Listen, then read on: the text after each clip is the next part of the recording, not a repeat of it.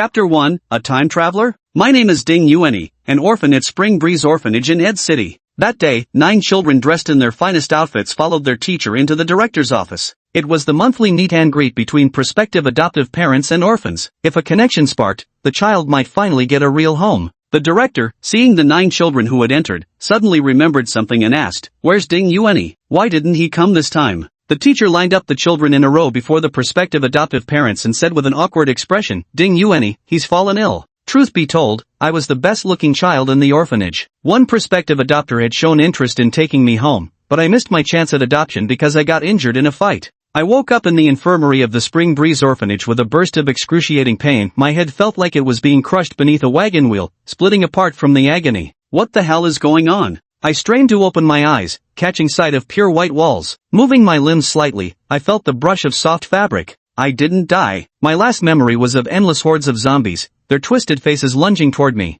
I'd intended to detonate the crystal core in my mind. As it shattered, an immense burst of energy flashed white before my eyes, then nothing. I tried shaking my head, only to bump against the wound at the back, sending another wave of sharp pain through me. With difficulty, I turned to examine the room. White walls, white bed, white sheets. How long had it been since I'd seen such pristine whiteness? Judging by the furnishings, I must be in a clinic. The faint scent of disinfectant lingered in the air. I lay on the clinic's only bed, and 4 drip attached to my right hand. I raised my left hand to rub my head, but froze when I saw it. This was a fair, plump little child's hand. I entered the apocalypse at 18, struggled between life and death for over 30 years. Did I get reborn after that self-detonation? My memories were still tangled with fragments of this body's original owner. I felt dizzy, but the air carried familiar water elements. Though my core crystal was gone, as long as I could still commune with water elements, I'd eventually regain my powers. A whiff of fragrance snapped my eyes open, pushing thoughts of chips and superpowers completely from my mind. A middle-aged woman in white entered the room, carrying a bowl of food in her hands. My heartbeat skipped. How many years had it been since I'd smelled this aroma? It was meat congee, but the woman showed no warmth in her expression. With a stern face, she thumped the bowl heavily onto the bedside table and said sharply, "Ding Yueni, since you're awake, get up and eat by yourself. Getting into fights and getting yourself hurt, then making me take care of you." With that, she left. I didn't pay any attention to her words, my focus entirely on that bowl of food. I immediately sat up from the bed, moving so abruptly that the 4 bottles swayed a few times. I ignored all that and grabbed the bowl. It was a serving of century egg and shredded pork congee, already cold. Clearly it had been sitting for quite a while. I couldn't wait to scoop up the porridge with my left hand and taste it. The long-lost aroma of meat mixed with rice nourished my parched taste buds. How many years had it been since I last tasted fresh meat congee? It had been ages since I'd eaten anything so delicious. Even someone as unshakable as me, who wouldn't blink at broken bones, shed tears of happiness in that moment. Later, I grew up strong and healthy in the orphanage. This body was also named Ding Yueni. Keeping the habit from my previous life, I still woke at 5 every morning to train in the woods behind the orphanage. Over the years, I figured out I hadn't been reborn on my home planet, Blue Star, but had instead crossed over to a planet called Manhwa. The country I now lived in, Yakarana, was a moderately powerful nation on this new world. On that autumn morning when I was 10 years old, the children were still resting in the dormitory. The sky was overcast, as if it might rain. After completing my 2-hour morning training, I planned to run back to my dwelling from the rear mountain before the children woke up. About 100 meters from the orphanage, I sensed something unusual from the fluctuations of water elements. I stopped in my tracks, suppressed my breath, leaped onto a nearby tree, and hid among its foliage. Thick smoke suddenly billowed from the orphanage building ahead, with cries and screams rising one after another, audible even from a distance. Children and teachers fled in panic from indoors, scrambling across the courtyard to escape. A middle-aged man with a slightly hunched back hid behind the crowd and shouted, "Nobody move! Stay where you are, hands on your heads!" Wielding a gun in his right hand, he fired at the child leading the fleeing group. The child fell instantly upon impact, causing everyone else to freeze in terror. The middle-aged man, dressed in shabby sportswear, hid behind the children, gazing coldly at the dozens of trembling children and adults in the courtyard. From where I was standing, I could clearly see several 7-seater business vehicles parked by the roadside not far away. A dozen or so people in combat uniforms stealthily fanned out as they approached the orphanage. The leader walking in the center raised his right hand and waved. Those behind immediately scattered to both sides, accelerating their advance. The leader was young, no more than 20 years old, and exceptionally handsome. He slowly walked along the path toward the orphanage entrance. A middle-aged man shouted hoarsely, "You official superpower dogs, I know you're here. Let me go, give me a car, or I'll make everyone here die with me." As he spoke, he fired 2 shots into the air. The leader reached the orphanage entrance, coldly observing the middle-aged man. Clearly, this rogue superhuman had reached the end of his rope, completely losing control of his emotions. Taking hostages to escape? Pure delusion. The middle-aged man raised his gun at the leader, but before he could pull the trigger, the weapon twisted and deformed. Enraged by humiliation, he hurled a fireball at the nearest child in the courtyard, setting the boy ablaze as horrific screams pierced the air. My pupils contracted sharply. Both men were superpowered individuals. This world had people with supernatural abilities. A water sphere arched toward the burning child. I sensed the fluctuation of water elements. A hidden aquatic-type super had intervened. But this ability user was low-level, the water sphere insufficient. Frowning, I expanded my consciousness to commune with ambient water elements. As the sphere reached the boy, I augmented its volume by a third, barely quenching the flames in time. Bang! Bang! Bang! 3 gunshots rang out. I was startled. They were armor-piercing rounds, capable of breaking through the defenses of superhumans below the 6th tier. The 3 bullets struck the middle-aged man squarely between the eyebrows. His skull exploded on impact, spraying blood and brain matter in all directions. Both teachers and students froze in shock. The leader pushed through the crowd and activated his personal terminal, Squad Warhammer, retrieving 1 wild superhuman corpse. 2 young men in white uniforms wheeled over a freezer. They lifted the corpse inside, gave the leader a curt nod, and were the first to withdraw from the scene.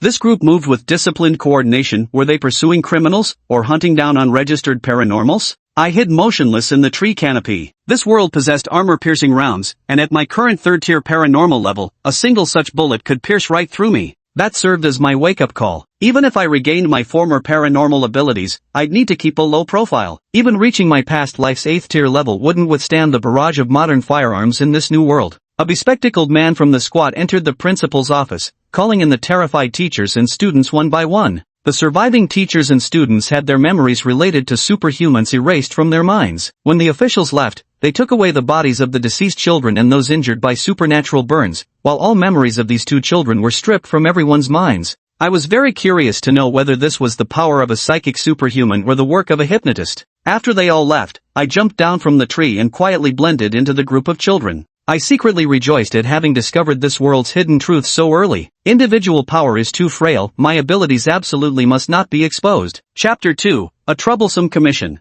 At 5 in the morning, I woke up precisely on time. I casually tied up my shoulder-length hair with a black hairband, slid open the floor-to-ceiling glass door of my bedroom, and stepped outside. My residence in the Nanjiang district of Ed City was built according to the 8th-generation eco-residential standards issued by the Kelowna Architectural Association 4 years ago. The outdoor area was densely planted with greenery, making the small balcony resemble a miniature garden. Having been in this new world for over 20 years, I've maintained the habits from my previous life. Sitting cross-legged on a floor cushion, facing the direction where the sun would soon rise on the horizon, I began my daily hour-long breathing exercises. At 6 o'clock, the morning sun had just peeked over the horizon, its newly risen rays streaming through the window into the room. I walked into the kitchen, took out the rice I had soaked the night before from the refrigerator, and put it in the rice cooker. On the upper rack of the cooker, I placed 4 crab roe soup dumplings I had made the previous evening. After finishing these tasks, I stepped out of the house and began my daily morning run along the Riverside Boulevard where water elemental energy was abundant.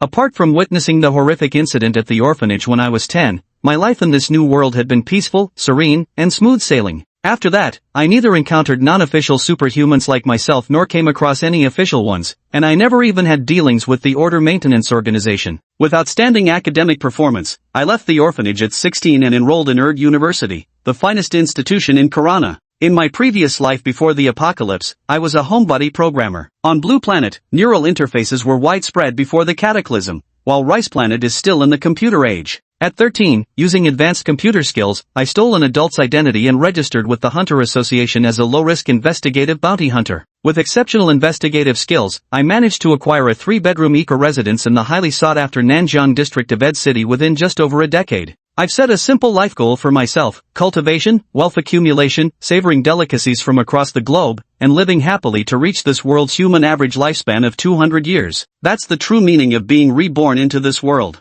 Beep beep beep. My personal terminal chimed with an alert. Raising my left wrist, I saw it was a commission notification from the Hunter platform. The client's deposited bounty had already reached the maximum limit of 2 million. I couldn't help but frown. The capital of Corona, Ed City, is located in the northeast of Corona. On an early summer noon, the streets shimmered with heat. On Daming Road, the main thoroughfare in the west of Ed City's downtown area, A street-side cafe with a blue signboard had its young barista carefully crafting latte art on a cappuccino behind the counter. The cafe was nearly empty on a weekend noon. The only customer, a tall and slender young man, sat on the sofa behind the counter. His long bangs fell to his cheekbones, obscuring half of the sunglasses on his nose, while his entire demeanor exuded a frosty stay-away vibe. His outfit alone could pay 6 months' rent for the cafe. The barista smiled as she placed the coffee before the young man, contemplating how to pitch the shop's most expensive mousse. When the chime at the entrance rang, another customer had arrived. He was a middle-aged man of average build, with dark skin and a slight hunch. A pair of large black-framed glasses perched on his nose obscured half his face. He paused briefly upon entering, then walked straight to the sunglasses-wearing youth and took the seat opposite him. The shop assistant's smile froze for a split second. She pursed her lips, turned to steel herself, then mustered another eager smile as she presented the menu. But midway through her greeting, the middle-aged man waved her off dismissively, coldly motioning for her to leave. The shop clerk awkwardly retreated behind the counter with an embarrassed smile. The middle-aged man turned his head and said to the sunglasses-wearing youth in a low voice, "I'm the butcher. What can I do for you?" The young man scrutinized him through dark sunglasses, finding it hard to reconcile the utterly ordinary-looking man before him with the renowned information broker hunter nicknamed Pig Butcher from the Hunters Guild. The youth said he wanted to investigate the death of celebrity Lin Jiqing and hoped the truth could be uncovered swiftly. Pig Butcher didn't agree immediately, stating he needed to understand the situation first. He gave the young man an email address, saying information would be exchanged via email. Any queries should be communicated by drafting new emails in the drafts folder. In principle, they wouldn't meet again. The youth then asked if Pig Butcher would take on the special disappearance service after completing the investigation. Pig Butcher declined and further demanded that no evidence from the investigation be shown to third parties. The youth agreed without hesitation. After receiving confirmation from Pig Slayer, the young man stood up to leave. He picked up the note left behind and tucked it into his coat pocket, hoping Pig Slayer wouldn't let him down. Actually, Pig Slayer is the nickname I registered under at the Hunters Guild. Meeting clients offline is too troublesome afterwards. I'd have to endure the scorching sun while going through a series of counter-surveillance and risk prevention measures. I've always been cautious to a fault. If a job can be done online, I never leave my house. This commission might involve criminal activity, and the client is both wealthy and influential. I need to be extra careful not to leave any traces that could be linked back to me. The cafe is diagonally across from a well-known shopping mall in the downtown area of Ed. I followed the crowd into the mall, using the people around me as cover to avoid the surveillance cameras. Approaching the corner near the first-floor restroom, I activated the camera jammer, turned into the men's restroom, and entered a stall with a ventilation window. Sliding my hands and head first through the narrow gap of the ventilation window, I slipped into the fire escape. After landing, I took off my t-shirt, flipped it inside out, and put it back on. Unzipping the inner seam of my trousers, I transformed them into a front-slit wrap skirt. Removing the wig, I changed my hairstyle, adjusted the color of my shoe uppers with a chemical solution, and altered the way I tied my shoelaces. I straightened my completely transformed outfit, stood tall, and immediately my previously slightly hunched posture appeared tall and graceful. I took off my glasses from the bridge of my nose and tucked them into the pocket of my skirt. Gathering clear water in my palms, I repeatedly rubbed my face until the wrinkles gradually smoothed out and my dark complexion turned fair. In the blink of an eye, I transformed from a 40-something, 170 cm tall dark-skinned man into a statuesque, fair-skinned woman nearing 30. Adjusting my wig, I swayed my hips as I climbed 3 flights up the fire escape stairs and entered the shopping mall. Now clad in a black t-shirt, navy blue long skirt, and yellow sneakers, I became a slender, tall, and short-haired beauty gliding gracefully through the bustling women's clothing section on the 3rd floor, soon disappearing into the crowd. At 8 a.m., I checked the free service ad I had posted the previous day, and as expected, I received a confirmation reply bright and early. The fish had bitten, and I nodded in satisfaction. To quickly wrap up the order, I opted for the simplest and most direct investigative approach. Wenchanghuoding in Nanjiang District was Lin Jiqing's registered address and currently served as her family's residence. As an established upscale community in Nanjiang District, Wenchanghuoding was in the same area where I resided, which saved me a fair bit of trouble. I packed the small device and a set of uniforms into my backpack and headed out. At the same time, Gu Chenzhou picked out a well-tailored light gray shirt and matching dark slim-fit trousers for himself. He spent a full 10 minutes in front of the mirror styling his short hair into a slightly messy yet intentionally tousled and orderly look. Gu Chenzhou, 26 years old, had been serving as the director of Huanshan District Order Maintenance Bureau for nearly a year. At 8:10, he set off from his Mountain View apartment in Huanshan District, walking to the Order Maintenance Bureau. On this summer morning, clusters of reporters armed with cameras of all sizes were gathered in the small square before the Huanshan District Order Maintenance Bureau, their enthusiasm undiminished despite the scorching sun. Seeing the enforcers coming and going, reporters swarmed forward eagerly to dig for news. Gu Chenzhou walked through the crowd with a composed expression and determined gaze. Not wearing a uniform, he looked more like a white-collar elite coming to the enforcement bureau on business. Several reporters who had intended to intercept him hesitated, stopping in their tracks and turning instead toward a young uniformed officer behind him. Gu Chenzhou smirked inwardly as he smoothly navigated through the crowd and entered the enforcement bureau. Gu Chenzhou was a direct descendant of the Gu family, members of the Commercial Alliance. Due to his exceptional combat abilities, he had been selected by the Enforcement Department to serve for 2 years in the World Enforcement Organization. After retiring, leveraging his connections in the Commercial Alliance, he transferred back to ELD City as a civil servant at the same rank, serving as the director of the Public Order Office in Huanshan District. Lin Jiqing's car accident occurred on the highway in Huanshan District, yet her residence in ELD City was located in Nanjing District. According to the internal management regulations of the Public Order Department, both Nanjing and Huanshan districts had jurisdiction over Lin Jiqing's case. However, the media fixated on the Huanshan office, swarming its entrance. Major websites in Kalana were flooded with sensational headlines like shocking. Rising star Lin Jiqing dies in car accident during car fun and bizarre crash of rising star, a result of twisted human nature or moral decay? Watching the endless stream of news teams outside the order maintenance office, Gu Chenzhou thought with a headache that tomorrow's headlines might update to dead weight officials. Still no conclusion from Ed City's order maintenance office 3 days after the crash or asterisk tight-lipped order keepers. What secrets lie behind the rising star case? Asterisk. It had already been 48 hours since Lin Jiqing's fatal car accident, and the Huanshan division only officially received the criminal investigation approval for the case early this morning. As a trending celebrity, Lin Jiqing's case became the talk of the town across the entire Karana nation thanks to sensationalized reports from certain journalists trying to milk the traffic accident for attention. To wrap up the case quickly, the Municipal Order Maintenance Authority assigned it to the experienced Huanshan division, hoping Gu Chenzhou would live up to expectations and deliver answers to the public soon. Gu Chenzhou had just received his childhood friend's request. He understood that handling such a high-profile case nationwide was both an opportunity and a challenge. With a faint smile, he decided to seize this chance. Upon receiving the notification from the Municipal Order Maintenance Agency, Gu Chenzhou immediately retrieved the case files of Lin Jiqing. His reading method was quite peculiar. Both hands moved simultaneously as the documents flew beneath his fingers at an average speed of 2 pages per second. A case file hundreds of pages thick was finished in mere minutes. The half-meter-high stack of materials on his desk was completely reviewed within half an hour. Putting down the case file, he had already mentally reviewed the basic information of the Lin Jiqing and Zhao Mingyang case. Lin Jiqing and her bodyguard died in a car crash under inexplicable circumstances. Their abnormal state before death was itself highly suspicious. The collision between the truck and the car also claimed the truck driver's life on the spot. A gleam of sharp insight flickered in Gu Chenzhou's eyes.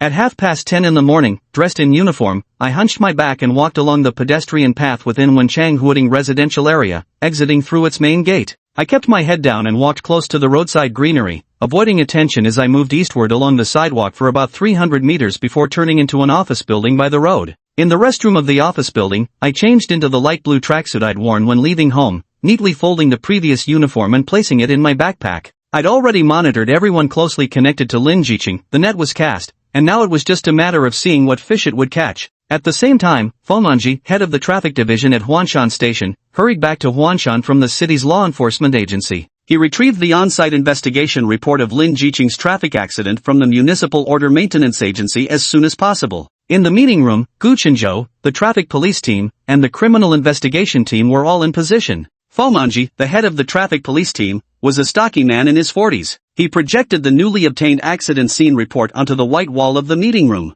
On the large screen, he flipped through the bloodstained accident scene photos page by page, not lingering on the images, and went straight to the written conclusions in the first part of the report. The accident report clearly states that all 3 deceased truck driver Lu Dan, victim Lin Jiqing, and victim Zhao Mingyang died from vehicle collisions, with the cause of death being a traffic accident. Fomanji marked the words traffic accident in red. The victim's car was parked in the emergency lane of the highway at the time of the incident. According to road surveillance and vehicle dashcam footage, the victim's car turned into the emergency lane from the second lane and stopped at 7:20 p.m. that night, and was rear-ended by a truck behind it at 7:30 p.m. Fomanji quickly flipped through the screenshots from various time points. Since Lin Jiqing's traffic accident occurred on the section of road under Huanshan's jurisdiction and everyone was familiar with the scene, he didn't elaborate on the details. He selected a video file from the folder and played it at 6 times speed. This was new material he had retrieved today from the city's Public Order Bureau, a compilation of all surveillance footage related to the 2 vehicles before the accident.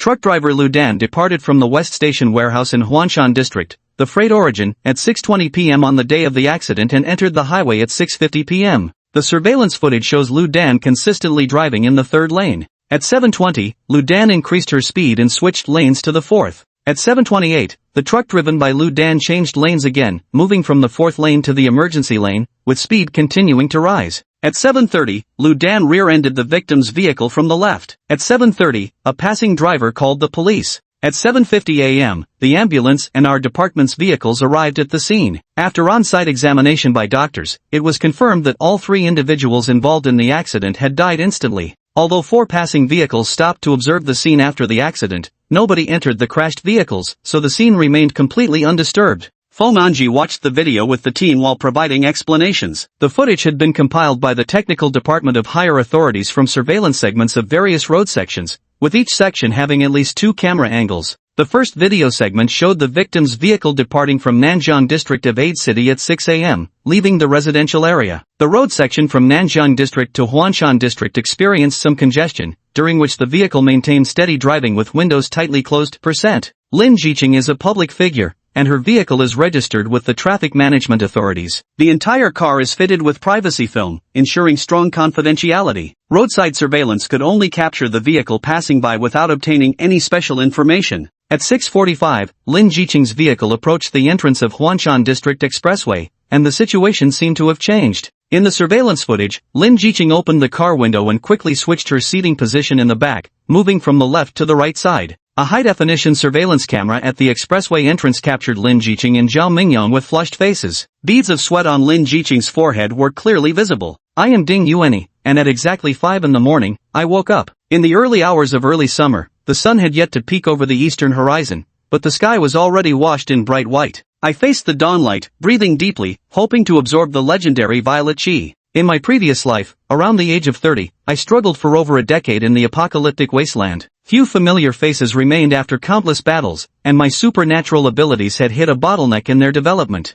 Once, while scavenging for supplies, I stumbled upon a few martial arts novels in an abandoned building. Before the apocalypse, Blue Star had entered the era of smart technology. Physical books were already rare, let alone paper novels. I carried these mismatched novels with me, flipping through them whenever I felt down. The protagonists in these books were all heaven-endowed geniuses, showered with extraordinary luck and endless romantic encounters. In the apocalypse, people fought endlessly for food and cultivation resources every day, and many who saw no future chose the path of suicide. Yet the inspiring message from the novels, that opportunities lay ahead and perseverance would lead to success, sustained me through my most uncertain years. I remember a novel where the male protagonist began his cultivation at Mao hour, 5 to 7 a.m. each day, capturing the first strand of purple chi from the rising sun, eventually mastering an eye technique that could see through all illusions. Later, I gifted those novels to younger disciples, but kept the habit of breathing exercises at Mao hour. Counting both lifetimes, I've maintained this practice for over 40 years. This body has adhered to Mao hour cultivation since age 6. While uncertain about absorbing purple chi, the meditation has improved my focus, increasing my water attribute superpower cultivation efficiency by 30% compared to my previous life. After completing 2 hours of morning training, I returned home and booted up my computer in the study. The system had already compiled and keyword sorted all intelligence collected through various channels yesterday.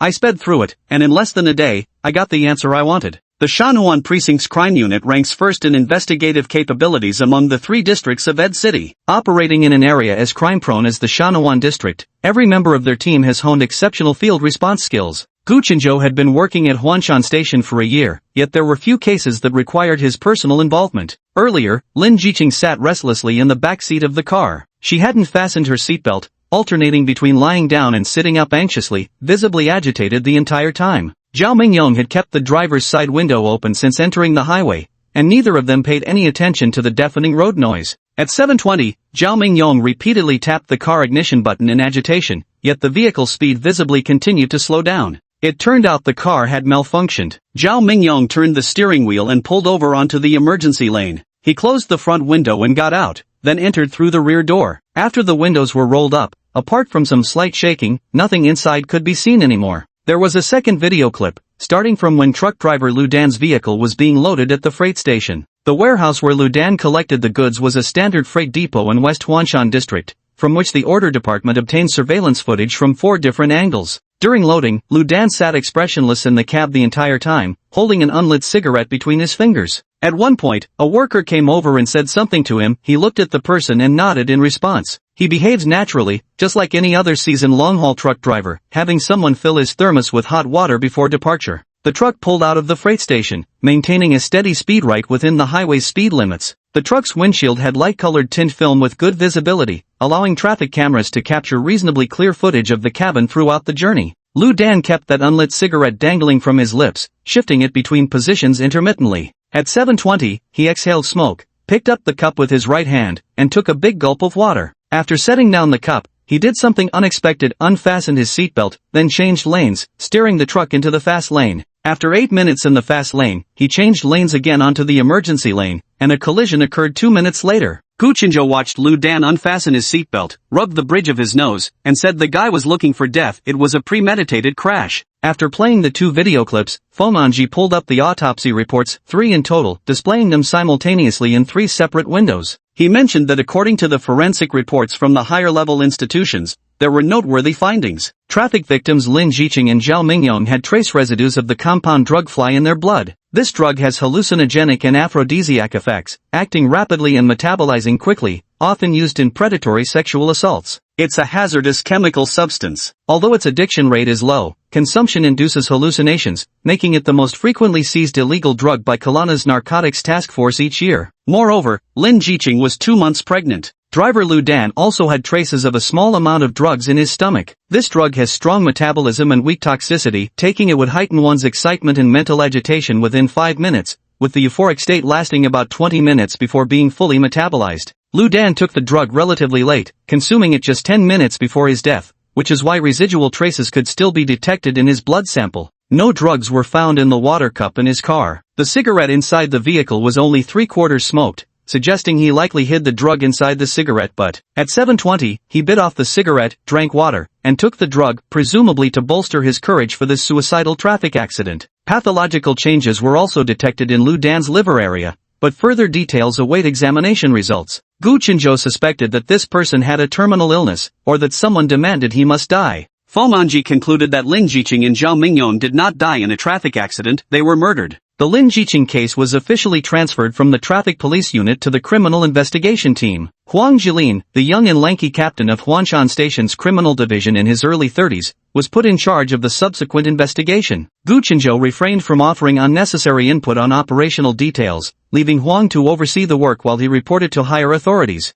The Lin Jiqing case, which had already caused shockwaves across the nation, was formally reclassified from an ordinary traffic accident to a murder investigation. Overnight, the previously obscure Huanshan Station became the focus of nationwide attention. Gu Chinjo excitedly finished his tea, threw on his coat, and headed out with Huang Jilin. Although the Lin Jiqing case wasn't particularly complex, its social impact was enormous. The previous day, Gu Chinjo had spent half a day at the higher authorities to expedite the investigation procedures, and by this morning, all necessary approvals had been rushed through. Under pressure from superiors and at the behest of a childhood friend, I, as the precinct chief, decided to personally participate in the criminal investigation team's visit to Lin Jiqing's family. The registered family address for Lin Jiqing was in Wenchanghuading, Nanjiang District of 8 City. This residential complex, located in the eastern part of Nanjiang District, stood opposite the university-dense western area at opposite ends of the elongated Nanjiang District. It was one of Nanjiang's long-standing luxury communities, constructed according to the 7th-generation architectural standards of Kelana. I got off the car at the entrance of Wenchanghuading with Huang Jilin, the head of the criminal investigation team, accompanied by Qin Bing, an investigator from the insurance company, and Huang Xiaoyong, a crime scene officer. We entered the residential area through the pedestrian entrance, walked through the meticulously designed landscape gardens, and arrived at Building 5, the premium tower with the best river views. Lin Jiqing's legal residence was atop Building 5. After the property manager contacted her family, they took us directly into the elevator. Building 5 had 1 elevator per household. When we reached the top floor, the elevator doors opened straight into Lin Jiqing's private foyer. The elevator doors opened to reveal Lin Jiqing's family of 3 waiting somewhat awkwardly at the exit. Lin Jiqing's father, Lin Hanyu, appeared to be in his 50s, dressed in a well-fitted gray suit. Well-maintained with handsome features, his facial structure bore some resemblance to the Lin Jiqing in the photograph. Beside him stood Wei Qing, Lin Jiqing's stepmother, a beautiful woman in her 40s with graceful curves. She wore an elegant blue cheongsam that exuded gentle sophistication, her ruby necklace sparkling brilliantly under the lights. To Wei Qing's right was Lin Jiwei, Lin Jiqing's red-haired half-brother, an exceptionally pretty youth with delicate features and a slender frame. He kept his head lowered, staring at the floor until his mother nudged him to look up, his face twisting into an expression of undisguised irritation. Lin Hengyu forced a smile and stepped forward to welcome the four of us into the living room. Lin Jiqing's family truly lived up to their reputation as the Tower Kings. Their nearly 50-square-meter living room boasted 4-meter-high ceilings, decorated in a neoclassical style that exuded both luxury and grandeur. Directly facing the entrance stood an antique-style altar table. Instead of the customary offerings of flowers or candles, only Lin Jiqing's memorial portrait sat in solitary display. It was a still from her most recent TV drama, her bright eyes and radiant smile captured in a single frame, the very image of a stunning beauty. Following Huang Jilin, I entered the Lin residence. We formed a straight line before Lin Jiqing's portrait and bowed in solemn tribute. Lin Hengyu seemed caught off guard by our gesture of respect for the deceased. After a brief hesitation, he pulled Wei Qing and Lin Jiwei to stand beside the portrait and return the courtesy.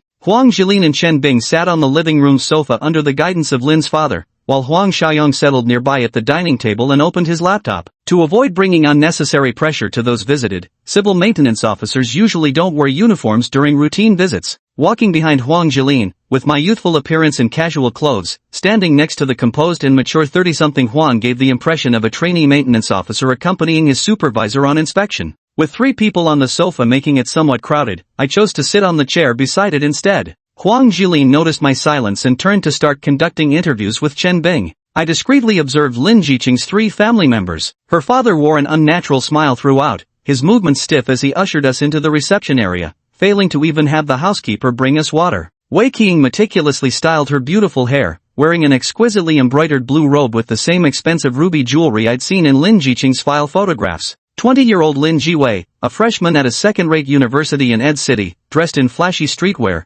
fiddled constantly with his personal terminal after sitting down, showing little interest in our presence. Lin Jiqing's death left no trace of sorrow on their faces. According to records, her relationship with her stepmother and younger half-brother was merely cordial, and her father only contacted her when he needed money. I leaned back in the chair. Lin Jiqing's home was a spacious 250-square-meter flat, with living areas clearly separated from guest reception spaces. The combined living and dining area spanned over 80 square meters, functionally divided by furniture into tea-drinking corners, a TV feature wall, reception space, and dining section. Rising with slight apology, I interrupted the interview. "Mr. Lin, I'd like to tour your residence, would you mind arranging that?" Father Lin was visibly displeased by my interruption as a trainee peacekeeper, but seeing Captain Huang didn't object, he said to Lin Jiwei, "Jiwei, take this peacekeeper gentleman to your sister's room." Lin Jiwei shut off his personal terminal with a dark expression and stood up. "Follow me," he said. He walked briskly, and I trailed behind him through the partition zone. At the corner where the living room met the inner area, the door to the guest bathroom stood wide open. A man in the blue uniform of Promise Housekeeping stood on a ladder, his upper body reaching into a ceiling access panel.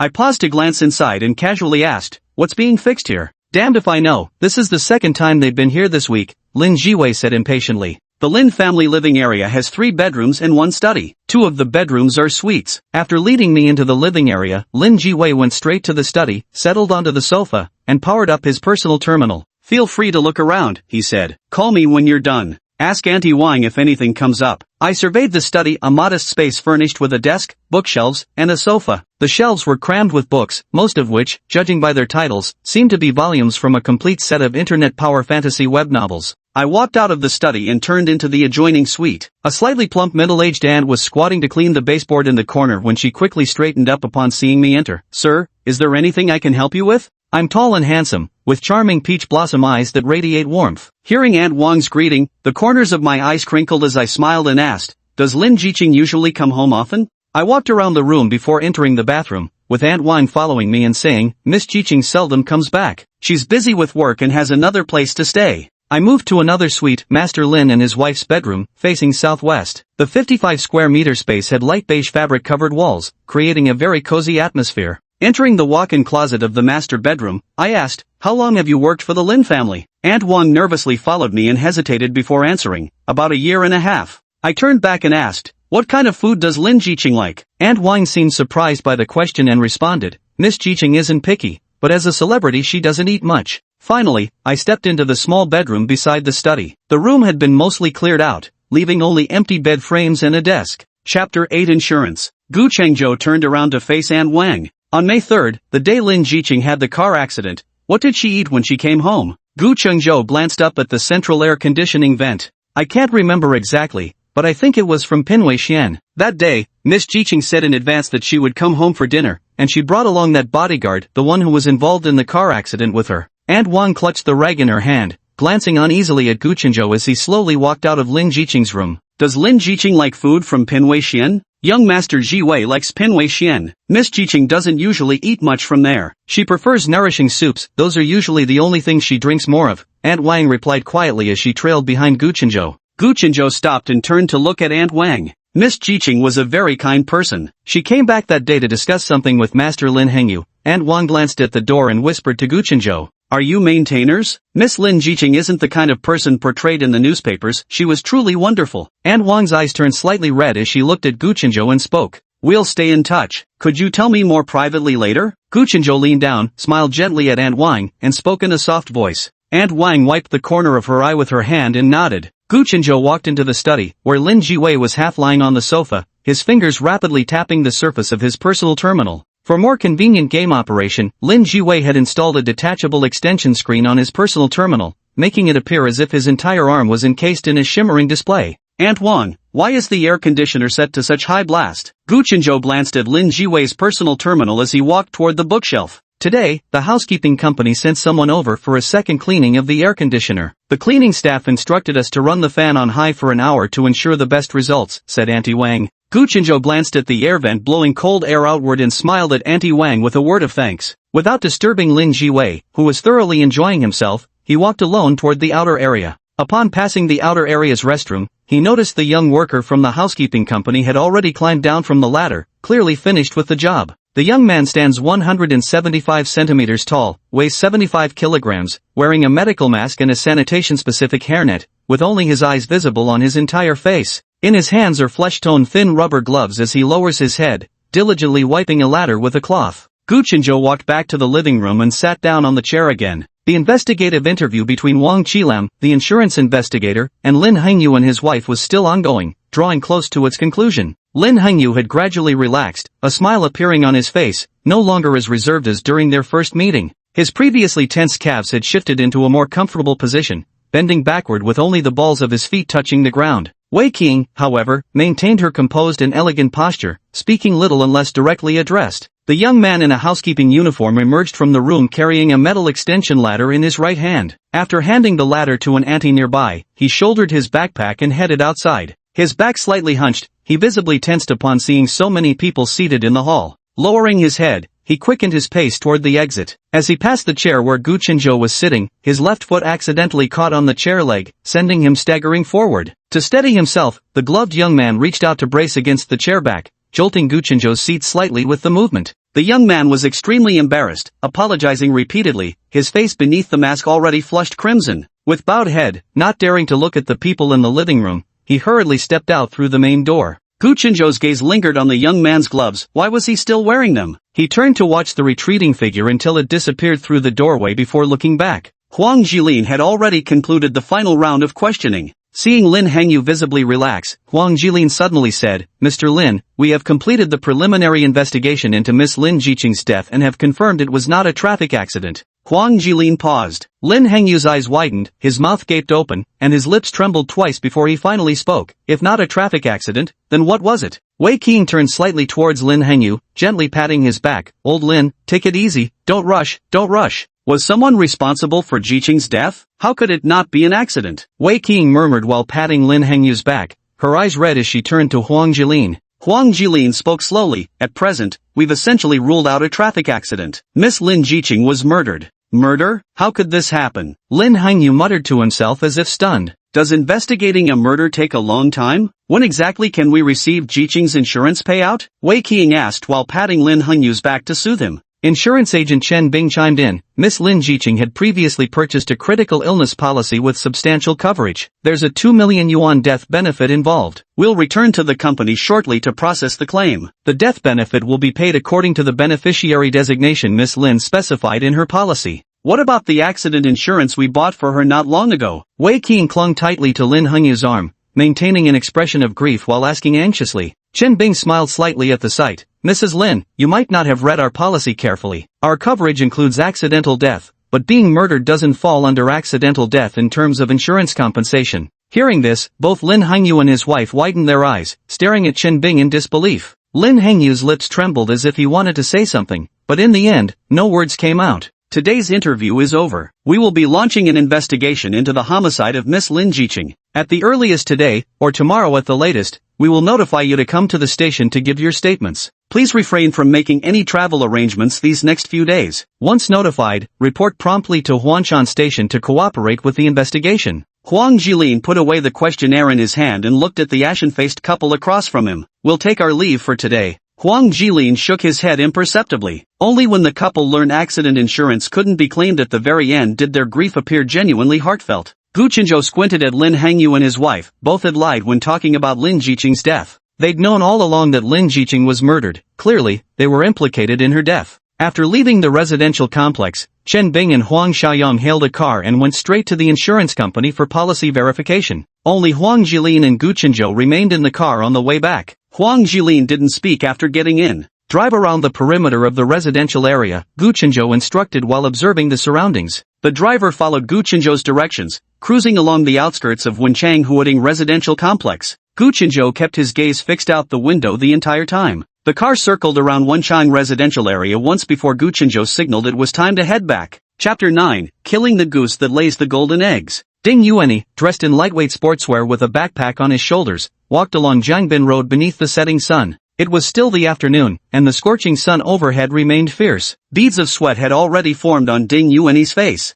He carefully avoided the crowds using the cover of the greenbelts all the way. Although he carried a surveillance jammer and had disguised both his appearance and height, he still didn't want to leave any impression on passers-by. A faint unease settled in his heart. To retrieve the surveillance device placed in the living room, he had gotten uncomfortably close to that young enforcer from the Order Maintenance Bureau. The scrutinizing gaze of that young enforcer put him on high alert. Recalling his disguise at the scene in mask, gloves, hat, and even adjusting his height by nearly 10 centimeters, he had truly done his best to conceal his tracks. Intermediate independent investigator Zhang Manlin from the Huanshan Station Crime Unit stood in the reception hall of Starry Sky Entertainment with trainee peacekeeper Shang Wenming. Starry Sky Entertainment is a newly established entertainment company in Kalana over the past decade, and it's the agency Lin Jiqing is signed with. Starlight Entertainment, backed by the Chang Group, boasts formidable financial strength. Since its inception, it has leveraged the Chang family's capital advantages to invest extensively in film and television projects while aggressively poaching talent from competitors with lucrative offers. In just a few years, its rapid growth has positioned it as a formidable rival to the established entertainment giant Manhwa Entertainment,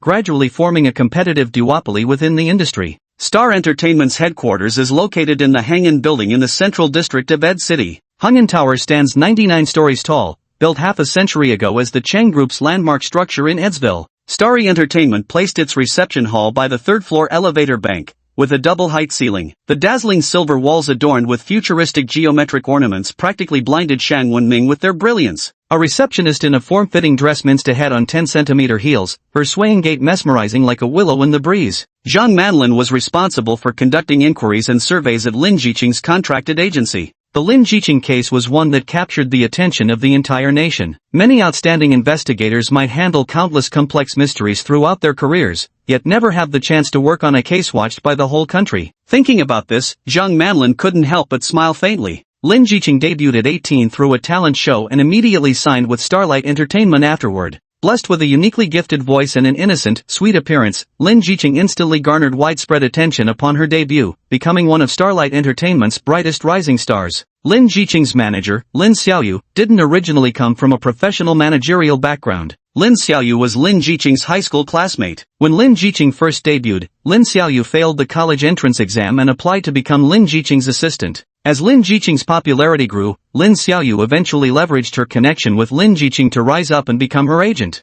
Lin Xiaoyu's office is located on the 5th floor of Hangin Plaza. With Lin Jiqing's rise to fame, Lin Xiaoyu's social status also soared. Zhang Manlin strode into Lin Xiaoyu's office. Gu Qinzhou and Huang Jilin returned to Huanshan Station together. Huang Jilin has spent 10 years working in the field of criminal investigations. Having served as the captain of the Wan Mountain District Crime Unit for 3 years, he was a seasoned investigator with extensive experience in handling criminal cases. In his 10-year career, he had worked in various frontline roles such as forensic examiner, crime scene investigator, and criminal profiler. Due to his outstanding performance, he was recommended by private factions to take up a position in Ide City. Gu Qinzhou was appointed as the chief of Huanshan Station a year ago in what many considered an unexpected transfer. Even with his background in the commercial alliance and commendable military achievements in the Order Organization's combat unit, it was highly unusual within the system for a mere 26-year-old to serve as chief of one of the 3 district order stations in Kalina's capital, Ide City. Dai Fengrui, who also comes from a commercial alliance background, is now in his 40s and currently holds only the position of chief at Nanjiang District's order station. Huang Jilin surmised that Gu Qinzhou either came from an exceptionally powerful family or possessed extraordinary personal capabilities. Whichever type it was, they were all people he should try to get along with well. In a year of working together, Gu Qinzhou had not directly participated in many on-site cases. His main responsibility was organizing and coordinating internal, external, and upper-level liaison work. In the 6 months since his appointment, most of Gu Qinzhou's energy had been spent on communication up and down the hierarchy, amidst endless toasts and social engagements. Young and holding an important position, yet without any heirs, someone who can call everyone brothers. During the year Huang Jilin worked alongside Gu Qinzhou, work became much smoother. Cross-district coordination and response times from higher-ups improved tremendously. At the very least, Huang Jilin deeply admired Gu Qinzhou's interpersonal skills and ability to coordinate work. This time, when Gu Qinzhou proposed joining the frontline investigation, Huang Jilin privately wondered if the business alliance had pressured him enough to force this hands-on approach. Captain Huang, when are we holding the case analysis meeting? Gu Qinzhou asked. Tonight at 7 o'clock. The analysis of close contacts communication records and transaction records should be completed before the end of the workday today. However, the preliminary analysis of bank account data will have to wait until after 9 tonight, Huang Jilin replied.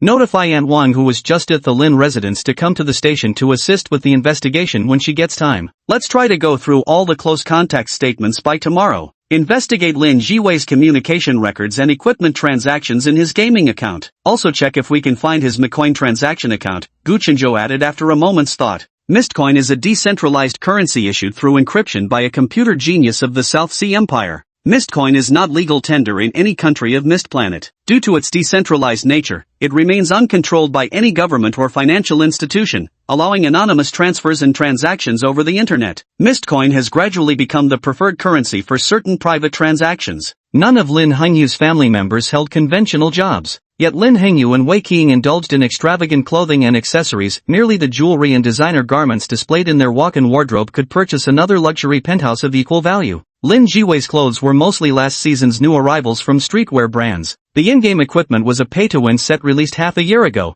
and even Gu Qinzhou had winced at the price when purchasing it himself. At this thought, Gu Qinzhou also shook his head imperceptibly. However, several spots on Wei Qing's jewelry rack stood empty. Lin Jiwei's wardrobe lacked currencies and pieces, and the gaming gear wasn't the newest set. Clearly their financial resources weren't as abundant as before. So they decided to kill the goose that lays the golden eggs? The case wasn't complicated, and with timely evidence collection, he should be able to give his childhood friend an answer within 2 or 3 days. Traces of Lin Jiqing's existence in this home had been almost completely erased. Gu Shenzhou sighed and said to Huang Jilin, apply for authorization to place Lin Jiqing and her family of 3 under comprehensive surveillance. Chapter 10, The Agent. Zhang Manlin had a tall and sturdy build, with a square-jawed face, straight nose, broad mouth, and an overwhelmingly righteous demeanor. Dressed in dark casual attire, he stood with hands clasped behind his back, surveying Lin Xiaoyu's office with keen interest. Lin Xiaoyu's office resembled a traditional tea room more than a conventional workspace, with delicate tea sets arranged thoughtfully on an antique-style tea tray.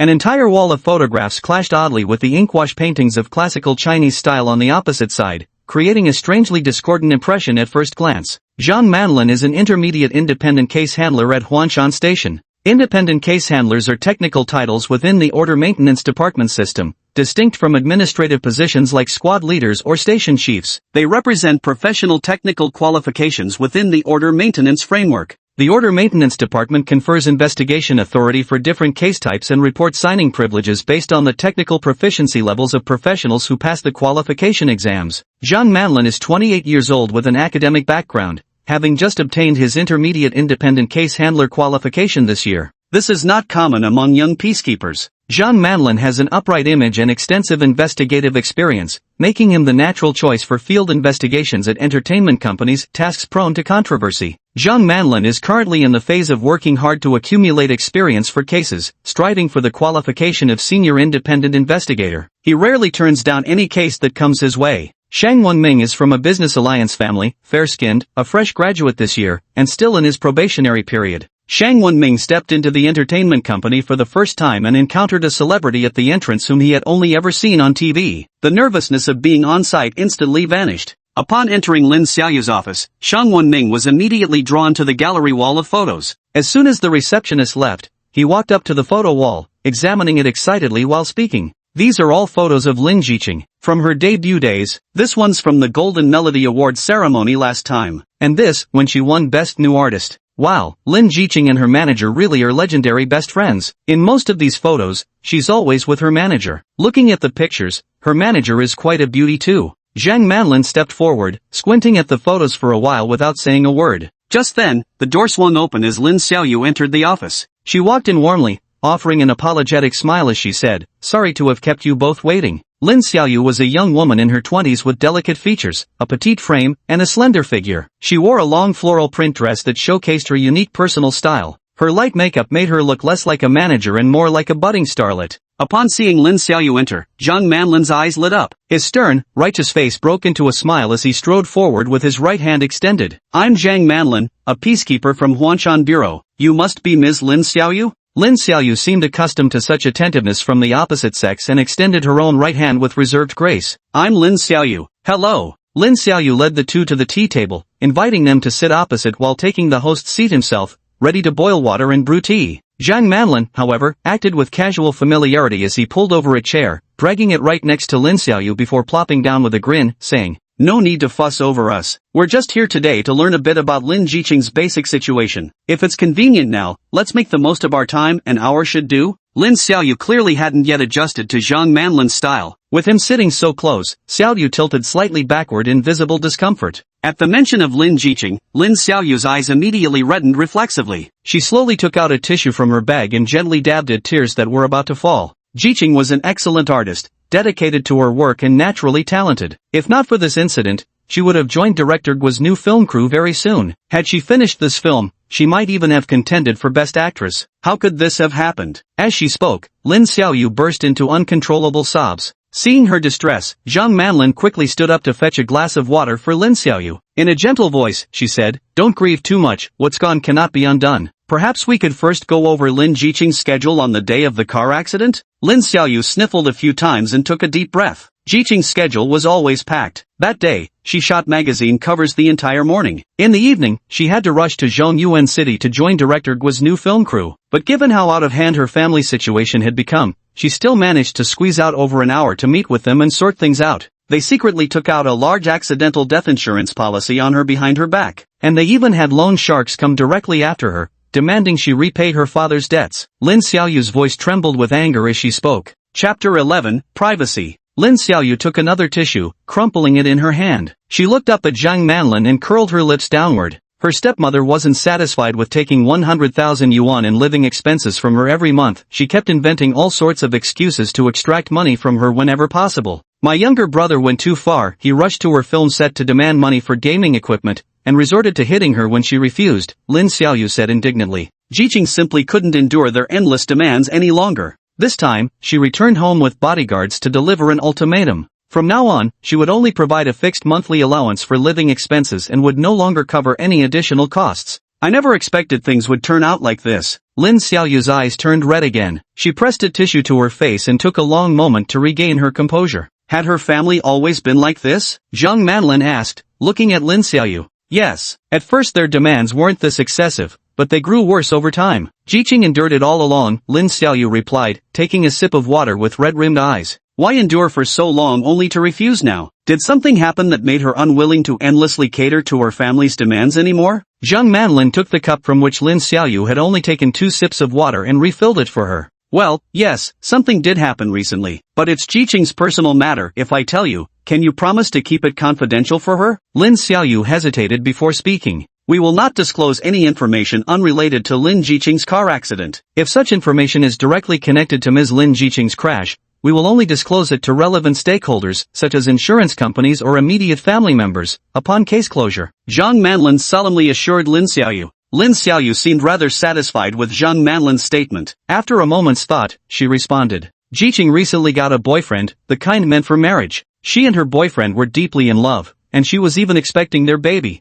Jiqing had already planned not to take on any new work after finishing Director Guo's film, focusing instead on her pregnancy. According to her, her boyfriend also intended to sort out family matters over the next few months and marry Jiqing once the film wrapped up. As for her troublesome family, Jiqing was determined to cut ties this time. She refused to burden her future husband and child with her family's problems after marriage. Lin Xiaoyu finished with a long sigh. Who is Lin Jiqing's boyfriend? Shang Wenming couldn't help asking curiously. We're not quite clear about that. Celebrity relationships are already a taboo in the industry. Jiqing's partner is an outsider, and she was afraid it might disrupt their normal life. So she never shared specific information about her partner with me either. Did Lin Jiqing have any conflicts, whether within the industry or outside it? Zhang Manlin asked. Zhao Panpan had the biggest conflict with Jiqing, Lin Xiaoyu said without hesitation. With Jiqing getting into this car accident, the biggest beneficiary is Zhao Panpan. The role in Director Guo's new drama that Jiqing had previously secured has now been contracted to Zhao Panpan. If someone wanted to harm Jiqing, it would either be those money-sucking parasites from her family who can't get their hands on her cash, or this Zhao Panpan who constantly wishes misfortune upon Jiqing, Lin Xiaoyu said with palpable bitterness. Zhang Manlin glanced at her personal terminal. We still have some time, let's chat casually. Why don't we talk about Lin Jiqing? We're both her fans too. For someone so young to meet such a tragic fate is truly heartbreaking.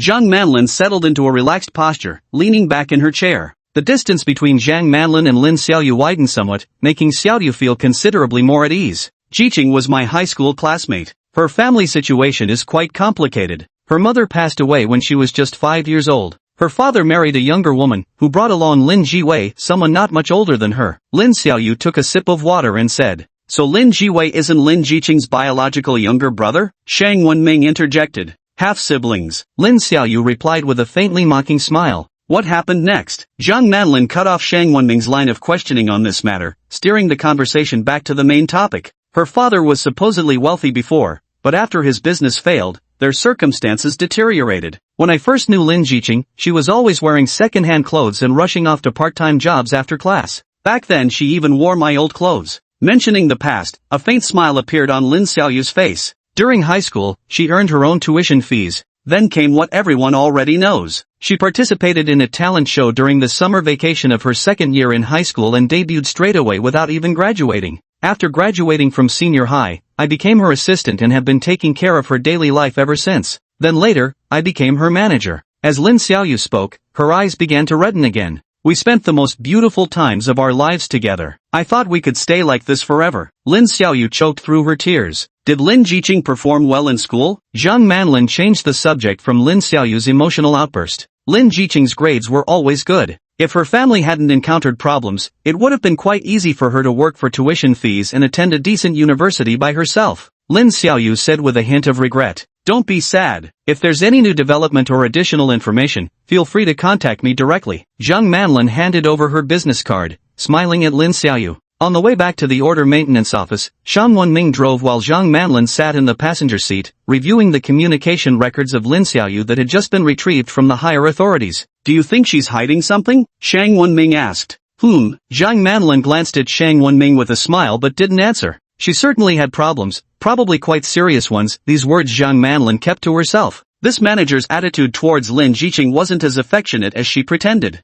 During high school, Lin Jiqing might have indeed been good friends with Lin Xiaoyu. Back then, she had good grades but came from modest means. She had to work part-time jobs and wear Lin Xiaoyu's hand-me-down clothes. But then, things changed. Lin Xiaoyu didn't get into university, while Lin Jiqing became the rising star backed by Starlight Entertainment, leaving Lin Xiaoyu to work as Jiqing's assistant. Even after becoming Jiqing's agent later, she still harbored resentment. Most crucially, without a second thought, she blurted out that someone meant to harm Lin Jiqing. She should be listed as a key investigative target for the next steps. Chapter 12, Clues. On the second floor of Huanshan Station, in Interrogation Room 1, Aunt Wang sat uneasily on a chair, shifting her weight several times. In the otherwise empty interrogation room, Huang Xiaoyong sat beside the sole interrogation table, fiddling with his personal terminal with his head lowered. The main seat at the interrogation desk remained empty, with a table lamp fixed on the surface. Aunt Wang had been sitting for 5 minutes, yet it felt like half a day had passed. The table lamp resembled those shown on TV, specifically designed to shine directly into suspects' eyes.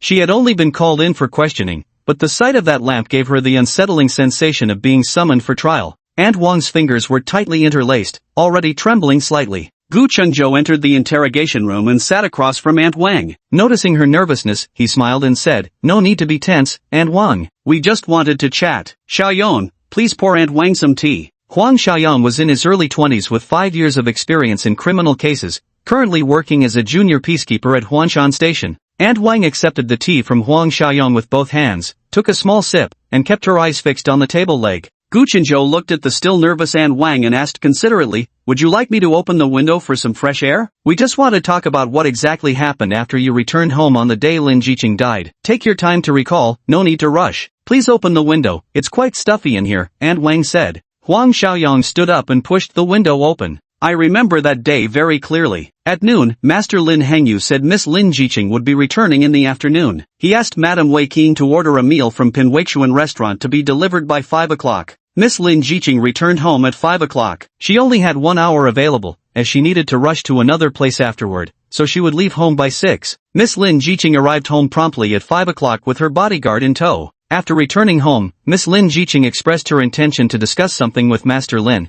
but Master Lin Hengyu insisted on having dinner first before talking. "Did anything happen during dinner?" Gu Chunzhou asked. The meal was eaten in silence. Miss Lin Jiqing had a strained relationship with this side of the family and rarely came back for meals. No one spoke during dinner. What did Lin Jiqing and her bodyguard Zhao Mingyong eat? That day Miss Lin Jiqing just drank a few sips of soup as usual, nothing else. Zhao Mingyong ate a bit of everything, though I didn't pay attention to what exactly he had, Auntie Wang said apologetically. The atmosphere at dinner that day was even worse than usual. Everyone seemed inwardly tense. Young Master Lin Jiwei and Madame Wei Qing barely ate anything either. Only Master Lin Hengyu and Mr. Zhao Mingyong were actually eating throughout the meal, recalled Auntie Wang. Later, Miss Lin Jiqing went to the study with old Master Lin Hengyu. Auntie Wang's eyes were slightly red. "I could hear them arguing while I was cleaning outside. Then young Master Lin Jiwei rushed in, and Mr. Zhao Mingyong entered at the same time. I saw Mr. Zhao Mingyong escorting Miss Lin Jiqing out. She was crying when they came out, and she said angrily, 'Are you all just waiting for me to die?' Then she walked out the door. Miss Jiqing is such a good person, she pays all our wages. Even though she doesn't come home often, she's always polite to me. The whole family depends on her, yet they treat her like that. Really, it's just..." Auntie Wang couldn't hold back her tears as she spoke. "Did anything else unusual happen that day?" Gu Chunzhou handed Aunt Wang a tissue. "For example, did anyone do something out of the ordinary or say anything peculiar?" Young Master was unusually happy that day. Before, whenever the young miss, the educated youth, came back, he never looked pleased, not even when she gave him money. He wouldn't even crack a smile, Aunt Wang recalled after a moment. That day, young Master was uncharacteristically warm toward Miss Jiqing. When Pinweixuan delivered the meal, he even helped me carry it in. He personally served the soup to the table too. The master was furious. As I mentioned earlier, he had a huge fight with Miss Jiqing. The mistress was unusually quiet, unlike her usual self when she'd helped the master scold the young lady. The young lady must have come to her senses and decided to wash her hands of this bottomless pit of a family. Auntie Wang's eyes reddened again at the thought. She'd finally come around, so how could she just be gone? At the same time, in another interrogation room at Huanshan Station, Huang Jilin sat opposite a 180 centimeters tall, balding man who weighed at least 200 pounds. The chubby guy was wearing a floral t-shirt with sweatpants, his thick gold chain glinting around his neck. Clearly a regular at the order maintenance office, the man grinned at Huang Jilin and said, "Captain Huang, how've you been? Feels like ages since we last met. What brings you to me today?" Since this was merely voluntary cooperation with the investigation rather than a compulsory summons, the chubby guy wasn't particularly nervous. "Wei Ping'an, how much does Lin Hengyu still owe you?" Huang Jilin glanced at Wei Ping'an and asked directly. "Rounded up to 20 million with principal and interest included." Wei Ping'an responded instantly. "All our loans to Lin Hengyu are officially documented, and the interest rates fall within legally permissible limits. We have contracts," Wei Ping'an quickly added. "When did Lin Hengyu borrow the money, and what was the reason for the loan at that time?" Huang Jilin inquired. "Captain Huang, let's not beat around the bush. I know you can see all our financial transactions. Otherwise, I wouldn't be sitting here." Wei Ping'an observed Huang Jilin's expression carefully. 2 years ago, Lin Hengyu started borrowing money from me. That old bastard loves gambling but has terrible luck. Most of the loans were cash transactions, spent right away at the tables, and he signed the paperwork acknowledging the debts. Seeing no change in Huang Jilin's expression, Wei Ping'an continued. "Over the years he's paid some interest, but kept increasing the principal. The debt just kept piling up. How many months has Lin Hengyu not repaid his debt recently? Huang Jilin asked. Yes, Lin Hengyu said his daughter hasn't been giving him money lately. I've also contacted his daughter, and indeed, she stopped helping him repay the debt. But isn't his daughter dead? Lin Hengyu mentioned she bought a lot of insurance policies where he's the beneficiary. He even left the insurance agent's personal terminal with me. I checked, it's worth $1 billion, so my small loan isn't an issue at all. That's why I haven't pressed him these past few days. Wei Pingyan glanced at Huang Jilin and asked with a cheeky grin, is there something fishy about his daughter's death? You even called me here for this. Huang Jilin glanced at him coldly without saying a word. I'm not afraid of him defaulting. I've had someone check Lin Hengyu's assets. The house he currently lives in is under his name, and it's fully paid. If he doesn't repay, I'll just seize the property. Wei Pingyan shuddered under Huang Jilin's gaze and immediately made his stance clear. I wouldn't harm someone's daughter just to collect a debt, nor would I spread rumors. Don't worry. Huang Jilin sorted through the documents provided by Wei Pingyan. Lin Hengyu had a gambling addiction. Over the years, he had relied on his daughter to live comfortably, indulging in increasingly reckless betting. His daughter had always been paying off his gambling debts, but now that she stopped helping him, he began entertaining other ideas. As a seasoned veteran in criminal investigations, Huang Jilin already had a preliminary grasp of this relatively straightforward case's basic trajectory and investigative framework. Not that he could predict the outcome from the start, but the general direction was clear to him. Chapter 13 Young Master Chang. At 8 p.m., Ding Yuanyi uploaded 2 draft emails. The contents of the third email had already been drafted, but he had no intention of sending it today. Having just received the commission 2 days ago, he didn't want to give the client the impression that he could obtain such materials with ease. On the day of receiving the assignment, Ding Yuanyi selected a suitable employee from the Agree Home Services system to temporarily assume their identity. Subsequently, he hacked into Wei Qing's personal terminal, repeatedly spamming her with promotional messages about Agree Home Services' free air conditioner cleaning offer, which smoothly granted him entry into the Lin residence. Inside the Lin household, Ding Yuanyi installed surveillance equipment. Within just half a day, he had extracted crucial information from the personal terminals of all 3 members of the Lin Jiqing family and the surveillance systems installed throughout the Lin residence. Ding Yuanyi set out the following afternoon and returned to the Lin residence to retrieve the equipment he had previously placed there, erasing all traces of his investigation. For the inquiry commission regarding Lin Jiqing's case, Ding Yuanyi had been forced to venture out 3 times already. 3 outings meant 3 opportunities for exposure. This went starkly against his original principle of safety first, case second. While revisiting Lin Jiqing's home to wipe away traces, he encountered a team of peacekeepers who had come to inspect the premises. Among them, the young peacekeeper who wandered around left an indelible impression on him. To retrieve the surveillance device hidden on the inner side of the chair leg, he had no choice but to get dangerously close to that young man. Although Ding Yuanyi was in disguise, the way the young man stared at him gave him the unsettling feeling of being seen through. Having arrived in this new world from the post-apocalypse, Ding Yuanyi cherished this second chance at life immensely. The official reports from Karana have never mentioned anything about superpowered individuals. On folk paranormal forums, any speculative discussions about superpowered individuals would be promptly deleted whenever they occasionally surfaced. Kalana indeed had people with supernatural abilities, but official sources remained tight-lipped about information concerning these individuals. His investigative work under the guise of a butcher involved evidence collection through less than legal means. Whether his identity as a makeshift butcher or superhuman got exposed, either revelation would jeopardize his comfortable lifestyle. Young Master Chang stood on one side of the hall in formal attire, holding a glass of red wine in his right hand. Surrounding young Master Chang were several men in their 30s and 40s, chatting and laughing amiably together. With his striking phoenix eyes that contrasted sharply between black and white, young Master Chang listened attentively to a middle-aged man's animated discussion beside him. His slightly chubby face bore a gentle smile, and his whole demeanor was as refined as polished jade, naturally evoking goodwill in those who saw him. In both arrogant protagonist novels and romantic fiction, a young master like him ought to embody the archetype of domineering arrogance and cool detachment.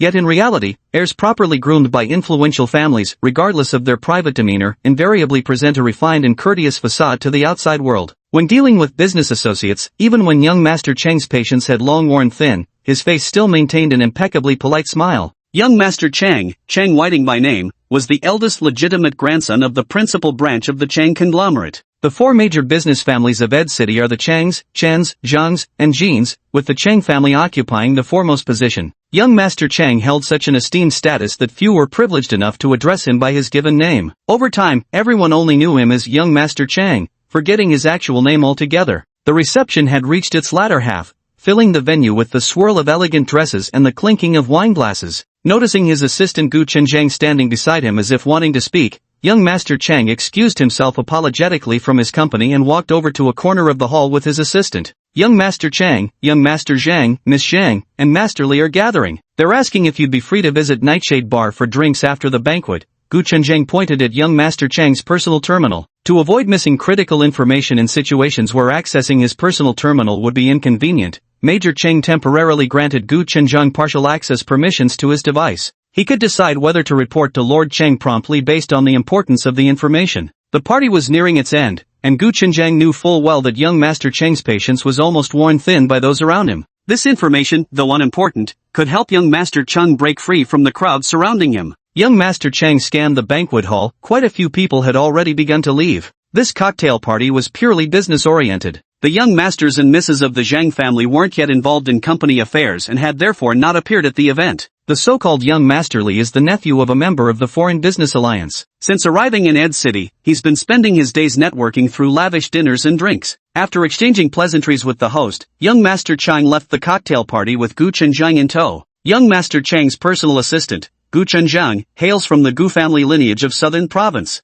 Gu Chenjiang is an exceptionally talented young man from a collateral branch of the Gu family. The original intention of sending both Gu Chenjiang and Gu Chenzhou into the Cheng family was for them to grow up together, so that Gu Chenjiang could become Gu Chenzhou's right-hand man. When Gu Chenzhou chose to join the order maintenance department, Gu Chenjiang also became the most trusted assistant of young Master Chang. Gu Chenjiang inherited the peach blossom eyes common to most men in the Gu family. Though not as tall and sturdy as Gu Chenzhou, he stood at 180 centimeters with an upright posture, radiating an aura of sharp competence. After leaving the cocktail party and getting into the car, young Master Cheng finally let his maintained smile drop. Gu Chenjiang glanced at young Master Cheng's expression and said to the driver, "Take young Master Cheng back to the villa." Gu Chenjiang directly opened his personal terminal interface and accessed young Master Cheng's permissions. "Shall I tell Mr. and Miss Zhang that you have a video conference to attend at home after the cocktail party, and we'll meet them next time?" "All right." Young Master Cheng seemed exhausted and didn't want to talk anymore. Recently, he'd been attending business events at an unusually high frequency. He didn't want to leave himself too much free time to think about that person he'd never see again. His childhood friend had already delivered the news. Lin Jiqing had been murdered.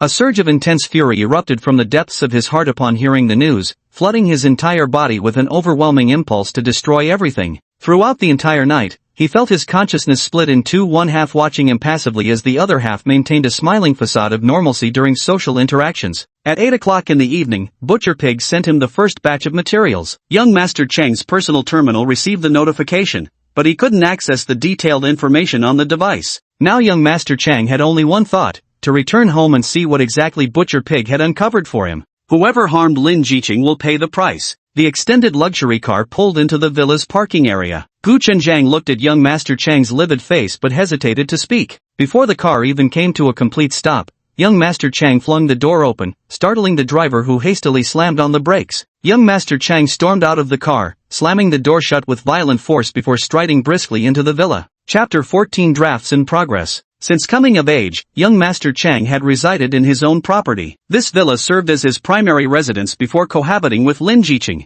Though the villa's study was located in the basement, the computer Chun used to receive pig butchering scam emails wasn't the office desktop in that study. Both walls of the study were lined with dark walnut bookshelves. Young Master Chun walked up to the bookshelf directly facing the door and pulled out the 10th book from the left on the third shelf. The side panel of the bookshelf popped outward, revealing a green switch hidden within. Young Master Chun lightly pressed the button, and the empty wall of the study began to creak as it slowly moved outward, exposing a secret chamber hidden behind. The chamber was not large, covering about 10 square meters. A massive desk occupied half the space, with 4 computers neatly arranged side by side atop it. On the storage shelf beside the desk, 5 safes of varying sizes were displayed. Young Master Cheng turned on one of the computers. According to Zhua Zhu's requirements, the email account only allowed login access from one registered computer at the same location. The computers had to pass Zhua Zhu's inspection and could not install any software other than a specific browser. 2 emails lay dormant in the computer's draft folder. Young Master Cheng's hand trembled slightly as he gripped the mouse. Taking a deep breath, he opened the first draft. The first draft contained merely a few sparse lines. 1. Lin Jiwei purchased flies online. Flies is street slang for a compound drug that rapidly enhances libido,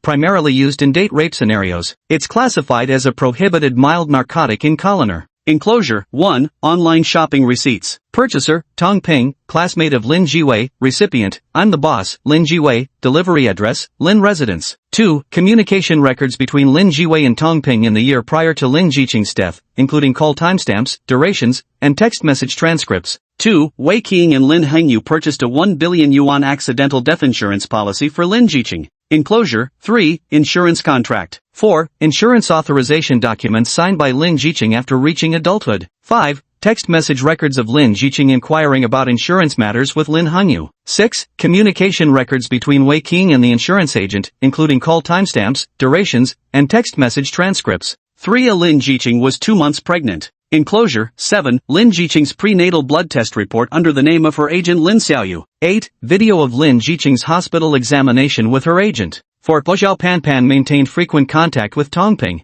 Enclosure 9. Records of communication between Zhao Panpan and her assistant, with Tong Ping throughout the entire year prior to Lin Jiqing's death, including call logs with timestamps/durations and text message transcripts. Seeing Zhao Panpan's name, young Master Cheng couldn't help but slam his left fist violently onto the desk. Zhao Panpan was Master Cheng's ex, specifically his former kept woman. Master Cheng and Zhao Panpan broke up 2 years ago. At the time of their separation, he even gave her a valuable professional opportunity, believing all debts were settled. Little did he expect this woman would be connected to Lin Jiqing's death. Young Master Cheng didn't open the attachments for Draft 1 first. Instead, he impatiently went straight into Draft 2. 1. The at-fault driver, Lu Dan, had mid to late stage liver cancer. Attachments 1. Lu Dan's medical examination report and tumor biopsy report from 15 months ago. 2. Lu Dan's daughter received an admission letter from Western University of the South Sea Empire 1 month before Lin Jiqing's death, along with financial aid from the Cheng Family Education Foundation. Attachments Item 2. Lu Weiqing's admission letter from Seton University. Item 3. Screenshot of internal approval from the Cheng Family Education Fund. Item 4. Disbursement voucher from the Cheng Family Education Fund. 3. Lu Dan purchased prohibited drugs. Attachments Item 5. Payment information from Lu Dan's cryptocurrency account. Item 6. Counterparty cryptocurrency account information. Item 7. Video of Lu Dan transferring cryptocurrency during a transaction with the seller in the Central Park. 4. In the 6 months preceding Lin Jiqing's death, Lu Dan frequently communicated with a personal terminal owned by Feng Yuqiang. Enclosure 8. 14-month communication records, call times and durations between Lu Dan and Feng Yuqiang, and SMS text messages. 9. Feng Yuqiang's identification information. 10. Payment records showing Feng Yuqiang transferred Mistar coins to Lu Dan 1 month before the incident. Though the attachments in the draft weren't numerous, they contained an enormous amount of information. Young Master Cheng spent 3 hours simply skimming through them. Young Master Cheng loosened his tie and unfastened the top 2 buttons of his shirt. He tossed aside the mouse and leaned back in his chair. Someone had been using Feng Yuqiang's identity a year ago to establish contact with Lu Dan, who was in the mid to late stages of liver cancer. They even used the Cheng family's education fund to pay for his daughter's schooling abroad. Was Lu Dan's goal in buying the banned drugs to gather the courage to kill Jiqing in a car crash? For the past year, Zhao Panpan had been using Tong Ping to egg Lin Jiwei into spending heavily in games and taking him around various trendy brand stores. But continuous high spending left Lin Jiwei's cash reserves stretched thin. Tong Ping instigated Lin Jiwei to constantly invent new ways to extort money from Lin Jiqing. Zhao Panpan meticulously plotted against Lin Jiqing, yet her own brother actually used such vicious drugs to harm his sister. Both the instigator and the perpetrator are equally unforgivable. If not for them, Jiqing might not have perished in this car accident. Who exactly is Feng Yuqiang? Was it Feng Yuqiang who hired Lu Dan to assassinate Lin Jiqing? I had been with Lin Jiqing for about a year, while Lu Dan's connection with Feng Yuqiang began a year earlier. From this perspective, Feng Yuqiang contacted Lu Dan not because of Lin Jiqing, but later, Cheng family funds were used to support Lu Dan's daughter's education. Could this Feng Yuqiang be someone from within the Cheng family? Or was it an attempt to redirect investigators' attention toward the Chengs? Young Master Cheng clenched his teeth as he rose to his feet, fists tightly balled. Those who have hurt Lin Jiqing will not escape unscathed. Chapter 15. Who is the killer? At the age of 13, when he became a bounty hunter, Ding Yuanyi never took on high-risk missions involving disappearances or assassinations, despite the lucrative rewards. Out of caution, he only accepted relatively simple, below C-grade investigation assignments. After 15 years as a mission operative, he finally became the first hunter in the Hunter Guild to reach S-rank solely by completing C and D-rank commissions. People in this new world were utterly reliant on the internet and electronic gadgets. Ding Yuanyi, armed with the neural computing technology from pre-apocalyptic Blue Star civilization, could usually handle all investigation commissions without ever leaving his home. Assignments like this one requiring him to step outside 3 whole times were best avoided or declined outright in the future. From the surveillance materials obtained from the Lin family so far, Lin Jiqing's direct cause of death has been confirmed. As for why a celebrity would coincidentally encounter so many unfortunate circumstances at the exact same time, it was precisely these coincidences that ultimately led to her death. There remain many suspicious aspects to this case. Ding Yuanyi didn't want to investigate further, the client had only asked to know the cause of her death. The evidence in his possession was already sufficient to clearly explain the entire matter. As far as determining the cause of Lin Jiqing's death was concerned, Ding Yuanyi had fulfilled the commission. Ding Yuanyi worked through the night, editing the relevant videos and audio clips, and prepared the attachments. The Lin family had already planned to demolish the partition wall between Lin Jiqing's original bedroom and study the very next day after learning of her death in a car accident, arranging for partial renovations to be done. Wei Qiang acted with remarkable efficiency, finalizing the construction team on the same day the decision was made. The construction crew will begin knocking down the wall tomorrow morning. Ding Yuanyi was exceedingly pleased with the Lin family's eagerness to proceed. A large number of construction workers came and went from the Lin residence, ensuring every trace Ding Yuanyi had left behind would be thoroughly erased. When the construction team arrives tomorrow, Ding Yuanyi will upload the third draft, concluding this transaction. At 1 a.m., the headquarters of the Mountain Ring Preservation Bureau remained brightly lit. On the second-floor conference room, Gu Chenzhou and Huang Jilin from the crime unit sat at the rectangular meeting table as the case analysis session neared its conclusion. Huang Xiaoyong held a notebook in his hands, leaning back in his chair. Though he could no longer maintain an upright posture, his eyes still sparkled with vitality. From the data obtained from the hospital, we found that the driver responsible for the accident, Lu Dan, had been diagnosed with a terminal illness 1 year prior. He never informed his colleagues about his condition.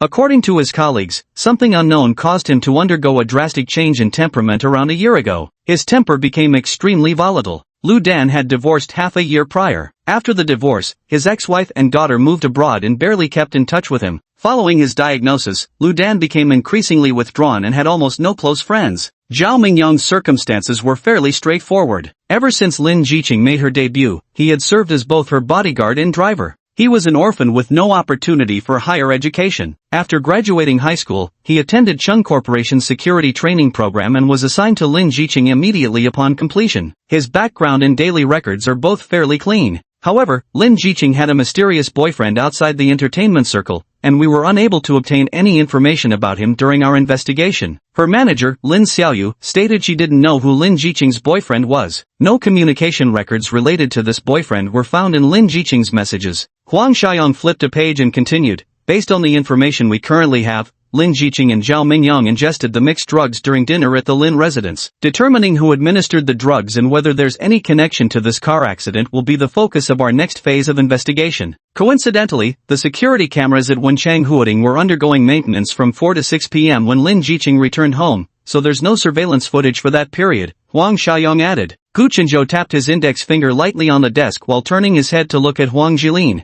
Verify how Lu Dan obtained those drugs. The medication he took was highly specialized. Some competitive athletes illegally use it before matches to boost their odds. For someone with hardly any friends who rarely goes online, where did he learn about this drug and through what channel did he procure it? After a brief contemplation, Huang Jilin turned to Huang Xiaoyong. Tomorrow, Xiaoyong will verify the situation of Lu Dan's family and visit the people he contacted relatively frequently in his communication records over the past year. Also, check his bank account to trace the source of his drug purchases. Zhang Manlin and Shang Wenming will continue investigating Zhao Panpan and Lin Xiaoyu. Try to identify that mysterious boyfriend. Gu Chenzhou raised his right hand and pinched the bridge of his nose. Directly across from entrance number 2 of Wenchang Huading there's a row of shops, all open during the day. These businesses might have surveillance cameras, pull their footage. Also, request access to the road surveillance cameras 20 meters east and 30 meters west of entrance number 2. Conduct a thorough inspection of the vehicle involved in the incident and Lin Jiqing's car, with emphasis on identifying any installed tracking devices or hidden surveillance equipment such as pinhole cameras.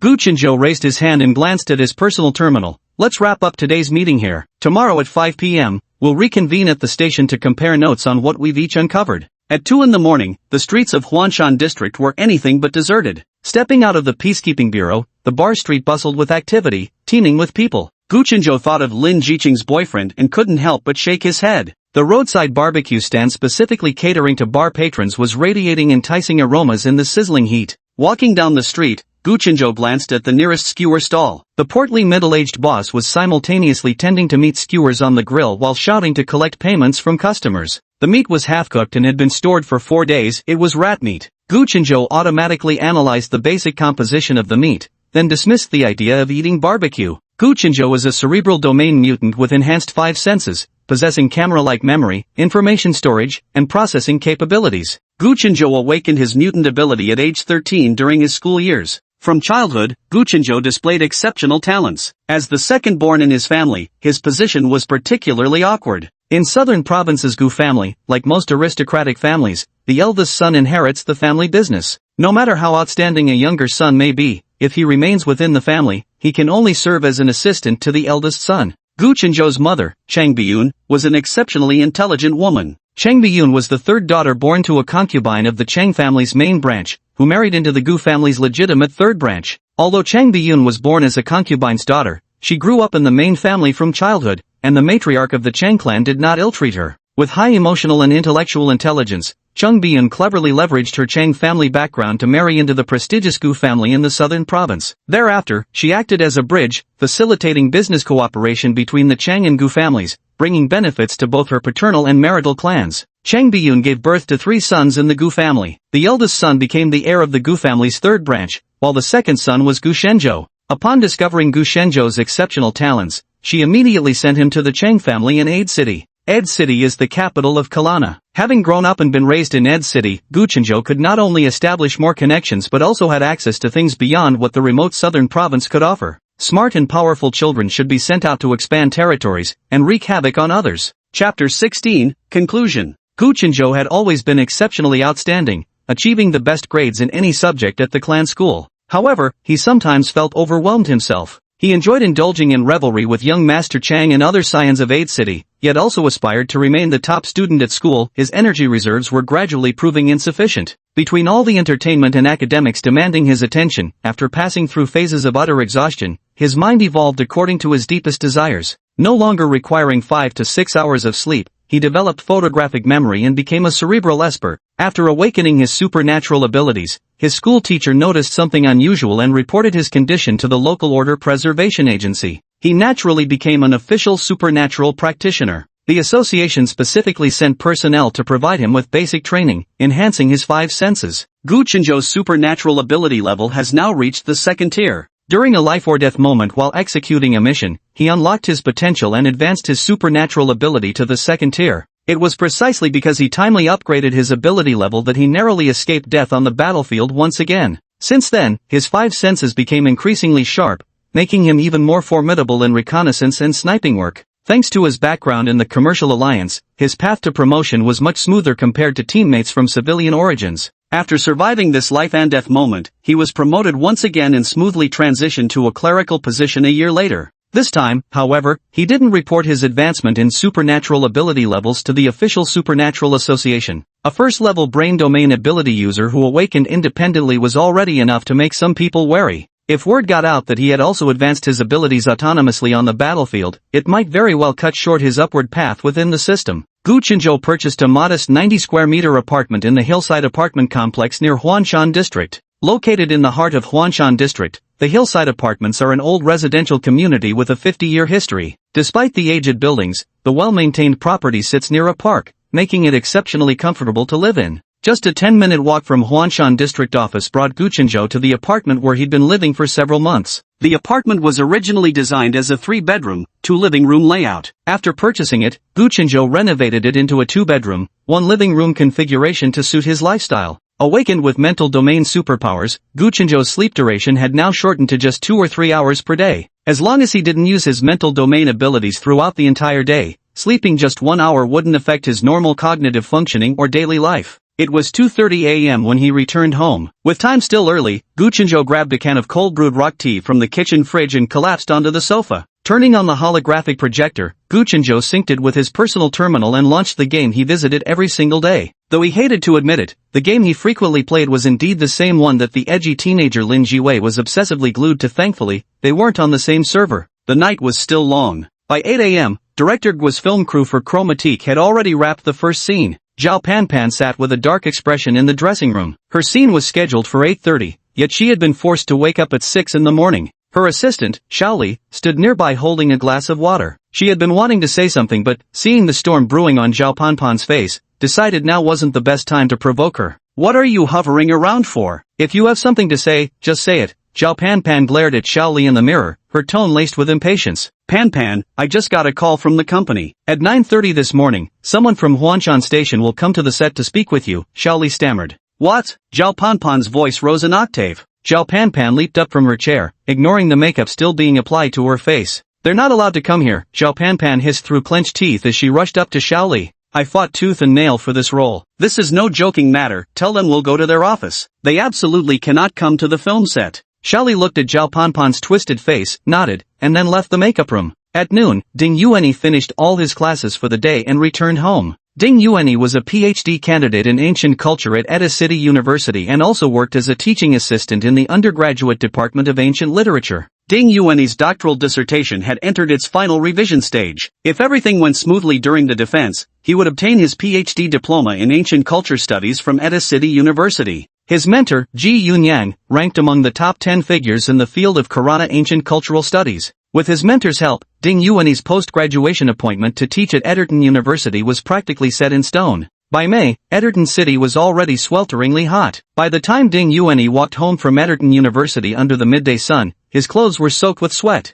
The smart home system of the 8th generation building had already received the notification from Ding Yuanyi's personal terminal about his imminent arrival as he made his way home. The indoor temperature, humidity, and even the negative ion levels were adjusted to the most optimal range. The kitchen appliances had also activated cooking mode. Upon entering his home, Dang Yuan's first action was to head straight to the kitchen. Carefully, he retrieved the simmered peanut, white fungus, and pork rib soup that had been brewing since morning from the stew pot. He opened the electric steamer and glanced contentedly at the freshly steamed multigrain rice and freshwater fish before bringing the dishes to the dining table. He soaked a handful of greens in water before heading to the bathroom to wash up. After changing into a comfortable, loose-fitting tracksuit, Ding Yuanyi settled down by the computer. Pulling up the surveillance software logs, the entire day's usage records from all 3 Lin family members' personal terminals were displayed in chronological order. The renovation crew hired by the Lin family had arrived punctually that morning. The Lin family's personal terminals were flooded with messages complaining about the chaotic scene. Ding Yuanyi smiled with satisfaction at the result, pasting the pre-edited text into a new email, attaching the prepared files, and clicking Save Draft. With everything done, Ding Yuanyi felt lighthearted. He wanted to whistle like the young people in movies, but quickly realized how out of character it would be for a nearly 80-year-old man. There was still a generation gap after all. He stood up from his computer, thinking cheerfully, this job is finished. Chapter 17, The First Answer from Pig Slaughter. Young Master Chang sat blankly staring at his personal terminal by the computer in his study. His terminal was logged into an obscure Kalana game. This was the little secret he shared with Lin Jiqing. All their communication took place within this already deserted game. They had set each other as their only in-game friends. When they couldn't meet in person, they would arrange to see each other in the virtual world. Looking through his chat logs with Lin Jiqing, their conversation was forever frozen at Lin Jiqing's message saying she would go home to talk with her parents, followed by an encouraging sticker. Lin Jiqing was a woman with gentle demeanor but strong will. Without privileged family background and lacking outstanding qualifications in the highly competitive entertainment industry. But she had always worked very hard, never blaming fate or others, never complaining in front of him about problems at work or in life,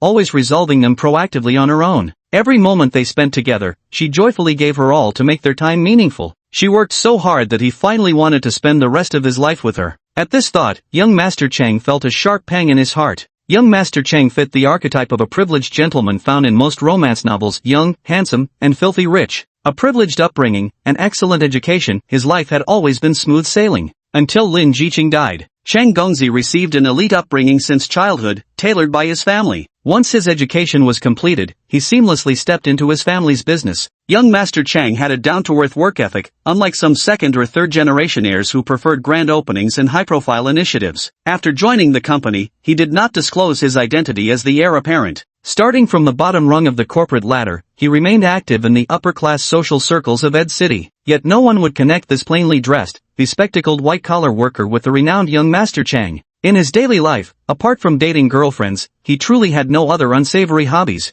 Although his family had long arranged for him to marry Zhang Linlin, the direct-line daughter of the Zhang family, as part of a strategic alliance. But according to the conventions of their circles, this didn't affect their separate lives with Zhang Linlin. Lin Jiqing was the greatest difference he'd encountered in all these years. After they got together, he confessed his true identity to her. Lin Jiqing didn't treat him differently because of who he was, she remained the same towards him. She said she would work twice as hard to become the most popular star because only then could she truly stand by his side. She later carried their child. Young Master Chang decided to marry her. Young Master Chang had grown up with Zhang Linlin and others since childhood. They knew each other inside out, all being favored children of heaven, but there was hardly any love between them. Everything could be resolved by interests. If not, it simply meant the interests offered weren't sufficient. He planned to talk privately with Zhang Linlin first, using 1 or 2 business projects as bargaining chips, so they could jointly propose to their families about dissolving the engagement. First, they completed the marriage procedures with Lin Jiqing, planning to hold a formal wedding ceremony after their child turned 2 or 3 years old before announcing it to their families. But before everything could be fully prepared, Lin Jiqing died, murdered. During her lifetime, they never disclosed their relationship to anyone. After her death, he didn't even have the standing to participate in her funeral arrangements.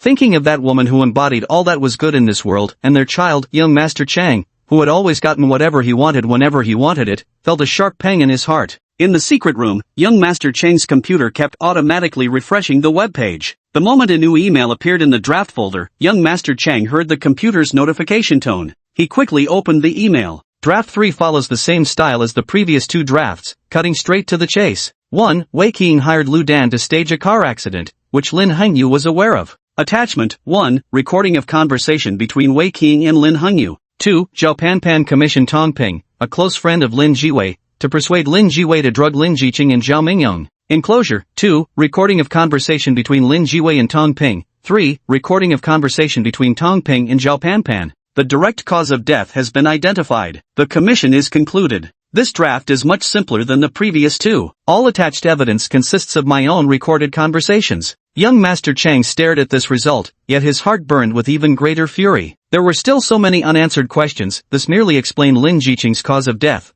but it wasn't the truth he sought to uncover. He couldn't help but draft a new email. I want the truth. Please continue the investigation, and saved it as a draft. The draft box was updated while Ding Yuanyi was having lunch. The soup he'd been simmering all morning was rich and delicious, paired with freshly steamed shed fish, stir-fried greens with their vibrant color still intact, and a bite of multigrain rice. His body and mind were thoroughly satisfied. His personal terminal vibrated twice. Ding Yuanyi saw the email notification. Ding Yuanyi paused his chopsticks for a moment, then decided to finish his lunch first. By the time he cleaned up and sat down at the computer, 30 minutes had passed. Seeing the email update, Ding Yuanyi felt an ominous premonition. The client might be dissatisfied with the results. Draft after draft in the outbox expressed young Master Chang's intense displeasure with the investigation findings. The last few emails contained nothing substantive beyond venting anger. Ding Yuanyi shook his head with a slight headache. Further investigation wasn't impossible, just somewhat troublesome. To prevent young Master Chang from pestering endlessly, he had already processed some of the content when submitting the attachments. Many pieces of evidence that might have raised suspicions had been technically altered by him.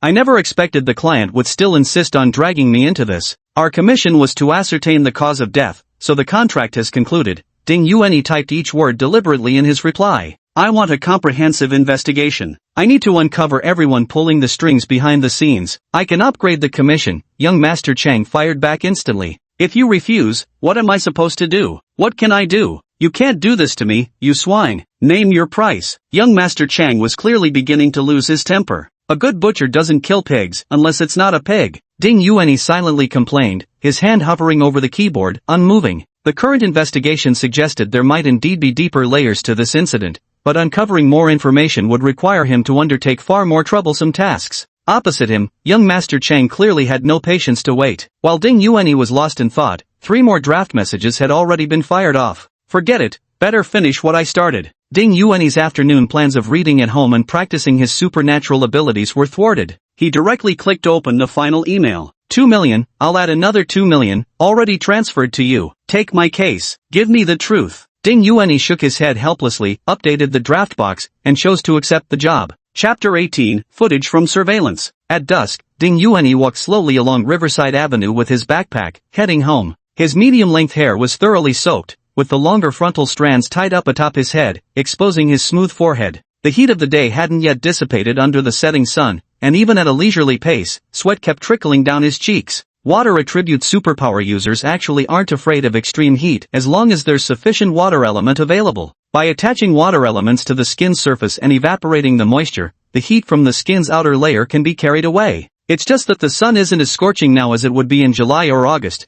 and enjoying the different experiences each season brings is part of what Ding Yuanyi considers a happy life. After upgrading the commission, Ding Yuanyi went out in the afternoon. The conversation between Lin Jiwei and Tong Ping revealed that Tong had hired a hunter to install pinhole surveillance in the accident vehicle. Wei Qing's earlier conversation with Lin Hengyu also mentioned that the hunter she commissioned had made some modifications to Lin Jiqing's vehicle beforehand. This very modification caused Lin Jiqing's car to briefly stop on the highway, creating the perfect opportunity for the assassin to hit and kill her. Ding Yuanyi decided to first find a way to inspect the accident vehicle. After leaving home, Ding Yuanyi went to a public restroom to alter his appearance. His height was reduced by 15 centimeters with a loose old man's shirt, and his face was fixed with adhesive to create numerous wrinkles. A stoop-backed, white-haired old man took the bus and got off at the stop nearest to the Municipal Maintenance Bureau's designated vehicle inspection site. After getting out of the car, he walked slowly along the shaded path, found a blind spot free from street surveillance cameras, and slipped into a building adjacent to the vehicle inspection facility. The structures in this area of the inspection center were built nearly 50 years ago,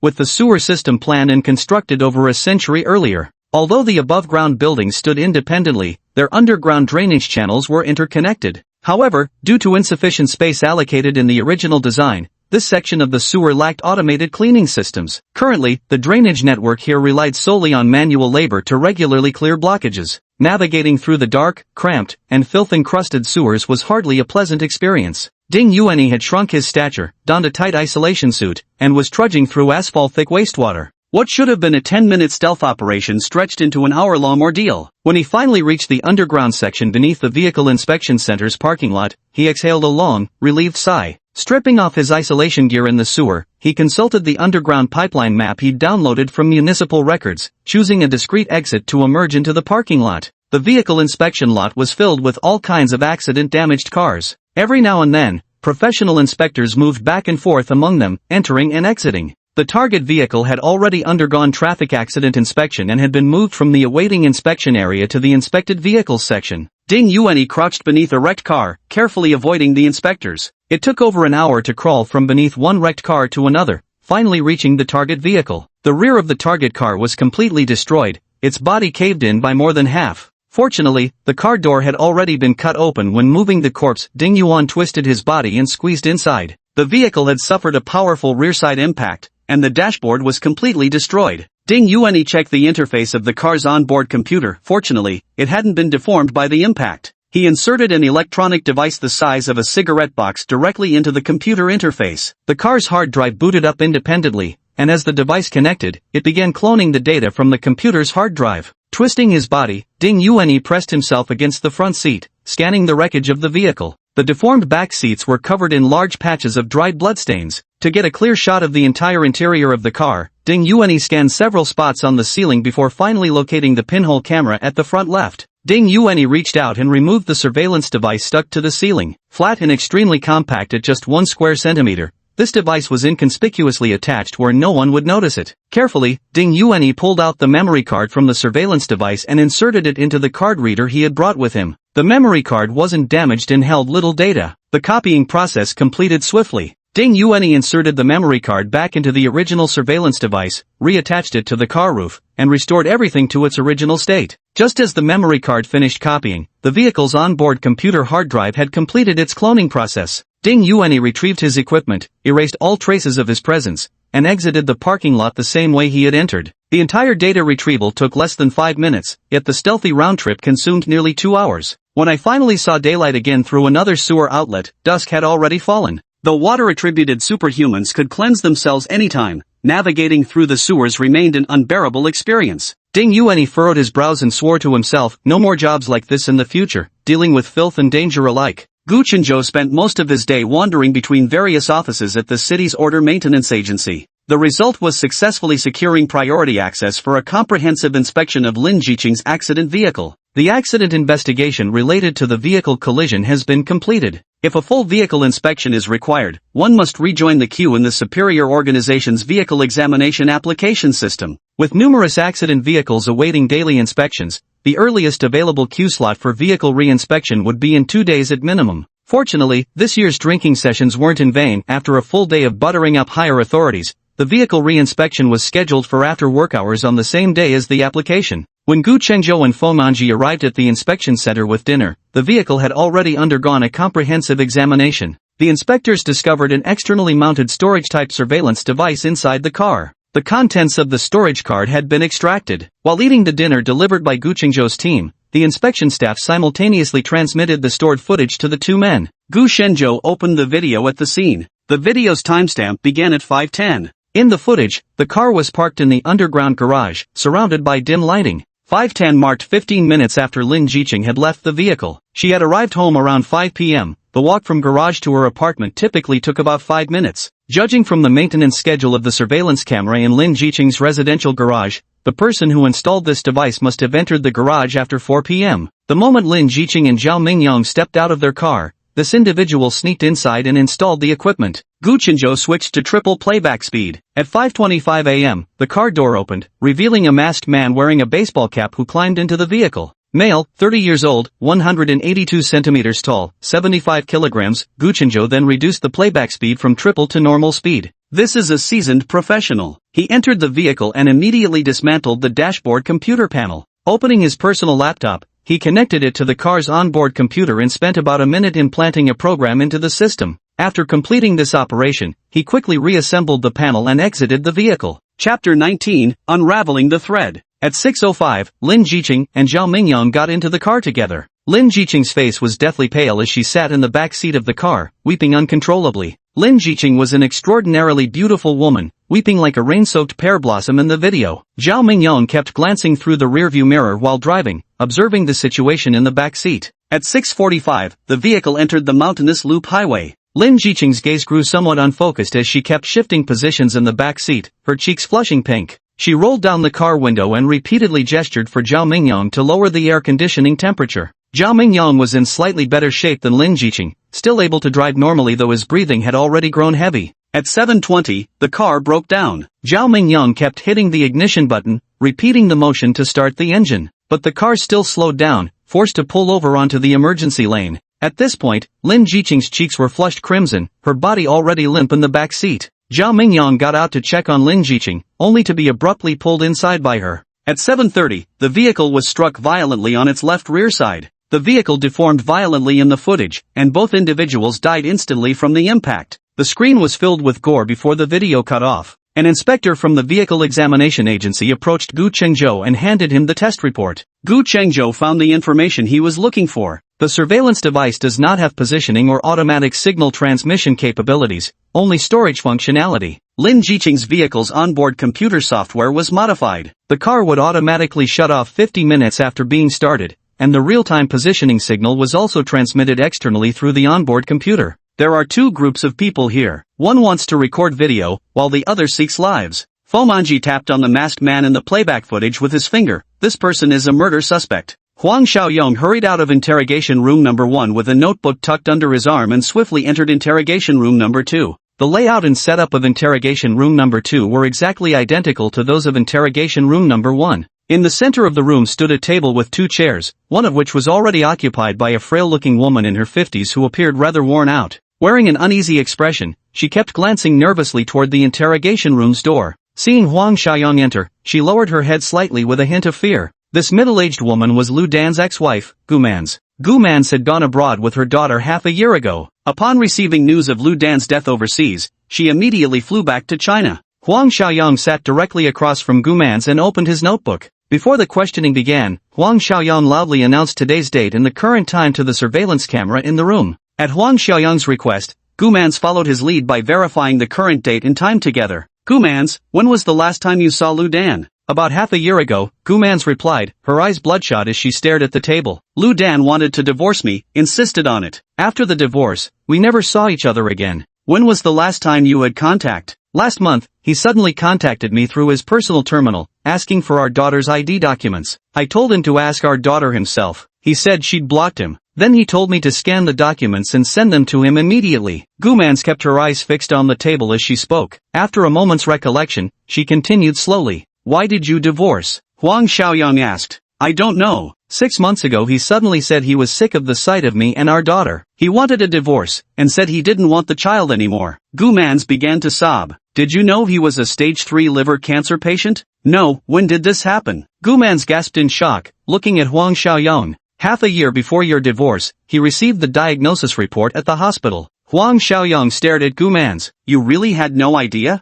I didn't know. Back then, he left the house to me. All the money in the accounts was converted to foreign currency and wired to our daughter abroad. After the divorce, he just disappeared. Did he know he was dying? Was that why he? Gu-mans couldn't continue and burst into tears. Have you contacted him since the divorce? Huang Xiaoyong asked. After the divorce, I didn't know what to do. Eventually, I sold the house and moved abroad to live with my daughter. I tried contacting him through his personal terminal, but he blocked me, never could get through. Until last month. Gu-man's eyes were bloodshot as she spoke between sobs. Lin Jiwei sat in the waiting room on the second floor of Huanshan Station, fidgeting nervously as he glanced around. That afternoon, Wei Qing and Lin Hengyu had already been taken in by Huanshan Station for questioning. In the evening, he also received a summons notice from the Huanshan police station. Just that morning, everyone had been peacefully renovating the walls at home. Though Mom complained about how troublesome the remodel was, he knew she was actually quite happy inside. From his parents' conversation, he understood that if his sister died, they would come into a lot of money. So, even though he felt a fleeting sadness upon hearing that Lin Jiqing had been in a car accident, but this feeling quickly faded. After all,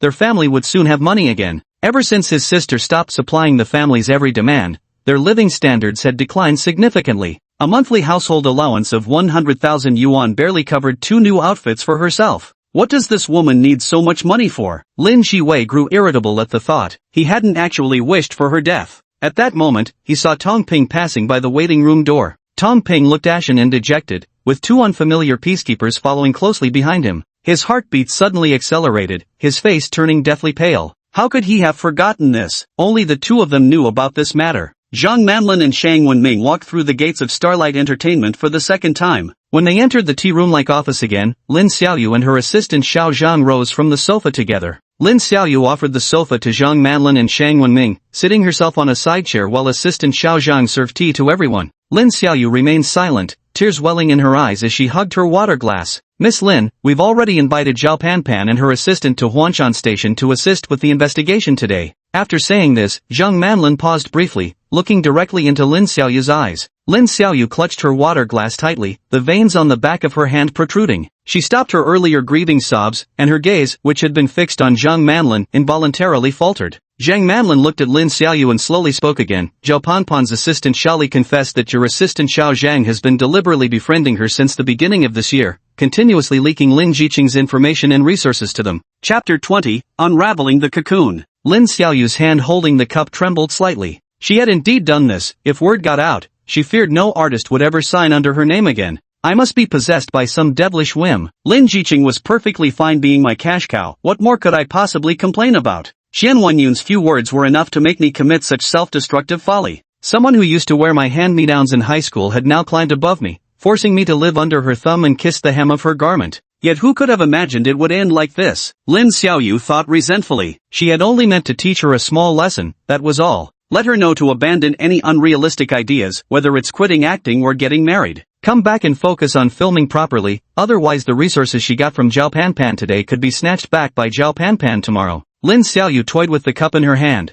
bowing her head in silence. Assistant Xiao Zhan was a very young girl who glanced uneasily at Lin Xiaoyu before looking at Zhang Manlin, unsure of what to say. Zhao Panpan initially suspected you had some ulterior motives. After all, it's quite rare in the entertainment industry to find a manager who gains nothing yet sabotages their own artist. Zhang Manlin looked at Lin Xiaoyu with a faint smile. Lin Xiaoyu suppressed her earlier sorrow, biting her lower lip tightly. But the information you provided several times proved accurate, so they eventually trusted and utilized it. They even managed to snatch one of Lin Jiqing's resources thanks to this. Zhang Manlin paused while observing Lin Xiaoyu before adding. You were the ones who proactively leaked Lin Jiqing's itinerary for this homecoming trip. What did you hope they'd do with this information regarding Lin Jiqing? Lin Xiaoyu's heartbeat accelerated as she stared fixedly at the ground, her voice icy. I instructed Xiao Zhang to tell Zhao Panpan's assistant Xiaoli. Ever since Lin Jiqing started dating, she hasn't been as dedicated to work as before. For that lover of hers, she's turned down numerous jobs. We agents need to earn our living too. She raised her head and looked at Zhang Manlin, her delicate face twisted with emotion.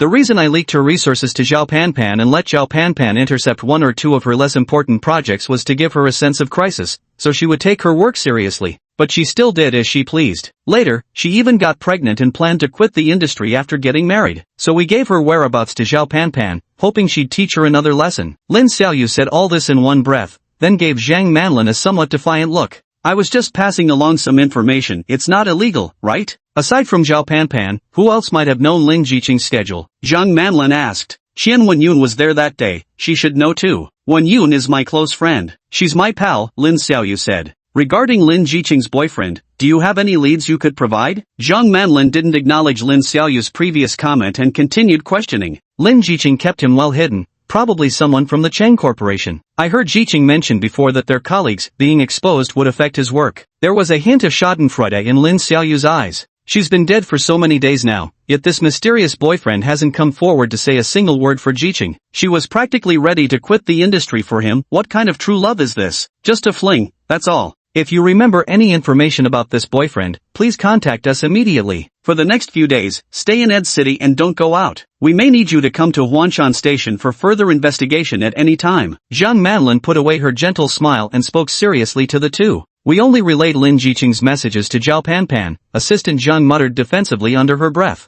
Lin Jiqing and Zhao Mingyang were murdered. Given your actions, there's a strong possibility you're accomplices to the killer. Shang Wenming couldn't hold back his anger and fired back sharply. Zhang Manlin shot Shang Wenming a displeased look, nodded at the pale-faced Lin Xiaoyu and Assistant Zhang, then led Shang Wenming out of Star Entertainment. Once in the car, Shang Wenming couldn't help asking, has this Lin Xiaoyu gone mad? Sabotaging her own artist like this. And it's the one who makes her the most money. They were classmates too. You could say it was with Lin Jiqing's help that she achieved her current status and income. Is it really just the reason she gave? Lin Xiaoyu's statement fills in the timeline gap, Zhang Manlin said. The entertainment industry is complex. On the surface, Lin Xiaoyu feared Lin Jiqing retiring would affect her earnings, so she leaked Lin Jiqing's information to her rival Zhao Panpan, using Zhao's hand to manipulate Lin Jiqing. But what really happened remains unclear. If Zhao Panpan had actually gotten dirt on Lin Jiqing and spread it everywhere, Lin Jiqing's popularity would have plummeted. As her agent, how could Lin Xiaoyu benefit from that? Logically, it doesn't add up. As for why she'd betray her own artist, that's not our investigation to pursue. Shang Wenming couldn't help but interject. This woman clearly wanted to be an entertainer herself, probably jealous that Lin Jiqing had both career success and loving relationships. Regardless of our investigation conclusions, neither Starlight Entertainment nor the entire Kellen entertainment industry will tolerate someone like Lin Xiaoyu anymore. Her career in show business has reached its end. We should also pay attention to another person mentioned by Lin Xiaoyu, her friend Qian Wenyun. Qian Wenyun also knew about Lin Jiqing's schedule. After we return, we'll apply for access to Qian Wenyun's records and a cooperation summons for investigation. In Ding Yuanyi's study, a single desk occupied one-third of the room's entire space. Ding Yuanyi loved expansive desks. His writing table was fashioned from a single slab of Nanmu wood. Nanmu, with its golden silk-like grain, was timber exclusively reserved for the Korean imperial family in ancient times. Its satin-textured, dark gold patterns had long been adored by the Korean populace. Many Korean households cherished at least one piece of Nanmu furniture, be it just a small stool, as both an heirloom and appreciating asset. %. The large panels of golden Nanmu would faintly emitted the distinctive woody fragrance in the room. Yet on the massive desk sat only a single monitor, while Ding Yuanyi's computer tower lay carelessly discarded beneath it. This tower was Pig Butcher's primary work tool, though he'd never developed the habit of concealing his computer. What did it matter if someone got hold of his machine? In this world, who could possibly crack his encryption and access his data? Ding Yuanyi expanded the scope of screening for related individuals, including those closely associated with Chang Gongzi among them. Surprisingly, it took him only a single day to obtain the information he sought. The system had already retrieved all personal terminal call recordings linked to Chang Gongzi today. Based on the keywords he had set, it filtered out dozens of relevant audio clips. The murderer was truly overconfident, acting with extreme boldness and recklessness. Ding Yuanyi thoroughly rearranged the events in his mind before beginning to draft his final message. Chapter 21. Is this the truth? Late into the night, Gu Qinzhou was still working overtime at the Public Order Institute with a group of investigators. The Huanshan Institute had a total of 3 meeting rooms. The largest conference room was located on the top floor, a venue capable of accommodating 40 people simultaneously. The conference room had 2 rows of desks arranged in a chevron pattern, with each table seating 4 people. Gu Qinzhou sat at a desk in the second row,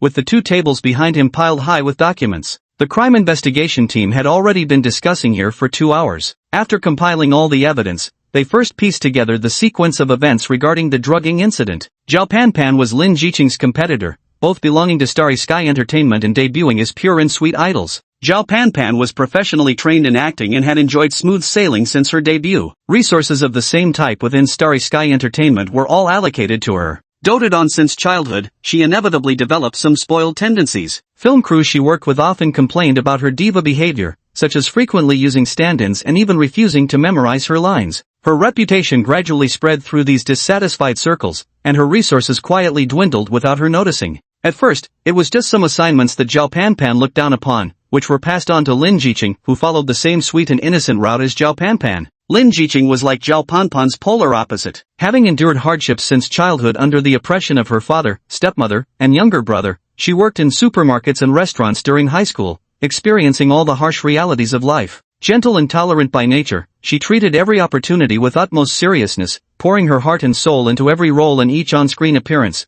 gradually earning acclaim within the industry. At first, Starry Sky Entertainment simply handed over the resources Zhao Panpan didn't want to Lin Jiqing. Afterward, Starlight Entertainment began intentionally transferring resources from the cruise and variety shows Zhao Panpan had offended to Lin Jiqing. Zhao Panpan suddenly realized that Lin Jiqing, whom she had previously looked down on, was gradually replacing her as Starlight Entertainment's top sweetheart. Watching Lin Jiqing rise from obscurity to become a top-tier starlet while her own career declined despite still being young and beautiful, Zhao Panpan grew increasingly jealous and resentful of her. During the audition for director Gu's Hunting for Beauty, high school graduate Lin Jiqing won the director's favor, while Zhao Panpan, a professionally trained actress, failed to make the cut. Those who disliked Zhao Panpan mercilessly mocked her online, and she directed all her resentment toward Lin Jiqing. She was planning something big. She had Tong Ping coax Lin Jiqing's foolish younger brother into drugging his own sister and filming compromising videos of her. She wanted Lin Jiqing to suffer disgrace by the hands of her own kin. Zhao Panpan approached Tong Ping with an enticing offer. Lin Jiwei, seeing Tong Ping brought back for questioning, realized his deeds could no longer be concealed and immediately confessed everything he had done.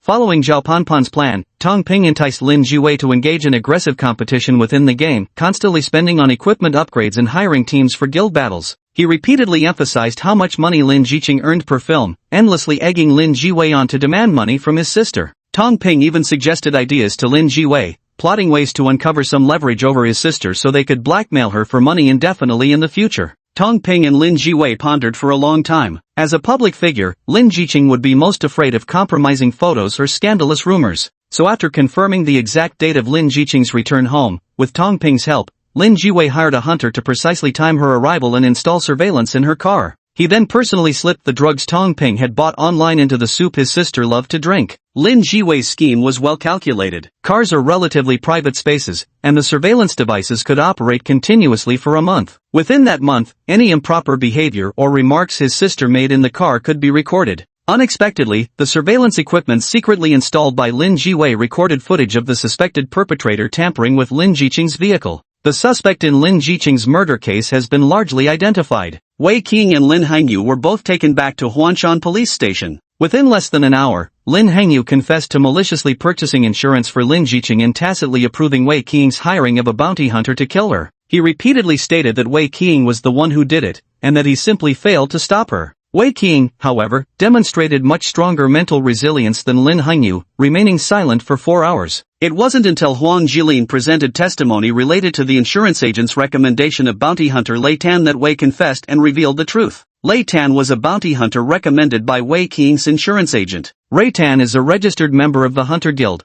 an S-class hunter specializing in handling clients' various thorny problems. Wei Qing initially attempted to assign Lei Tan various small investigative tasks. Whether it was investigating Lin Hangyu's debt situation or tracking Lin Jiqing's financial assets, Lei Tan completed the commissions with remarkable speed. Upon learning about Lin Jiqing's personal assets, Wei Qing began to entertain some unsavory intentions. As Lin Jiqing's fame grew, so did her ability to generate income. However, she no longer catered to Lin Hangyu's every need as she had initially. After fully paying for a house for the family, Lin Jiqing was only willing to cover Lin Hangyu and his wife's living expenses within a set limit. With no access to funds through Wei Qing, Lin Hangyu's gambling debts went unpaid. Inspired by the insurance agent, Wei Qing purchased an accident insurance policy for Lin Jiqing and then conceived murderous intentions. She commissioned Thunderbolt to arrange Lin Jiqing's accidental death. True to his reputation, Thunderbolt successfully completed the mission. Chapter 22, Case Ready for Closure. Gu Chenzhou sat alone in his office. From his office window, he could take in the panoramic view of countless flickering lights throughout Huanshan district, while the distant rear Huanshan mountain loomed faintly in the nightscape.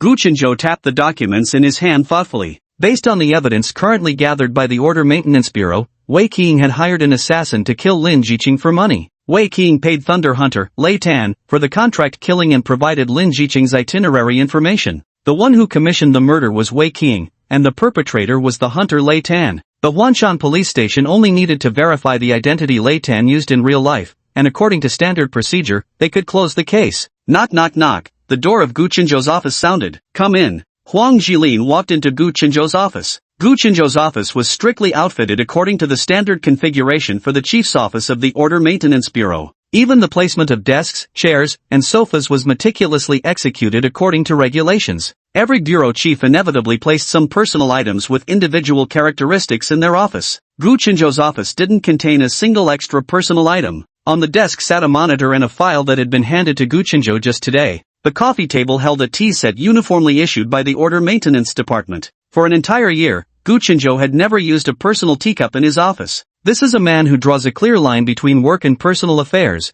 Huang Jilin thought. Director Gu would never use the same password for his office computer and his home computer. Director Gu, there's one more thing I need to report to you. Here's the information we received this afternoon. A supermarket across from exit number 2 of Wenchang Huading has surveillance cameras installed. The cameras are positioned directly facing exit number 2. By cross-referencing the footage from surveillance on both the east and west sides of the road, we've identified 4 suspicious vehicles. We tracked these 4 vehicles and located both the person who installed the surveillance equipment and the hacker who modified the car's onboard computer. Gu Chenzhou glanced at the photo Huang Jilin handed him. Have you identified this hacker? Is it the bounty hunter Lei Tan? Huang Jilin replied, the identity used when this person rented the car was named Feng Yuqiang. The personal terminal he used to contact Wei Qiqing was also under this identity. However, after this incident occurred, the Feng Yuqiang identity was abandoned. The personal terminal card was deactivated, physically destroyed, and discarded. The bank account was also emptied, and the Mistar currency account linked to this identity shows a zero balance. Gu Chenzhou took the photo from Huang Jilin's hand. The photo was taken from surveillance footage, shot through a car window and slightly blurred. However, this image was clear enough for Gu Chenzhou to recognize it was the baseball cap and mask-wearing man who had tampered with Lin Jiqing's vehicle. Gu Chenzhou stared at Thunder Investigator's photo. Pull up the surveillance from the last recorded location. Check where the electronic device was last used, when the bank card and McCoin account were last accessed, and the final parking location of the rented vehicle. Huang Jilin smiled faintly. I've already submitted requests to review the aforementioned surveillance footage. We should receive all information by tomorrow. Based on our current evidence, while there are still some unresolved points in the Lin Jiqing Zhaomingyong homicide case, we've basically reached a conclusion. We've analyzed Feng Yuqiang's communication records across various platforms over the past year. This man wasn't simply accepting contracts to kill. From the very beginning, he targeted Lin Jiqing, conducting nearly a year of surveillance and planning. In the end, Wei Qing commissioning Feng Yuqiang for murder, Lu Dan purchasing drugs online to bolster courage, these were all maneuvers guided by Feng Yuqiang. One might say the Wei family, the insurance agent, even possibly Zhao Panpan and Lin Xiaoyu were all chess pieces in his hands. Huang Jilin said with a bitter smile. What do you mean by that? Gu Chenzhou followed up on Huang Jilin's statement. Feng Yuqiang's connection with Zhao Panpan began a year ago. There are records showing his communications with Zhao Panpan's assistant Xiaoli dating back that far. And this timeline likely extends beyond just 1 year. I've already applied to retrieve Feng Yuqiang's communication records from the past 3 years. Feng Yuqiang also established contact with Lin Xiaoyu's close friend Xianwen Yun during this year. However, Feng never left any written correspondence when communicating with these individuals, so we don't know the specific content of their exchanges, Huang Jilin said with some regret. Whether Thunder is actually Feng Yuqiang requires further verification from us. But when Thunder used Feng Yuqiang's identity to establish connections with these people, he likely also harbored the intention of abandoning this identity at any time. As an S-rank hunter, he could have employed much safer means and multiple identities to interact with these contacts, ensuring his movements wouldn't be easily detected by us. Yet he consistently used only Feng Yuqiang's identity to maintain simultaneous relationships with so many connections. This behavior alone warrants careful scrutiny. To go to such lengths, using such roundabout methods for just an entertainer. Huang Jilin paused here, searching for an appropriate phrase but unable to find one. Huang Jilin was well-versed in criminal psychology, but the evidence uncovered in Lin Jiqing's case struck him as fundamentally contradictory. Perhaps finding Lin Jiqing's mysterious boyfriend would explain everything. Gu Chenzhou's heart skipped a beat upon hearing this. He burst into laughter. Feng Yuqiang was clever but had one oversight. He probably never expected Zhao Panpan to take the initiative and film him tampering with the car, exposing his tracks. Gu Qinzhou said this aloud, but inwardly he thought that perhaps this was also part of Feng Yuqiang's plan. Gu Qinzhou flipped through the analytical data handed over by Huang Jilin. Feng Yuqiang's contact is from the Chung Corporation? This Chung Corporation's associated IP must have been deliberately left for us. If we really could trace it this far, it would count as a closing gift for us. The at-fault driver's daughter eventually received a scholarship from the Chang Corporation to attend school, Huang Jilin said, pushing his glasses up the bridge of his nose. Gu Qinzhou lost himself in thought while looking at the case file in his hands. We'll still need to wait until tomorrow to confirm Feng Yuqiang's movements again. Huang Jilin fished out a cigarette and glanced inquiringly at Gu Qinzhou,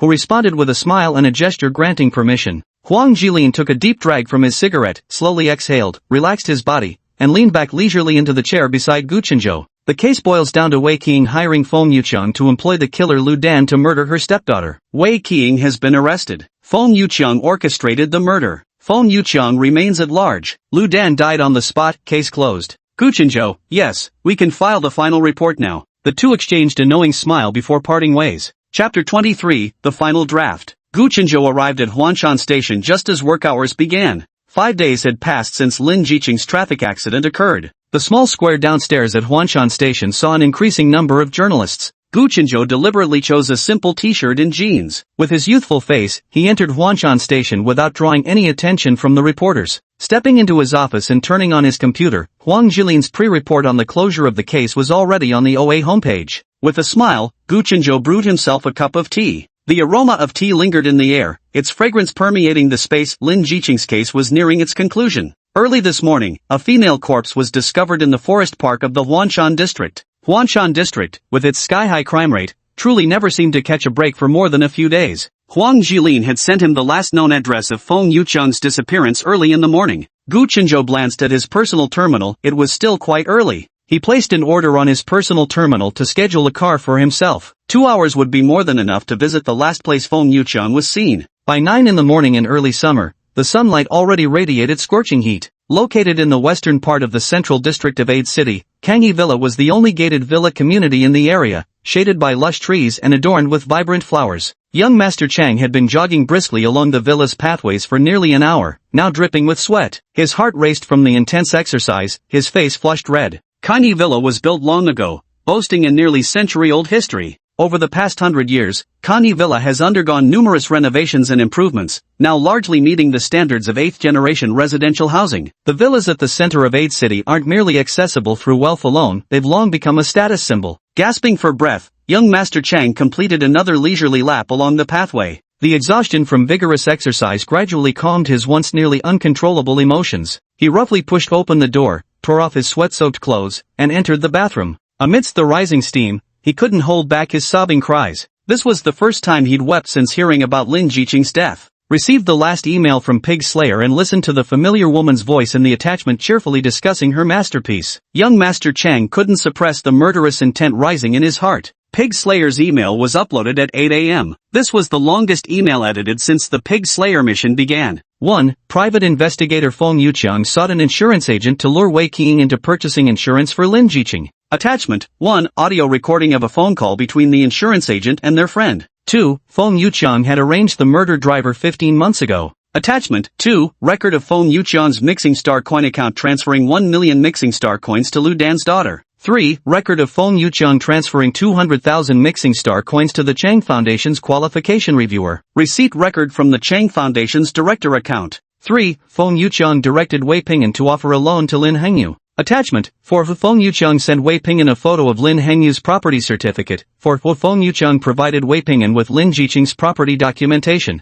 4. Upon receiving Wei Qing's commission, Feng Yuqiang instructed Lu Dan to carry out the killing as directed. Annex 5. Wei Qing's bank account withdrawal records. 6. Feng Yuqiang's Mcoin account receipt records. 7. Communication timestamp records between Lu Dan and Feng Yuqiang. 5. Feng Yuqiang hired Xian Wenyun, a friend of Lin Xiaoyu, to obtain information about Lin Jiqing. Annex 8. Personal terminal communication records between Feng Yuqiang and Xian Wenyun from the past year. 9. Mcoin transfer records between Feng Yuqiang and Xian Wenyun. 6. Lin Xiaoyu's assistant Xiao Zhang disclosed Lin Jiqing's information to Zhao Panpan's assistant Xiao Li. Attachment 10. Text messages between Xiao Zhang and Xiao Li. 7. Feng Yuqiang has long-term employment of Zhao Panpan's assistant Xiao Li. Attachment 11. Records of Feng Yuqiang and Xiao Li's communication times and durations over the past 3 years. 12. Transfer records of Feng Yuqiang's M-Star coin account paying Xiao Li 5,000 electronic currency every month. 8. Feng Yuqiang's residential address. 9. 4 years ago, Feng Yuqiang began working under Zhang Linlin's employment, and last week Zhang Linlin instructed Feng Yuqiang to kill Lin Jiqing.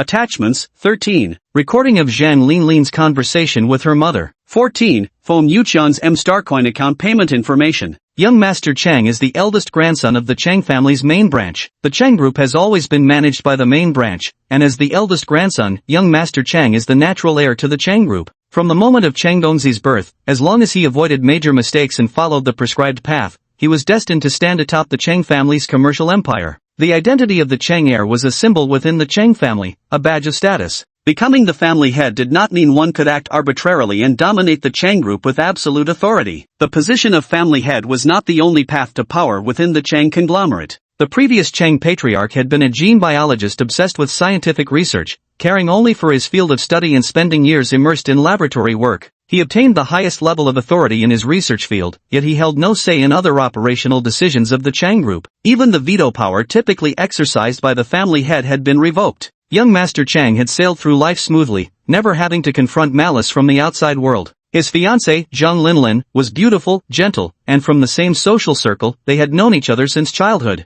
Without Lin Jiqing, young Master Chang would have been like any other scion of a wealthy family, eventually returning to the path of an arranged marriage and spending his life with Zhang Linlin. Lord Cheng underestimated both the scheming capabilities of noble women and Lady Zhang's determination to secure this political marriage. From the moment their families agreed to the union 4 years ago, Zhang Linlin had monitored his every move. Zhao Panpan, Lin Jiqing, and likely every other woman he dallied with. Zhang Linlin had privately commissioned Detective Lei to make all necessary arrangements in advance. Upon receiving the news of Lin Jiqing's pregnancy, Zhang Linlin issued the elimination order. Feng Yuqiang proceeded with the pre-arranged plan, luring Wei Qing into issuing the elimination order for Lin Jiqing to himself. Feng Yuqiang then gave the execution order to the assassin he had long hired, while simultaneously redirecting any investigative leads toward the Chang Corporation, effectively severing any connection to the true client, Zhang Linlin. The assassin had been prepared for over a year. Ever since Lin Jiqing became involved with young Master Chang, an inescapable net had been silently woven around her. Once activated, she would be eliminated without delay.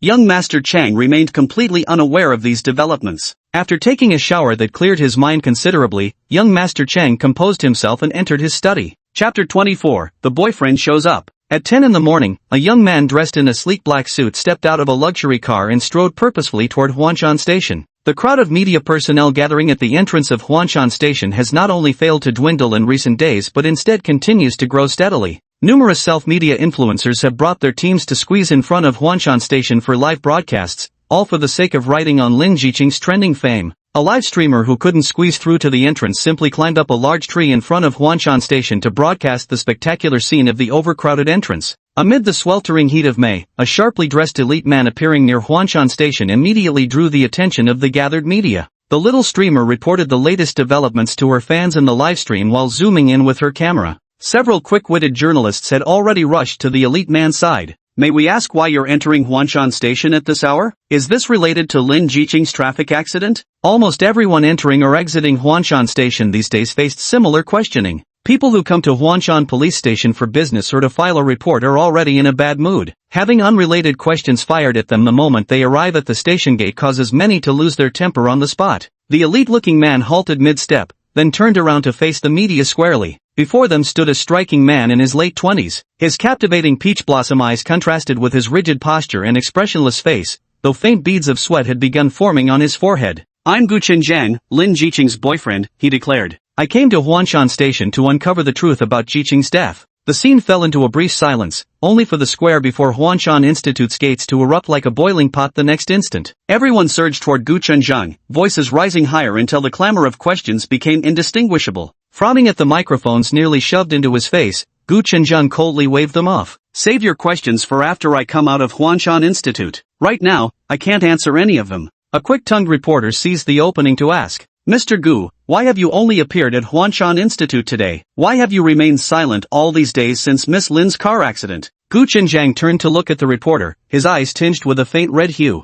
"As a man, What would you do if you saw that kind of report? With that, Gu Qinzhang turned and waved aside the crowd blocking his path, striding straight into Huanshan Institution. Gu Qinzhou walked along 5th Avenue in the Central District. Feng Yuqiang's personal terminal card had finally been snapped in half and discarded in a trash can at the subterranean parking lot of the Wanjie shopping mall on 5th Avenue. The time of disposal coincided precisely with the day Lin Jiqing met with misfortune. On the day of the incident, Feng Yuqiang modified Lin Jiqing's car computer system. Feng Yuqiang then sent the signal reception frequency of the car computer system to Ludan. At this moment, Feng Yuqiang was at home doing the final cleanup work. According to the agreement between Hunter Lei Tan and Zhang Linlin, as soon as the disappearance order was received, this 4-year-long commission related to young Master Cheng's girlfriend had come to an end. This also means Feng Yuqiang's historical mission is about to be completed. After completing the disappearance mission, receiving the final payment, and tidying up any loose ends for the employer, he can completely vanish from this identity and start living under a new one. Lei Tan has already thoroughly cleaned all biological traces left at the residence during his time as Feng Yuqiang. The next step involves backing up some deliberately left evidence before permanently deleting it from the original devices. It's just a shame about the Thunder Scout account, raised all the way to S rank, but now it can't be used again. Feng Yuqiang's counter-surveillance skills were exceptionally sharp. The location where he discarded the card was a remote trash bin in the mall, with no CCTV coverage in the surrounding area. According to Huang Jilin's report, none of the mall's exit and entry surveillance footage showed any record of Feng Yuqiang leaving. Gu Qinzhou walked into the underground parking lot. The mall had 3 levels of underground parking, bustling with constant vehicle traffic. Currently on the basement's 3rd level, this was an older, more outdated section of the mall. The mottled walls, dim lighting, and the sporadic functionality of surveillance cameras around. Gu Qinzhou meticulously circled the parking lot, moving briskly and reaching the first-floor mall within half an hour. He pulled up the floor plan of the mall's ground level. This aging shopping center had 16 entry and exit points on its first floor. Gu Qinzhou was about to step forward to trace each entrance and exit according to the floor plan. The personal terminal began to blink. Contact Huang Jilin. Gu Qinzhou answered the personal terminal. Director Gu, Feng Yuqiang's personal terminal has been found. The device is damaged, located at the 5th waste disposal site. He discarded the terminal first, then deliberately destroyed the discarded terminal card. Request investigation authority for road surveillance footage at the mall exits. Gu Qinzhou spoke while walking. The underground parking garage of the mall was vast. Director Gu, one more thing. Lin Jiqing's boyfriend came to the station voluntarily to cooperate with our investigation. Huang Jilin's voice carried a hint of hesitation. Her boyfriend? Gu Qinzhou's heart skipped a beat. Yes, her boyfriend is named Gu Qinzhang. I checked the records, he's your distant cousin. Huang Jilin's voice came through the terminal. Gu Qinzhou felt a wave of irritation. What kind of mess was this now? Fine, follow standard procedures. I'll walk around the mall a bit before heading back. Gu Qinzhou couldn't help pinching the bridge of his nose with his right hand. He directly requested to stay at the station to assist the investigation, demanding we arrange at least 2 days of accommodations and meals. He said he'd hold nothing back and tell everything he knows, but wanted to remain at the station to learn the truth firsthand. Huang Jilin sighed after relaying this. Families of homicide victims do indeed have the right to make such cooperation requests to the Order Bureau. However, this only applies to immediate family members. Handle it as you see fit. I have work to attend to. Gu Qinzhou paused for a dozen seconds before responding, his tone carrying a note of resignation. Without waiting for Huang Jilin to say more, he abruptly terminated the personal terminal call. Gu Qinzhou didn't know what to think about his distant cousin's boyfriend for the moment. His attention shifted back to the shopping mall before him. The facilities of Wanjie Mall were already antiquated. Gu Qinzhou glanced at the surveillance cameras on the walls. They were models from several years ago. Feng Yuqiang must have taken advantage of this fact when choosing to make his escape in this mall. Most of the surveillance cameras in the parking lot had become nominal, but those inside the mall were still largely operational. After patrolling all the entrances and exits on the first floor,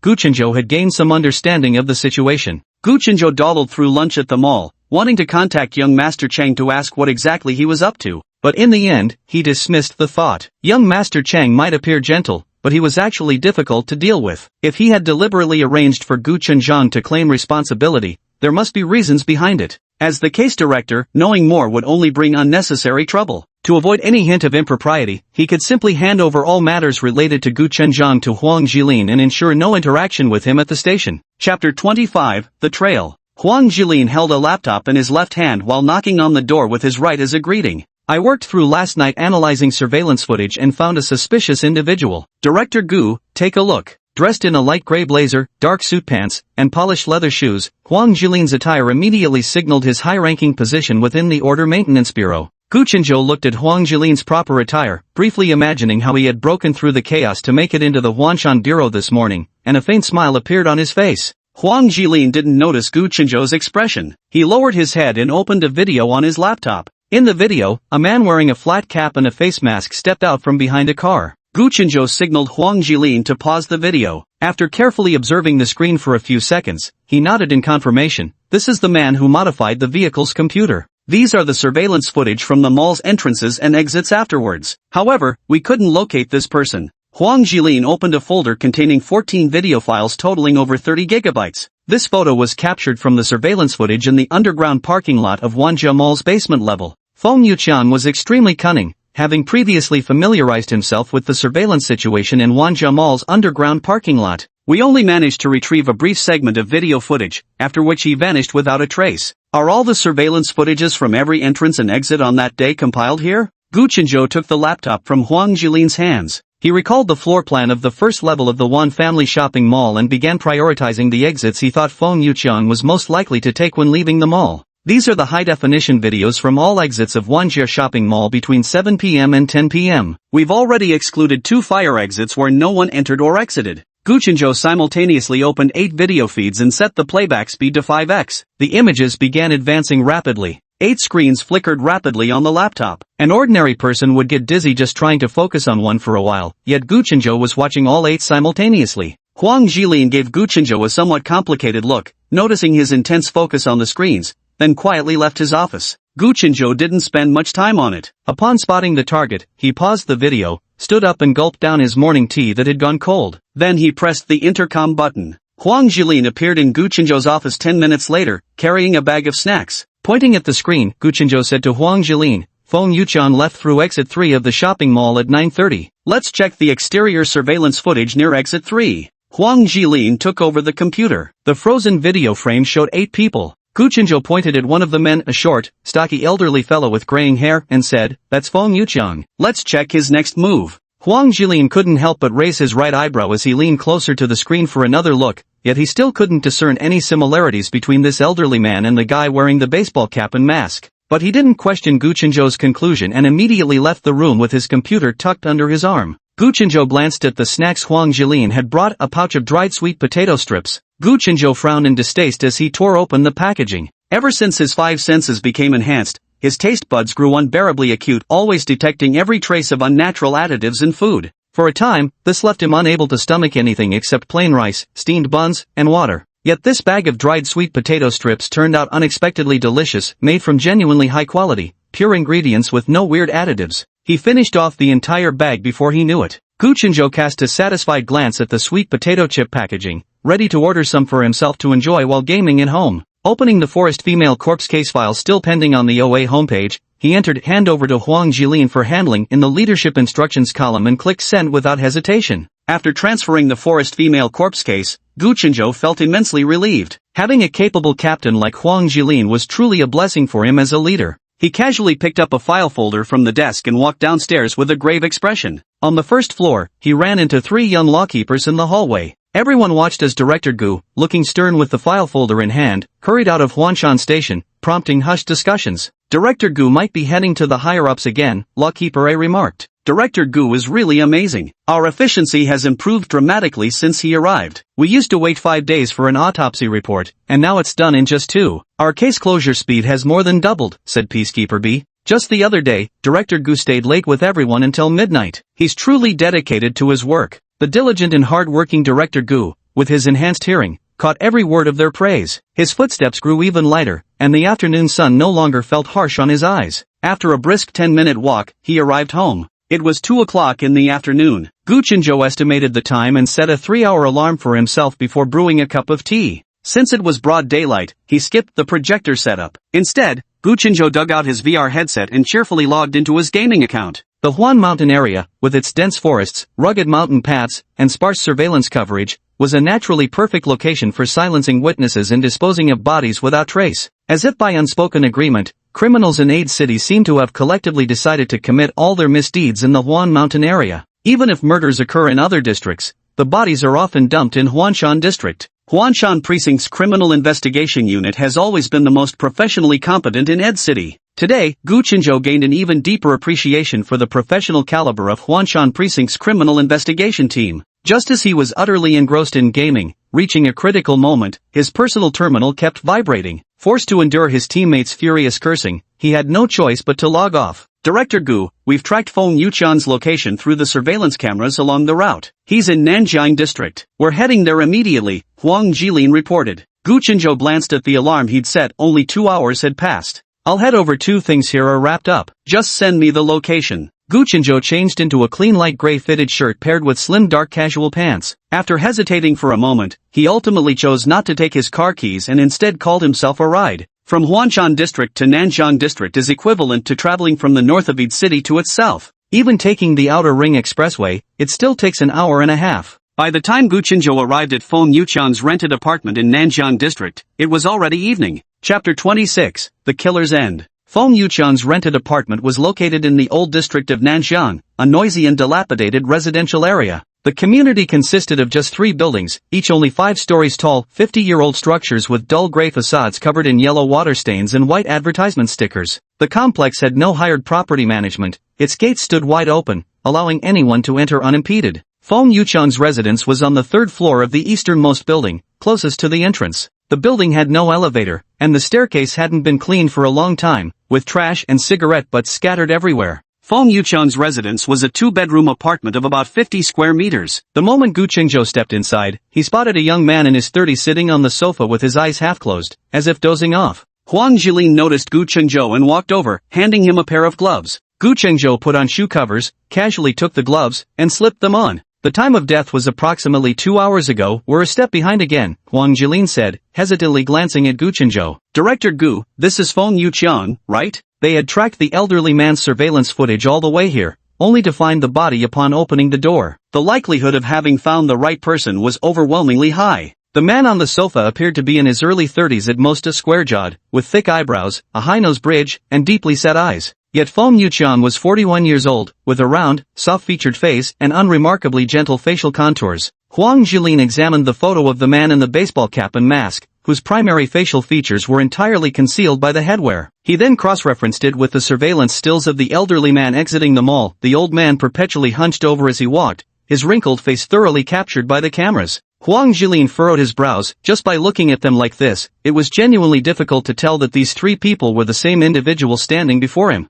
The masked man and the elderly person you're following, this is the individual in question. You can request a cranial image comparison from the higher authorities. As for whether it's Feng Yuqian or not, we'd need to see Feng Yuqian's previous life footage records to make that determination. However, if you only look at this ID photo, the person in it was already the same as the one lying before us when it was taken. Gu Qinzhou stood by, waiting for the peacekeeper responsible for the crime scene investigation to examine and photograph the body. This small apartment of merely 50 square meters had been meticulously kept tidy by Feng Yuqian. The forensic team failed to even collect usable fingerprints from the scene. The man before us had evidently prepared to leave. Unfortunately, he was one step too late. 2 hidden cameras were found in Feng Yuqian's home, with the footage synchronized to his computer. Huang Xiaoyong synced the videos from Feng Yuqian's computer to his personal terminal and selected play. Fast-forwarding through the footage, Huang saw scenes of Feng Yuqian applying makeup before leaving home. Feng Yuqian was skilled in disguise. The masked man and middle-aged man were both his aliases. The personal terminal displayed Feng's entire transformation process of applying and removing disguises. Feng Yuqian installed surveillance cameras in his own home to record all his activities, which was itself an extremely perplexing behavior. Moreover, the surveillance footage only lasted until the day before yesterday. There are no records from yesterday or today. Huang Jilin added, Feng Yuqian's life experiences from birth to age 40 are verifiably real, with relevant witnesses to corroborate. We should reasonably conclude that Feng Yuqian was Lei Tan's dedicated pseudonym. How did Feng Yuqian die? Gu Qinzhou approached Feng Yuqian's corpse. The deceased sat upright on the sofa, his complexion normal and expression serene. Were it not for the forensic examination, no one would have believed he was dead. The investigation authority for Feng Yuqian's cause of death lies within Nanjiang District. We've discovered something quite interesting in the records of Feng Yuqian's computer and electronic devices. Huang Xiaoyong opened a separate document image. This is the analysis of incoming and outgoing transaction addresses for Feng Yuqian's Mixcoin account, conducted with assistance from our technical department colleagues. Feng Yuqian's Mixcoin account began receiving payments 4 years ago. The source Mixcoin accounts for inbound payments were relatively stable, while the outgoing transaction IPs were primarily traceable to Zhang Group. Huang Xiaoyang opened another file and continued, "We found several transfer records from Wei Qing and Feng Yucheng's Mixcoin account, as well as records of Mixcoin payments Feng made to Lu Dan and her daughter. He even made regular fixed-amount payments to Qian Wenyun, Zhao Panpan's assistant Xiaoli, and others." Gu Qinzhou waved his hand and swiftly skimmed through the nearly 100 pages of transaction records. As Huang Jilin had previously speculated, the interpersonal network Feng Yucheng had woven over the past year had already virtually entrapped Lin Jiqing within it. "Can we follow the lead on Zhang Group?" Huang Jilin turned to ask Huang Xiaoyang. "The evidence in Lin Jiqing's case is clear, both testimonies and physical proof. Unless there's direct evidence linking the funds Zhang Group has been transferring to Feng Yucheng over the past 4 years to Lin Jiqing's case, we don't have the authority to expand our investigation into Zhang Group," Huang Xiaoyang replied after checking his personal terminal. "All the evidence for the Lin Jiqing and Zhao Mingyong case is already in place," Gu Qinzhou said with a slight smile at Huang Jilin. Gu Qinzhou pondered for a moment before adding, "Transfer all the information we have on Feng Yucheng to Nanzhou Station. The Feng Yucheng murder case falls under Nanzhou Station's jurisdiction. Without evidence proving Feng Yucheng's death is connected to Lin Jiqing's case, we have no grounds to continue interfering in the subsequent investigation. We now have complete evidence proving Feng Yucheng accepted Wei Qing's commission to murder Lin Jiqing. Let's close the case." Gu Qinzhou shrugged his hands. "We'll receive the autopsy report for the forest female corpse on Monday. Let's head back early today and get some proper rest over the weekend." Lin Jiqing's boyfriend is still at Huanshan Station, refusing to leave. Huang Xiaoyang glanced alternately at Gu Qinzhou and Huang Jilin before speaking up to remind them. "How should we normally handle such situations?" Huang Jilin asked Huang Xiaoyang. "We could arrange semi-supervised accommodation for the suspect. The progress of the case investigation is confidential. Until approved by the higher authorities, we cannot disclose the investigation conclusions to the public. Similarly, before transferring the evidence to professional prosecutors, we cannot disclose the details of the case," Huang Xiaoyang shrugged and said. "Have him sign the application and proceed directly with supervision," Huang Jilin said before turning to Gu Qinzhou. Gu Qinzhou nodded in satisfaction. "This is my distant cousin. Handle it according to regulations. Until the case is fully resolved, it's not appropriate for me to have any contact with him." Feng Yuqian, hunter codename Thunder Scout, died at residence on May 8, X year. Presumed death caused by Mesmer 1 narcotics. Death occurred in the South River district of Ed City. The homicide case will be investigated by the South River District Maintenance Bureau. Chapter 27 An Unexpected Discovery. While clearing all investigative traces, Ding Yuanyi received the final payment from young Master Chang. At the spacious desk, Ding Yuanyi's fingers danced across a miniature keyboard. The compact keyboard measured nearly 1/3 standard size, dimensions that would leave most people utterly bewildered about how to operate it. Dante Yuan, however, particularly loved this specialized compact keyboard. Only by minimizing finger travel could his typing speed truly take flight. His graduation thesis could be finalized by next week, with the defense scheduled for mid-August. If the defense went smoothly, he could expect approval for his teaching assistant application at the university. If staying in Id City wasn't an option, relocating to another city might not be such a bad alternative either. A PhD in ancient culture from Id City University would have an extremely high chance of being accepted as a faculty member at Han University in Ta Province. Alternatively, working as an antique appraiser at a museum would also be quite fascinating. Despite holding a master's degree in computer science, Ding Yuanyi had no intention of pursuing a career in the computer field. Technologies that don't belong to this era shouldn't appear in it. Ding Yuanyi had no intention of using his advanced computer knowledge to elevate the technological level of this new world. If he were to merely revert to being a programmer with current technology, an old man approaching 80, how could he possibly blend into those youth-dominated workplaces with their endless overtime culture? Ding Yuanyi's life plan was crystal clear: specialize in ancient cultural studies, conversing only with refined scholars and keeping vulgar company at bay. In this world, he would seek cultivation methods and live out his remaining 170-year lifespan at his own unhurried pace. While engaged in his cleaning duties and daydreaming about a bright future, Ding Yuanyi suddenly noticed an abnormal alert from a monitored electronic device he hadn't yet cleared. Ding Yuanyi opened the monitoring software and found that the device reporting the anomaly was Zhang Linlin's personal terminal. After checking the location of Zhang Linlin's personal terminal, he discovered it was currently at her residence in the central district of Ed City. The reported anomaly indicated that the personal terminal had remained inactive for an unusually prolonged period during a specific time window. It was 9 p.m., and Zhang Linlin had not used her personal terminal for 2 hours in her own home. After a moment's hesitation, Ding Yuanyi hacked into Zhang Linlin's personal terminal and accessed the earpiece. Zhang Linlin's personal terminal was in a very quiet environment, with no unusual sounds around. The communication ringtone set on her personal terminal sounded, ringing for a full minute before the connection was disconnected. The ringing sounded again, then disconnected. Ding Yuanyi immediately withdrew his control over Zhang Linlin's personal terminal, making it his priority to cancel all surveillance of her electronic devices. To settle the commission swiftly, Ding Yuanyi implanted surveillance software into hundreds of electronic devices in one go. Monitoring is fun in the moment, but withdrawal is a disaster. He really should write a program that can both initiate surveillance and erase traces with a single click. The computer screen displayed nearly 100 substantive pieces of information about the Zhang family's key members for that day. Ding Yuanyi was about to select Clear All when a passage of text caught his attention.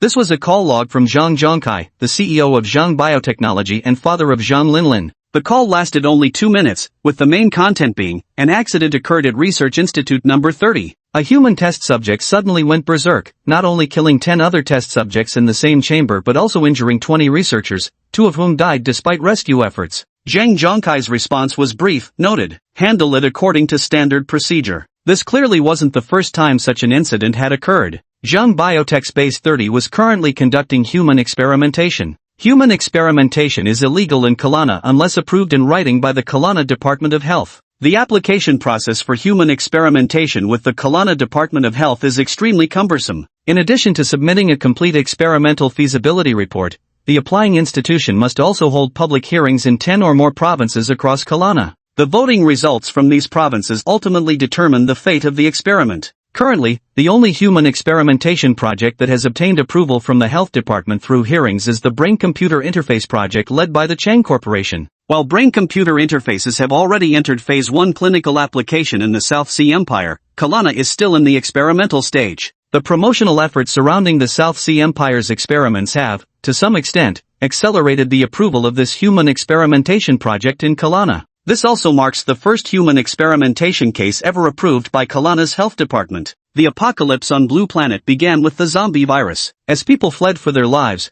there were several theories about the origin of the zombies, one of which suggested that zombies were the failed products of unethical human experiments conducted by some rogue nation or corporation. During the apocalypse, the public once harbored deep hatred toward human experimentation. Even when some laboratories conducted such experiments to develop a serum against the zombie virus, they were still destroyed by furious mobs. Biological researchers were collectively demonized, with some extremists even targeting and killing them specifically. The extreme sentiments of the populace delayed the development of the virus serum, and it wasn't until 20 years into the apocalypse that the situation began to improve. However, 20 years after the apocalypse, the overall technological level of Blue Star had regressed by at least a century compared to pre-apocalypse times. Before Ding Yuanyi's death, humanity still hadn't found a method to resist the zombie virus. Ding Yuanyi was not a militant member of the post-apocalyptic faction, nor had he participated in any operations to destroy biological laboratories. But as someone shaped by the post-apocalyptic era to his core, he harbored extreme disgust toward such illegal human experimentation. A notification chime sounded from his personal terminal. Ding Yuanyi had set up alerts for any media coverage related to Lin Jiqing's case. This morning, the news of Lin Jiqing's boyfriend assisting with the investigation at Huanshan Station has already caused a huge stir online. The impeccably dressed elite Gu Chenjiang's life resume has also been thoroughly dug up online. Ding Yuanyi skimmed through the reports. This Gu Chenjiang comes from an aristocratic family, enjoys a privileged background, and currently serves as young Master Cheng's assistant. The media predicts he will likely represent the Gu family in future business collaborations with the Chang Group in Aid City. The omnipotent media has indeed uncovered intersections between Gu Chenjiang and Lin Jiqing's past itineraries. For instance, Lin Jiqing vacationed in the southern province last summer, while Gu Chenjiang coincidentally appeared at the same location for business negotiations. Since young Master Chang and Gu Chenjiang were practically inseparable, it was perfectly normal for Gu to be present in the same places whenever Chang had dates with Lin Jiqing. Gu Chenjiang served as the smokescreen that young Master Cheng threw out to obscure the truth. Today's Zhang Linlin has probably become part of the past for Lin Jiqing, just like old memories. A true gentleman waits 10 years for revenge, but Cheng Dongzi carries out his vengeance from dawn till dusk. Ding Yuanyi looked at the basic information of Zhang Zhongkai's Research Institute number 30 that he had just stumbled upon. His slender index finger tapped the desk a few times. An interesting idea had occurred to him. Chapter 28, After Sales Service. On a weekend evening, Huang Jilin submitted the official case closing report in the system. As an experienced veteran crime investigator, he was almost certain that Lin Jiqing's death might have underlying secrets, and Feng Yuchan's death was even more directly related to the case. After working consecutive overtime shifts for several weeks, Huang Jilin was physically and mentally exhausted. Rubbing his weary eyes, he finally brought the Lin Jiqing Zhao Mingyong case to a close. Gu Chenjiang wept day and night in the detention room of Huanshan Institution. Huang Jilin, however, was preoccupied with the unresolved doubts. Indeed, money could buy a certain degree of lawlessness. But this case marked the first time he worked jointly with Gu Chenzhou, giving him a deeper understanding of the man. Gu Chenzhou was the kind of person who possessed both influential connections and extraordinary abilities. Huang Jilin shook his head with a bitter smile. There are always people like this who not only have powerful connections but also the capability, possessing such privileged advantages yet still willing to charge into battle. The gap is so vast that it doesn't even provoke envy. No wonder someone so young could helm the directorship of one of Ade City's 3 districts with such effortless ease. At midnight, in the grandest private room of the Nightfall Club, a crowd of well-dressed young people either danced wildly under the swirling glow of disco lights and pounding music, or gathered in small groups, drinking and laughing. Gu Chenzhou leaned casually against the bar counter, his hair styled in a deliberately damp and tousled manner, now dyed a pale silver gray. The 2 glittering diamond studs on his right ear reflected the strobe lights from the dance floor, while his typically handsome and upright face now displayed textbook levels of smoldering, domineering allure. Dressed in a fitted white shirt with its collar dramatically open to reveal his toned chest, Gu Chenzhou's long legs clad in skin-tight leather pants pressed closely against a tall, scantily clad beauty beside him. With smiling eyes exuding tender affection, Gu Chenzhou whispered something into the beauty's ear that sent her giggling helplessly, her whole body swaying against him in laughter. He retrieved a blue cocktail from the bar and handed one to the beauty beside him, just as he was about to say something more. Young Master Gu, why are you hiding over here meeting a beauty in private? Come join the fun. A rather tactless young man with rainbow-streaked hair sauntered over, slinging an arm around Gu Chenzhou's shoulders. Gu Chenzhou shared a smile with the beauty as they clinked glasses and finished their drinks in unison. Rising to his feet, Gu Chenzhou wrapped an arm around the beauty's slender waist and followed the young man toward the bustling crowd. The night had only just begun. At midnight, Zhang Zhongkai's personal terminal suddenly emitted a piercing alarm sound. Startled by the noise, Zhang Zhongkai leapt up from his study chair. What's going on? Zhang thought frantically. He had never set up his terminal to make such sounds. He hurriedly opened the device. Blood-red characters flashed across his terminal's home screen. Stop the experiment at Institute number 30. Here's your first gift. The crimson characters gleamed, with droplets of blood trickling down from the 2 exclamation marks, dripping all the way to the bottom edge of the terminal screen. Zhang Zhongkai, 50 years old, maintained his physique well. His sharply defined facial contours were accentuated by deep nasolabial folds that lent his expression an air of ruthless determination. He completely ignored the bloody message and directly connected to the personal terminal of the corporation's information director. My personal terminal has been hacked. Blood-red characters appeared directly on the homepage. I've sent you a screenshot. Investigate this immediately.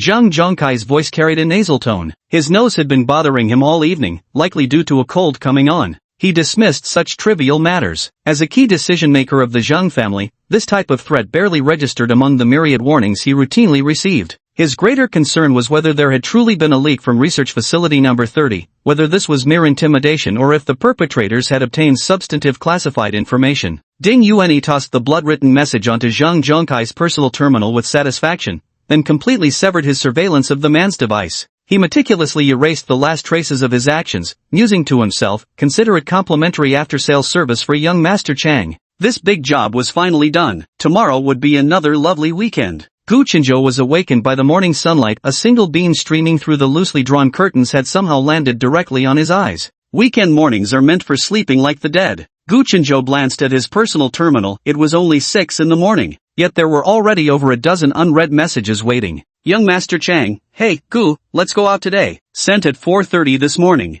Young Master Chang, why aren't you replying? What are you doing? You don't even need sleep. Sent at 5 a.m. today. Young Master Chang? There were over a dozen similar messages like this, arriving every 20 minutes. Gu Chenzhou pinched the bridge of his nose, lying in bed with little desire to move. He struggled a bit, raised his hand, and activated his personal terminal. Master Chang, why are you so noisy? You didn't come to last night's gathering again. We partied until 4, and I only got a little sleep. Gu Chenzhou's complaint was cut off mid-sentence by Master Chang. Today we're going hiking on Huan Mountain, and we'll do bungee jumping at North Peak. Master Chang's voice came through the personal terminal. If you hadn't replied soon, I was about to come upstairs and bang on your door to wake you up. Young Master Chang's voice grew increasingly vicious. I'm already near your place. Get down here, and don't give me any excuses about being busy. Gu Chenzhou yawned while sitting in young Master Chang's car, watching the scenery outside the window whizzing past. His plans for a lazy gaming day at home were officially ruined. Today, young Master Chang was dressed modestly, a budget-friendly blue tracksuit,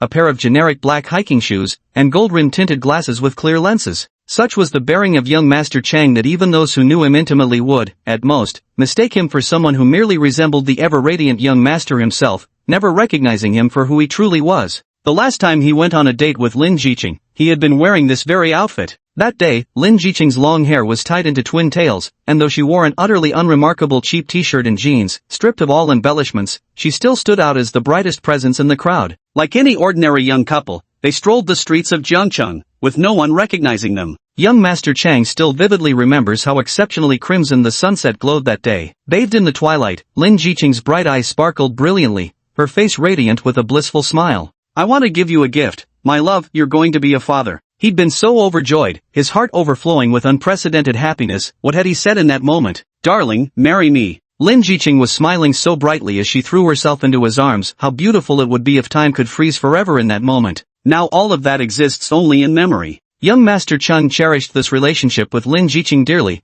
though it was such a pity it ultimately ended like this. Chapter 29, The Encounter. Before heading out, Gushenhao changed into a tight-fitting gray tracksuit, low-key in color but bold and trendy in style. Paired with his deliberately tousled short hair, he looked every bit like a red-hot young idol fresh in the entertainment industry. Seeing Mr. Chang in such unusual attire, I felt a twinge of regret. Having just lost his beloved, he should be keeping a low profile, and I ought to have followed suit. However, young Master Chang paid no attention to what Gu Chenzhou was wearing. Lost in his own reminiscence, he remained utterly silent throughout. Mr. Chang drove into the parking lot at the foot of Rear Peak Mountain. Young Master Chang was driving a mid-range family SUV today. Gu Chenzhou had no particular fondness for cars and usually didn't enjoy driving. Young Master Chang had taken out their housekeeper's grocery-run vehicle precisely to avoid attracting unnecessary attention. By May, Ed City was already scorching under the blazing sun, and few were willing to hike up mountains on rest days under such heat. The parking lot was deserted. Master Chang absent-mindedly parked his car askew, taking up 2 spaces by himself. He secretly felt relieved that there weren't many people around today.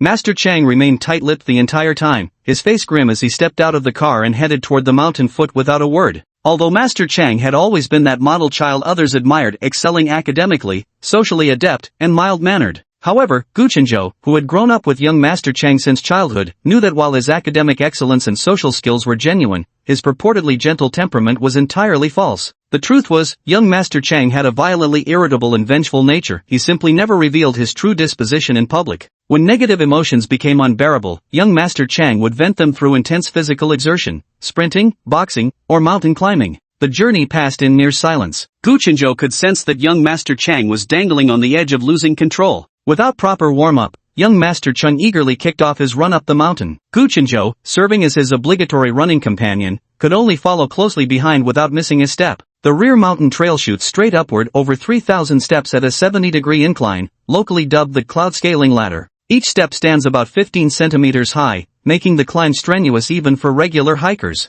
Young Master Chang had sprinted uphill from the base, but by the halfway point, he was already gasping for breath. He stopped, bent over on the stone steps, panting heavily. Gu Chenzhou, who had maintained rigorous training year-round, was now drenched in sweat. Though the sun had not yet risen high in the sky, the blazing heat of Ed City's morning had already announced itself. The occasional hikers on the mountain trail were all red-faced and dripping with sweat. Gu Chenzhou closed the distance to the panting young Master Chang in just a few strides. Yet his attention was captured by a young man who had just passed by, walking stick in hand, knee braces strapped firmly in place. I had just recently seen this young man. He was the household maintenance worker who came to Lin Jiqing's home to repair the air conditioner. Yet at this moment, the young man appeared to be around 28 years old, standing 183 centimeters tall and weighing 75 kilograms. Gu Chenzhou quickly retrieved the data of the household staff member who had appeared at Lin Jiqing's residence. That worker had been 175 centimeters tall, weighed 75 kilograms, and was 28 years old. Gu Chenzhou narrowed his eyes. Standing beside young Master Chang, he glanced back at the young man once more. Gu Chenzhou distinguishes the differences between people primarily through the shape of their skulls. Facial tissues can be augmented, cheekbones reduced, height altered through bone lengthening or shortening, only the skull remains relatively stable. This individual clearly hasn't altered their height through surgical bone lengthening, which means they must have practiced bone compression. They're disguising their true height through bone compression techniques. What was his purpose in going to Lin Jiqing's house? Gu Chenzhou activated his enhanced hearing and vision, directing his gaze once more at the young man. The young man had an extraordinarily delicate and beautiful face. His fair skin appeared almost translucent under the sunlight, with large, profound eyes dominating his petite, palm-sized face. His long, slender eyebrows arched upward, framing fine-line thin lips, with shoulder-length hair casually tied into a small bun at the back of his head. He wore a simple white shirt-style t-shirt paired with black sweatpants. Though fully clothed from head to toe, Gu Chenzhou could still sense the formidable power contained within this young man's body. The youth's climbing pace wasn't particularly fast, yet Gu Chenzhou noticed with astonishment that each stride seemed precisely calculated, every step identical in length and rhythm. The young man seemed to sense Gu Chenzhou's gaze upon him. He paused mid-step and lifted his head to meet Gu Chenzhou's eyes directly. Startled, Gu Chenzhou immediately averted his gaze. In that instant, the youth suddenly gave him an overwhelming sense of danger. When fully alert, Gu Chenzhou possessed extraordinary sensitivity toward peril. On the battlefield, this preternatural awareness of impending threats had carried him through numerous life-or-death situations. At this moment, his intuition told him to leave immediately, to stay away from this person. Young Master Chang stood on the walkway, panting until he started coughing. Gu Chenzhou quickly reached out to pat his back gently, helping him catch his breath. After a while, young Master Chang calmed down and recovered. Yet Gu Chenzhou felt as if needles were pricking his back. He sensed the young man observing him. This youth had recognized him too. Young Master Chang exerted himself again, sprinting upwards. In the blink of an eye, Gu Chenzhou found him already dozens of steps ahead. Following his instincts, Gu Chenzhou chased after his friend who was desperately running despite his exhausted state. Only after covering nearly 100 meters did Gu Chenzhou finally shake off his discomfort. Gu Chenzhou forcibly suppressed the urge to turn back immediately. Taking advantage of catching up to young Master Chang's side, he stole a backward glance from the corner of his eye. The young man remained standing on the stone steps, no longer paying attention to him, his head bowed as he opened the thermos flask in his hands. Gu Chenzhou didn't dare to linger, chasing after the crazed young Master Chang toward the mountaintop. For some inexplicable reason, his heart swelled with the relief of a narrow escape. This person is suspicious, I'll need to investigate him later. Ding Yuanyi stood motionless on the pathway, taking a few sips of water. Sunlight streamed from his side, forcing Ding Yuanyi to squint against the glare. This maintainer's attention toward me is somewhat excessive. This immediately alerted Ding Yuanyi, who was extremely sensitive to danger. He had seen this enforcer at Lin Jiqing's house. The young enforcer circled Lin Jiqing's home, glancing at him a total of 3 times throughout the process. When leaving, he had been sitting on the chair by the couch. To retrieve the surveillance device hidden on the inner side of the chair, he was forced into close proximity with the enforcer. This enforcer carried an aura that he found extremely unpleasant. Why would this enforcer be associating with young Master Chang? Ding Yuanyi recalled the scene when he encountered this enforcer. Back then he'd been fully wrapped up and compressed his frame by nearly 10 centimeters. Yet how did the enforcer recognize him? If he hadn't recognized Ding Yuanyi, why had he been staring so intently at him? Chapter 30, Not a Single Day to Wait. Young Master Chang dragged Gu Chenzhou to the bungee jumping spot at the northern peak of Rear Ring Mountain, his face flushed crimson and sweat pouring down like rain. Watching Chang's masochistic workout, Gu Chenzhou felt the urge to advise against it but didn't know where to begin. In the end, he could only raise his hand and pat Chang's shoulder in a silent gesture of comfort. Young Master Chang swatted away his hand irritably and strode straight toward the bungee jumping cliff edge without a word. Gu Chenzhou gazed at young Master Chang's retreating figure, about to follow when his personal terminal began blinking, signaling an incoming call. Gu Chenzhou tapped his personal terminal to open the contact display. Huang Jilin calling. Director Gu, last night, the third daughter of the Zhang group, Zhang Linlin, died in her central district residence. Forensic experts have preliminarily ruled it as unnatural death with undetermined cause.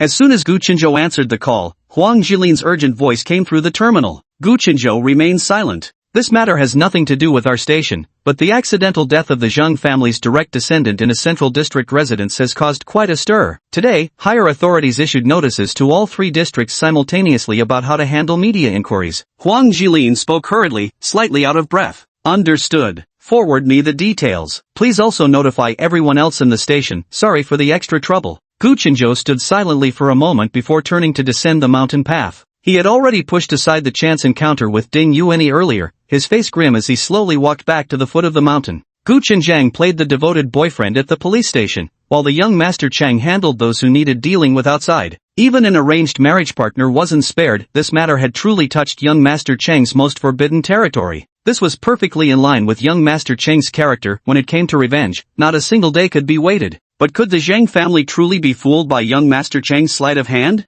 Originally, business marriages tacitly allowed both parties to go their separate ways even after the wedding. Killing another's lover before marriage, such behavior isn't condoned even among noble families. For young Master Chang to directly kill his betrothed would be viewed by aristocratic circles as an outrageous overreaction. However, the Zhang family had more than one legitimate daughter, while in the Chang clan, only young Master Chang was the eldest grandson of the main branch. The weight of such distinctions would naturally be measured among noble families themselves. An hour had already passed since sitting down with young Master Chang. In the changing room at the foot of the mountain, there was a small steam room. Despite his face being deathly pale after 2 cliff jumps, young Master Chang still struggled to run back up for a third attempt. Gu Chenzhou could no longer tolerate his suicidal antics and dragged him back forcibly. In the dry sauna, Gu Chenzhou scooped a ladle of water and poured it onto the scorching hot ground. As the water made contact, a sizzling burst of steam rose into the air. Young Master Chang stared blankly at the mist, remaining silent the entire time. Gu Chenzhou shattered the quietude of the moment and asked bluntly, "Zhang Linlin died last night, and Feng Yuqiang, the hunter who killed Lin Jiqing, also died yesterday at noon."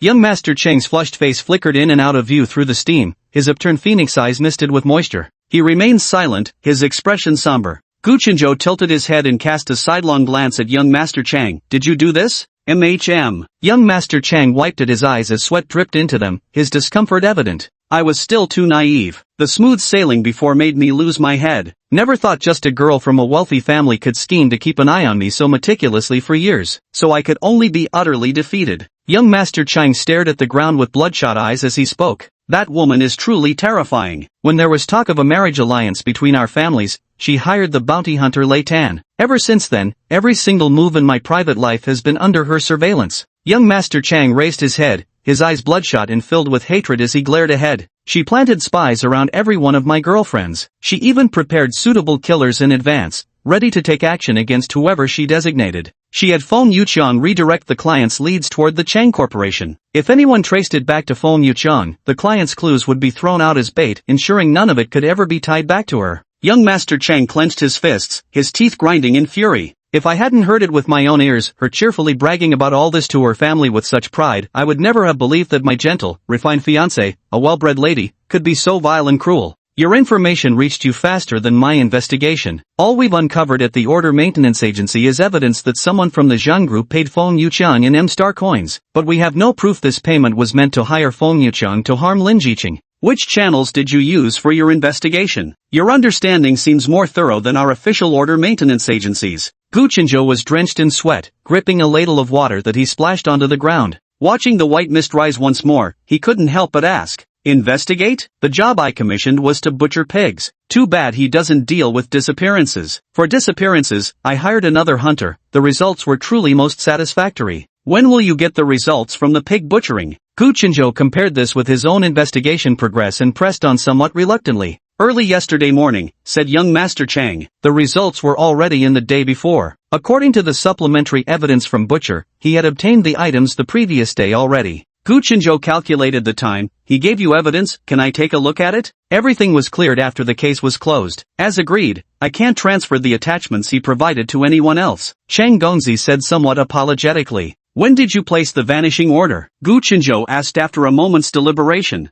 "I received the file about pig slaughter before the client entrusted it. It must have been around 10 or 11 yesterday morning," Prince Chang said with a wry smile. "After reviewing the investigation documents on the pig slaughter, I finally understood that for professionals, our every word and action leaves traces as long as electronic devices are involved. Only then did I truly comprehend the lesson our elders always taught us about being cautious in speech and conduct. Nowadays, I only dare to tell you the truth in a sauna room like this. After all, Zhang Linlin was the legitimate daughter of the Zhang family. To handle her, I had your brother admit at the station that he was Xiaoqing's boyfriend. What a shame me, the actual boyfriend, could only cower in the shadows, not daring to show my face. If we had openly confronted her, even I would have faced some trouble," young Master Chang said self-mockingly. Gu Chenzhou handed him a bottle of water. "Your position is too crucial. This time it's women, next time it could be business deals. Working for the family means people will keep paying to track your whereabouts, sending all sorts of individuals to surround you. This will only increase, never decrease." Gu Chenzhou sighed. "Within the order maintenance sequence, though there's certainly intrigue from all sides,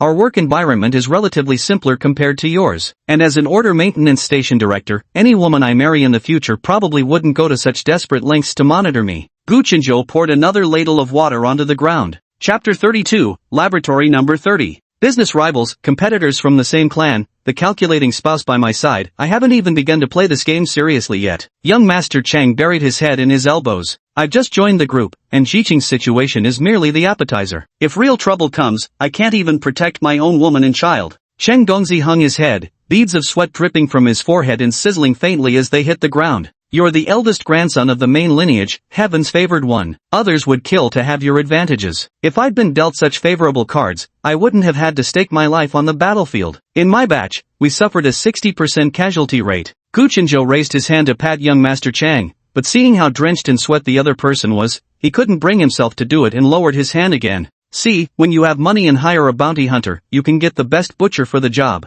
If you want someone to disappear, you can find the perfect hitman. I don't have those kinds of resources to hire bounty hunters. When I'm broke, I might have to moonlight as a hunter myself. Gu Chenzhou idly splashed water again. Young Master Gu, spare me the act, don't come crying poverty to me. You're an evolver, why hire some hunter when you're more capable than any of them? Young Master Chang snorted disdainfully. Organizations like hunters are truly adversaries to our order maintenance department and destabilizing elements in society. I truly don't understand why our government tolerates such malignant growths. Our investigation must follow legally mandated procedures for collecting evidence. Hunters can employ any means necessary. We have to go through the court system to convict and sentence someone after arresting them. A hunter can just take a commission and kill someone. Gu Chenzhou couldn't help but complain. What main evidence did Kill Pig provide you? Can you briefly explain? Gu Chenzhou asked persistently while drying his head and body with a towel. Young Master Cheng's pent-up frustration and sorrow were gradually seeping out along with his sweat. Unable to withstand Gu Chenzhou's persistent questioning, he selectively disclosed the crucial attachment information from several emails. This is a hunter who's skilled with computers, excels at disguise, and is extremely cautious. As Gu Chenzhou spoke, the image of the striking young man he'd seen earlier on the mountain path surfaced in his mind. By the rules, I'm not supposed to disclose any information about him helping me investigate or the materials he provided during the investigation to anyone. Noble Chang wiped his sweat as he spoke to Gu Chenzhou. Once we leave this place, let's never mention the words butcher in any setting again.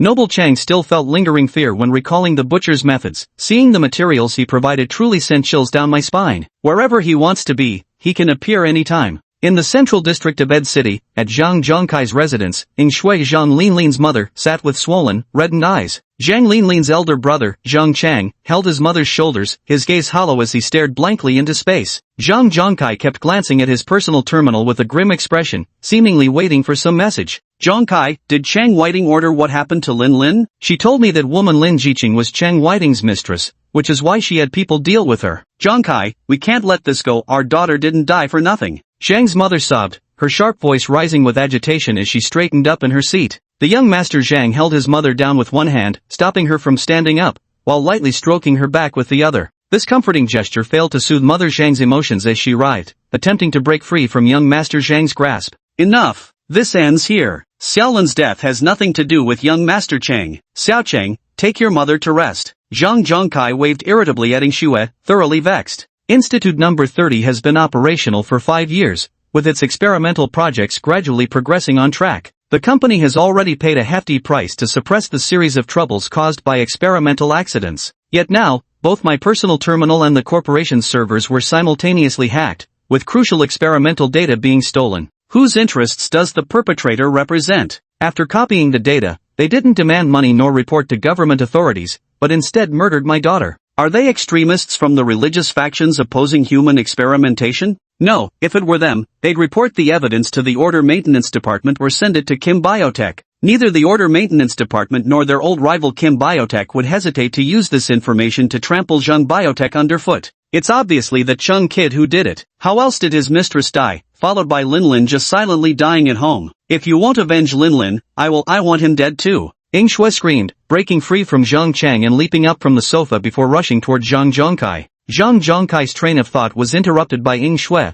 filling him with irritation. With a darkened expression, he raised his hand and slapped Ing Shui hard across the face, leaving her stunned and disbelieving. A whole night had passed, and they still hadn't even figured out who their opponents were. Zhang Zhongkai ran through all the potential factions in his mind that could have done this. He also speculated about their backup plans and true intentions. Ing Shui's audacity to provoke the colossal Chung family at such a crucial moment was utterly incomprehensible. Zhang Zhongkai's personal terminal began flashing. Upon seeing the caller's name, he immediately rose and hurried toward his study. He walked away but still turned back to Zhang Chang, saying, "Shut your mother up. If I hear those same words from her mouth again, I'll have her sent to the 6th hospital." Zhang Zhongkai strode into the study and slammed the door shut behind him. Well, any progress with the investigation? Zhang Zhongkai paced back and forth in the study. There's no trace of hacking in your personal terminal records. Whoever did this is an expert. The voice on the other end of the personal terminal spoke hesitantly. We checked the company's database. The documents from Institute 30 were accessed via external networks. This person intentionally left access logs in the database. Moreover, they marked that the materials had been copied.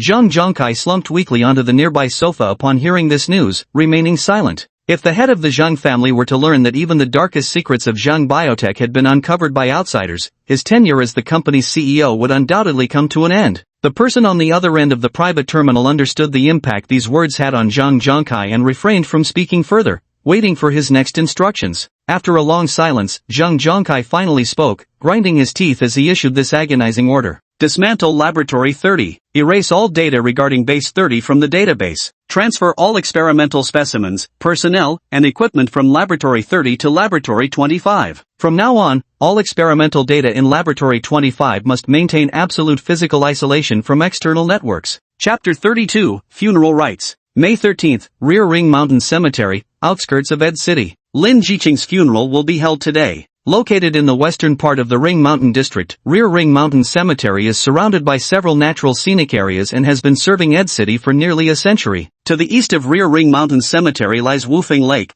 the largest artificial lake in the Ring Mountain District. In ancient times, Karana held the saying, for burial grounds, proximity to water is paramount. About 100 years ago, the developers of Hohuan Mountain Cemetery excavated this artificial lake here, forcibly transforming the area into a geomatically auspicious residence that embraced mountains and cradled waters. Gu Chenjiang funded and jointly organized Lin Jiqing's funeral with Starlight Entertainment. The Hohuan Mountain Cemetery primarily features courtyard-style tree burials. Gu Chenjiang did not use the burial plot previously chosen for Lin Jiqing by her father. He rehired the renowned feng shui master of Ed City to select a burial site for Lin Jiqing that backed onto mountains and faced water. Starry Sky Entertainment gathered Lin Jiqing's former classmates, close friends, and relevant media to attend her funeral service together. Dressed in a red cheongsam, Lin Jiqing lay amidst a sea of flowers, her already pallid face, restored by mortuary cosmeticians, looking even more ghostly white against the jet-black coffin. The coffin had already been placed in the pre-arranged tomb. Standing by its side was Gu Chenjiang, the sole surviving family member of Lin Jiqing present.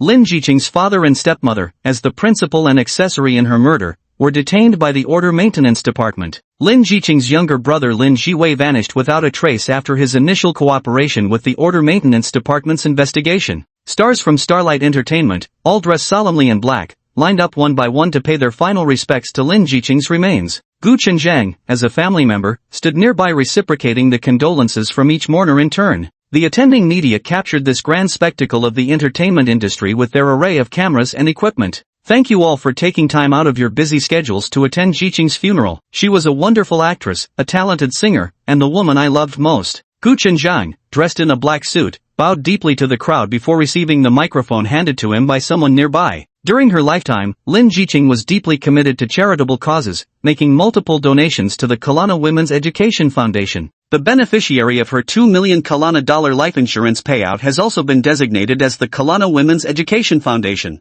Lin Jiqing had already drafted a will earlier this year, stating that after her passing, her only property in Ed City, along with funds and cash assets worth $100 million Kalana, would be entirely donated to the Kalana Women's Education Foundation. Gu Chenjiang paused at this point in his speech. A buzzing murmur rose from the crowd of attendees. The CEO of Starlight Entertainment led the applause, and as the murmurs ceased, everyone followed suit with complex expressions on their faces, clapping their hands together. Gu Chenjiang bowed slightly to the crowd and was about to continue when a shrill scream erupted from behind the gathering. No, Lin Jiqing, you wicked woman. You'd rather give money to strangers than to your own family. You deserve to die young, and you'll burn in hell after death. The crowd turned to look, and the media immediately swung their cameras toward the source of the outburst. A tall, red-haired youth stood some distance behind the assembly. His stylish clothes were slightly torn, and his handsome young face wore an expression of utter despair. After speaking, he slumped to the ground and began wailing loudly. Gu Chenjiang's expression darkened upon seeing the youth. He motioned to the bodyguards behind the crowd,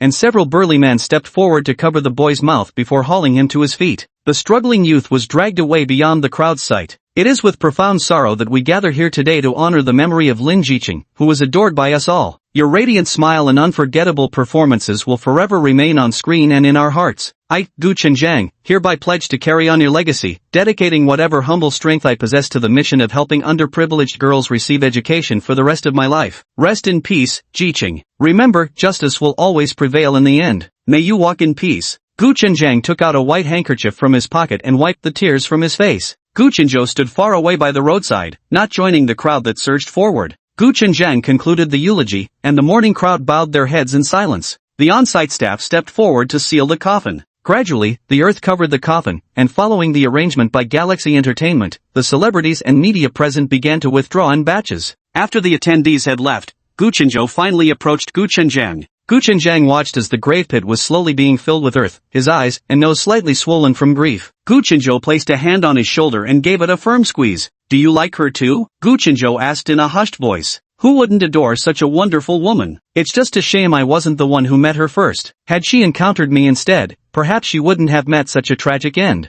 Gu Chenjiang stood motionless by the graveside, his eyes bloodshot red. Young Master Chang first met Lin Jiqing when he worked as an intern assistant at Starry Sky Entertainment. "I was just a step too late. Thankfully, I could be by Lin Jiqing's side in these final moments." "Did Lin Xiaoyu not come today?" "Yeah, and neither did Zhao Panpan, she's also an artist under Starry Sky Entertainment." Gu Chenzhou stood beside Gu Chenjiang as the mourners had mostly departed, leaving only the staff to handle the remaining arrangements. Most of the media had already left after the celebrities exited, so no one was paying attention to their whispering exchange. Neither of them can even take care of themselves. How could such a convenient coincidence exist in this world? The right corner of Gu Chenjiang's mouth curved upward. Lin Xiaoyu's assistant has publicly accused her of using dual contracts to withhold payment from artists under her management. She allegedly accepted bribes privately to arrange drinking parties for newly signed minor artists. Her assistant also detailed all her undeclared income over the years, reporting her for tax evasion. Gu Chenjiang's beautiful peach blossom eyes burned with ruthless fury.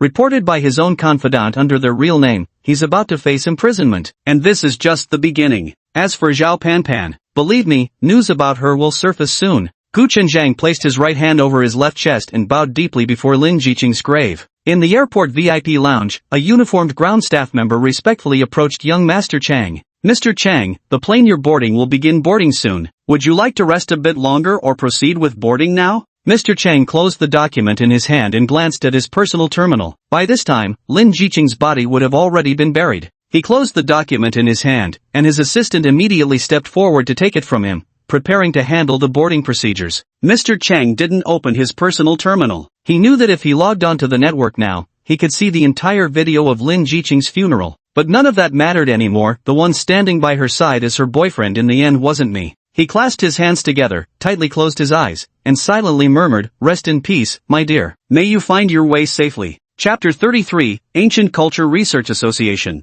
At 5 in the morning, Ding Yuanyi woke up right on time. By August, the sky was already bright at this hour, with violet-tinged clouds drifting along the horizon, perhaps the legendary auspicious purple aura spoken of in lore. Ding Yuanyi remained steadfast in his morning breathing exercises toward the rosy dawn sky. After an hour, he felt refreshed and invigorated. It seemed his extraordinary cultivation would soon reach completion. Before leaving home, Ding Yuanyi leisurely prepared a pot of mixed grain porridge and steamed a bowl of minced meat with egg. Life was as peacefully beautiful as every day before. The morning air carried a faint sweetness amidst its chill, and thin mist gathered along the riverside. Joggers moved through it, as if walking among clouds. The damp riverside breeze enveloped a sprinting water attribute superpower user. With each breath, Ding Yuanyi could clearly perceive that his own abilities might soon advance another step. Ding Yuanyi's water-based supernatural ability, by the standards of his past life, had already reached the 9th tier. Back when he self-destructed amidst hordes of zombies in his previous life, his ability had just barely attained the 8th tier. At the age of 18, the apocalypse descended, and Ding Yuanyi spontaneously awakened his water-based supernatural ability.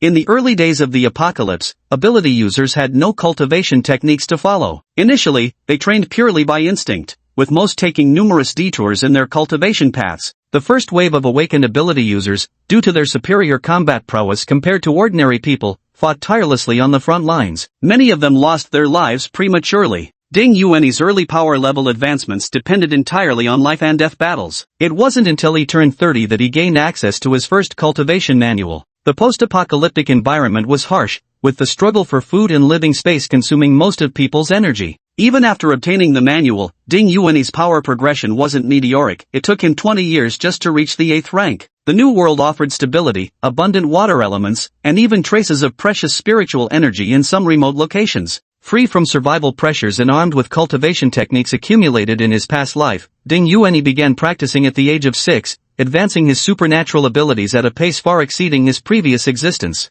In just 22 years, his power level had already surpassed the peak he'd achieved in his former life. Today was August 5th. On August 6, the Standing Council meeting of the Kalen and Ancient Culture Research Association would convene in Ed City's Huanshan district. Ding Yuanyi's mentor Ji Yuanyang served as the association's secretary-general. Both Ding Yuanyi and Du Renjie, another disciple of his mentor, were members of the conference organizing committee. They will be responsible for arranging all conference affairs. Karana is an ancient civilization with nearly 5,000 years of written history, and only the 7 equatorial nations on Millennium Star can compare to Karana. People of Karana take great pride in their country's long-standing ancient civilization. The classical literature research discipline holds significant importance in Karana's academic circles. Ding Yuanyi and Du Renjie, as members of the conference organizing committee, needed to arrive a day early at the Huanshan Hot Spring Resort Hotel to prepare for the event logistics. After finishing his morning workout and breakfast, Ding Yuanyi changed his clothes, grabbed his backpack, and drove off in his car. Ding Yuanyi loved driving. In the mid-apocalyptic period, when flora and fauna across the Blue Star continent underwent widespread mutations, the once smooth highways had been torn apart by the roots of mutated plants. The smallest functional vehicles still in use were tracked jungle energy cars with caterpillar treads. Back then, vehicles no longer prioritized speed but focused on withstanding attacks from mutated beasts and zombies, or bulldozing a path through mutated plants. On the broad highways of the New World, Ding Yuanyi thoroughly enjoyed the thrill of speeding in his car. His car wasn't flashy, it had a low-key silver-gray exterior, yet its price tag was far from modest. It was an enthusiast-approved niche model called Super Drive, renowned among engineering-minded car fans for its responsive handling, rapid acceleration, and powerful four-wheel drive system. At precisely 8 in the morning, Ding Yuanyi appeared at the entrance of the graduate student dormitory for the ancient culture major at Ed University in Ad City. Ed University is one of the oldest institutions in Millennium Star, boasting a history of nearly 1,000 years. Regardless of the dynastic changes throughout Kalana's history, Ed University has stood unshaken for nearly a millennium, continuously expanding in scale. The ancient red brick academic buildings and the newest generation of laboratory structures stand side by side across the campus, forming Ed University's distinctive landscape. Du Renjie lived in the graduate student dormitory of the Institute of Ancient Cultural Studies, which was itself a 500-year-old antique.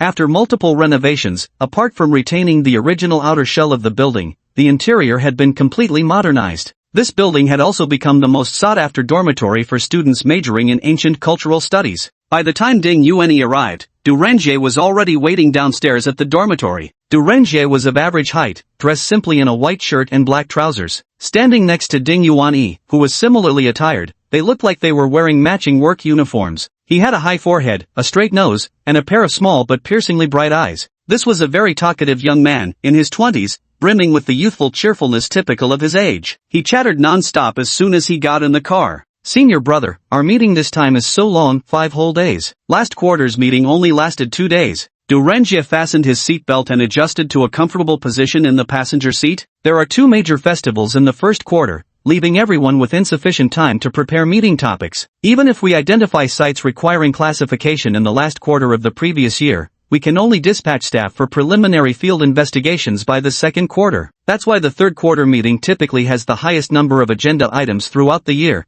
Ding Yuanyi patiently explained as he drove the car out of the campus. "Senior brother, how many conferences have you served on?" "This is only my second time handling conference affairs, and I'm really worried about forgetting something that might cause issues during the meeting," Du Renjie said with concern. He leaned back comfortably against the seat. Ding Yuanyi's car might look unremarkable, but its seats were surprisingly comfortable, both lumbar and head support perfectly positioned just where they should be. "The standing committee of the association has established procedures, and we simply need to follow them accordingly." The Huanshan district is still within Id City, so even if any issues arise requiring remedial measures, we can easily make the necessary arrangements. Morning was the happiest time of Ding Yuanyi's day. His cultivation had gone smoothly, and the commute had been unobstructed. For him to speak at such length in one breath was a rare occurrence. One of the topics we're addressing this time is something we haven't encountered in several years. Regarding the technical appraisal issue proposed by Director Zhu Danfang, the complainant Zhang Hongru will also attend the meeting. Do you think they might actually come to blows right there in front of everyone? Du Renjie voiced his concern, though his eyes shone with barely concealed excitement. Ding Yuanyi said calmly to Du Renjie, "Technical assessments must be based on evidence and reasoning. If physical altercations occur on site, it falls to us 2 organizers to handle the aftermath." Chapter 34, The Early Arrival of a Director. As the car entered the Huanshan district, the surroundings brimmed with lush greenery. The smooth highway gradually gave way to winding mountain roads. After opening the sunroof, sunlight and fresh air flooded the car, making Ding Yuanyi happily squint his eyes. After speaking for half an hour, Du Renjie tilted his head and fell silent, sitting alone on the side scrolling through his personal terminal. Not long after, his cheerful voice filled the car again. This article's title is truly well written. Even a tiger doesn't devour its cubs. Good and evil will have their due. Lin Jiqing's parents are truly heartless, willing to kill their own child just for the insurance money. The stepmother being cruel is bad enough, but the father is her biological parent. Du Renjie clenched his fist and swung it through the air. Well, justice is served. This wicked couple has been arrested by the Order Institute and awaits sentencing. The insurance company will sue policy beneficiary Lin Hengyu, who must compensate the company at least 200 million. The property Lin Jiqing previously arranged for Lin Hengyu has also been seized by the insurance company. Du Renjie straightened up from the car seat, his seatbelt pulled taut by the sudden movement. Doesn't she have a younger brother too? This article doesn't mention him at all. Make sure all these people trying to profit from her won't get a single cent. Du Renjie was clearly reading an entertainment section push notification on his personal terminal. This is pretty eerie stuff. Senior brother, you know what? Du Renjie said with a mysteriously hushed tone. That director Gua's film crew 4 Colors of Desire might be cursed or something. Lead actress Zhao Panpan got her spine crushed by falling props on set and became paraplegic from the neck down. The first lead actress Lin Jiqing was murdered, and now the second lead had an accident on set. What a perfect headline. Shocking. What secrets does this cursed film hold? Ha ha. Du Renjie marveled at 2 major incidents hitting the same production within months. Thankfully they've mostly wrapped filming now. Otherwise, if Starry Sky Entertainment had to replace the lead actress and reshoot again, this movie would have surely flopped. But with 2 lead actresses, one dead, one crippled, I've got to watch this film. Du Renjie excitedly forwarded the information to their group chat. Du Renjie chatted animatedly with friends on the side. Since it wasn't their own family involved, the incident of 1 dead and 1 disabled merely became dinner table gossip. Ding Yuanyi didn't respond. Such headlines clearly seem like the production team's hype for the upcoming release. For Zhao Panpan to have an accident only after finishing the film, was this about granting her heart's desire before condemning her to spend the rest of her days bedridden with only memories? Or even if seeking revenge, at least let the film wrap up production. An on-set accident could generate a wave of sympathy-driven traffic for the movie. This way, both vengeance and profit could be achieved without compromise. Young Master Chang wasn't known for his patience. While others had met their fates much earlier, Zhao Panpan managed to drag things out for several more months. The whims of the wealthy remained unfathomable to someone like him. The Hot Spring Resort Hotel is situated on the southern foothills of Huan Mountain, ranking among the top-tier resort hotels in the Huan Mountain area. It is also one of the first choice venues for national conferences. Summer marks the peak season for nationwide association meetings in Kelowna, as well as the busiest tourist season in Aid City throughout the year. The Standing Council meeting of the Ancient Culture Research Association was considered a small-scale conference. To ensure smooth conference hosting during the peak season, Ding Yuanyi and Du Renjie spent an entire day preparing in advance, reviewing reception vehicles, meeting procedures, and conference agendas. On the afternoon of August 5th, a minor incident occurred. Director Zhu Danfeng, originally scheduled to arrive in Aid City on August 6th, checked into the hotel a day early. Zhu Danfeng was a professor specializing in cultural relics conservation at the Faculty of Culture and Heritage, Ting City University, Bush Province.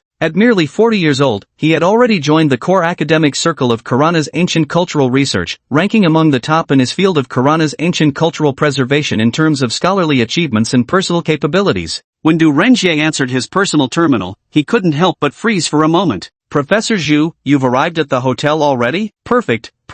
We'll arrange your accommodation right away. Apologies for the inconvenience. Please wait for a moment in the lobby. Du Renjie disconnected his personal terminal and remarked to Ding Yuanyi, senior brother, Director Zhu arrived early. Do you think he's getting impatient? For someone with such strikingly handsome features, if he had the guts to steal others' work, why would he be afraid of a technical assessment? Du Renjie, this matter hasn't been officially verified yet, so it's not the final conclusion. You need to be careful not to make such statements in other settings. The truth of the matter awaits the technical assessment results before any judgments can be made. Ding Yuanyi was reviewing some supplementary materials from an out-of-province branch that had just arrived today, casually reminding Du Renjie as he did so. Du Renjie said as he walked out the door, "Got it, I'm just casually chatting with you in private." Zhu Danfeng knocked on Ding Yuanyi and Du Renjie's door 10 minutes after Du had helped him settle into his accommodation. At 40 years old, Zhu Danfeng looked remarkably well-preserved, appearing to be only around 30. Dressed in a gray suit, he carried himself with scholarly elegance and was the youngest standing council member in the association.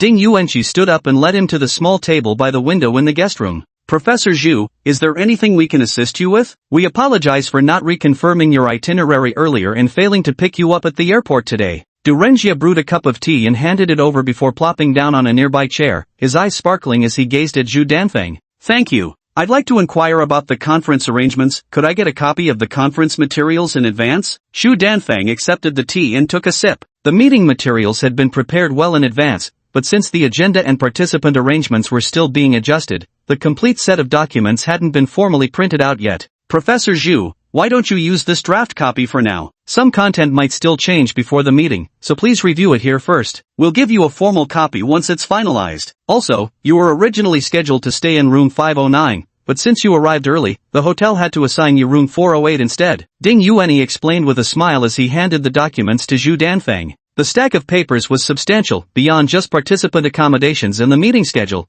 The agenda items and appendices took up the bulk of the pages. Among them, Zhang Hongru's submitted evidence alleging Xu Danfeng's plagiarism carried significant weight in the documentation. Xu Danfeng took the documents and sat by the window, slowly beginning to peruse them. Ding Yuanyi nodded at Du Renjie, and Du Runlai sat down beside Xu Danfeng. Ding Yuanyi compiled the newly received supplementary materials, preparing to send them to Ji Yunyang for review. He glanced at Xu Danfeng, who was still reviewing the documents. Xu Danfeng had already turned to the section on technical assessments. Zhang Hongru's technical certification submission was exceptionally thorough, including not only his experimental records from past years but also the patent certificates he had already obtained related to this technical certification. Xu Danfeng quietly reviewed the materials for an hour, then left Ding Yuanyi in Du Renjie's room without saying a word. Chapter 35, Eavesdropping? The Wanshan Hot Spring Resort Hotel was a property of the Chen family, one of the 4 great families in Ade City. The hotel is nestled amidst the dense forests surrounding Hohuan Mountain, with its crowning feature being the only developable hot spring in the entire Hohuan area.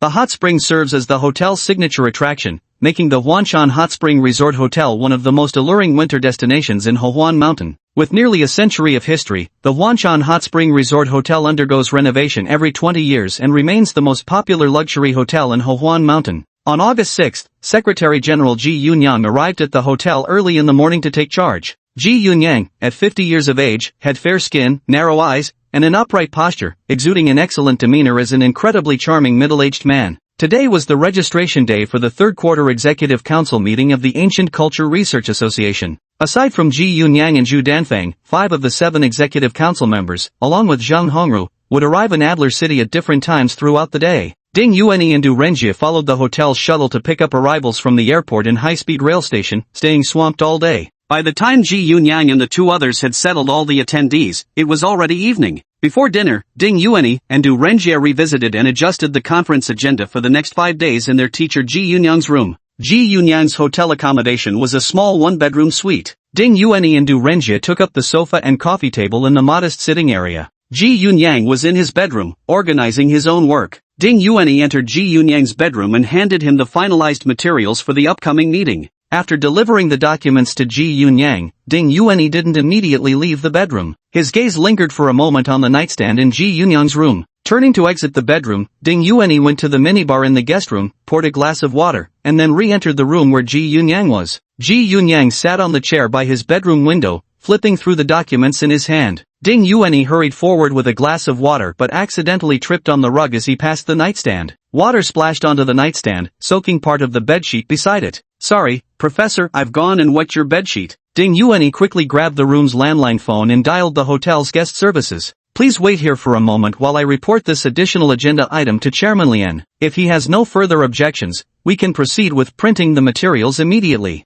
Ji Yunyang didn't pay much attention to the damp sheets. After briefly reviewing the newly added materials and double-checking the meeting's agenda list, he prepared to leave the room. "Why don't you take Du Renjie with you? Once Chairman Lian finalizes the draft, it can be sent directly to the business center for typesetting and printing. I'll wait here for room service." Ding Yuanyi fetched a dry towel from the bathroom and placed it between the sheet and mattress. "All right." Ji Yunyang left the room with Du Renjie. Ding Yuanyi watched the 2 leave before returning to the living room. He pulled out an electronic device the size of 2 coins from his pocket and walked around every corner of the modest apartment. A tiny light dot appeared on the device's display screen. It was a compact surveillance detector. As a hunter whose trade revolved around inquiries, Ding Yuanyi had no intention of letting outsiders monitor his every move. Just as he approached Ji Yunyang's bedside, the small device he carried issued a warning, prompting Ding Yuanyi to splash the water. The detector indicated that in the teacher's suite, only the bedroom had been bugged with a single listening device. Apart from this, there were no cameras or any other surveillance. Ding Yuanyi raised an eyebrow. The surveillance installation was highly unprofessional. He wondered what information the person who placed the amateurish bug hoped to obtain from the teacher. He gently lifted the bedside table and moved it aside, running his fingers inch by inch along the inner wooden panel. About 10 centimeters below the tabletop, he felt a tiny protrusion. It was a small listening device secured with wood grain adhesive. The bug was only half the size of a fingernail, fixed to the inner side of the bedside table with adhesive that matched both its color and wood grain pattern. Had someone not been deliberately searching, no one would have noticed this anomaly in the wooden panel. Such a small eavesdropping device typically only has listening and signal transmission functions. Without a signal converter in the room, the intercepted content cannot be transmitted externally through public networks. The signal receiving device used to capture the eavesdropped content should be installed in a guest room within 30 meters. The Huanshan Hot Spring Resort is a century-old vintage building where the floors and partition walls used large quantities of coiled bars and ribbed steel during construction. It's estimated that if the receiving device is placed about 20 meters from the eavesdropping device, the signal reception quality can still be somewhat guaranteed. At greater distances, the received content would suffer from significant interference noise. Ding Yuanyi condensed an ice needle on his fingertip and pricked a small hole in the adhesive surface. He picked up the water glass, aimed it at the raised bulge, and poured along the edge of the table.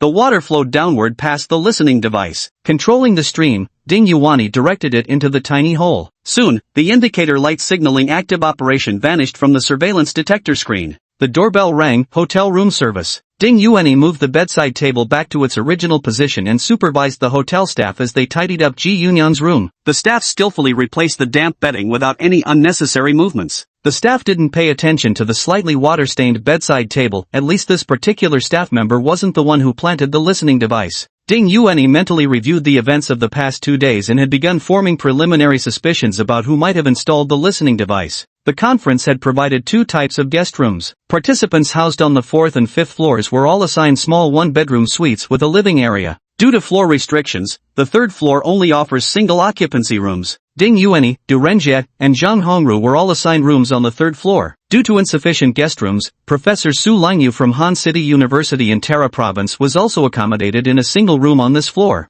Ji Yunyang had checked into the hotel early this morning, but his room had been pre-arranged long in advance. The conference materials also noted Ji Yunyang's room number. There were no additional small objects in Mai and Du Renjie's room. Today I was responsible for receiving Vice President Wang Zhanping. Vice President Wang Zhanping immediately felt uncomfortable after opening the 5th floor room and switched rooms with Professor Su on the 3rd floor. I entered his new room with Wang Zhanping and confirmed there were no surveillance devices arranged inside. Ding Yuanyi's curiosity was piqued. He wondered whether the surveillance found in Ji Yunyang's room was an isolated incident or if important conference attendees each had their own assigned surveillance. Chapter 36, the first day of the conference. August 6th was the conference registration day. To welcome the attendees, the organizing committee had arranged a dinner at the hotel. All 7 permanent council members attended the banquet as scheduled. Staff members Ding Yuanyi and Du Renjie were accompanying a special guest in a private room adjacent to the main VIP hall. This special guest was Zhang Hongru, who intended to submit a technical verification request to the association regarding the major plagiarism case involving Zhu Danfeng during this meeting.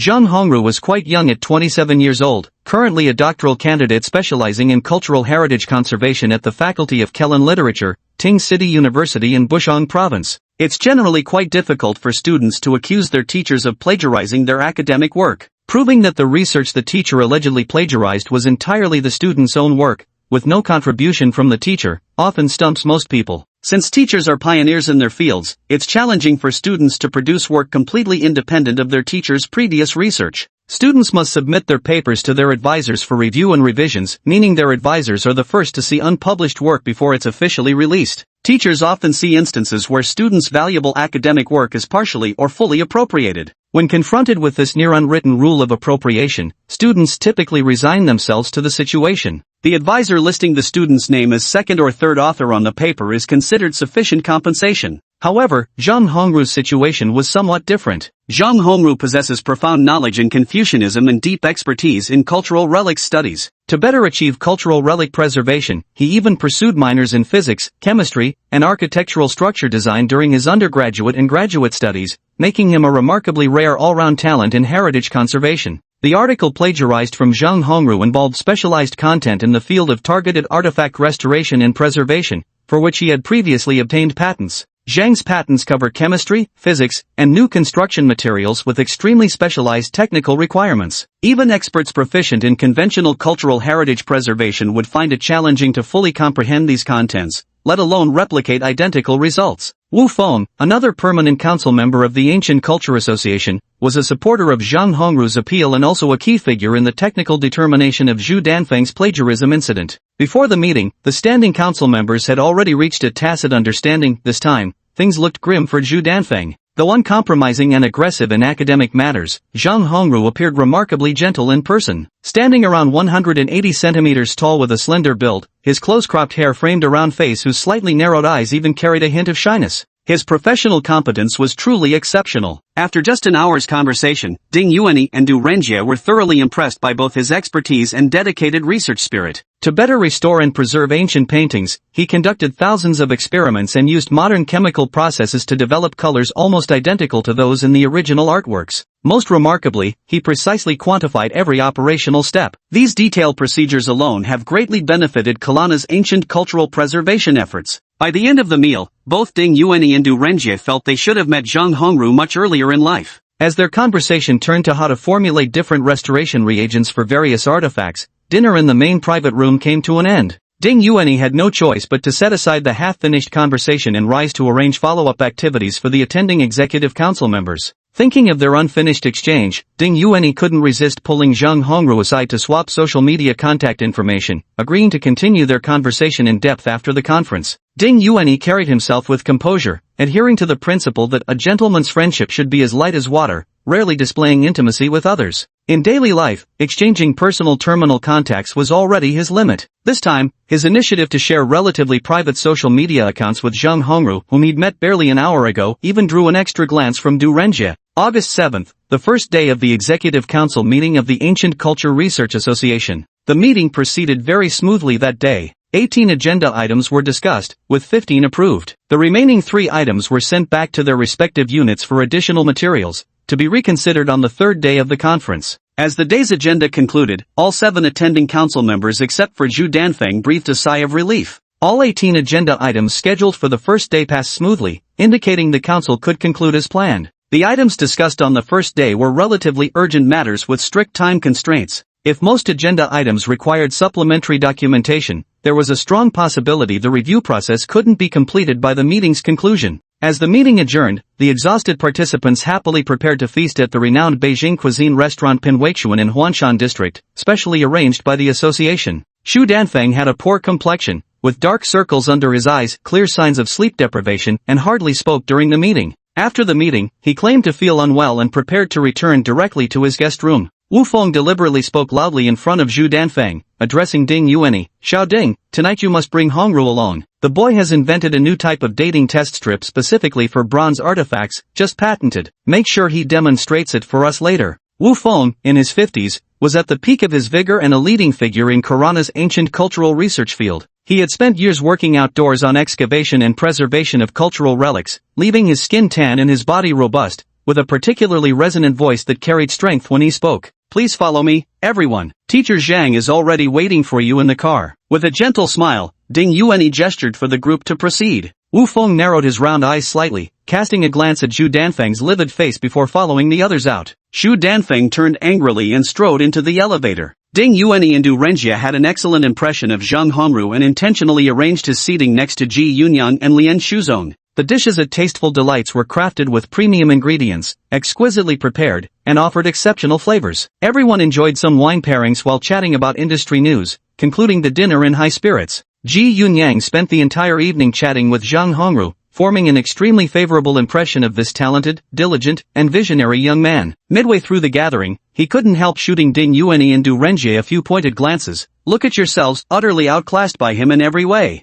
The two exchanged glances, both pleased by the potential that Zhang Hongru might secure another vote in his favor. It's a pity that Lian Shuzong by Zhang Hongru's side seemed somewhat exhausted and out of sorts all evening. Otherwise, had Zhang Hongru also gained his approval, the technical certification would have been practically guaranteed this time. Chapter 37, On the Verge of Breakthrough. By the time they returned to the hotel, it was already 9 p.m. Ding Yuanyi and Du Renjie had already received feedback on an agenda item that required supplementary materials, notice of which had just been issued that same day. This is a heritage classification project in Su Province. Su Province received the problem feedback list from the conference organizing committee in the morning and immediately worked overtime to prepare the supplementary materials, hoping to schedule another committee review tomorrow. Ding Yuan spent an hour thoroughly reviewing the documentation. Su Province's materials were meticulously prepared and essentially met today's meeting requirements. He carried the materials and walked out of the room. Since the association's meeting was held during the peak travel season, the attending director's accommodations were arranged across 3 floors. Ding Yuanyi and Du Renjie stayed in room 306, while Ji Yunyang stayed in room 406. Room 306 opened directly onto the fire escape. To save time, Ding Yuanyi took the fire exit to reach Ji Yunyang's floor. It was already 10:15, and Ji Yunyang hadn't rested yet. He skimmed through the materials that Ding Yuanyi had brought up without delving into details. He had confidence in his outstanding disciple. The documents Ding Yuanyi handed over were rarely problematic. The materials are ready. I'll check with Dean Lian and schedule a review meeting tomorrow. Ji Yunyang's narrow eyes, no longer as spirited as they had been during the day, now betrayed a trace of exhaustion. At over 50 years old, one's energy inevitably falls short compared to youthful days. Ding Yuanyi picked up the hotel landline, dialed the room number of Chairman Lian Shuzong, and handed the receiver to Ji Yunyang. Lian Shuzong was the dean of the Ancient Culture Research Institute at Ade University. At 80 years old, he remained active in the field of ancient cultural studies. As a senior scholar in this discipline, he was the only expert in ancient cultural research receiving the special academic stipend from Kalana. Ji Yunyang had now become the first vice dean of the Ancient Culture Research Institute at Ade University. With his scholarly achievements, he had become a leading figure of the new generation in Korean ancient cultural research circles. At the venerable age of 80, Lian Shuzong had already entered the phase where he could apply for genetic modification at any time, with 85 to 90 years being the latest acceptable age for undergoing the procedure in Karana. In recent years, Ji Yunyang had the potential to become the next dean of the Ancient Culture Research Institute at Edler City University. Ji Yunyang took the phone and casually pressed the speaker button. The landline was connected, but no one picked up. He hung up the landline and connected to Lian Shuzong's personal terminal instead. This time, he quickly got through to Lian Shuzong. Vice Dean Ji, what's the matter so late? Lian Shuzong's voice sounded muffled through the personal terminal, as if he had a congested nose from a cold. Dean Lian, the supplementary documents from Jiangsu Province are ready. We're planning to present them at tomorrow's meeting. Would you like to review them first? Ji Yunyang said. It's alright, you can decide on this. If you think it's fine, just present it at the meeting tomorrow. Lian Shuzong answered quickly, and this time it was clearly audible. His voice not only carried a nasal quality but was also slightly hoarse. Alright, I won't disturb you any further. Good night. Ji Yunyang terminated the personal terminal and handed the materials to Ding Yuanyi. Even the dean's voice doesn't sound quite right. Observe him tomorrow, and if he seems unwell, help him schedule an appointment with the hotel doctor. After all, he's getting on in years. A glint flashed through Ji Yunyang's narrowed eyes. Ding Yuanyi, recognizing the implication behind the words, nodded in acknowledgement. Ding Yuanyi left Ji Yunyang's room, this time avoiding the nearby fire escape. He walked down the long corridor. It was already around 10:30 at night, and he encountered no other guests along the way. The corridor's bright lights illuminated the beige marble walls on both sides, making them gleam radiantly. Ding Yuanyi instinctively caught glimpses of surveillance cameras from the corner of his eye. As expected of a 5-star hotel, every move was under tight control. By the time he took the elevator to the business center on the first floor and arranged for all necessary document printing, it was almost dawn of the next day. On the second day of the conference, Ding Yuanyi woke up punctually at 5 in the morning. Yesterday at the business center, when I finished preparing the documents, it was nearly midnight. Although I only rested for a little over 4 hours, this wouldn't have any effect on a 9th-tier superhuman. As superhuman abilities advance in rank, the development of their mental domains gradually increases, and the required rest time becomes progressively shorter. Even if a 9th-tier superhuman goes without sleep for several days, it wouldn't pose any issue. Similarly, the body of a 9th-tier superhuman, repeatedly tempered by elemental forces, has essentially achieved what ancient martial artists referred to as forging the skin and tempering the bones. He quietly changed into his tracksuit and walked outdoors to the hotel grounds. The Hot Springs Mountain Resort is surrounded by forests on 3 sides. Stepping out of the hotel feels like entering the woods. All around the hotel, various horticultural flowers and trees were artfully arranged in staggered patterns. Ding Yuanyi followed the blooming floral path until he reached the outer perimeter of the resort. Only the southern side of the hotel was separated from the external highway by a hedge, while the other 3 sides cleverly utilized dense woods as natural barriers, blending the resort seamlessly with nature. Ding Yuanyi walked straight into the forest on one side, going deep until he found a large tree. With a light tap of his feet on the ground, his figure leaped 2 meters high. Alternately pushing off with his left and right feet against the tree branches, he ascended to the treetop. He found a sturdy branch and sat cross-legged facing east, beginning his daily breathing exercises. During the apocalypse, he didn't start practicing Qingdong, lightness skill, until his 40s. By then, he was already a 6th-level superhuman with significantly enhanced physical abilities. Qingdong, a technique that allowed people to move faster in the apocalypse, became highly sought after the moment it appeared in the world. He used the fragmented manual of divine movement, trading with others here and there, and by the age of 50, had barely pieced together 8 incomplete lightness techniques. Just as he was contemplating how to integrate these lightness skills, he transmigrated to a new world. In this new world, where he had the opportunity to cultivate lightness techniques from childhood, he combined several training methods from the fragmented manuals and created a unique martial art of his own. Though he couldn't leap dozens of meters in a single bound, jumping a mere 10 meters or so posed no problem at all. As the level of supernatural abilities increases, one's physical constitution continuously improves, essentially enabling feats like scaling walls and running across snow without leaving traces, with running speeds almost comparable to a cheetah. After completing his breathing exercises, Ding Yuanyi moved nimbly among the treetops. Timing his movements with the swaying branches, he reached the vicinity of the trail and leaped down from the tree. The mountain loop trail on the hotel's northern side was concealed within the forest. To prevent small animals from accidentally wandering onto the trail, the hotel had installed small grills along both sides. These grills were covered in lush, thorny climbing plants adorned with large, blooming flowers. Ding Yuanyi loved this road dearly as he sprinted up the mountain along the trail. Though the summer sun had not yet fully risen at dawn, the sky was already brightly lit. The quiet path was deserted of other travelers. For what attribute superhumans, this vast stretch of forest encircling the mountain was nature's finest training ground, so saturated with vegetative vitality it verged on overflowing. Ding Yuan ran while exchanging water elements with the trees all around him. This vibrant forest was also an excellent place for cultivating water-based superpowers. Over the past few days, his 9th-tier superpower had shown signs of loosening, indicating an imminent breakthrough. Chapter 38, Dead Body. By the time he finished his morning training and returned to the hotel, Du Renjie was still sound asleep. Ding Yuanyi moved with such lightness that his footsteps made no sound, creating barely any disturbance except for the minor noise when opening the door. Only after he had showered and changed clothes in the bathroom did Du Renjie drowsily open his eyes. Seeing Ding Yuanyi already dressed neatly and seated in the room, he couldn't help but ask, "Senior brother, how many white shirts do you even have? Why are you wearing the same one every day? If I didn't live with you, I'd think you never changed clothes."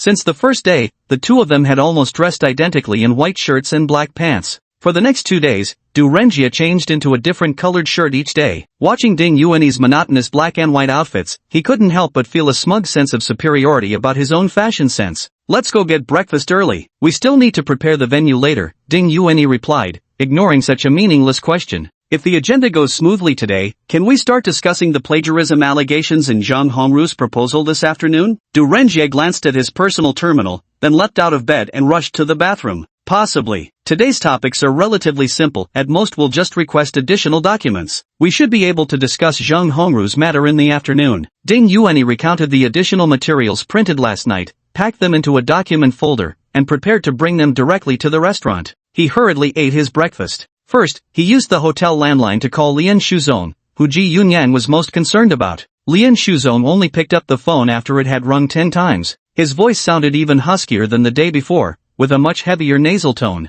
"Professor Lian, your voice sounds a bit hoarse. Would you like me to arrange for the hotel doctor to see you?" Ding Yuanyi glanced through the hotel's phone directory and found the number for the medical office. "No need, I'm fine, just didn't rest well. I'll call a doctor myself if necessary." Even Master Lianshu was getting impatient, he replied before abruptly hanging up the phone. "So temperamental?" Ding Yuanyi shrugged. If Lian Shuzong kept up this mood, Ji Yunyang would probably become the dean of the academy in no time. Ding Yuanyi stopped paying attention to Lian Shuzong's issues and went straight to the front desk to retrieve the previous day's room service bill. The main expense for rooms on August 7th was laundry service. Almost all conference attendees had used laundry services. Lian Shuzong, Su Langyu, Lei Changsher, and Zhu Danfeng even had their suits fully dry cleaned and maintained. Lei Changsher's hotel room had utilized the hotel's medical services the previous night. Reading this, Ding Yuanyi froze momentarily before immediately checking the transaction details. Lei Changsher had suffered a head injury from slipping accidentally in the bathroom. Without delay, Ding Yuanyi requested the hotel to provide anti-slip slippers for all conference attendees. Vice Chairman Lei Changsher is nearly 70 years old. Who knows if this fall might cause serious harm?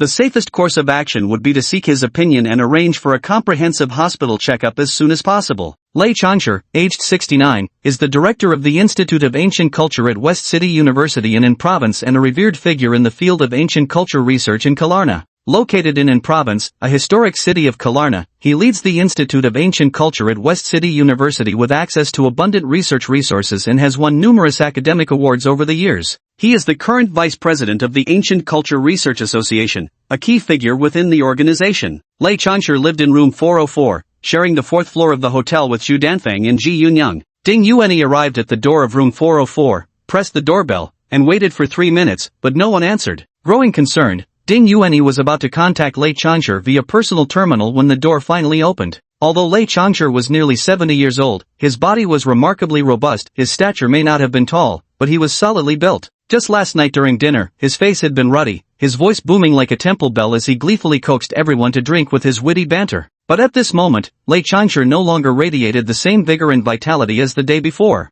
A thick bandage was wrapped around his forehead, his complexion slightly ashen, while the deep dark circles under his eyes betrayed his lack of proper rest. Professor Lei, your forehead is injured. Shall we go to the hospital together today? We can sign and vote on today's meeting topics afterward. Ding Yuanyi looked at Lei Changshi's forehead and frowned. No need, it's nothing serious. I accidentally bumped it myself yesterday. Lei Changshi raised his hand as if to touch his forehead but thought better of it and lowered his hand. It won't take much time. Any head injury should be scanned. If there's any issue, we can address it early, Ding Yuanyi insisted. Alright, wait for me then. We'll depart in half an hour. Lei Changshi also hoped to peacefully pass these dozen or so years before the genetic modification era. After some thought, he stopped insisting. I'll wait for you in the lobby. Come find me downstairs when you're ready. Ding Yuanyi handed the meeting materials to Du Renjie, helped Lei Changshi request a half-day leave from Lian Shuzone, arranged a car through the hotel, and booked an appointment at the nearest hospital. After handling these trivial matters, Lei Changshi finally arrived in the lobby.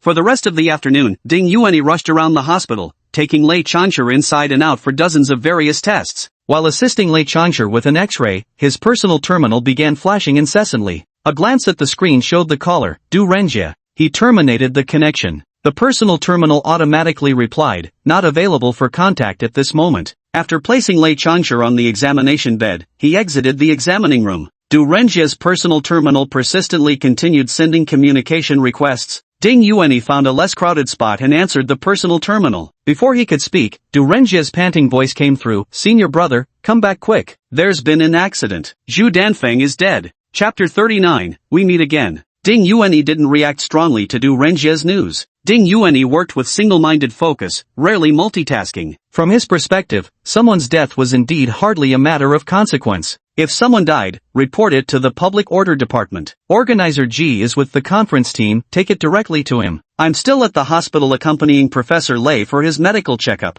It's terrifying. When the meeting time came, I noticed Professor Zhu hadn't shown up in the venue. I tried contacting his personal terminal, no response. Knocking on his door got no answer either, so I finally had to ask hotel staff to open it. He was just lying dead on the bed. Dead. Du Renjie wasn't paying attention to Ding Yuanyi's words at all. He kept rambling to himself, his speech disjointed and incoherent. Are you still in Zhu Danfeng's room? Ding Yuanyi asked. I came out already. He just died like that, dressed neatly in full clothes. It's so horrifying. Could it be suicide? Du Renjie's voice grew increasingly agitated, and Ding Yuanyi could hear someone beside him whispering words of caution. Sir, let's move this discussion to another location. Du Renjie, hand over your headset to the hotel staff beside you. Ding Yuanyi said with a touch of exasperation as he lowered the volume on his own headset. Hello, I'm from the Guest Services Department. May I ask who's speaking? I'm a member of the organizing committee for this ancient culture conference. You need to immediately report to the Order Maintenance Bureau and stop anyone from entering or leaving Zhu Danfeng's room. Take my junior brother to room 306 and help him calm down. Contact Professor Ji Yunyang from conference room 2 and have him oversee the handling of other matters on site. After giving these instructions, Ding Yuanyi noticed the green light had turned on beside the examination room. He cut off his personal terminal and walked inside. While accompanying Lei Changshi through the next phase of the examination, it slowly dawned on him, Zhu Danfeng committed suicide? How could he have killed himself? That man whose eyes were filled with resentment even in death, he wouldn't have gone quietly alone. But what does this have to do with me? Upon receiving the complaint from the Huanshan Hot Spring Resort Hotel, Gu Chenzhou let out a sigh. When the emergency call center receives a homicide report, the procedure dictates that it immediately transfers the report to the order maintenance office in the jurisdiction where the incident occurred. Depending on the reporting party, the call center automatically classifies the credibility level of the report during the transfer. If 2 to 3 citizens report discovering a corpse at a location simultaneously, the case's credibility is classified as level A. In such cases, the chief of the order maintenance office must decide, based on the citizens' descriptions during their reports, whether to dispatch civilian independent investigators first or have the head of criminal investigations bring a team to the scene for preliminary examination and site preservation.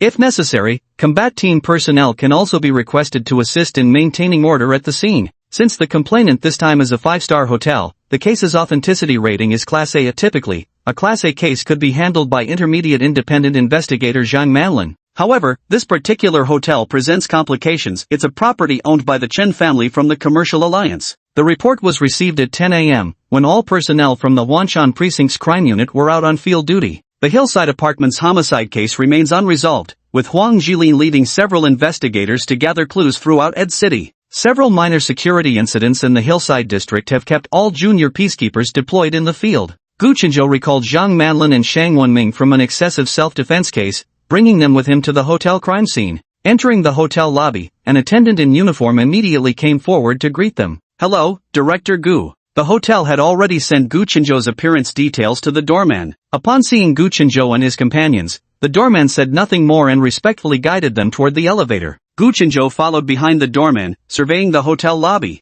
High-end hotels like this rarely become crime scenes. The hotel surveillance was fully in place, monitoring every move of the guests from the moment they entered. The door to room 408 stood wide open, with several hotel staff members stationed at the entrance, discussing with the forensic team from Huanshan Station who had already arrived on site. By the time Gu Qinzhou reached the doorway, the scene had already been secured. Upon seeing Gu Qinzhou and his team, the forensics personnel hastily approached, handing out shoe covers and gloves. Gu Qinzhou ignored the hotel staff trying to greet him, directly donning protective gear and stepping into the scene. It was a standard king suite in the hotel, 1 bedroom, 1 living room, and 1 bathroom. To the right of the small living room was a sofa set, to the left a TV cabinet, and directly ahead a small tea table with a wine glass and an opened bottle of red wine placed atop it. Behind the door was a compact bar counter with 2 used teacups left on it. The tea table, sofa, and bar area had already been cordoned off with police tape. The forensic team began preparing to collect evidence. Gu Qinzhou took a few steps forward and entered the bedroom.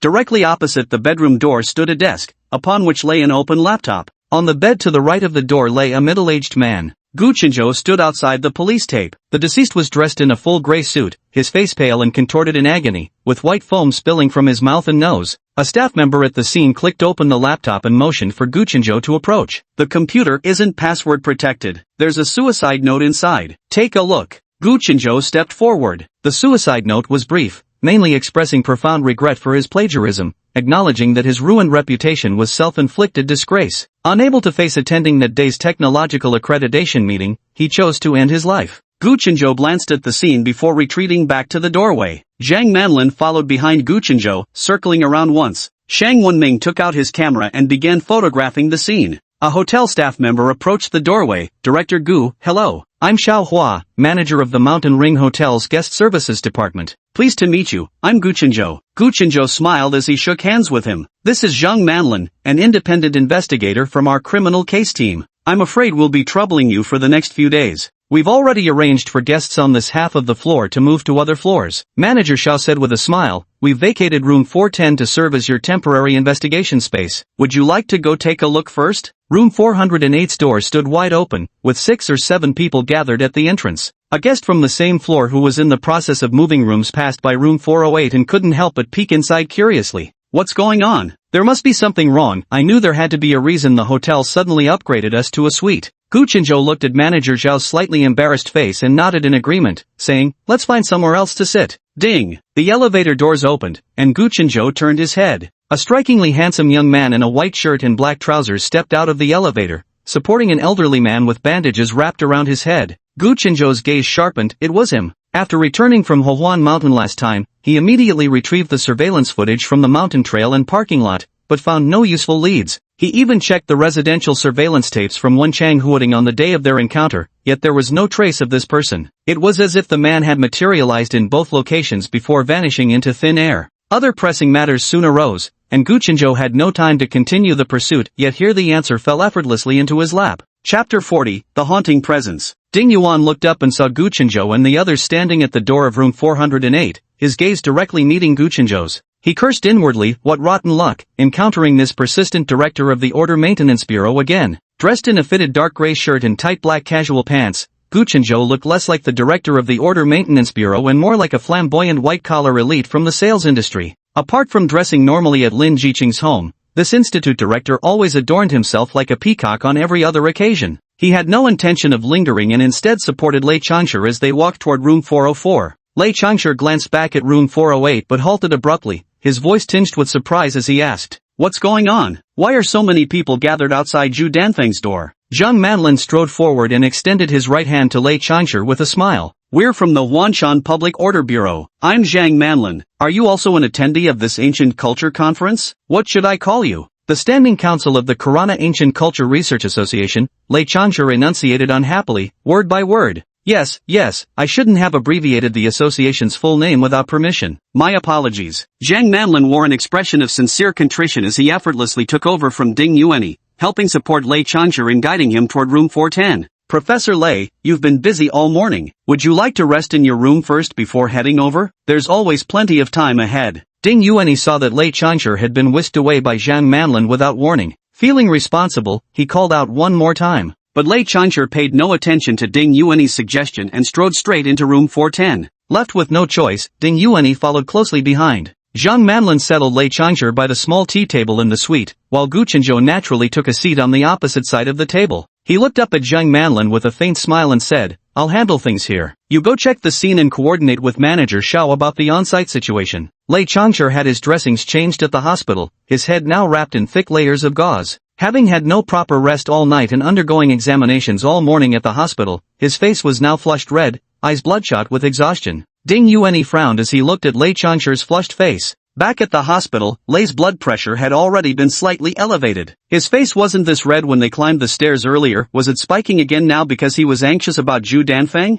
Ding Yuanyi casually turned on the electric kettle at the water station. Better have the hotel arrange for a doctor to check his blood pressure again, just to prevent any complications with Lei Changshi. To avoid unnecessary complications during the inspection, Ding Yuanyi had not yet informed Lei Changshi about Zhu Danfeng's death. Now that the Order Maintenance Bureau was involved, it would be better for them to deliver the news directly. Just as Ding Yuanyi was about to leave, Gu Chenzhou called out to him, "Hold on, what's your name? Have a seat and join us for a chat." Ding Yuanyi turned back, and their gazes met in the air. "Come on, close the door and sit down for a chat," Gu Chenzhou insisted, looking straight into his eyes. Ding Yuanyi remained silent, turned around, and sat on the sofa at one side of the small living room. Lei Changshi, however, couldn't hold back any longer. What on earth is going on? Did something happen to Zhu Danfeng? Why are people crowding outside his door? And who are you? Let me introduce myself. I'm Gu Chenzhou, the director of the Wanshan Order Maintenance Office. Gu Chenzhou smiled and introduced himself to Lei Changshi and Ding Yuanyi. As expected, he found no trace of surprise on Ding Yuanyi's face. "My name is Lei Changshi, director of the Institute of Ancient Cultures at West City University in Province, and also vice president of the Karina Ancient Culture Research Association," he said. Lei Changshi reported his credentials with some reserve. "This young man here, Ding Yuanyi, is from Ed University and also a member of the conference staff this time." Upon hearing Lei Changshi introduce him, Ding Yuanyi nodded politely at Gu Chenzhou. "Professor Lei, Professor Zhu Danfeng passed away in his hotel room last night. Our Huanshan station received the hotel's report and came to conduct an on-site investigation." Gu Chenzhou turned to Lei Changshi with a smile as he delivered this news. Lei Changshi's face flushed crimson instantly, his eyes widening in disbelief. "He's dead? How? He was perfectly fine just yesterday." Observing Lei Changshi's blood-drained complexion, Ding Yuanyi sighed inwardly and walked toward the room's landline phone. Room service. Guest in room 410 is experiencing emotional distress with elevated blood pressure. Please dispatch a doctor to the location immediately. Hanging up the landline, he walked to the small bar by the door, poured 2 cups of freshly boiled water, and brought them over, handing one each to Gu Chenzhou and Lei Changshi. Gu Chenzhou took the water glass and smiled at Ding Yuanyi before turning back to Lei Changshi. "Teacher Lei, we're still investigating how Zhu Danfeng died. But are you alright? You don't look too well." Lei Changshi seemed still dazed by the news of Zhu Danfeng's death, his hands trembling slightly as he held the water cup. "I'm fine, I just need some time to take it all in. Let me process this for a moment. Teacher Lei, when was the last time you saw Zhu Danfeng?" Gu Chenzhou waited until Lei Changshi's breathing had steadied before beginning his questioning. Last night around 9 o'clock, that Zhu guy sent me a message saying he needed to talk about something. After we came back from eating out, I went to room 408 to see him. Lei Changshi took a sip of water as he recalled yesterday's timeline. Our association had a dinner gathering yesterday, and he was the only one who didn't attend. We returned to the hotel from the restaurant at about 9 o'clock. Lei Changshi added, glancing inquisitively at Ding Yuanyi, who nodded in confirmation. What business did Zhu Danfeng have with Professor Lei? About how long did they talk? Gu Chenzhou asked. He came to see me about today's council meeting. For his technical endorsement this time, he needs support from at least 4 council members. He hoped I'd back him out of our years-long friendship. Lei Changshi replied indignantly. How could I possibly agree to this? We disagreed sharply on the matter. After 10 minutes or so of fruitless discussion, I left. Just then, the doorbell rang. Ding Yuan stood up to answer it. The hotel doctor had arrived. The doctor took Lei Changshi's pulse and blood pressure, noting that while his readings had been normal at the hospital that morning, they had now risen to levels far beyond the healthy range. Gu Chenzhou looked at them and said, Ding Yuanyi, first escort teacher Lei and the doctor to his room. There should be more than one conference staff member available. Get things arranged properly, then come back. Teacher Lei, please rest for now. We'll discuss your situation at a more appropriate time. Of course, if you remember anything later, feel free to come find me directly. You can contact me anytime. With those words, Gu Chenzhou handed his business cards to Lei Changshi and Ding Yuanyi. Ding Yuanyi glanced at Gu Chenzhou. The young bureau chief's eyes shimmered with an unreadable light, his gaze unwavering upon him. I really don't want to share the same space with this person. Chapter 41, The Superhuman. Ding Yuanyi went to 404 with Lei Changshi and the doctor, then used his personal terminal to summon Du Renjie to 404 to temporarily accompany Lei Changshi. Du Renjie single-handedly handled the conference arrangements and liaised with the order maintenance department, so busy he barely had time to catch his breath. Knowing that Ding Yuanyi had returned, he couldn't help but be overjoyed. Brother, I'll leave the temporal order bureau to you. I'll take care of the meeting. I've already been interrogated till my head's spinning. Du Renjie took over Lei Changshi and said to Ding Yuanyi with vigorous energy. Ding Yuanyi nodded with a bitter smile. That director Gu seemed to have recognized him after all. He reflected back, that day at Lin Jiqing's place, he'd shortened his stature by at least 8 centimeters through bone contraction, kept his face masked and capped the entire time, and never removed his gloves. He'd done his very best. That encounter at Househan Hill happened with me looking exactly the same as I do now. I really don't know how this person managed to connect me with the housekeeping company employees. The worst part is that this person was with young Master Chang. If Chang mentioned the bounty request for the pig slayer to him, I'm afraid the sharp-witted station chief has already guessed I'm the pig slayer. 15 minutes later, Ding Yuanyi knocked on room 410's door again. Gu Chenzhou opened the door almost simultaneously with the knock, as if he'd been standing right beside it the whole time. Ding Yuanyi carefully examined the young man before him. In his early 20s, the flamboyantly dressed youth was clearly from the same ilk as the perpetually gold-clad Master Chang. Tall and powerfully built, he carried a faint bloodlust about him despite his attempts to conceal it. This was a man who'd seen battle. How could he have overlooked such a person at the Lin residence? Worse still, he'd revealed himself before this type of individual. Ding Yuanyi couldn't help but feel a surge of regret. Gu Chenzhou saw Ding Yuanyi, his peach blossom eyes curving with a slight smile as he stepped aside to make way. Teacher Ding, please have a seat here. I have a few questions that may take up some of your time. Ding Yuanyi said nothing, casually picking up the hotel-provided notepad and pen from the desk before sitting opposite Gu Chenzhou. Could you first give a brief introduction about the deceased, Zhu Danfeng? Gu Chenzhou sat beside Ding Yuanyi for the first time at close range. He began by asking a question designed to put the other at ease. Professor Zhu is one of the top figures in our Kelanawo program's cultural heritage preservation field. At just 40 years old, he's already become a permanent council member of the association. Ding Yuanyi met Gu Chenzhou's gaze steadily as he spoke these measured words. Professor Zhu has recently been embroiled in a plagiarism scandal. One of the key agenda items for this council meeting is the technical assessment of whether his academic work contains plagiarized content. Ding Yuanyi finished speaking, still meeting Gu Chenzhou's gaze without flinching. Is this introduction sufficient, or do you need to know anything else? Gu Chenzhou had been staring at him with a scrutinizing gaze the whole time, making him somewhat uncomfortable. Although Ding Yuanyi wasn't exactly pleased, there was nothing for him to fear. Everyone here had their own skeletons in the closet if he so desired. No one could hide anything from him. When Gu Chenzhou's eyes fixed on him, he felt as if he were being stared down by a 5th-level mutant beast. So did he possess superpowers? Ding Yuanyi felt he might have uncovered the truth. Could Gu Chenzhou's ability be mind-reading? Or perhaps purely a psychic power? That would explain how he could recognize Ding Yuanyi at a glance, despite his elaborate disguise.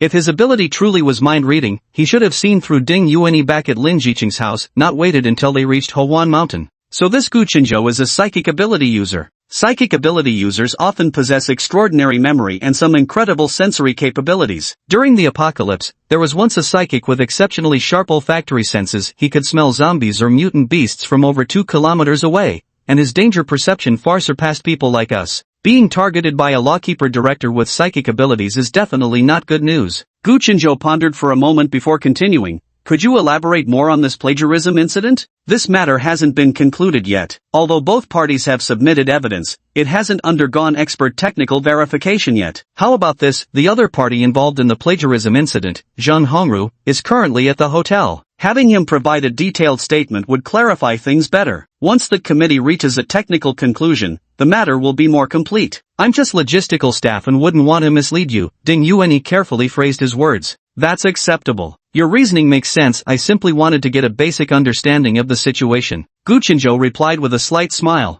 The young man before him clearly knew he'd been recognized, yet displayed none of the expected reactions like fear or evasion. Absolutely no reaction at all. The young man's handsome face showed no extra expression, his eyes meeting mine directly without any guilty evasion or hesitation. At such a moment, his demeanor suggested one of two possibilities: either his conscience was utterly clear, leaving him unafraid before me, or his abilities were so formidable that he could disregard me entirely. Professor Zhu published a paper on cultural relic preservation, which proposed numerous innovative suggestions in the field of heritage conservation. For example, using specialized restoration reagents alone can prevent rapid oxidation of certain artifacts, or specific test papers can be employed to determine the age of cultural relics. Professor Zhu's thesis focuses on the development and production methods of these professional reagents and test papers, as well as their practical applications. Professor Zhu's paper presents numerous innovative perspectives in the field of cultural relic conservation. Developing the aforementioned restoration reagents and test papers requires researchers to possess a considerable level of applied chemistry expertise. Previously in the cultural relic conservation field, those studying artifacts lacked chemical knowledge,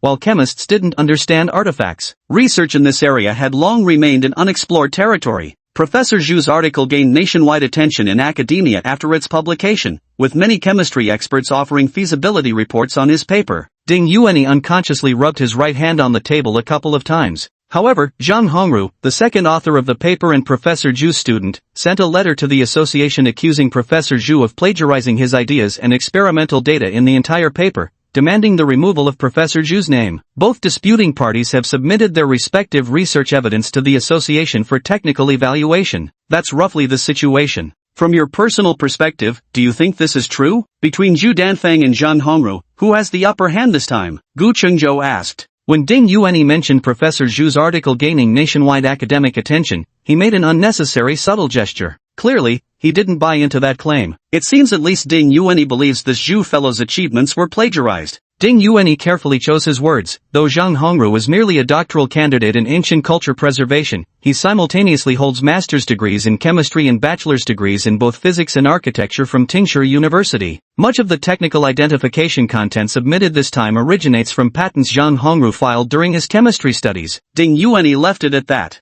Chapter 42, He Was That Pig. Exactly as expected, Gu Chenzhou didn't press further on this matter. Instead, he proceeded to ask, did Zhu Danfeng exhibit any unusual behavior? Did he have any conflicts with anyone during the conference? Professor Zhu arrived at the hotel a day early this time and didn't contact our organizing committee beforehand. Because the meeting included discussion about his academic misconduct, his enthusiasm remained subdued throughout. He hardly spoke during yesterday's meeting and didn't attend the dinner banquet organized for our conference in the evening. Ding Yuanyi replied promptly. I never witnessed Professor Zhu clash with anyone. During public occasions where I was present, he maintained composure even when encountering Zhang Hongru. This morning you went to the hospital with Lei Chansher? Why did he sustain external injuries? Gu Chenzhou continued questioning. Teacher Lei was injured last night. While replying, Ding Yuan casually wrote down the 3 characters Lei Chansher on a piece of paper with his pen. As for the cause of the injury, according to Teacher Lei, he accidentally slipped in the bathroom yesterday. His head hit the edge of the bathtub, hence the injury.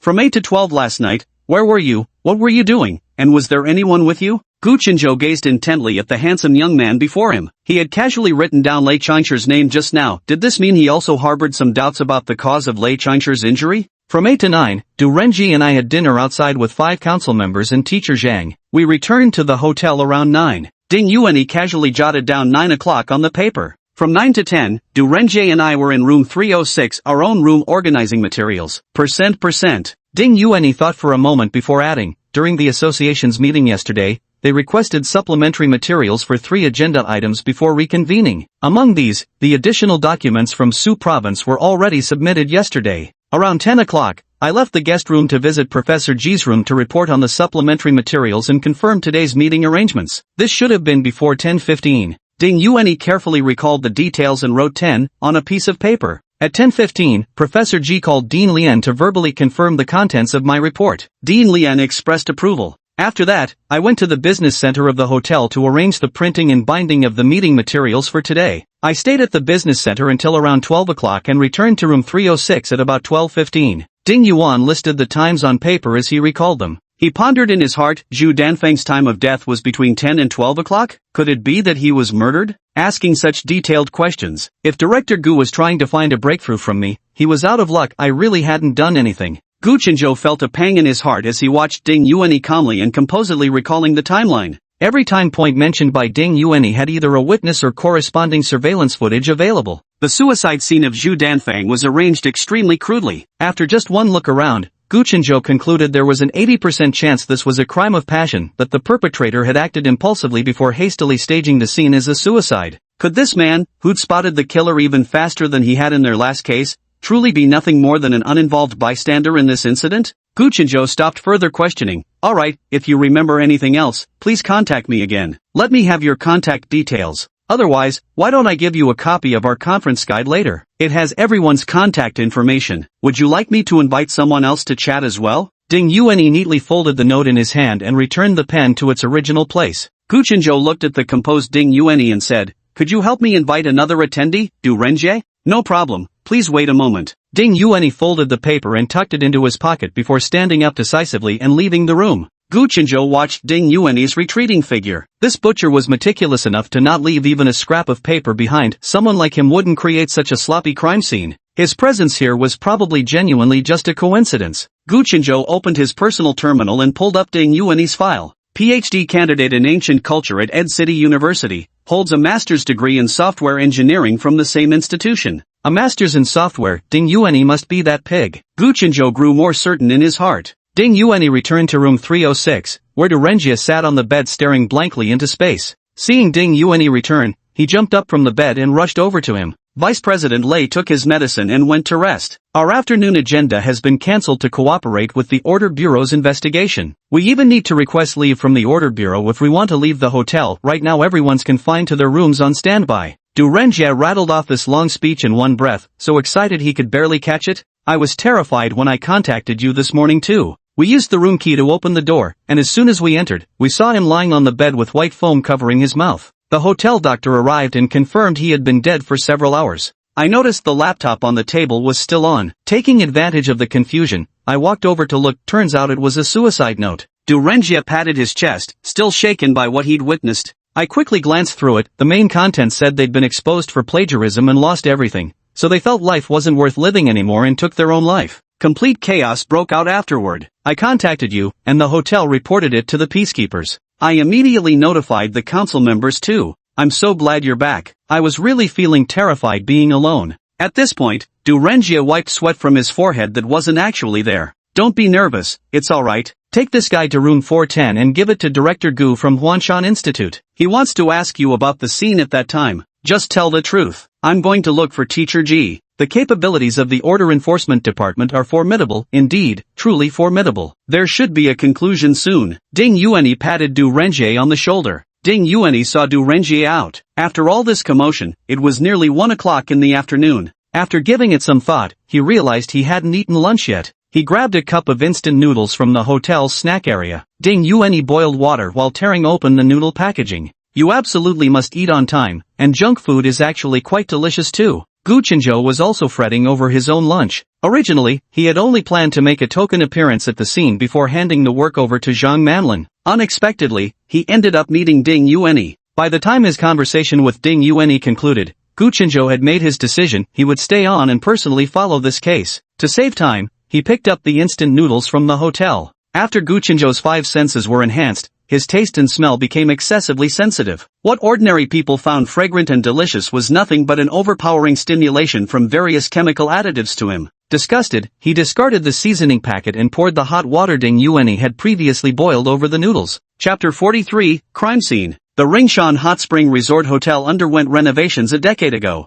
During the refurbishment, while adhering to the latest international 5-star standards without altering the hotel's exterior, the designers reduced the living room area of original suites by converting half into semi-outdoor greenery spaces. Guests can step directly into their private miniature gardens through dedicated floor-to-ceiling doors in each room. The rooms feature forest-mimicked air quality parameters, with fully intelligent climate control maintaining ideal temperature and humidity levels for human comfort. In the hotel's excellent environment, Gu Chenzhou completed the first round of inquiries with all participants in 3 hours. After 3 hours of conversation, he didn't feel the slightest bit of fatigue. The hotel room had plentiful oxygen, and wafts of floral fragrance drifted in through the half-open floor-to-ceiling windows. When will the order maintenance department be rebuilt to this standard? Refreshed and invigorated, Gu Chenzhou stood up and stepped into the suite's small private garden. Each private garden in the suite is meticulously designed and planted with carefully selected flora based on the room's floor level and orientation. Every guest room boasts a uniquely landscaped view. Under the attentive care of the hotel's horticulturists,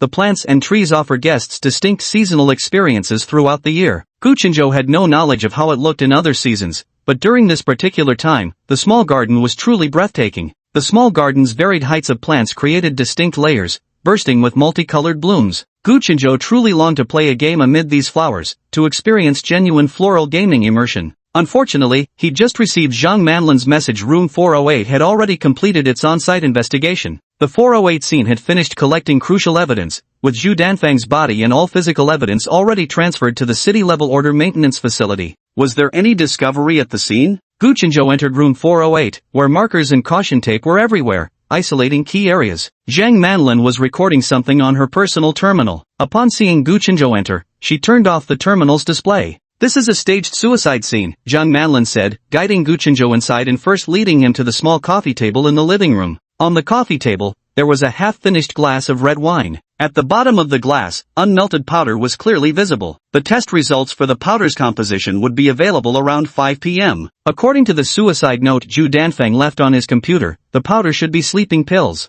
Zhang Manlin pointed at a circular mark on the small coffee table. Gu Chenzhou's mind now vividly replayed the crime scene he'd witnessed that morning. He gave a slight nod, signaling Zhang Manlin to proceed. "The carpet in the living room is wet here," initially determined to be soaked with red wine. Zhang Manlin pointed to the floor where the carpet had been removed as evidence, leaving behind a vacant spot marked with indicator lines. The living room of the suite wasn't spacious. There was another conspicuous marker at the corner of the desk beneath the TV wall. Zhang Manlin gestured toward this desk corner. "Director Gu, this desk corner tested positive with luminol. When will we get the blood test results? If the blood was deposited within the last 24 hours, we can immediately request biological samples from all meeting attendees and hotel staff who access this suite." Gu Chenzhou looked out through the floor-to-ceiling window at the small garden, noticing subtle differences from the one outside room 410. Similar plants, different layout. Gu Chenzhou shifted his gaze back to the interior and followed Zhang Manlin into the bedroom. "Based on current evidence, we can preliminarily conclude that Zhu Danfang's suicide scene was staged," Zhang Manlin said. "According to the suicide note found on the computer on the desk, Zhu Danfang died from taking sleeping pills. The earliest we can get the official autopsy report is the day after tomorrow. I've conducted a preliminary examination of Zhu Danfang's body. There are traces of cuts at the corners of his mouth, and some bruises on his body. No signs of a struggle were found at the scene, but the suicide note was written too hastily, lacking several common elements, such as arrangements for family and friends, or the distribution of property. The cut at the corner of his lips looked more like a wound from the rim of a wineglass. The wineglass still held a fair amount of powdered medication. Normally, someone committing suicide would choose to swallow pills whole rather than grind them into powder. Once the field investigation report comes out, we should have a clear conclusion. The bedding from the bedroom had been taken as evidence by the forensics team along with the corpse. Like the carpet in the living room, the bedroom carpet also showed several missing sections. Footprints from within the last 24 hours have been sampled, and the trajectory of the footprints has been submitted to the technical department for on-site action simulation. Zhang Manlin escorted Gu Chenzhou out of the bedroom. 11 people entered the scene within 24 hours. The technical department will exclude those who entered after the corpse was discovered and analyze the remaining individuals. Trace investigation technology has made significant progress in recent years. A professor from the Applied Chemistry program at Bushding Tingzhou University has developed trace detection reagents. These reagents can currently restore footprints, fingerprints, and other traces within 24 hours on dozens of common materials such as flooring, wood, and fabric. By inputting the distribution data of these traces into the accompanying software, it's possible to largely reconstruct the movement trajectories of individuals who left these traces at the original scene. We found a signal receiver storage device in Zhu Danfeng's living room. The technical department has taken it for forensic examination and expects to retrieve the receiver's contents by 6 p.m. today. Is that signal receiver the roughly 10 cubic centimeter piece of equipment that was originally placed on the right side of the desk under the television? Yes. Preliminary analysis by the technical department indicates this device was specifically used for intercepting and storing signals from wiretapping equipment. Gu Qinzhou pulled a voice recorder from his pocket and handed it to Zhang Manlin.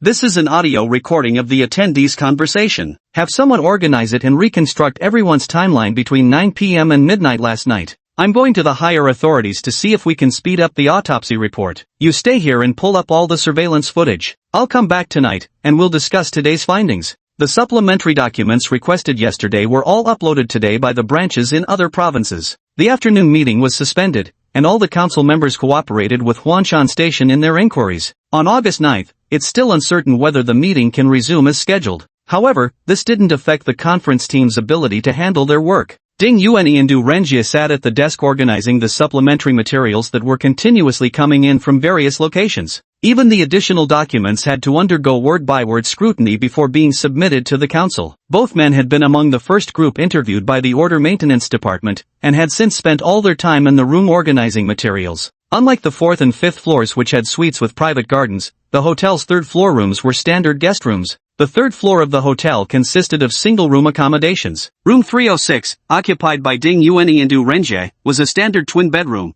while Zhang Hongru's room 304 was a queen bed suite. Although the guest room lacks a dedicated private garden, this type of single unit features a 1 square meter rectangular bay window. Through the floor-to-ceiling glass, guests can enjoy the exclusive view reserved solely for their particular room. Chapter 44, The Wiretapped Room. Ding Yuanyi gathered the materials in his hands and looked up. Outside the window, the automatic irrigation system was sprinkling a fine mist over the flowers and plants, catching the slanting rays of the setting sun to paint a beautiful rainbow. There was a bug in Ji Yunyang's room. Were other council members' rooms also equipped with eavesdropping devices or other surveillance equipment? When Ding Yuanyi discovered a bug in their teacher's room the day before yesterday, he already had a premonition that something unforeseen might happen during the meeting. Little did he expect that it would escalate into a murder the very next day. Ding Yuanyi suppressed the urge to check the other council members' rooms. The director from Huanshan Institute was no ordinary person. He'd likely reach an investigative conclusion soon. Du Renjie's work was nearing completion. He reattached the disassembled materials while chatting intermittently with Ding Yuanyi.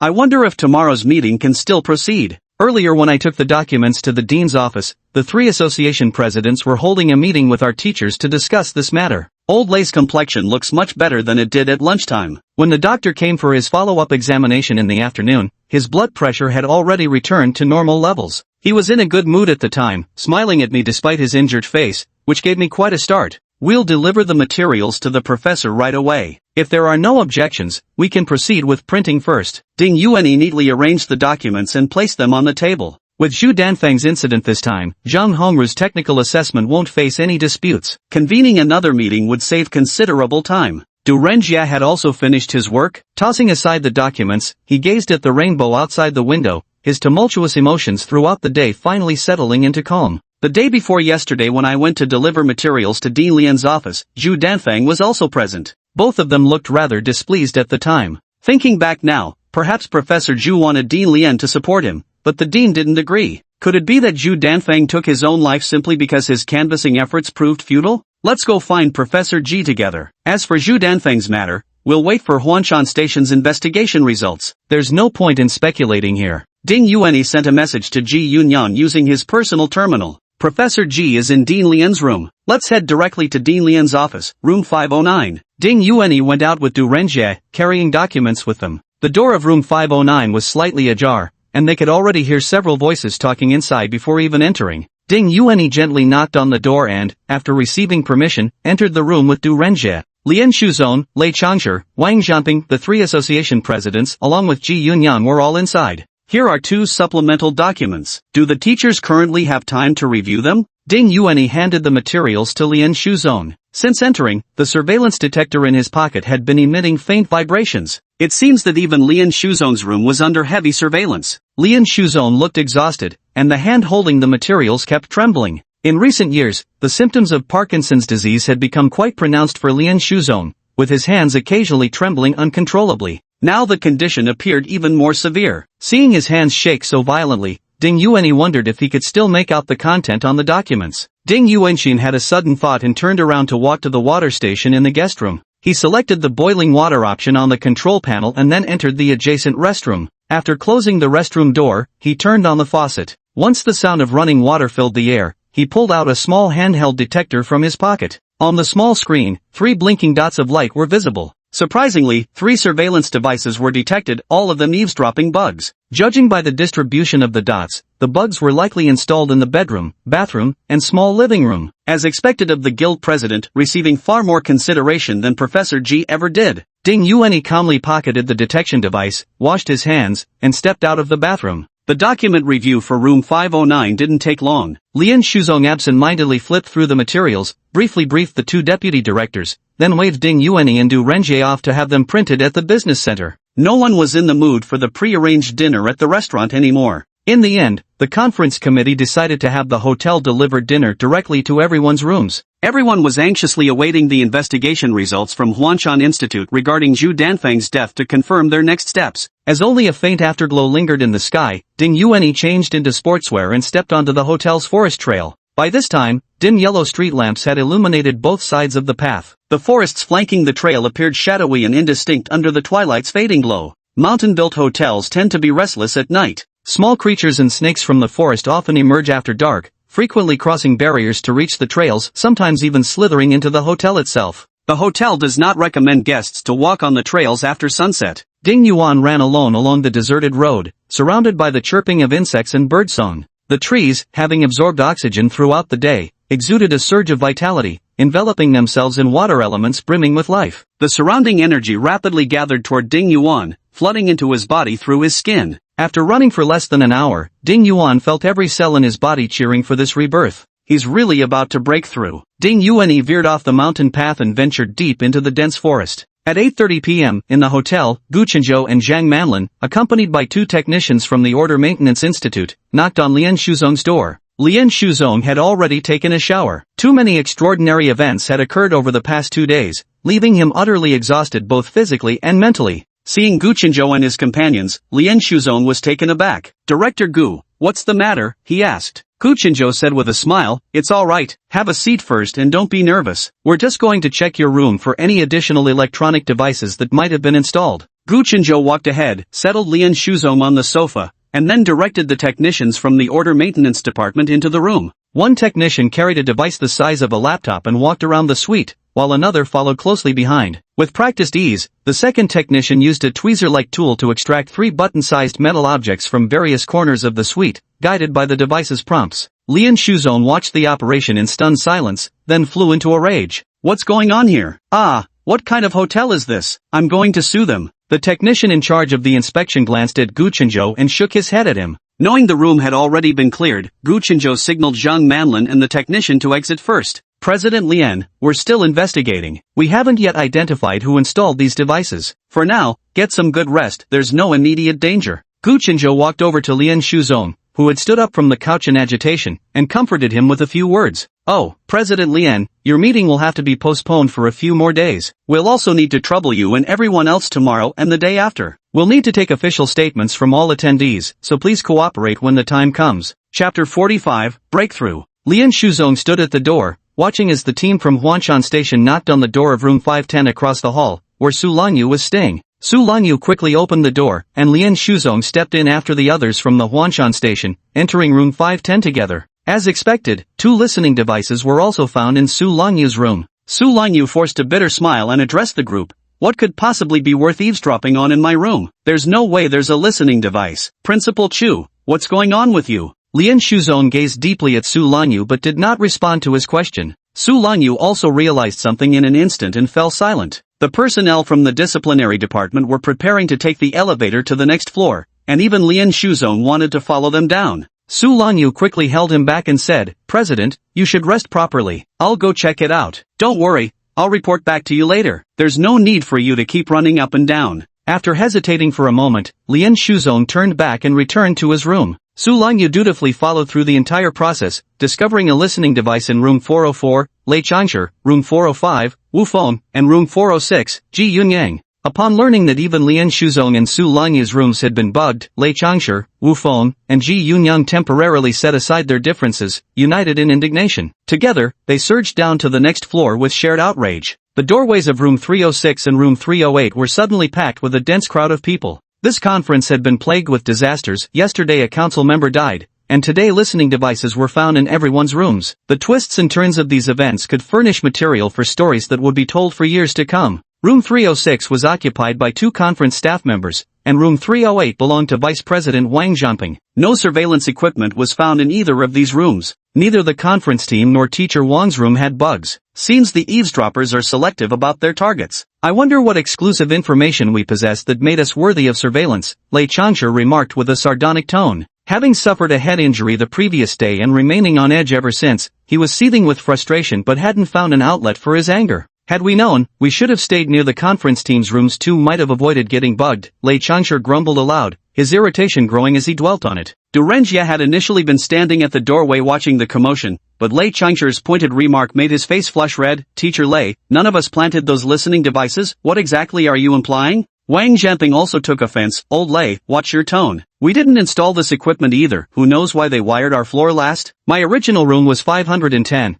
I swapped with Xiao Su due to my pollen allergy." Are you suggesting I somehow exploited him? Su Longyu quickly stepped in to mediate, but the hallway had already erupted into a clamor of overlapping voices. Ding Yuanyi emerged from the elevator in sportswear, moving with relaxed strides. Seeing so many people gathered in the hallway, he was taken aback. The crowd also seemed somewhat uncomfortable with his current appearance. Usually neat and fresh-looking, he now wore a blue tracksuit as if rolled in mud, faintly emitting a subtle odor. His normally tidy semi-long hair, usually tucked behind his ears and tied into a small bun at the back, now had damp strands of fringe clinging wetly to his cheeks. Ding Yuanyan noticed everyone staring at him and was forced to explain, "I was just taking a stroll along the hotel's walkway when suddenly a snake slithered out from the roadside. It startled me so badly that I tripped and fell. That's how I ended up like this." He inwardly regretted not cleaning himself up outside before returning. His mood had been soaring after ascending to a higher level of supernatural ability, making him completely forget to handle the aftermath right away. Why is everyone gathered here like this? Upon seeing several personnel from Huanshan Station holding equipment in Zhang Hongru's room, Ding Yuanyan immediately understood. It seemed they had discovered the surveillance and were now conducting an investigation.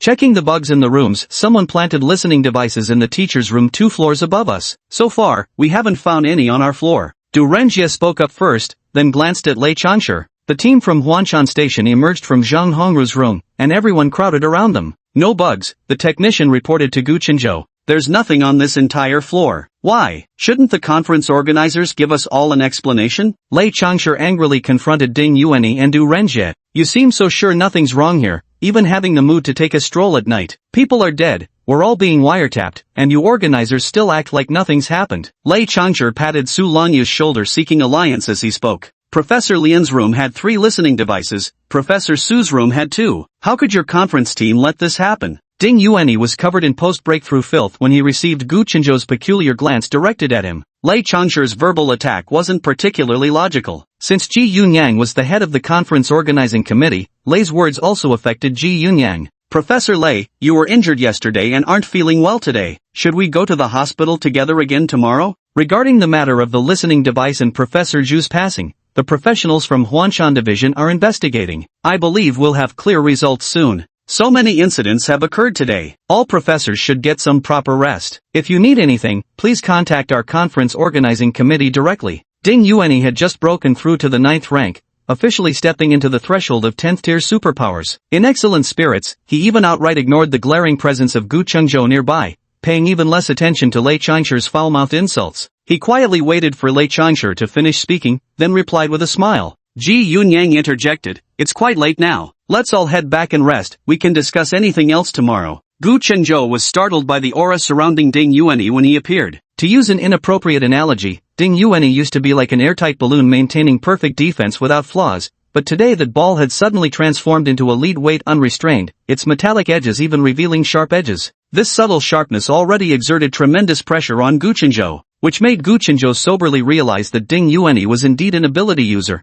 and one whose power level far exceeded anything he had imagined. Perhaps due to recently breaking through to a higher level, Ding Yuanyi couldn't yet properly control this newly acquired strength. Guchinzhou stood several meters away from him, yet could distinctly feel the aura emanating from him, so intense it seemed capable of slicing through his spiritual senses. Guchinzhou cautiously opened part of his olfactory perception, only to be assaulted by a pungent odor. It resembled the excretions from a high fever, except the concentration was countless times stronger. When his own cerebral domain's psychic power had advanced to the second rank, his body had undergone a similar detoxification. But just what level breakthrough was this to achieve such marrow-cleansing refinement? Guchinzhou stared at Ding Yuanyi, lost in thought. By the time he snapped out of it, the gathered crowd had already dispersed. Colleagues from Huanshan Station were packing up equipment in Zhang Hongru's room. Ding Yuanyi leaned against the doorway, staring back at him with icy indifference. A sharp warning flashed through Guchinzhou's mind as he instinctively took a step back. Ding Yuanyi turned his head and went into his room.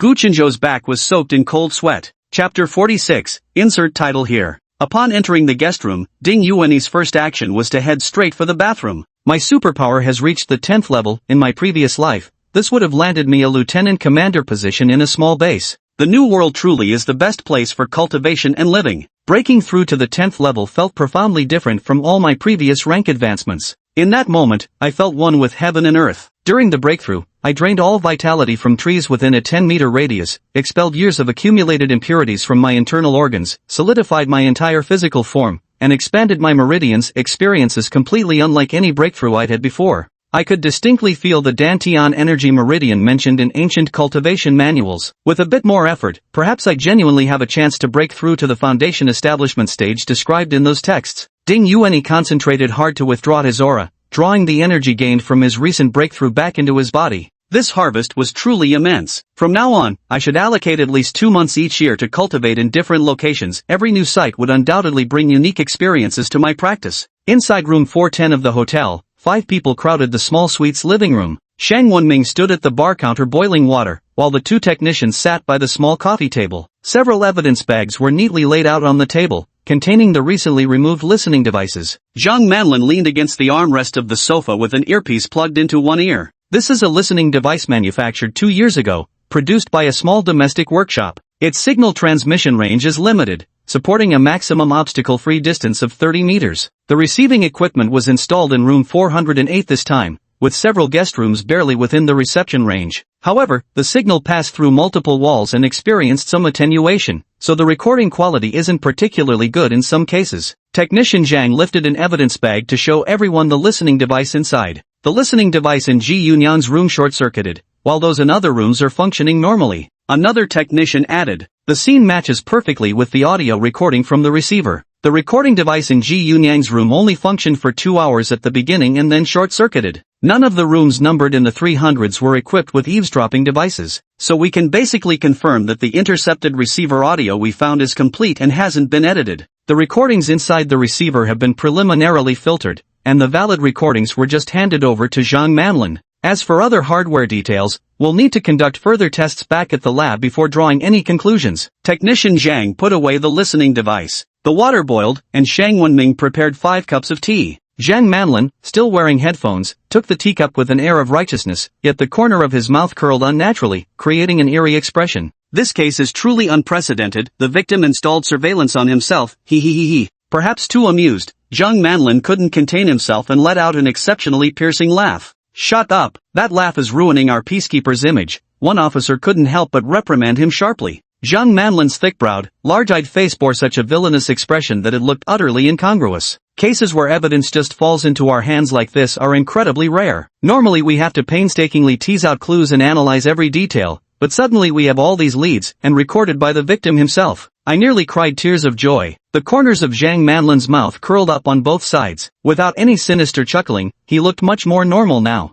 Guchinzhou waved to the team. "It's getting late. Tomorrow morning, when Ming will collect today's test results, Manlin will come with me to interview the relevant parties." Maintaining his toothy, eye-crinkling grin, Zhang Manlin packaged the recording for Guchinzhou before leaving the hotel with the rest of the team. The 410th unit finally quieted down, and Gu Chenzhou couldn't help but think of Ding Yuanyi again. That formidable aura could only be seen in high-ranking instructors during supernatural ability training sessions. If he hadn't just broken through his cultivation realm, he never would have had the chance to detect that Ding Yuanyi possessed supernatural abilities. Gu Chenzhou's self-awakened mind domain ability was an extremely rare type of supernatural power. Gu Chenzhou's mind operated differently from ordinary people. After developing his 5 senses, his entire being essentially became like a mobile computer equipped with camera, scanner, and 5 sense sensor attachments. He could discern the differences between superhumans, trained mercenaries, or those with special skills and ordinary people in terms of physical traits, movement habits, and even breathing. With the continuous development of his brain's functions, he could now even determine the truth of a person's words, their real emotions, whether they were fearful, calm, or happy, and their past life experiences and level of danger by observing their micro-expressions and subtle gestures.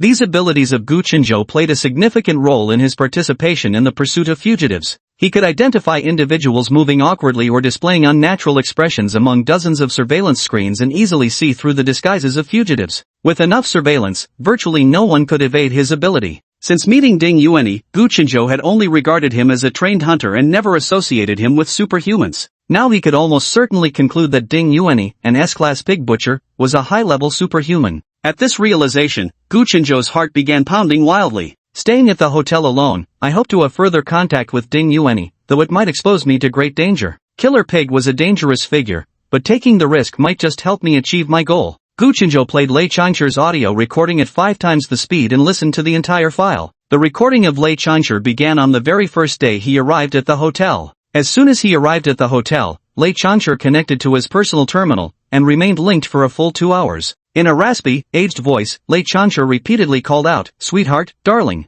Judging from the content and tone of his conversation, the person on the other end of the personal terminal was likely a young woman. Lei Changshi had been deeply involved with this mistress kept outside his home for several years, and they even had a young son already attending kindergarten. Lei Changshi was 69 years old, his elderly wife 65. Their child together was already 35, and their grandchild 6. Thinking of Lei Changshi's old, bruised face today, no wonder Zhang Manlin marked this audio file as number 1. Many people opt for divorce, resignation, and a complete life overhaul after undergoing genetic modification. However, the period between reaching the age for genetic modification and actually undergoing the procedure is when most people experience the most stability in their careers and marriages. After all, their new life hasn't truly begun yet. Any additional variables during this time would only create more complications for their post-modification existence. Caught off guard by a scandalous affair, Xu Danfeng, upon hearing these recordings, would probably want to have a serious talk with Lei Changshi. Chapter 47, Intimidation. Gu Chenzhou shifted his focus away from Lei Changshi and turned his attention to the remaining audio recordings.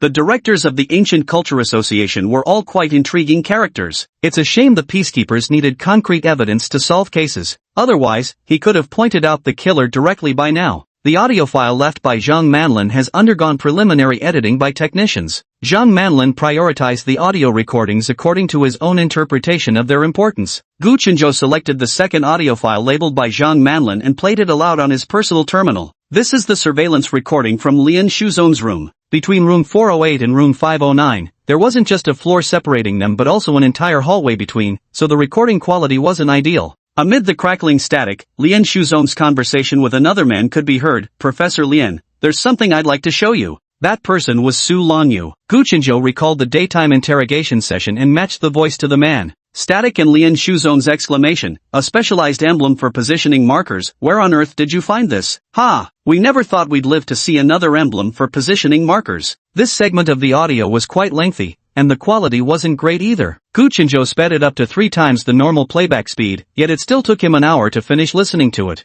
Su Lanyu brought along a photocopy of a Wei Dynasty emblem. This was something Lian Shuzong and Su Lanyu had been searching for together for years. This totem was discovered alongside a location marker from an ancient tomb and should contain extremely important information. Otherwise, 2 such distinguished and well-informed celebrities in the field of ancient culture wouldn't simultaneously place such great emphasis on it. The ancient tomb associated with this totem is also one of the key topics of this meeting. Located within Ta Province, this ancient tomb has been preliminarily classified as a third-grade cultural relic under protection. The 2 individuals agreed to apply for protective excavation immediately after the meeting. The audio was filled with heavy static, but amidst the intermittent noise, the 2 men mentioned fragments like Jade Eye, Sheepskin Scroll, King Wuqi, and General's Tomb. Gu Chenzhou understood that while these sounded like ordinary professional exchanges to anyone else, they must carry some special significance. To accurately interpret these messages, they would need to consult a professional. Although unfamiliar with the protocols and regulations of cultural relic excavation and preservation, Gu Chenzhou could tell that whatever Lian Shuzong and Su Lanyu were discussing involved something major.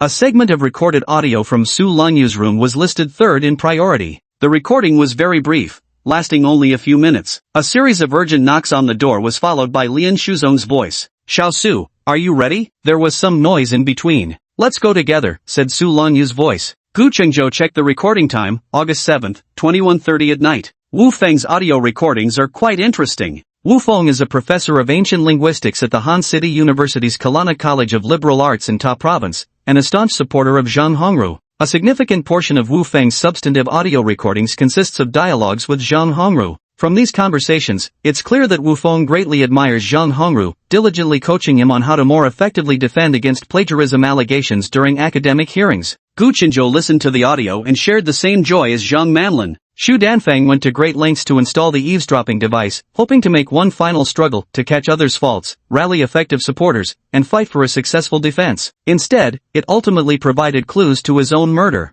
However, Lei Changzhi, Lian Shuzong, and Su Lanyu later realized their rooms had been bugged, and after August 7, no effective audio was recorded. Lei Changzhi admitted to visiting Xu Danfeng's room, but both Lian Shuzong and Su Lanyu denied having any private contact with Xu during the afternoon interrogations. The conversation at Su Lanyu's door doesn't prove they went to Xu Danfeng's room at that time. We still need to check the surveillance footage. Gu Chenzhou played the remaining audio aloud while fast-forwarding at 10x speed. He opened the French doors, seamlessly connecting the private garden of the guest room with the living area. Bathed in the mountain night breeze, Gu Chenzhou changed into workout clothes and listened to the audio while doing strength training. At 3 a.m., intermittent insect chirps sounded outside the hotel window as Gu Chenzhou finished his daily workout and stepped into the bathroom. At 3:30 a.m., Gu Chenzhou sat on the bed scrolling through the previous day's news on his personal terminal. The door to room 410 was suddenly opened without a sound. As night fell, Gu Chenzhou kept all five senses fully alert, his heightened perception constantly monitoring the surrounding movements. But he didn't hear anyone approaching his room, nor did he catch any unusual scents in the air. Only when the door suddenly swung open did he realize someone had entered his room.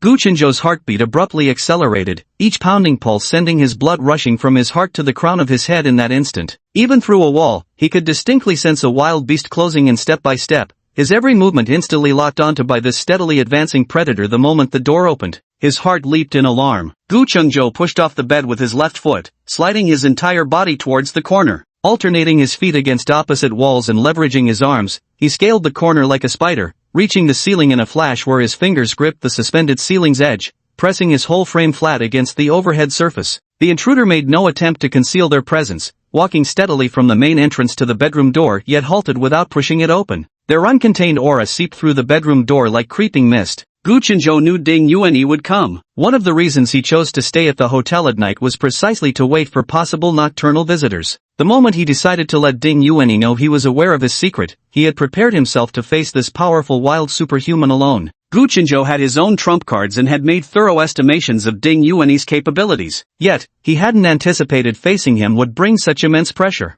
At this moment, a trace of regret still flickered in his heart. He focused his mind and extended his cerebral domain ability outward to its maximum. His psychic field lightly brushed against the emanated aura of the other person and directly transmitted a message. "We can talk. I've been waiting for you." Ding Yuanyi received this message and did not continue to intensify his aura. Indeed, a psychic ability user, yet someone of such a low level dares to provoke him? Ding Yuanyi slowly withdrew the oppressive pressure he had released as a deterrent. He retreated to the coffee table in the living room and sat down unhurriedly in the chair. Gu Chenzhou's body went slack as he slid down from the ceiling, crouching on the bed while panting heavily. He had underestimated his opponent's strength. Thankfully, this rogue ability user named Ding Yuanyi harbored no ill intent. Had he come to silence witnesses, Gu Chenzhou would have died several times over by now. Taking several minutes to steady his breathing, Gu Chenzhou washed his face in the bathroom and changed out of his sweat-drenched clothes before finally opening the bedroom door. Chapter 48, Recruitment. The small living room was unlit, but Gu Chenzhou, with his enhanced vision, could still clearly see the situation inside. Ding Yuanyi was dressed in a blue tracksuit, holding a thermos cup, sitting on a chair by the coffee table, watching him with an inscrutable expression. Meeting the other's penetrating gaze, Gu Chenzhou hurriedly raised both hands. "I mean no harm, don't be alarmed, really." I deliberately caught your attention because I wanted to talk. Oh, and take the chance to test my abilities too? If I was weaker, you'd conveniently suppress or eliminate me. If I was stronger, well, you're a psychic esper anyway, you could just use a mental blast alongside firearms to take me down? Ding Yuanyi remarked with a mocking smile. You're higher level than me, I know. Just seeing the energy leaking from your breakthrough earlier already showed you're several times stronger. I'm not delusional enough to pick a fight with you. Gu Qinzhou's entire body felt weak from the prolonged tension. He shuffled over to the minibar, poured himself a glass of cold water, and gulped it down in one go. Didn't expect you to be this strong though. You guessed right, I just wanted to see your skills firsthand. After all, you're the famous pig butcher. Gu Qinzhou didn't feel embarrassed, just genuinely confused. What exactly was a psychic blast? To show he meant no harm, he raised his empty glass high after finishing the water. Mind if I turn on the light? Okay, if we take this slow and talk things through? Gu Qinzhou, seeing that Ding Yuanyi offered no objection, directly instructed the hotel's smart housekeeper to turn on the wall lights in the living room. Ding Yuanyi's gaze felt almost tangible, fixed unwaveringly on him. The clothes Gu Qinzhou had just changed into were damp with sweat again. As the lights came on, Gu Qinzhou shuffled back to the coffee table. Ding Yuanyi had withdrawn his oppressive aura, reverting to his usual mild and harmless scholarly demeanor. Ding Yuanyi raised his right hand, causing Gu Qinzhou to reflexively slide backward a step. Ding Yuanyi paused mid-motion, then grinned without warmth as he gestured with his right hand for Gu Qinzhou to sit. Realizing his overreaction, Gu Qinzhou shook his head self-deprecatingly and moved to the other side of the tea table to take a seat. Ding Yuanyi interlaced his fingers and rubbed them together, conjuring a water ball, crystal clear and luminescent, hovering between his palms. With a flick of his right hand, he poured the water from the sphere into Gu Qinzhou's cup. Try it. Condensed water, perfectly clean, Ding Yuanyi said, gesturing towards the cup with his right hand. Gu Qinzhou raised the glass and downed it in one go. The water was slightly chilled, but otherwise unremarkable. Aren't you afraid I might poison it? Ding Yuanyi said with a slight curl of his lips. I can't defeat you in a fight. If you wanted me dead, poisoning wouldn't be necessary. Besides, I can smell whether the water's been tampered with or not. Since the other party had displayed their supernatural abilities as a gesture of goodwill, it was only fair for him to reveal some of his own capabilities in return. Director Gu, as a psychic ability user, how did you recognize me? We've only met once before at Lin Jiqing's place, right? Was it through sensing psychic energy fluctuations? Ding Yuanyi asked casually. For a psychic ability user to identify someone's identity, there were at least 3 possible methods, though only those above 5th-tier psychic abilities could distinguish between unique energy signatures. While a level 5 psychic ability user can distinguish between different individuals' psychic fluctuations, this only means that psychic ability users at this level possess this potential capability. However, the actual ability to identify different people through psychic fluctuations still requires certain innate talent and acquired training. It's similar to how anyone with normal vision can recognize people by their facial features, but those born with face blindness cannot recognize people by faces, and most untrained individuals can only identify the faces of those they're extremely familiar with. My supernatural ability is officially referred to as cerebral domain ability. Gu Qinzhou began with the most appropriate conversational opener. Is spiritual force ability just another name for cerebral domain ability among unaffiliated mutants? The term spiritual force ability does seem rather fitting. The official stance is that cerebral domain ability users possess exceptionally developed brain capabilities. After awakening our powers, the Ability Association organized specialized training to enhance our senses, strengthening abilities in our eyes, nose, ears, and other organs. That's why my vision, hearing, and sense of smell are all somewhat superior to ordinary people's. Demonstrating his sincerity, Gu Qinzhou provided a detailed explanation of his capabilities. The first time I saw you was at Lin Jiqing's place. You were 175 centimeters tall and weighed 75 kilograms back then. The second time I met you was on the mountain trail. You stood 183 centimeters tall yet still weighed 75 kilograms. Though your height differed, your weight remained identical. Most crucially, your skull structure and aura were the same. That's why I recognized you immediately on the mountain trail as the same housekeeping guy from before. Cerebral Dominion. Ding Yuanyi repeated the term. The ability's name was different here. Though Gu Qinzhou's ability level wasn't high, his precision control surpassed that of psychic ability users from the apocalypse who possessed equivalent power tiers. In the apocalyptic world, everyone was preoccupied with researching how to enhance the lethality of supernatural abilities to eliminate the omnipresent enemies of all kinds. Indeed, no one would think to explore the applications of psychic abilities from such minute details. I've never directly interacted with wild talents like you before. Don't take offense, within the order maintenance system, we refer to unauthorized supernatural individuals like yourselves as wild talents. Gu Qinzhou spoke while carefully observing Ding Yuanyi's reactions, worried that one wrong word might make Ding Yuanyi lose his temper. Ding Yuanyi stared at Gu Qinzhou without showing any reaction. Currently, nations worldwide keep the existence of superpowered individuals strictly confidential. Most ordinary people remain unaware of their presence, Gu Chenzhou said slowly, taking a sip of the water Ding Yuanyi had prepared for him. Most official superpowered individuals in Kalana acquire their abilities through government-developed serum. The Superpowers Association under the Ministry of Order provides specialized training tailored to each type of ability. What's the estimated number of unregistered superpowered individuals in Kalana? Ding Yuanyi inquired. Given that abilities can be chemically induced, Kalana's biopharmaceutical capabilities are quite advanced. Before the apocalypse, he hadn't known whether there were superpowered individuals on Blue Star. Perhaps they had always existed, or maybe governments could manufacture them. It's just that as an ordinary person, he'd been unaware. Our definition of rogue superpowered individuals refers to those who haven't registered with the Superpowers Association. Commercial alliances, religious organizations, even academic factions like your current group have their own superpowered members. According to national regulations, all should be registered with the Order Maintenance Department. Ding Yuanyi listened while reaching for the pen on the side table. Gu Chenzhou eagerly grabbed a sheet of paper from the desk and handed it over. Registered superpowered individuals become official recognized. These official individuals must complete at least one association task annually and have the obligation to accept unified management and mobilization by the Order Maintenance Department during special periods, said Gu Chenzhou.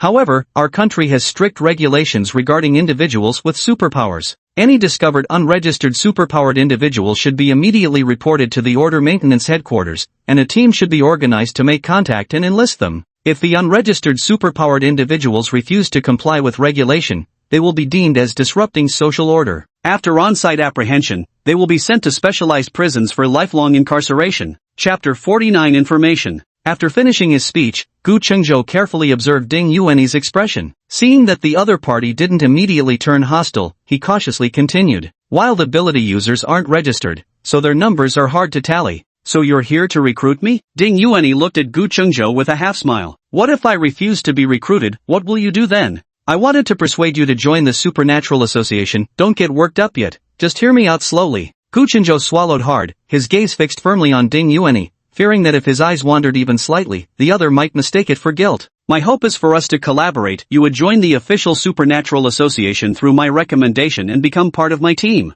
Gu Chenzhou looked at Ding Yuanyi with eager intensity, his eyes practically glowing with fervor. Gu Chenzhou relaxed his focus, carefully observing every move of the person before him. The Ding Yuan in front of him remained emotionally stable upon hearing his words. There were no abnormalities in heartbeat, pupils, or breathing, nor any additional physical movements. Only then did Gu Chenzhou continue. Currently, countries worldwide adopt a policy of both supervision and recruitment when it comes to superhumans. After all, even an ordinary-level superhuman possesses immense destructive power. Each one essentially functions as a human weapon. In our Kalana, civilians cannot possess highly lethal weapons like firearms without approval. To the state, the abilities superhumans wield are even more dangerous than civilians holding firearms. A nation governed primarily by ordinary people would never permit such extraordinary abilities to exist beyond controllable boundaries. Gu Chenzhou watched as the empty cup before him automatically refilled with water, the level perfectly reaching the rim. Feeling slightly embarrassed, he pinched the bridge of his nose and took a sip from the cup. Registering as an awakened individual won't affect your daily work or studies. You can continue your current profession and decline missions you don't want to undertake. The only requirements are attending the annual association inspection and reporting your travels when leaving the city. Noticing Ding Yuanyi's skeptical raised eyebrow, Gu Chenzhou quickly added, of course, registration means accepting certain government oversight. During wartime or other emergencies, awakened individuals would indeed have the obligation to serve the nation in combat or other capacities. What do you mean by reporting through you? Can I report through someone else or report directly myself? Ding Yuanyi changed the subject. If you choose not to join the national professional system, such as joining the Order Maintenance Combat Forces or entering Order Maintenance offices at various levels, then you'll be under my supervision. For routine matters like outing registration, you only need to coordinate with me. If you want to take on small missions to earn points, you just need to come to me. I can help you handle these trivial matters. Wouldn't that be more convenient for you? Gu Chenzhou carefully observed Ding Yuanyi. Let me think about it. What are the benefits of being registered, besides being monitored and having obligations? A sudden smile appeared on Ding Yuanyi's strikingly handsome face. Faced with Ding Yuanyi's smile, Gu Chenzhou's brain immediately registered danger, almost compelling his body to retreat toward the door. Gu Chenzhou instinctively leaned back slightly, knowing his next response was crucial. Suppressing his body's natural reactions, he carefully weighed each word before speaking. Being registered means being legally recognized. you can continue holding your current respectable profession and live a normal life. Ding Yuani, you surely don't want to be suddenly discovered by authorities as an ability user and have your life trajectory completely derailed, do you? During your time as a hunter, you've never taken extreme missions, so you probably don't want your other identities to interfere with your normal life either, Guchinjo said, looking at Ding Yuani. With your skills, even if someone accidentally discovers you're an ability user, you could just assume a new identity and continue living. But that would still cause some inconvenience, wouldn't it? Guchinjo watched Ding Yuani carefully, afraid of saying the wrong thing. Besides you, no one could ever discover anything unusual about me. The corners of Ding Yuani's mouth lifted slightly, his long eyebrows raising just a touch. By joining the official organization, you could openly learn about all currently available official courses on ability applications through legitimate channels. Having gotten past the most difficult part of the conversation, Guchinjo's tone became noticeably more relaxed. After years of development, our official Supernatural Ability Association has established systematic research on the application of abilities across all attributes. Whether for daily life technologies or combat applications, we offer structured training courses. This should be helpful to you? Guchinjo took a sip of the water Ding Yuani had poured for him.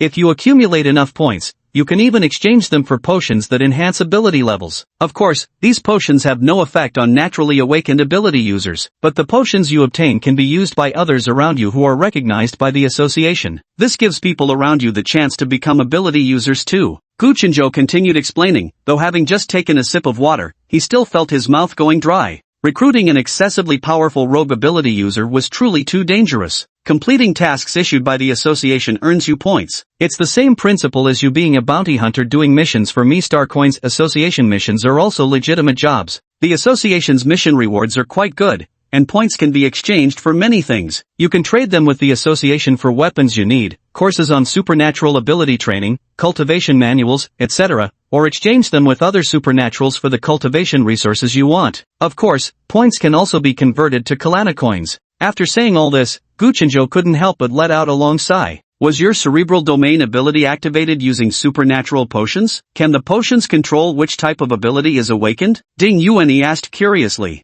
My ability was self-activated, though most registered official superpowers are awakened through serum. The success rate for serum-induced awakenings isn't high, about 3 in 100,000. Of course, that's the official data disclosed to us by the association. Guchinjo took another sip of water. Official data, Ding Yuani pondered. Guchinjo implied these statistics might not be entirely accurate. The types of abilities awakened by serum can't be controlled. From my understanding, superpowers are an innate gift. The serum's role is merely to awaken this potential, not create it. Brain domain abilities are relatively rare among superpowers. So far, there haven't been any recorded cases of serum successfully awakening such abilities. Guchinjo added further clarification. Currently, the ability activation serum is monopolized by the authorities, and wild ability users all awaken their powers spontaneously. Guchinjo tried to relax his expression. I once witnessed a fire attribute ability user who suddenly awakened his power while drunk. He nearly burned down an entire bar street in the process. This wild ability user violated Kalana's laws right after awakening and consequently lost the opportunity to join any official organization. Guchinjo said with some regret, this incident even occurred within Huanshan District's jurisdiction. Had I been present at the time, he wouldn't have faced subsequent pursuit by the association? Do these so-called wild ability users have their own organizations too? Ding Yuani lowered his gaze and thought for a moment before looking up at Guchinjo. The organization for rogue superhumans is called the Superhuman Alliance. Guchinjo activated all his perceptive abilities. Ding Yuani's facial expressions, body language, heart rate, and more showed no abnormalities upon hearing the name Superhuman Alliance. Guchinjo breathed a sigh of relief internally. Ding Yuani had no connection to the Superhuman Alliance. He had arrived a step ahead of the alliance. Superhuman Alliance. Ding Yuani repeated the name subconsciously. Having been in this world for over 20 years, he had relied solely on the knowledge from his past life, cultivating in isolation. Though he knew superhumans existed here, aside from Director Gu before him, he had never actually interacted with any of them face-to-face. Cultivation was a deeply personal endeavor, yet at the same time, it required a suitable platform and peers to exchange ideas with. Cultivation needed information, just as it needed resources. In his previous life, his ability level was 8th tier, but now he has cultivated to 10th tier. How to proceed from here and how other ability users in this world cultivate, he truly needs to join an organization of ability users to obtain the corresponding information. The ancient cultivation techniques, ability training methods, and combat skills he pieced together in his past life all came from other ability users. The strength of one person is ultimately limited. To go far, he needed to exchange and spar with more people. Gu Chenzhou noticed Ding Yuanyi falling silent after hearing about the ability user's alliance and had a sinking feeling. Could it be that he wanted to join the alliance instead of following him into the association? He couldn't let someone like this slip away to the alliance. Gu Chenzhou coughed lightly, drawing Ding Yuanyi's attention back. The Supernatural Alliance is a loose organization formed by rogue supernaturals banding together. The rogue supernaturals who joined the alliance and were captured by authorities were basically forced to sign mental contracts. It's precisely because of these mental contracts that they cannot disclose any information related to the Supernatural Alliance. Gu Chenzhou had been closely observing Ding Yuanyi's every movement. Noticing Ding Yuanyi raise his eyebrows at the mention of mental contracts, he knew this point had particularly caught the other's attention. Seizing the opportunity, he pressed forward. These mental contracts sound downright sinister. Its overt function is to prevent alliance members from divulging its secrets. Who knows what other purposes it might serve? No one wants a ticking time bomb planted in their mind, ready to detonate at any moment. The Supernatural Ability Association is an official institution and would never resort to such methods with its members. Ding Yuanyi cast a knowing half-smile at Gu Chenzhou. You're a mental domain ability user. At your level, you can actually form psychic contracts with willing participants. How many have you signed so far? We official ability users don't engage in such practices, Gu Chenzhou stated decisively. Ding Yuanyi then skillfully changed the subject, probing further about the association. Receiving encouraging signals, Gu Chenzhou ended up talking with Ding Yuanyi until dawn. Chapter 50 Cause of Death. After a night of conversation, Ding Yuanyi had gained a preliminary understanding of the superpowered society in Kalana. Kalana's research and development depth in everyday superpower applications surpassed that of the post-apocalyptic Blue Star. During the apocalypse, people lived in constant uncertainty, with everyone focused solely on rapid level advancement and maximizing destructive output. Their research into the finesse of superpower manipulation paled in comparison to the sophistication of Kalana's superpowered society. The new world is abundant in resources with ample access to firearms, so there isn't an urgent need for enhancing special ability levels or increasing their lethality. Apart from providing ability awakening and level up potions, the association hasn't developed any systematic methods for cultivating and upgrading special abilities. For ability users who awaken their powers through potions, unless they continue taking these potions, their ability levels will remain stagnant at low tiers. Meanwhile, those who spontaneously awaken their abilities have no means to upgrade them except by constantly pushing themselves to life or death situations. Therefore, the official superhumans in Kalana generally possess lower ability levels. The highest level official superhuman Gu Chenzhou has ever seen was a 4th-tier ability user. Ding Yuanyi returned to room 306, his mind slightly buzzing. After communicating with Gu Chenzhou throughout the night, he had received a massive amount of information. Is it better to maintain this wild existence, or should I bring supernatural abilities into the light, or perhaps find a way to join the League of Supernaturals? This requires careful consideration. I had underestimated the people of this new world, thinking caution alone would let me live freely, yet even a single mountain ring station concealed extraordinary talents. To recognize my disguise after just one encounter at the scene, and to identify me as a supernatural on the very day we met. Unless I silence Gu Chenzhou permanently, both my supernatural identity and the butchering incident risk exposure. The early hours of today were the best opportunity to silence someone permanently. Since they didn't choose to act directly then, whether they can strike later remains uncertain. Just thinking about it gives Ding Yuanyi a headache. Transitioning identities to officially register his supernatural ability could be a safe approach. According to Gu Chenzhou's introduction, on Manhwa planet just like on Blue Star, natural element-related ability users constitute the majority among all superpowered individuals. By keeping his ability output controlled at around 1st tier level and registering as a harmless 1st tier water attribute ability user, he should attract only limited official attention in the future. After awakening supernatural abilities in the post-apocalyptic world, water attribute ability users remained at the bottom of the power hierarchy until reaching the 3rd tier stage or above.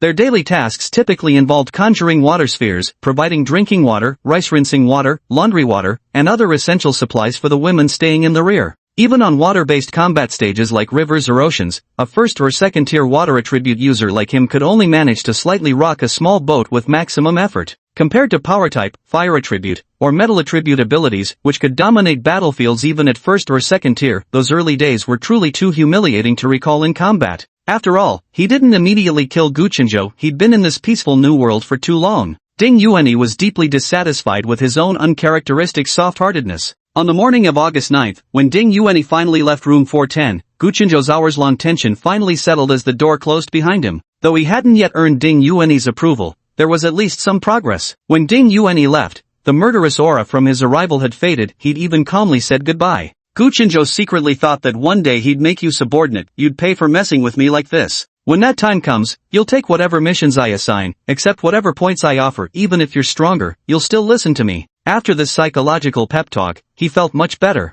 At 8:30 a.m., Zhang Manlin and Shang Wenming had already arrived at room 410. Room 410 had already been cleaned early in the morning. Gu Chinzhou rubbed his temples with a slight headache as he gazed at the bedroom ceiling. The aftermath of gripping the ceiling with his enhanced strength yesterday resulted in 10 finger-sized holes gouged into it. The Supernatural Association would definitely need to send someone to repair the hotel damage today. Zhang Manlin handed over a document folder to Gu Chinzhou. Director Gu, the autopsy report was expedited. Xu Danfeng died from an overdose of sleeping pills. The red wine in the glasses on the living room coffee table contained ground-up sleeping pills. His estimated time of death was between approximately 10 p.m. to 11 p.m. on August 7th. Zhang Manlin pointed at the report's conclusions while speaking to Gu Chinzhou. The sleeping pills Xu Danfeng ingested this time were an enhanced version newly produced in our country. This type of sleeping pill is usually prescribed by doctors to long-term insomnia patients who've developed resistance to regular sleeping medication. Xu Danfeng consumed a massive dose of these enhanced sleeping pills at once. The respiratory center became suppressed within half an hour after ingestion, causing instantaneous death. The entire wineglass only has a set of fingerprints from the deceased's right hand on the glass wall, with all other areas being exceptionally clean.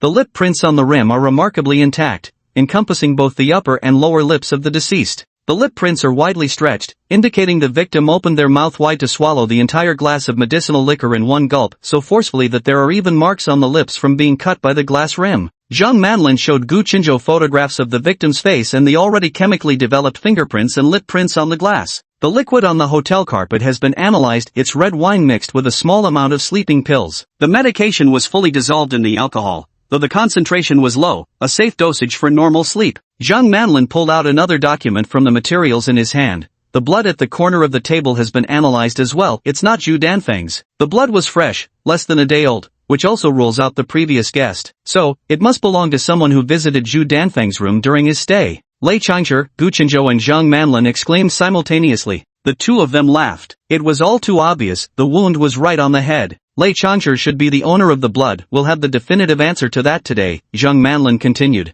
Lastly, there's the computer on which the suicide note was written. It had been formatted, around 10:30 p.m. on the evening of August 7th. Afterwards, whoever handled it used the computer's built-in recovery software to restore the system, then manually typed out the suicide note. The suicide note was completed by 11 p.m. According to the autopsy report, Xu Danfeng was already dead at this time, and there were no fingerprints on the computer either. Zhang Manlin took the last report and highlighted a few key lines. Although the killer attempted to clean the scene, we've collected a large number of fingerprints from Xu Danfeng's sheets, quilt, and clothing. Today, we just need to compare these fingerprints to identify the prime suspect. Since this is clearly a homicide, we can arrange fingerprint and blood sample collection from everyone this morning, including sealing all clothing worn in recent days for further examination, Gu Chinzhou said. Wenming, notify all participants to gather in the second-floor conference room immediately. We'll begin taking official statements today. Manlin, focus on reviewing the hotel surveillance footage from August 7th between 9 a.m. to 12 p.m. for floors 3, 4, and 5. Cross-check it against everyone's stated timeline from yesterday, Gu Chinzhou contemplated before adding, later, you can have Du Renjie from the conference organization team assist you with the work. Chapter 51, Not a Suicide. To facilitate the work of the Huanshan Police Precinct, the hotel had vacated a small conference room on the second floor starting from August 8th for their exclusive use. It was a compact meeting space, ideal for gatherings of about 20 people. Shang Wenming and Ding Yuanyuan directed the attendees to assemble here. Everyone was in a foul mood after being notified that today's meeting agenda still couldn't proceed as planned. Now gathered again in the conference room to assist with the investigation, the notoriously hot-tempered Lei Changshi couldn't hide his anger. Even the relatively mild-mannered Wang Zhanzong and Ji Yunyang clearly displayed displeasure. What the hell is going on? At least give us some explanation first. How much longer do we have to wait before resuming our work? Seeing only one young peacekeeper from Huanshan Station present at the scene, Lei Changshi's temper instantly flared up. Where's your chief? How do you expect one of you to coordinate with so many of us? Weren't we all questioned yesterday? What more do you need? Lei Changshi stood before Shang Wenming, his finger practically jabbing at Shang's face. True to his name, Shang Wenming was the epitome of civility. With gentle demeanor, he first guided Lei Changshi to take a seat on a chair, then turned to retrieve the microphone placed on the conference table. Please everyone, take your seats and don't rush. I'll first give you all a brief introduction to this case. I'll explain in detail the specific procedures for the statements we need from you and the evidence collection. Please remain patient. Ding Yuanyi escorted everyone to their respective seats and signaled to Du Renjie to prepare tea.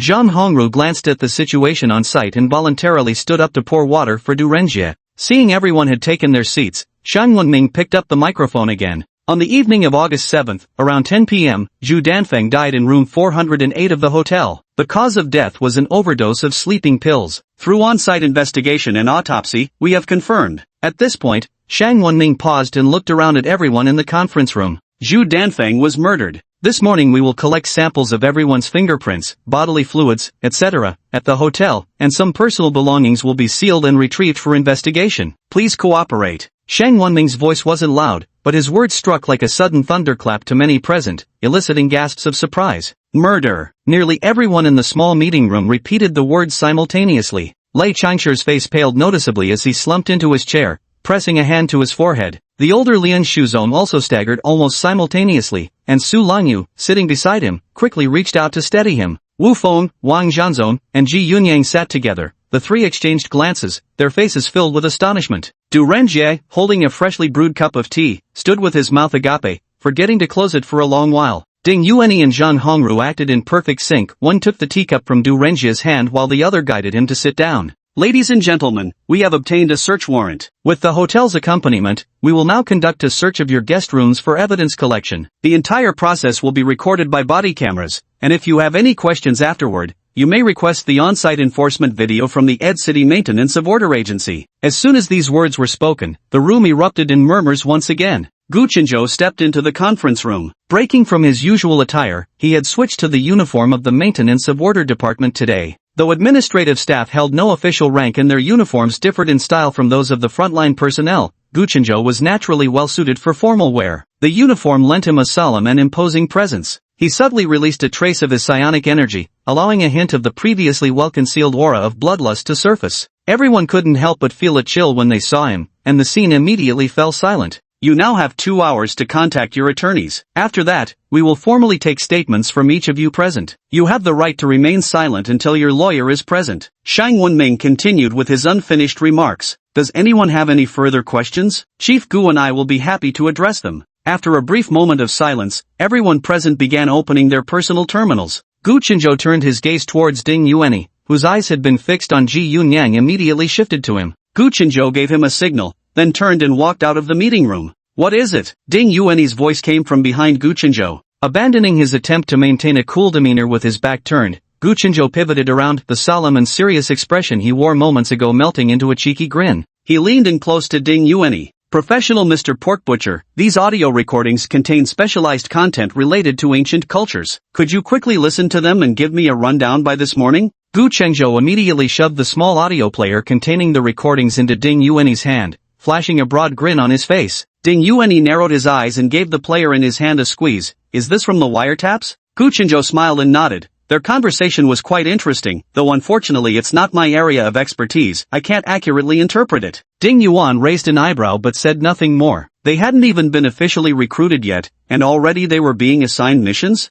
In the hotel surveillance room, Zhang Manlin directed the staff to download and preserve footage from specific time periods covering the 3rd, 4th, and 5th floors. Based on yesterday's interrogations, Zhang Manlin pulled up the corresponding floor's surveillance footage from each time node on his personal terminal. According to the previous day's inquiry records, several attendees left their hotel rooms after returning from dinner on the evening of August 7th. The earliest to leave was Lei Changshe. Lei Changshe and Zhu Danfeng were on the same floor, and he went to Zhu Danfeng's room shortly after 9 o'clock. Zhang Manlin found footage in the 4th floor hallway surveillance showing Lei Changshe leaving room 404 and entering Zhu Danfeng's room 408 at 9:08. The surveillance camera that captured Lei Changshe's footage was positioned above room 410. The video clearly shows Lei storming out of room 404 and angrily arriving at the door of room 408. He paced briefly outside the door before ringing the doorbell. Lei Changshe entered room 408 at 8:09. Zhang Manlin scrolled the progress bar backward, watching until 10:30, during which time he never saw Lei leave Zhu Danfeng's room. Zhang Manlin couldn't help but frown.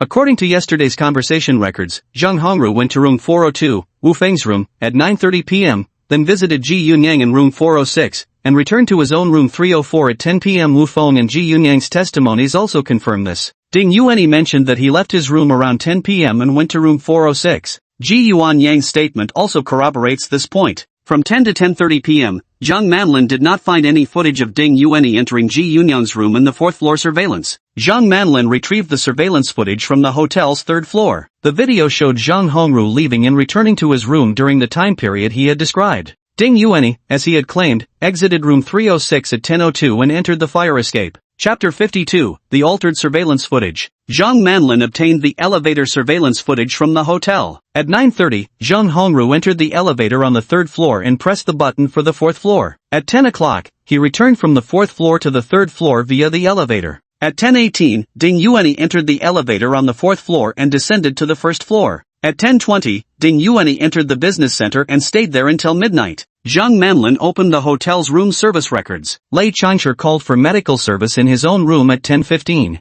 The hotel's room service records clearly showed that the hotel doctor rushed to room 404 immediately after receiving the call, examined Lei Changshe, and provided basic medical care. This indicates that at 10:15, Lei Changshe was in his own room. However, the fourth-floor surveillance footage shows neither Lei Changshe returning from room 408 to room 404, nor any hotel medical staff entering room 404. Zhang Manlin focused his attention on the hotel's fourth floor. He replayed the surveillance footage from above room 410 between 9 o'clock and 12 o'clock at 5 times the speed. After Lei Changshe entered room 408, the surveillance showed only an empty fourth-floor hallway throughout, with no one passing through during that entire period. Until 11 p.m., the footage showed hotel staff arriving to collect laundry service. The hotel staff directly entered room 408 using their key card. At 11:01, the staff member left room 408 carrying a suit in hand. This entire sequence of the hotel staff collecting laundry was formally recorded in the guest service registry. At 9:20 p.m., the hotel's housekeeping department received a call from Zhu Danfang requesting staff to collect dry cleaning from room 408 at 11 o'clock sharp. The items for dry cleaning would be hung directly behind the guest room's main door.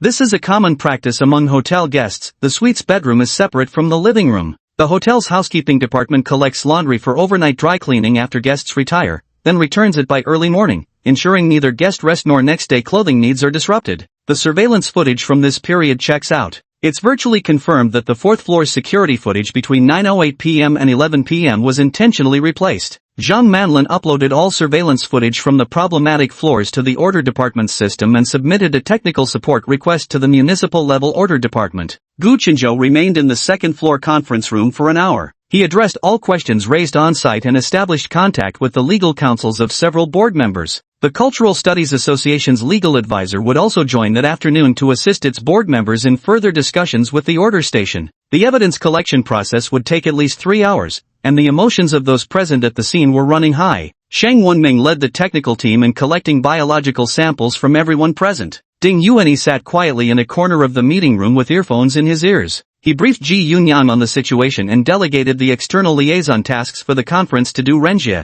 In the following days, he began earnestly listening to the audio files Jiang Zhouchen had given him. The content he heard was utterly fascinating. There was no denying that the recordings Zhu Danfang had obtained by planting surveillance devices had indeed captured the leverage he wanted. It was just a pity this leverage was too immense for him to handle alone. In the conference room, everyone had cooperated with the Order Maintenance Bureau to provide personal samples. The fact that Zhu Danfang had been murdered cast an extremely somber atmosphere over the scene. The usually hot-tempered Lei Changshe was uncharacteristically quiet, sitting pale-faced in stunned silence. In the morning, we've mostly completed our evidence collection. Everyone may return to their rooms for now. The Zidanfeng murder case has officially been registered by the Order Maintenance Bureau. We'll still need everyone's cooperation at the hotel over the next couple days. We'll expedite the investigation and give everyone a proper resolution. Gu Qinzhou addressed the group apologetically. Everyone, please go back and rest for now. We'll begin the second round of statements shortly. If anyone needs to leave the hotel or Ed City, please contact us first. We apologize for any inconvenience caused.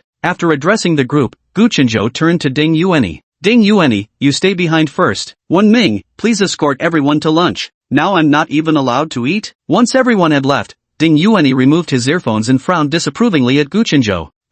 How could this be? I told Wenming to bring us back a serving each after he finished eating. Gu Qinzhou felt a prickle of unease seeing Ding Yuanyi's frown. Maybe I'm the killer, yet you're still ordering me around. Aren't you afraid I might mislead you? If you really were the murderer, you wouldn't have left any trace at the crime scene for us to investigate. Gu Qinzhou shrugged and said, how's the listening going? Can you explain to me what Lian Shuzong and Su Longyu's conversation meant? Gu Qinzhou continued. Just wait a moment. I need to look up some information. Give me another half hour. Ding Yuanyi pulled out his personal terminal. Was it you who damaged the eavesdropping device in Ji Yuanyan's room? Gu Chenzhou opened his laptop and began logging into the Huanshan Institute's internal office system. Ding Yuanyi was intently browsing through his personal terminal. How did you do it? Why not mess up others' stuff while you're at it? Gu Chenzhou asked. Spilled a glass of water on it. Why should I care about others? I didn't go into their rooms either. Constantly interrupted, Ding Yuanyi waved at Gu Chenzhou. Stop bothering me, I'm almost done checking. Gu Chenzhou touched his nose and kept his mouth shut. Zhang Manlin sent the hotel surveillance footage to the Technical Investigation Department of the city's Public Security Bureau, and received their feedback half an hour later. The surveillance footage from the 4th and 5th floors of the hotel had been tampered with, the recordings from 9:10 to 10:40 had been replaced with static images. The tampering was done crudely, simply replacing the entire timeframe of surveillance footage with blank screens. Zhang Manlin obtained the expected results. The investigation of this case had progressed quite smoothly from the very beginning. The eavesdropping recording equipment was blatantly placed in the living room, and the murderer didn't take it when leaving. The cleaning of the scene was simply done by wiping the tables and cups with a cloth. After forging the deceased's suicide note, not a single fingerprint of the deceased was left on the laptop. This was not a premeditated murder, but rather a crime of passion committed on the spur of the moment, triggered by these intercepted conversations. In room 410, Zhang Manlin, Shang Wenming, and Lei Changsha were sitting around the coffee table in the small living room. A surveillance camera had already been installed near the TV wall.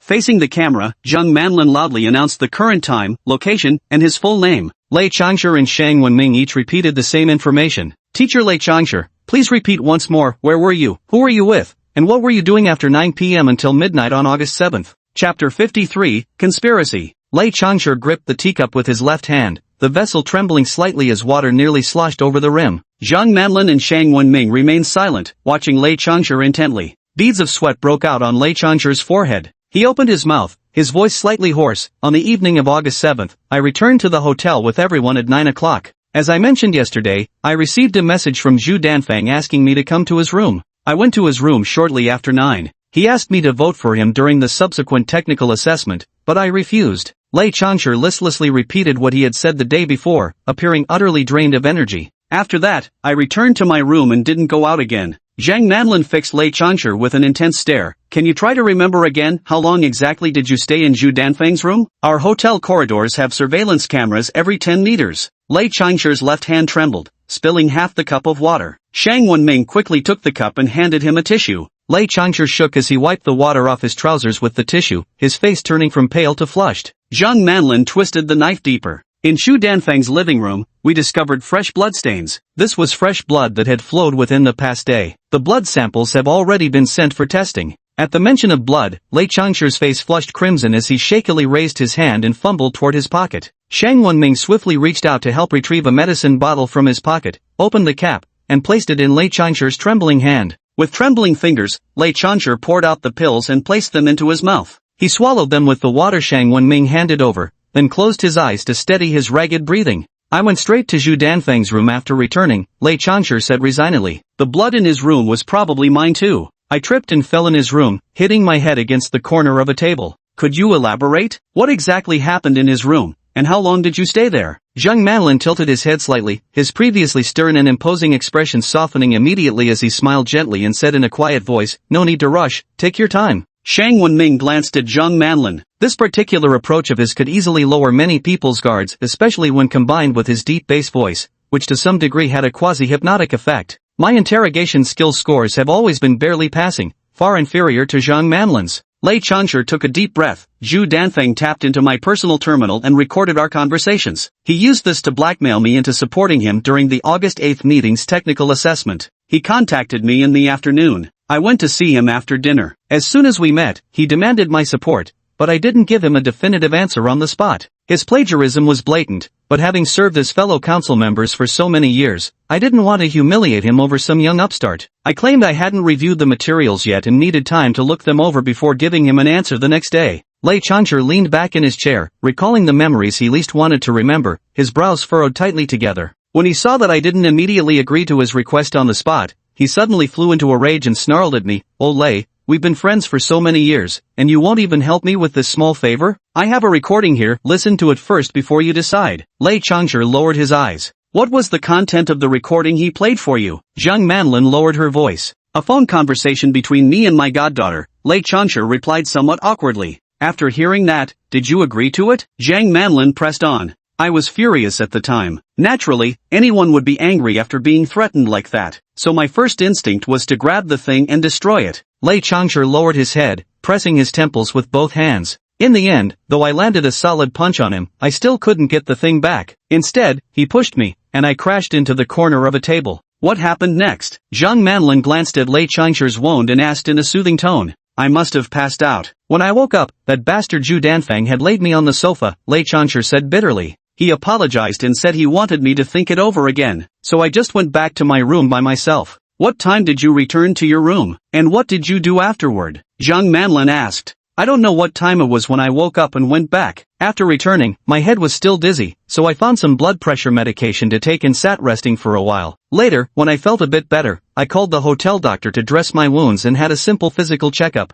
Lei Chansher said with a bitter smile, I didn't kill Zhu Danfeng. I was injured myself, he was young and strong. How could I possibly have the ability to kill him? At 1 o'clock in the afternoon, after eating lunch, Ding Yuan squinted his eyes as he gazed out the window. The hotel nestled in the mountains offered a view of endless greenery, yet for some reason, his thoughts drifted to the troublesome stocks he had bought. I still need to find time to hack into the internal network of the company I bought to see what exactly went wrong that made it perform so poorly. Gu Qinzhou leaned in. So, now that you've finished eating and reviewing the materials, tell me about that tomb and the level 3 protection. Ding Yuan shifted his gaze from the distant mountains back to Gu Qinzhou's amiable, smiling face. To put it simply, Professor Lian and Professor Su's conversation was, here. Ding Yuan shook his head and let out a long sigh. Professor Su discovered the tomb of General Mang from the Wei dynasty in Taxing province. This time, Professor Su submitted a grading project for an ancient tomb, stating that after preliminary investigation, the tomb belongs to a centurion from the Wei dynasty. He requested the association's approval for a third-level protective excavation of the tomb.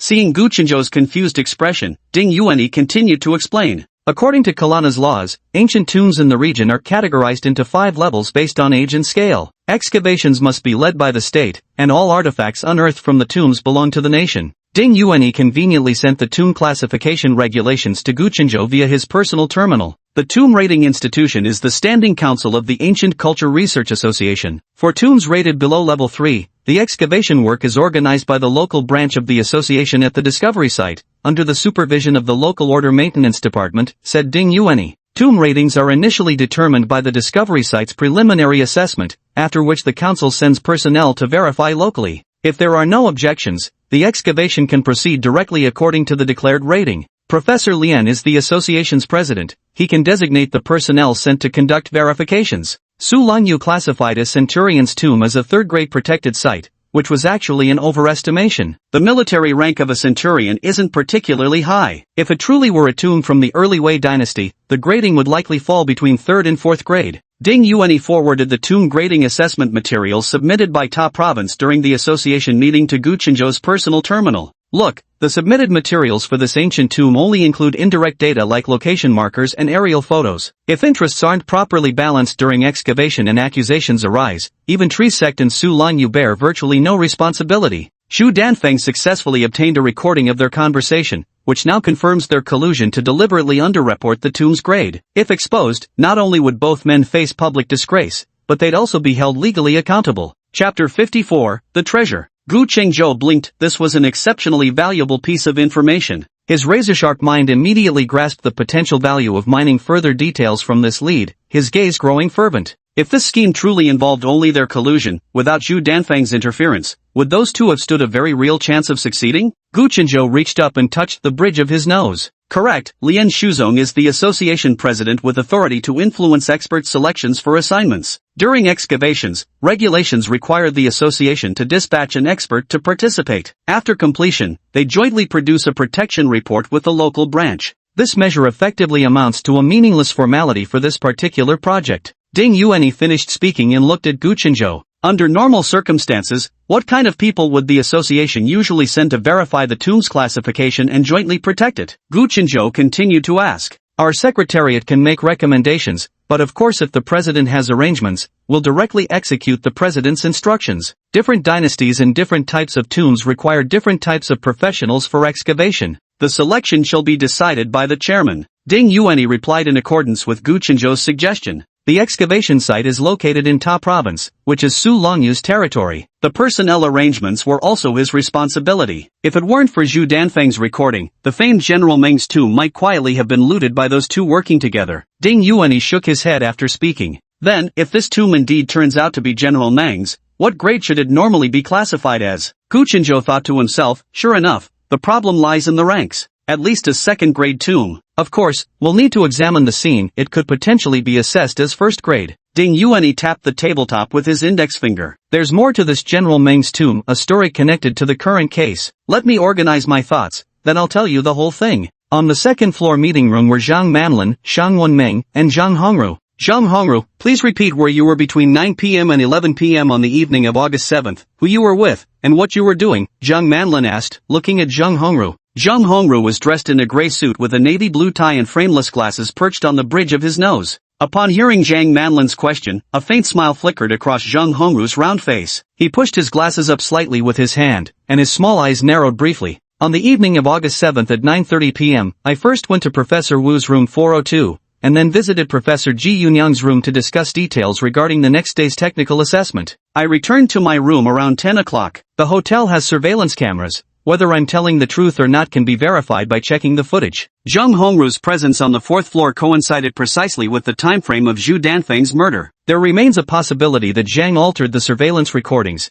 then used the interval between exiting room 402 and entering 406 to commit the murder in room 408. The listening device in Ji Yunyang's room had been destroyed, and Ji couldn't confirm the exact time when Zhang Hongru had entered his quarters. Why are you questioning me again about the same timeline issue? Don't tell me the surveillance footage is damaged? A cunning glint shone behind Zhang Hongru's spectacles, his beady eyes narrowing with shrewd calculation. Even if the surveillance footage is faulty, Professor Wu's room has bugs, and Professor Ji's room does too. They can all hear what I said and when. Surely the bugs couldn't have malfunctioned as well. Zhang Hongru narrowed his eyes at Zhang Manlin. Zhang Manlin had never encountered such a suspect before. Suddenly confronted by Zhang Hongru's question, he froze involuntarily. Zhang Hongru was a genius in academia, and apparently in other areas too. The rhythm of the conversation had already been steered off course by him. Noticing Shen Wenming's visibly surprised expression from the corner of his eye, Zhang Hongru straightened up proudly before Zhang Manlin could speak again and declared, I've never been to Zhu Danfeng's room.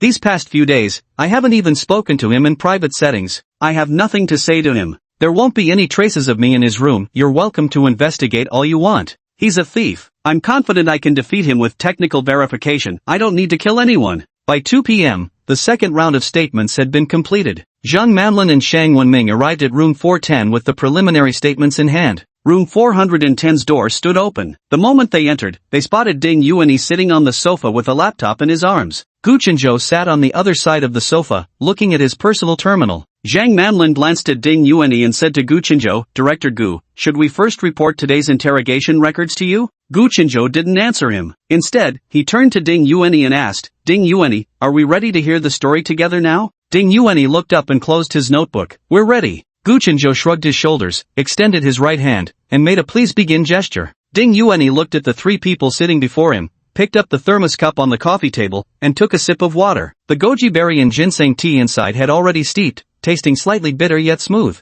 Has everyone heard of the legend of the Wei dynasty's treasure? Ding Yuanyi set down the thermos cup in his hand. Shang Wenming said, I've heard of this, it's a folk tale. Quite a few web novels use the Wei dynasty's treasure as their backdrop, spinning many adventure stories around it. After speaking, he realized he'd been a bit too forthcoming and gave Gu Chenzhou and Zhang Manlin an embarrassed glance. According to our ancient cultural research on Wei dynasty history, the Wei dynasty treasure is considered an ancient treasure with extremely high likelihood of existence, Ding Yuanyi stated. Gu Chenzhou and the other two widened their eyes in astonishment. Zhang Manlin murmured, who would have thought? Such a plot from novels might actually be real. Exactly. The Wei dynasty was established on the foundation of a peasant uprising. During the earlier Six Kingdoms period, the monarchs and aristocratic families of each state had amassed staggering wealth within their respective domains. It was precisely because the people's wealth was excessively plundered that popular uprisings erupted like a powder keg in the final days of the six states. Beginning with the state of Wu, peasant rebellions swept through the six states with overwhelming force, completely toppling their rule within just half a year.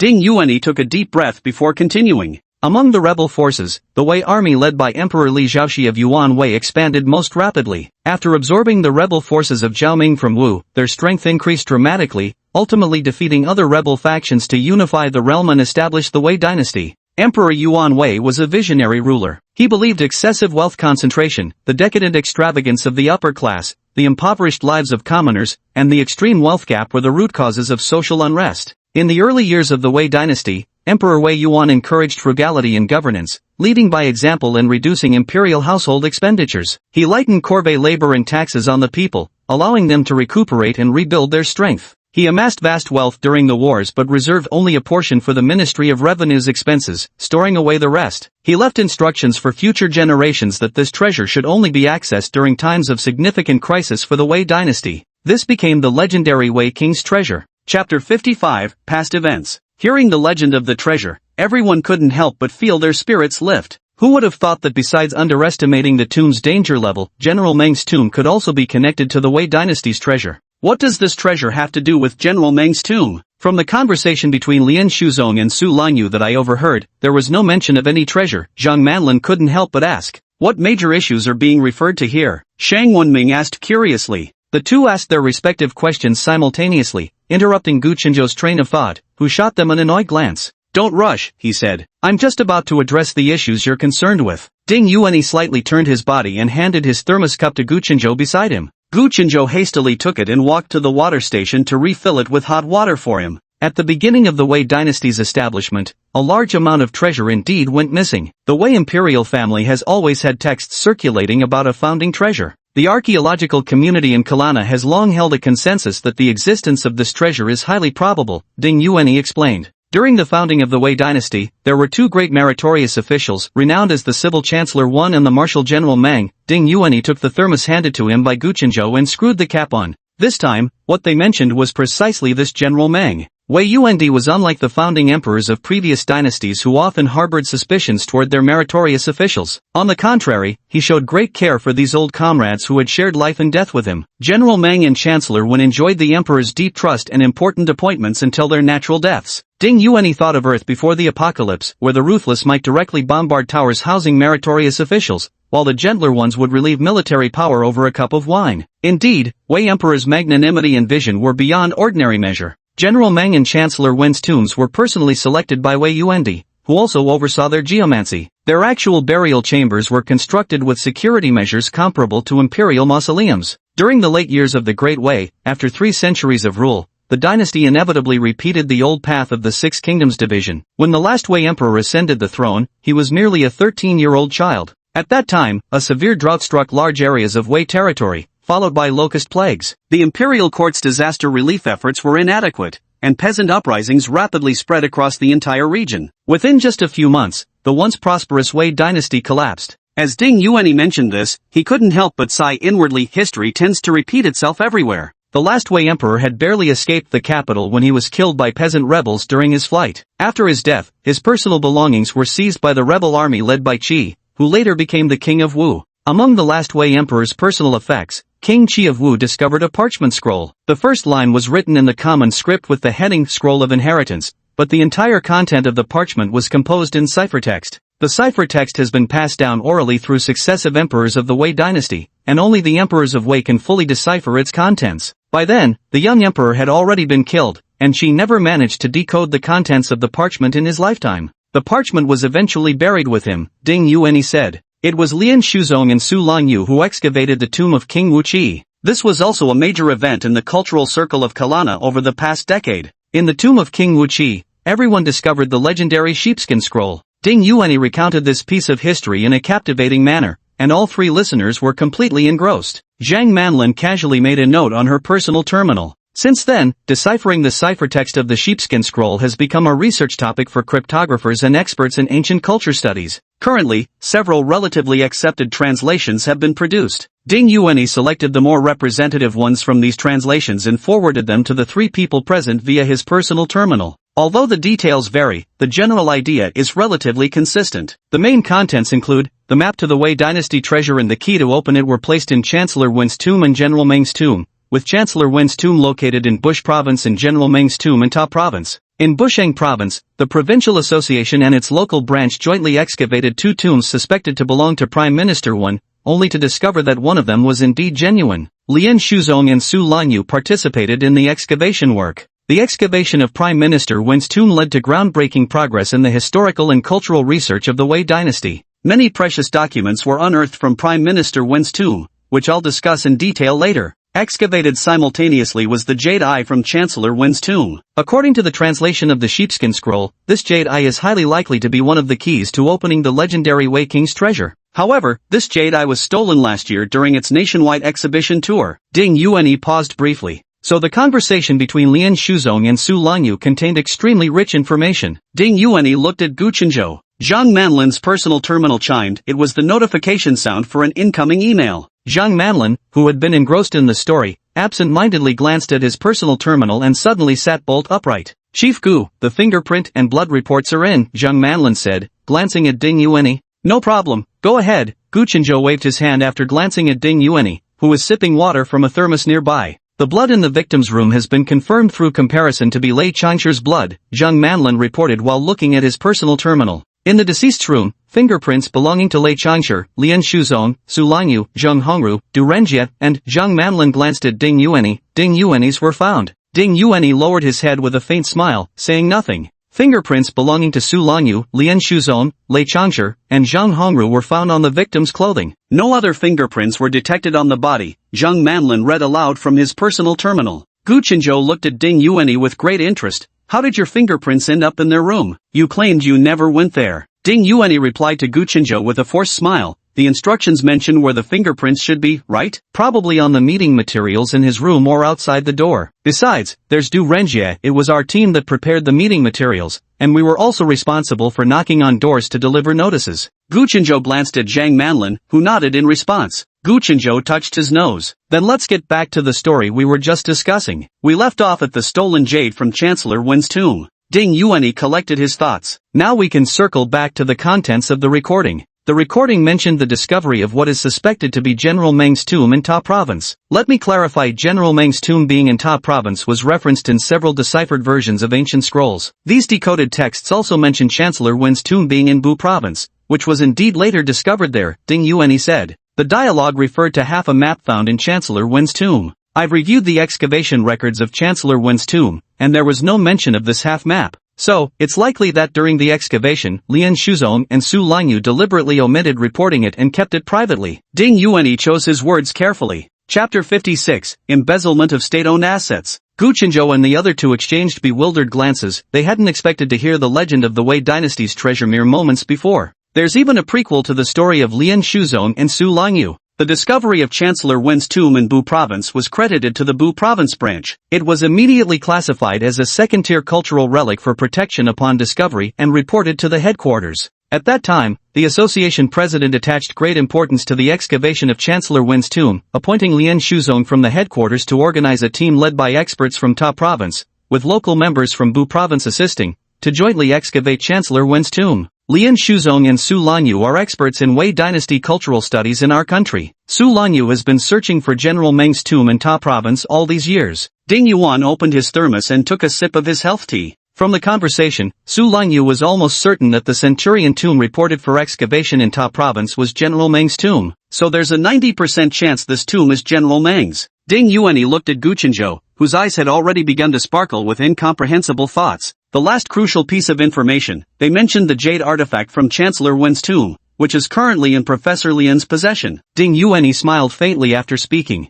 Is this the same jade artifact you mentioned earlier that was stolen during the touring exhibition? Shang Wenming asked uncertainly. Yes, that's the one, Ding Yuanyi replied with a smile. The conversation between Lian Shuzong and Su Lanyu was quite substantial. First, they were well aware that General Meng's tomb had been classified as a third-level protected site. This indicated their intent to conduct small-scale excavations within the controlled scope of Ta Province. Su Lanyu had the map he had secretly kept from the excavation of Chancellor Wen's tomb. Lian Shuzong even has the stolen relic in his possession. This is just too amusing. Ha ha ha. Zhang Manlin gasped in awe, his righteous and solemn face once again breaking into a villainous grin. This is even more explosive than Lei Changshi's goddaughter going public. If this gets out, the impact should be enormous. Shang Wenming couldn't help but remark. Indeed, the downfall of these two would be the least of it. Underreporting tomb grades is suspected embezzlement of state assets, while possessing stolen jade artifacts may implicate them in hiring thieves and illegal possession of stolen goods. The estimated value of these antiquities is extremely high. Based on the sums involved alone, these incidents could qualify as major nationwide criminal cases.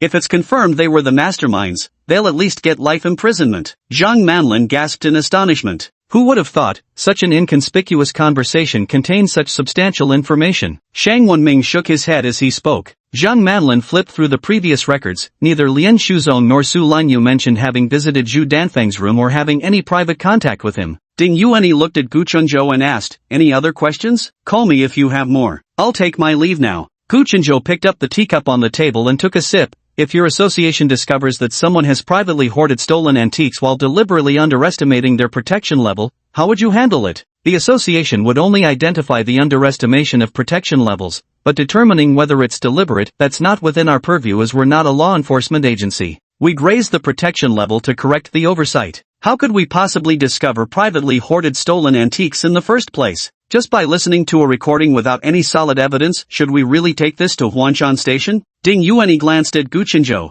If the Order Maintenance Division requests it, we can assist with the investigation. Additionally, General Meng is said to have had divine aid, leading an invincible army at the time. Ding Yuanyi hinted pointedly at Gu Chunzhou before turning and leaving room 410. What's this all about? Boss, what kind of report? Shang Wenming hastily asked as soon as Ding Yuanyi left the room. Lian Shuzong and Su Lanyu are involved in a major case of embezzling state-owned assets. If the Ancient Culture Association files a report with our Huanshan Station, we'll gain jurisdiction over the case. This case already has a clear direction, making the investigation process relatively straightforward. Moreover, given the substantial sum involved and its significant impact, this will have a very positive effect on our Huanshan Station's performance evaluation. It will also have a very positive impact on my own promotion to senior independent case handler. Ha ha ha. Zhang Manlin once again emitted an unsettling noise. Gu Chunzhou rubbed his forehead. Could you please not laugh like that? I'll go discuss this with Secretary G. Ha ha ha. The four main suspects are Lei Changshi, Su Lanyu, Lian Shuzong, and Zhang Hongru, Gu Chunzhou said. The first three were all threatened by Zhu Danfeng with recordings,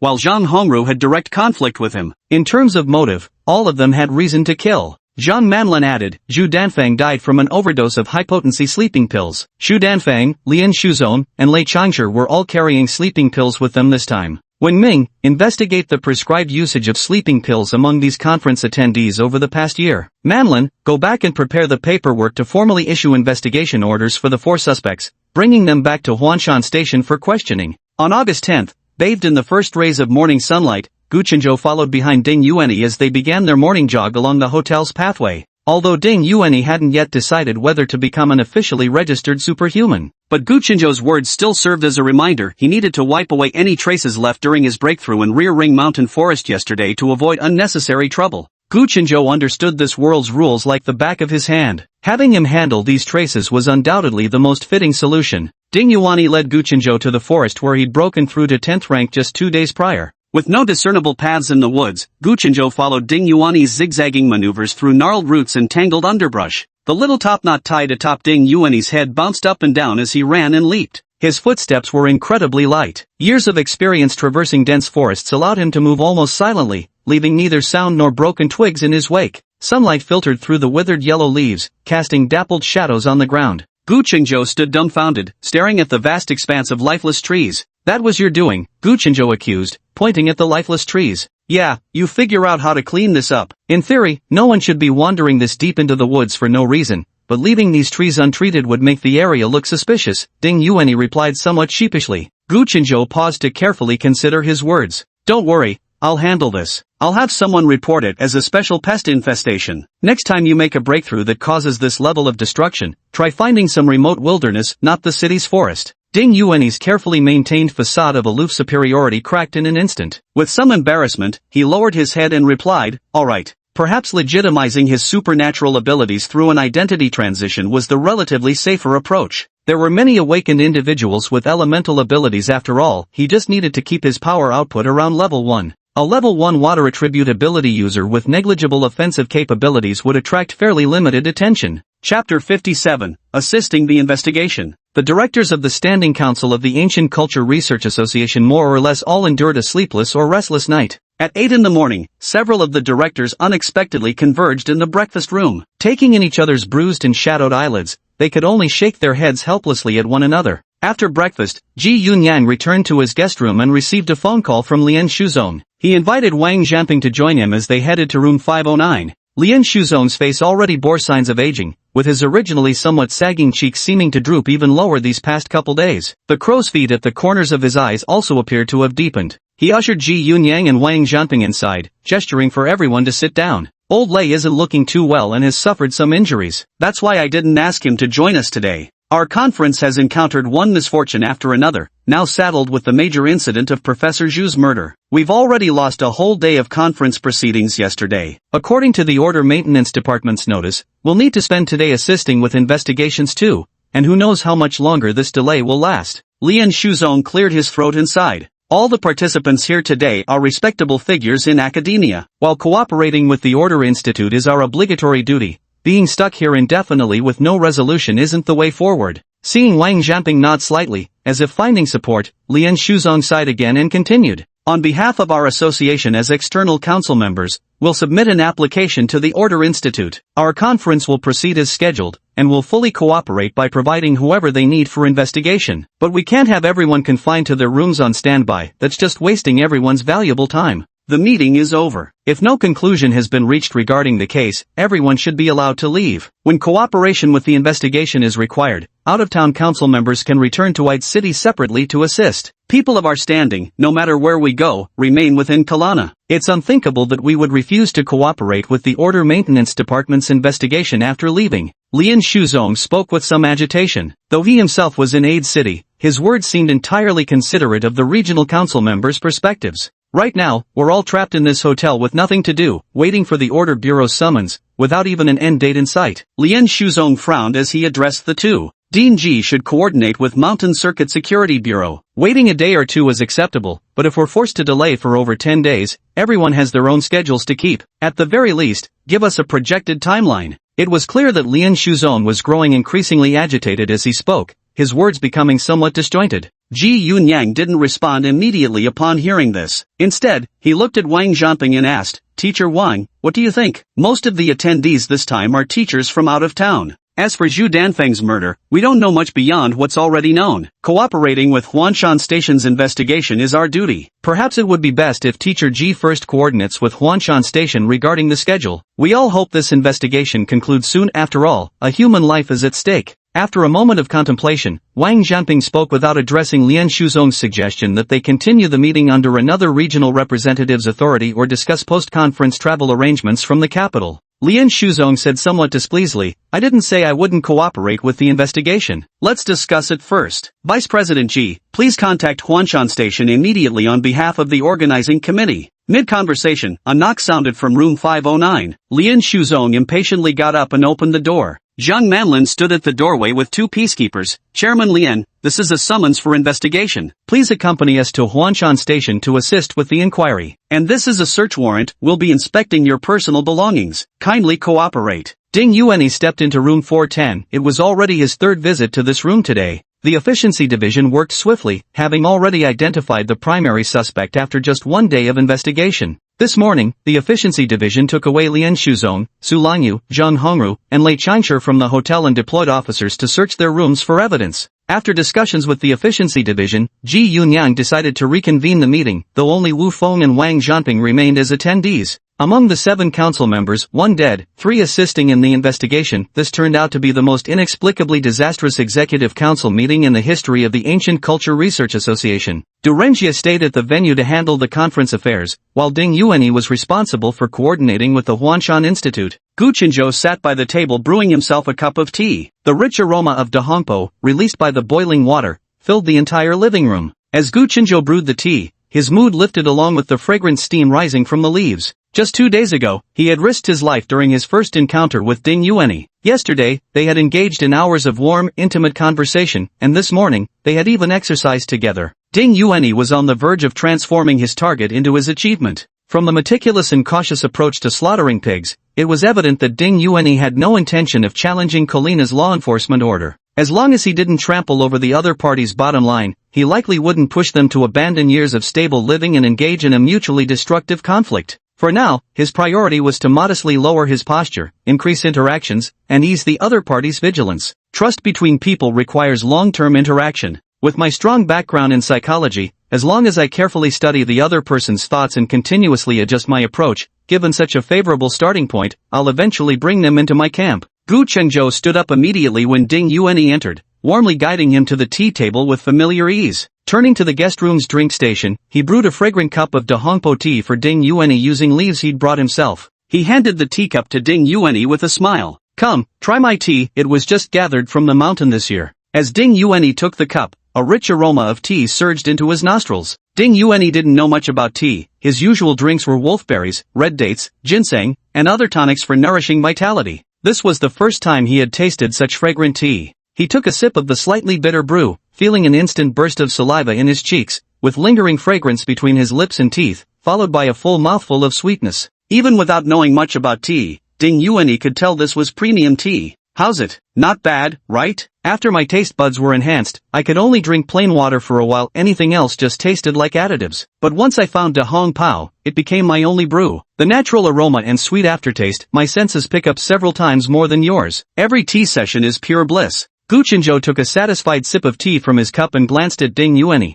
whose relaxed expression after drinking showed he was equally pleased. "I'm here on behalf of the conference organizers. Will these people we're taking with us be able to return tonight?" Ding Yuanyi thoroughly enjoyed the tea in his hand. After several steady sips, he finally stated the purpose of his visit. Chapter 58, Gu Chenzhou's Commission. A good cup of tea serves the same purpose as a fine glass of wine. It can quickly bridge the distance between people. Gu Chenzhou secretly rejoiced. It seemed his first step of catering to the others' preferences hadn't gone wrong, at least. Ding Yuanyi had previously formed an unfavorable impression of him. Now, he needed to create more opportunities for interaction and prolong their time together. The 4 individuals taken away are suspects identified by the Order Institute based on the evidence currently available. Gu Chenzhou spread his hands toward Ding Yuanyi. If the suspicion is successfully cleared, they can leave the Order Bureau immediately. Our association's lawyers will follow up on the case progress at Huanshan Station. The families of the 4 teachers and their lawyers will liaise with Huanshan Station as early as this afternoon. Teacher Zhu's family has already rushed back from abroad and will arrive in Night City the day after tomorrow. Ding Yuanyi rubbed his hands around the cup, the aroma of tea filling his nostrils as he gradually relaxed.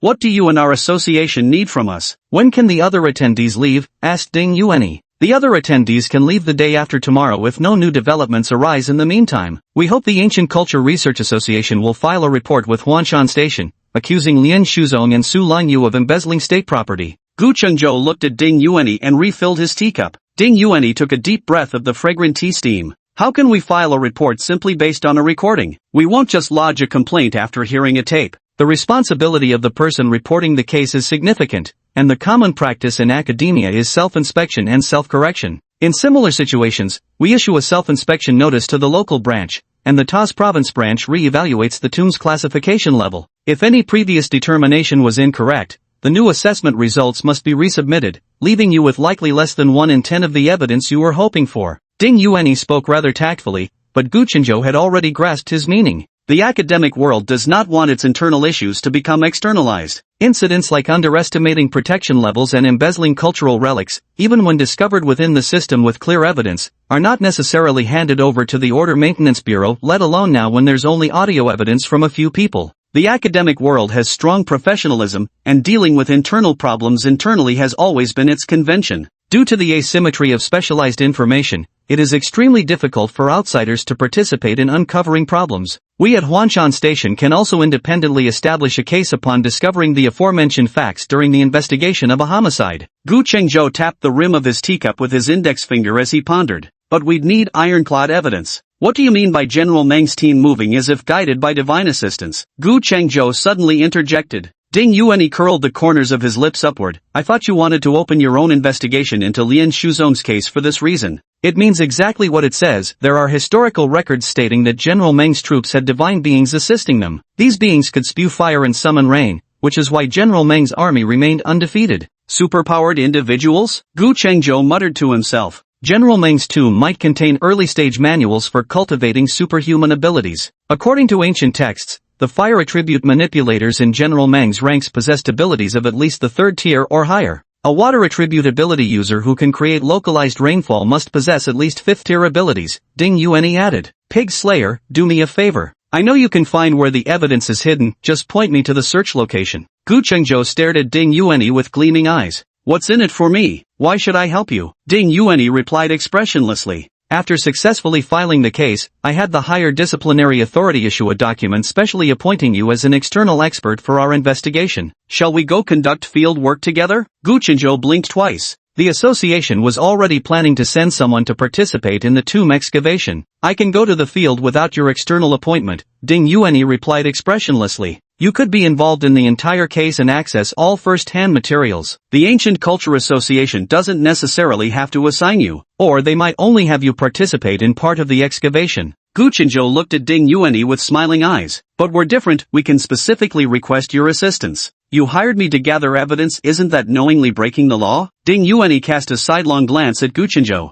I just wanted you to investigate Lian Shuzong's criminal evidence. What's wrong with that? Gu Chenzhou shrugged. Ding Yuanyi didn't respond directly. Let's schedule a time to discuss registering with the Supernatural Association in detail. Once this case is over, we'll set a date. As Ding Yuanyi spoke, he looked out the window. The sun had dipped westward, hovering between setting and not yet gone. A brilliant red glow painted the entire horizon. Whether it's the apocalypse or a new world, the stars rise and set all the same. Gu Chenzhou, hearing his tone, knew Ding Yuanyi registering his superpower with the authorities was a done deal, and his heart leaped with joy. He eagerly responded, "We can talk right now, what do you want to know?" But then he felt his reply was rushed, so he hastily added another sentence. "There's no hurry right now, let's meet this weekend to have a proper talk." Ding Yuanyi drained his cup of tea in one go, set it down, and stood up. "Got it. I'll contact you if anything comes up. You should discuss your current train of thought with Professor Ji Yunyan, you might get some constructive suggestions." With that, he walked out of the room. Huang Jilin reclined on the sofa in his office, eyes half closed. The hillside apartment murder case, he and Huang Xiaoyang managed to identify the suspect within days, completing the interrogation overnight yesterday and obtaining crucial testimony. Today, he spent the entire day rushing to compile materials and just finished submitting the investigative report. After a sleepless night, Huang Jilin was utterly exhausted by now. He sighed inwardly, age sure wasn't 20 anymore. Locked in a battle of wits with the suspect through the night, his body was drained, yet his mind buzzed with restless energy. Desperate to sleep, but sleep wouldn't come. Knock, knock, knock, the sound of rapping at the door made Huang Jilin furrow his brow. "Come in." Zhang Manlin pushed the door open and saw Huang Jilin reclining on the sofa with his eyes half closed. "Captain Huang, we've brought in 4 suspects for questioning in the Zhu Danfang murder case. Their lawyers and relatives will arrive at our station as early as today. We'd like to take the opportunity to question them first while we have time," said Zhang Manlin, looking at Huang Jilin. "Got it. Xiao Yong and I will handle one round for you. Pass me the documents and key points." Huang Jilin opened his eyes and rubbed his temples wearily. Zhang Manlin promptly handed over the documents. "Here are the profiles of the 4 current suspects. We found their fingerprints on the victim's clothing." Zhang Hongru was the youngest and had direct conflicts of interest with the deceased. The deceased had infringed upon Zhang Hongru's academic achievements. If the deceased were to die, Zhang Hongru would face no obstacles in the technical determination of academic plagiarism. Zhang Hongru denied any private contact with the deceased, yet his fingerprints were found on the victim's body. At what location on the victim's body were the fingerprints found, and how many prints were identified? Huang Jilin asked while reviewing the documents. "On the victim's right shoulder, 2 sets of fingerprints from a single left hand," Zhang Manlin replied. "That's for your team to investigate, you may prioritize this," Huang Jilin said, closing his eyes. Chapter 59 Psychiatric Patient. Zhang Manlin looked at the exhausted Huang Jilin, feeling a stab of guilt in her heart. Chief Gu had been staying in a 5-star hotel these days, directing the overall strategy with just a finger snap while delegating all the nitty-gritty work to them. After wrapping up his own case, Captain Huang still had to help Chief Gu handle all these trivial details. Truly, rank has its privileges while subordinates bear the brunt. Zhang Manlin's heart swelled with sympathy for Huang Jilin, yet his words continued without pause as he proceeded to introduce the second suspect. The second suspect is Su Longyu. According to his statement, he never had any private contact with the deceased. He claims to have never entered the victim's room and insists there was no interaction between them. However, his fingerprints were found on the victim's clothing, and the illegally recorded audio contained crucial evidence related to him. Given the victim's habit of planting listening devices in attendees' rooms, it's impossible that the deceased wouldn't have contacted Su Longyu privately. Such a significant leverage would never have been left unexploited. The third suspect is Lian Shuzong, whose situation resembles Su Longyu's. As president of the Ancient Culture Research Association, he holds considerable influence within the organization. While evidence shows the deceased discovered his secret dealings with Su Lanyu, Lian denies ever meeting the victim privately. Zhang Manlin said, but he's nearly 80 years old and hasn't undergone secondary genetic modification. If one person committed the crime alone, cleaning the scene and moving the body would be quite difficult. Huang Jilin didn't open his eyes. Do they know about being wiretapped? They knew there were bugs in the room, but didn't realize we already had the intercepted recordings. Zhang Manlin curled the right corner of his mouth. What about the other individual? Huang Jilin continued asking. This one, in my personal judgment, is the most suspicious suspect. His name is Lei Changsher, known for his impulsive temperament. He had a violent physical altercation with the deceased and sustained injuries himself. The deceased's room and clothes were covered with his fingerprints. Most crucially, surveillance footage shows he was the last person to enter the deceased's room, Zhang Manlin reported. However, the surveillance cameras covering the floor where the deceased and Lei Changsher were located had been replaced by the killer. There was no surveillance footage between 9:30 and 11 o'clock. Lei Changsher is elderly and injured. He neither has the capability nor the physical strength to commit murder alone, Zhang Manlin added. Huang Jilin opened his eyes, the bloodshot veins stark against his fatigued gaze from severe lack of rest. Interrogate Zheng Hongru and Su Lanyu first. Put Lian Shuzong and Lei Changsher on hold for now. Have their personal belongings been sent for examination? We'll decide about these two after the test results come out, Huang Jilin said. Captain Huang, do you also think Zheng Hongru and Su Lanyu are more suspicious? Zhang Manlin asked. Lian Shuzong and Lei Changsher are both advanced in age. If we interrogate them too many rounds and they faint in the questioning room, we'll be in big trouble. What are you thinking? Huang Jilin looked at Zhang Manlin with a mix of amusement and exasperation. We can't say who seems more like the murderer until the case is finally closed. Go prepare what's needed, I'll review the materials. Huang Jilin waved Zhang Manlin away dismissively, rubbing his temples as yet another break slipped from his grasp. After lunch, Ding Yuanyi settled into a quiet corner of the hotel with his laptop in tow. To obtain the evidence Gu Qinzhou wanted, the simplest approach was to monitor the communications of those closely connected to Lian Shuzong and Su Lanyu. Ding Yuanyi rarely connected his laptop to his home desktop computer. Each additional piece of hardware increased the risk of information leakage. This time, he had no choice but to work remotely, just this once. He powered on the laptop, connected to the network, and logged into his home system. First, he ran software to filter through both individuals' contact lists. From both individuals' personal terminals, 50 contacts with the closest relationships were selected as monitoring targets. After designating these 50 people as each subject's close contacts, he implanted surveillance programs into all 100 personal terminals. Beginning at the preset time, the system started real-time backups of all call recordings and text messages from these 100 individuals. Every hour, the system automatically evaluated what constituted valid information from the previous hour's backup data, based on the keywords set by Ding Yuanyi.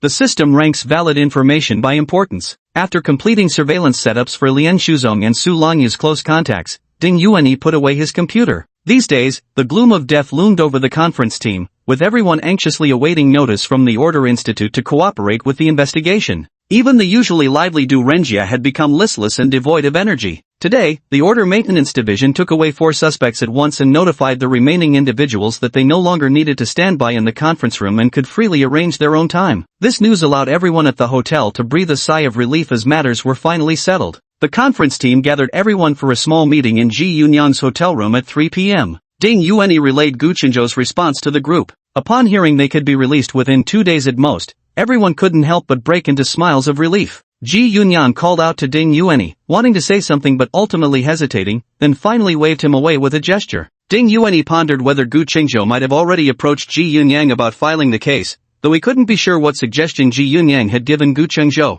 Zhang Hongru sat in the number 1 interrogation room of Huanshan Station, idly glancing around with little to do. The interrogation rooms at Huanshan Station were strictly designed according to regulations, located on the 2nd floor with their backs to the building's light well. The interrogation room had cushioned padding on all 4 walls, with windows specially modified to open no more than a finger's width. According to the Department of Order's regulations, all interrogation rooms must measure exactly 8 square meters. The room's length, width, and even the placement of interrogation tables and chairs were precisely specified. This standard had remained unchanged for 30 years, during which every Order Bureau interrogation room followed the exact same design. There were surveillance cameras in all 4 corners of interrogation room 1's ceiling. In the center of the empty room stood an interrogation table with 4 chairs. Fixed to the table was a lamp, the legendary interrogation light often seen in police dramas. On TV, peacekeepers commonly shone this light directly into suspects' eyes. Zhang Hongru curiously reached out, took the lamp in his hand, fiddled with it for a while, and flipped the switch on.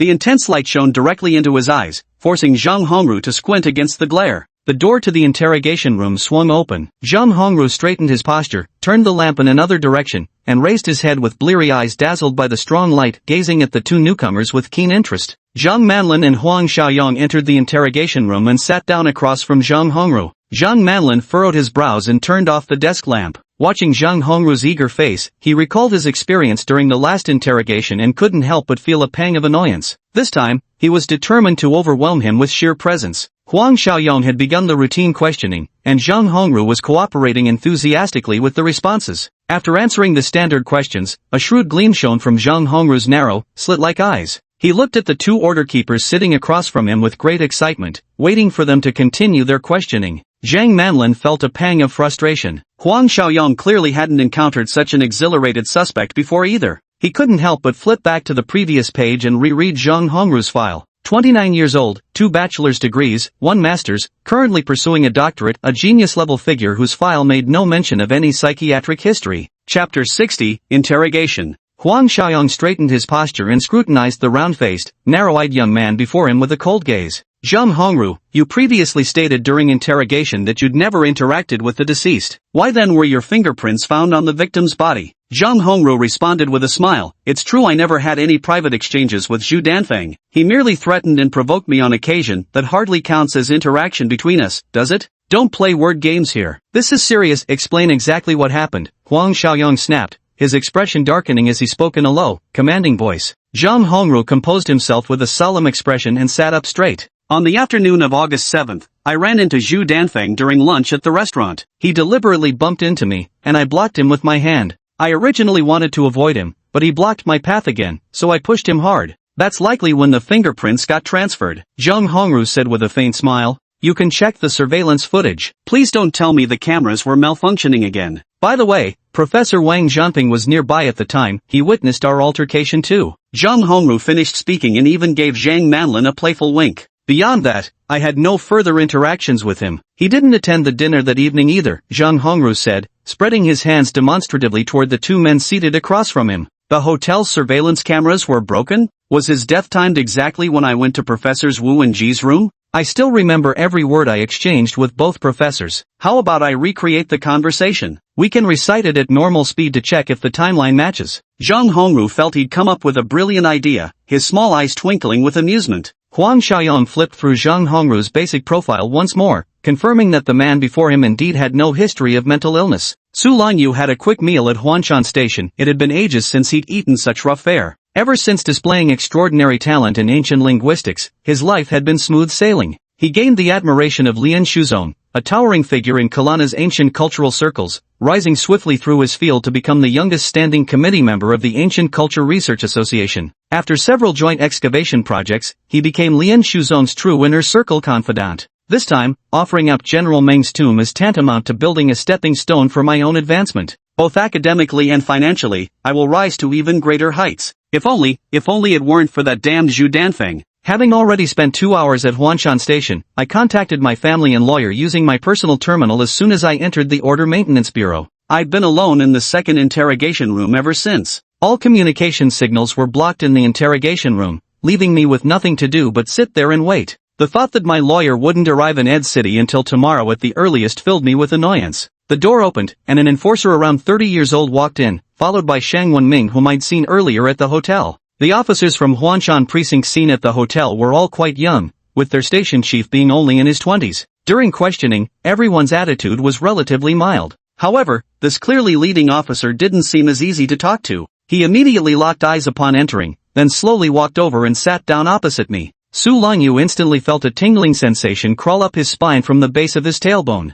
Under such a gaze, he felt as though he was being scanned by an X-ray. Su Longyu straightened his posture, clasping his hands together anxiously as he watched two people sit down opposite him. Name? Huang Jilin asked coldly. Su Longyu. Age? 48. Huang Jilin's sharp gaze fixed intently on the face of Su Longyu before him. This was an impeccably dressed, strikingly handsome man. From his attire to his bearing, he was the very model of an accomplished academic. His refined, scholarly face was framed by golden wire-rimmed glasses. He'd been nervous ever since he entered. Huang Jilin narrowed his eyes. Did you bring a project for review at this meeting? Could you briefly explain your project? Huang Jilin said. This time, I've brought a classification project from Ta Province. Our province has a profound cultural heritage, and we've always placed great emphasis on cultural relic preservation. This time, we discovered the coordinates of an ancient tomb in Anil County, on the outskirts of Gue City in Ta Province. Su Longyu relaxed slightly and spoke more slowly. Based on preliminary aerial and drone surveys, this is a centurion's tomb, so we've proposed a third-level protection classification. Worried that the people from the Order Maintenance Office might not understand, Su Longyu added an explanation.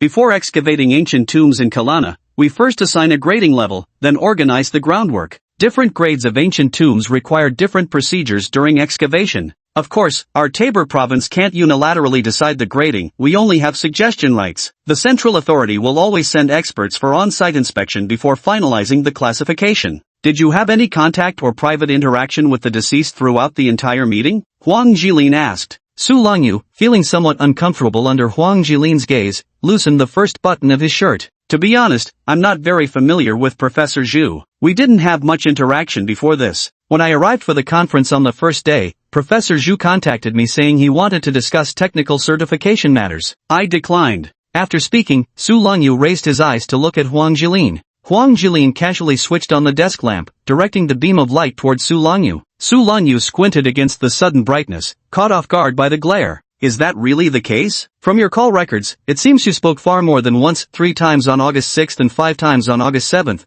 with each call lasting over 10 minutes, Huang Jilin said, fixing his gaze intently on Su Longyu. Su Longyu's face was exposed to the bright light, revealing a panicked expression. He kept contacting me, asking for my support, kept reaching out, but I refused every time. Was it really about grading the tech specs? Or did he confront you about misrepresenting the tomb's danger level? Huang Jilin asked Su Longyu slowly, watching him closely. What nonsense, no, nothing of the sort. Su Longyu panted as he vehemently denied it. You discovered at least a grade 2 General Meng's tomb, but deliberately reported it to the association as a grade 3 Centurion's tomb. What do you intend to do? Secretly excavate second-class ancient tombs within the province to facilitate your plundering of state-owned assets? Huang Jilin pressed forward relentlessly. It's not General Meng's tomb, it's the Centurion's tomb. Who told you that? It's not General Meng's tomb. Su Longyu repeatedly shook his head as he spoke. You've secretly kept half the map and the jade artifact discovered in Chancellor Wen's tomb. You want to find the other half of the map and jade artifact from General Meng's tomb by yourself and keep the Wei dynasty's treasure all alone. Huang Jilin spoke word by word.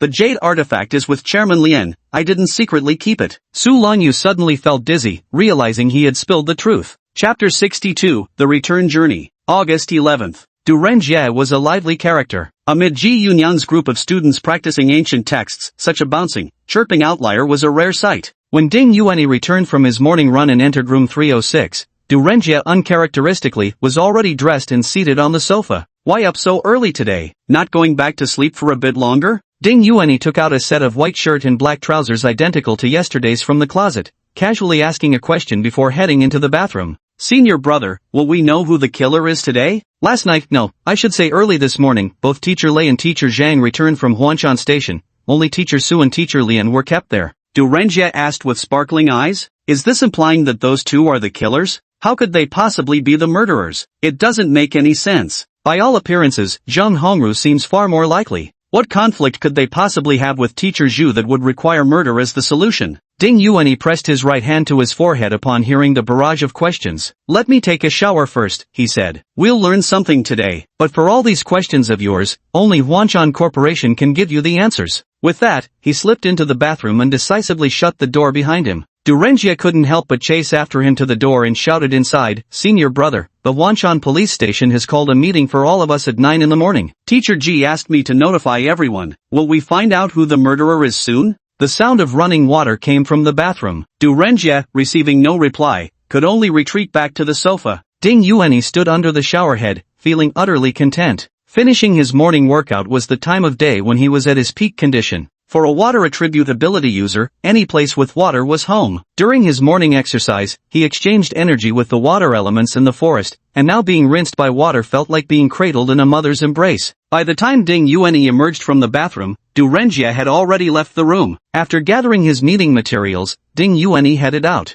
This meeting probably can't continue anymore. Several directors at the hotel have already reached a preliminary consensus on the agenda. If the director assisting the investigation returns smoothly from Huanshan Station, the association could initiate simplified procedures for the 3 absent directors to vote collectively. Now with the chairman incapacitated and another director becoming a suspect, 3 directors are suddenly absent from the association, failing to meet the quorum requirement for voting. The Ancient Culture Association must first re-elect its directors and select a new president nationwide before all agenda items of this meeting can resume. If the Guardians of Order have no further requests, attendees may leave Ed City today. By the end of this Grand Assembly, the Ancient Culture Research Association had abruptly lost 3 standing directors. Apart from Ji Yun Yang, no one would be satisfied with such an outcome. In the restaurant, Du Renjie sat beside Zheng Hongru, the two chatting animatedly about something. Looking up and seeing Ding Yuanyi, Du Renjie quickly stood up and waved at him. Ding Yuanyi took a seat beside them. Du Renjie stood up, "Senior brother, I'm going to get fried eggs. Do you want one? Professor Zhang, would you like one too?" Both simultaneously expressed their gratitude to Du Renjie. Zheng Hongru's small eyes sparkled shrewdly in his round face. There wasn't the slightest trace on his face suggesting he'd only returned to the hotel from the Order Maintenance Bureau at dawn today, having rested for less than 5 hours. Today Zheng Hongru wore a white t-shirt and jeans, his usual frameless glasses absent, appearing youthful and vibrant, a stark contrast to his standard scholarly attire of gray suits worn throughout the conference sessions. Zheng Hongru seemed to have guessed what Ding Yuanyi was thinking. "This time, I want to make a good impression on everyone. Teacher Wu told me to wear a suit and glasses every day to look professional enough, though my eyesight is actually fine. Today, all of us will probably leave Ed City, and our meetings certainly can't continue. There won't be any formal occasions, so dressing like this feels more comfortable." With that, Zheng Hongru burst into laughter and winked at Ding Yuanyi. "With so many unexpected incidents during this conference, your technical evaluation will have to wait until the next meeting," Ding Yuanyi said, not without regret. "A little more time won't hurt. Xu Danfang is dead, and everything that happened exceeded everyone's expectations. No matter when the next meeting is held, I'm confident I'll win the technical evaluation," Zheng Hongru replied confidently.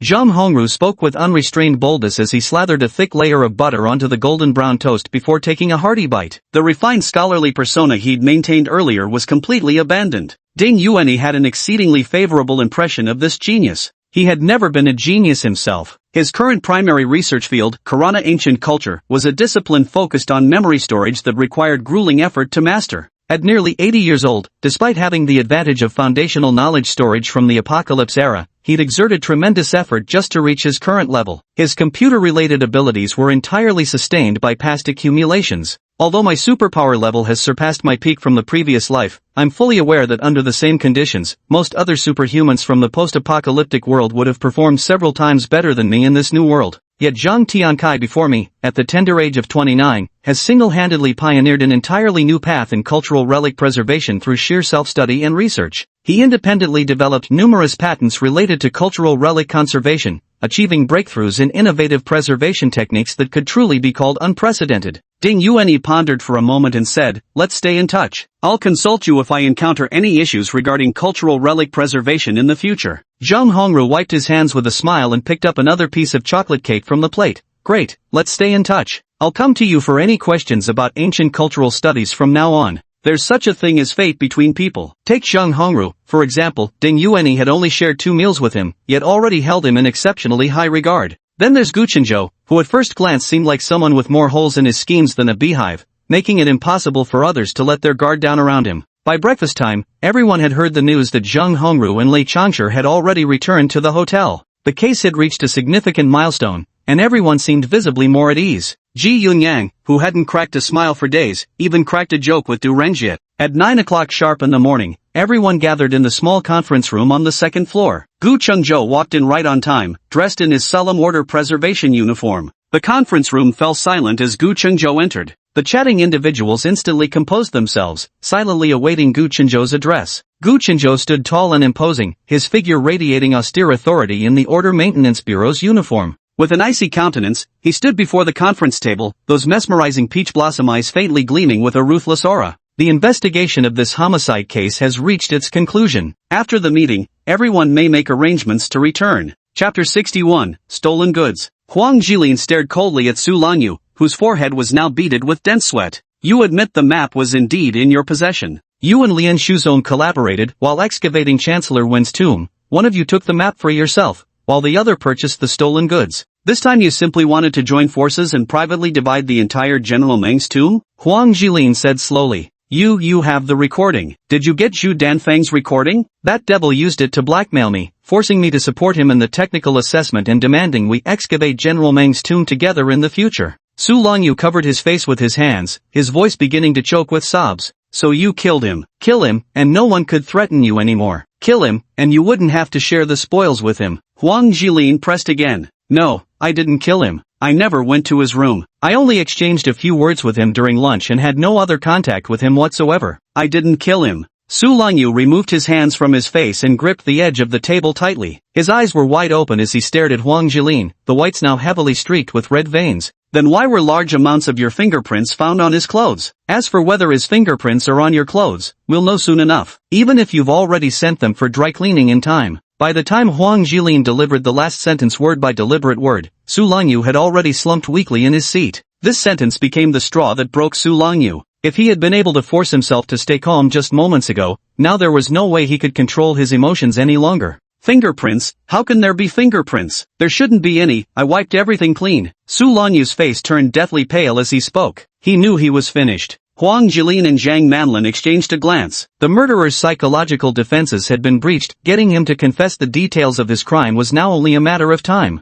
After dinner, Ding Yuanyi held his laptop and walked out of the hotel. He found a spot on the hotel walkway with decent reception and sat down. The sky had completely darkened, deep blue with stars gradually revealing one after another. Somewhere in that vast sea of stars was his own blue planet. He wondered if the apocalyptic crisis there had ended yet, or what era Blue Star was in now. Ding Yuanyi collected his thoughts and turned on the computer, connecting to the home server. Modern Koranans place excessive trust in their electronic devices. For important matters, they often forego face-to-face communication, preferring to converse through personal terminals. When contacting others via personal terminals, people unwittingly leak vast amounts of information. This presented opportunities for bounty hunters like Ding Yuanyi to exploit. Ding Yuanyi sifted through the audio recordings from the past half-day and selected several clips that would be useful for Guchenzhou. After listening to all the selected files, he finally picked one segment, paired it with matching image information, and compressed them into a single package. He directly logged into Guchenzhou's email and created a new draft message. The night was deep, and another sleepless night descended upon Huanshan Station. Following the breakthrough with Su Longyu, Huang Jilin and Shang Wenming intensified their interrogation efforts,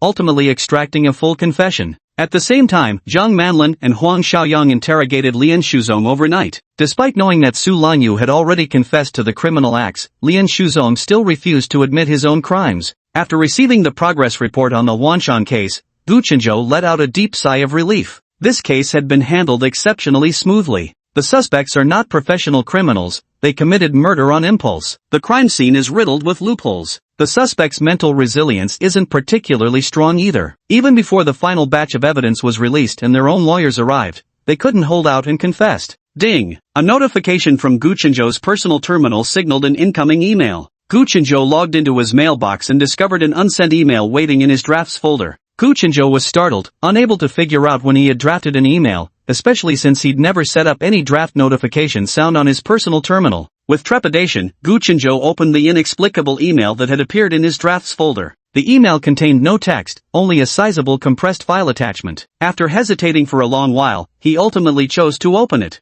Inside the compressed file were two documents, one audio file and one image file. Guchenzhou turned on the audio. Xingshu, I got a message from your dad. He used coded language, telling you to go to the bank tomorrow and retrieve that item. A woman's voice. What happened? I'll go first thing tomorrow. Then what? Where should I put it after? A young man's voice. This time when he went to the conference, one of the attending council members was murdered. Everyone is being held as suspects at the order department for investigation. The woman said, her voice choked with sobs. According to the original plan B, just sink the stuff in the river. Tonight, go ahead and complete the preliminary approval for accessing the safe deposit box on the bank's website. I've also scheduled a lawyer, so I can't chat anymore. Alright, Mom, be careful. I'll take care of the online booking. The young male voice ended the call after speaking. Guchenzhou opened the second file in the compressed folder, a reservation slip for a safe deposit box service at the bank the following day. Reservation name, Lian Qingshu, Bank, First Kernina Bank, Ed City Branch Business Department.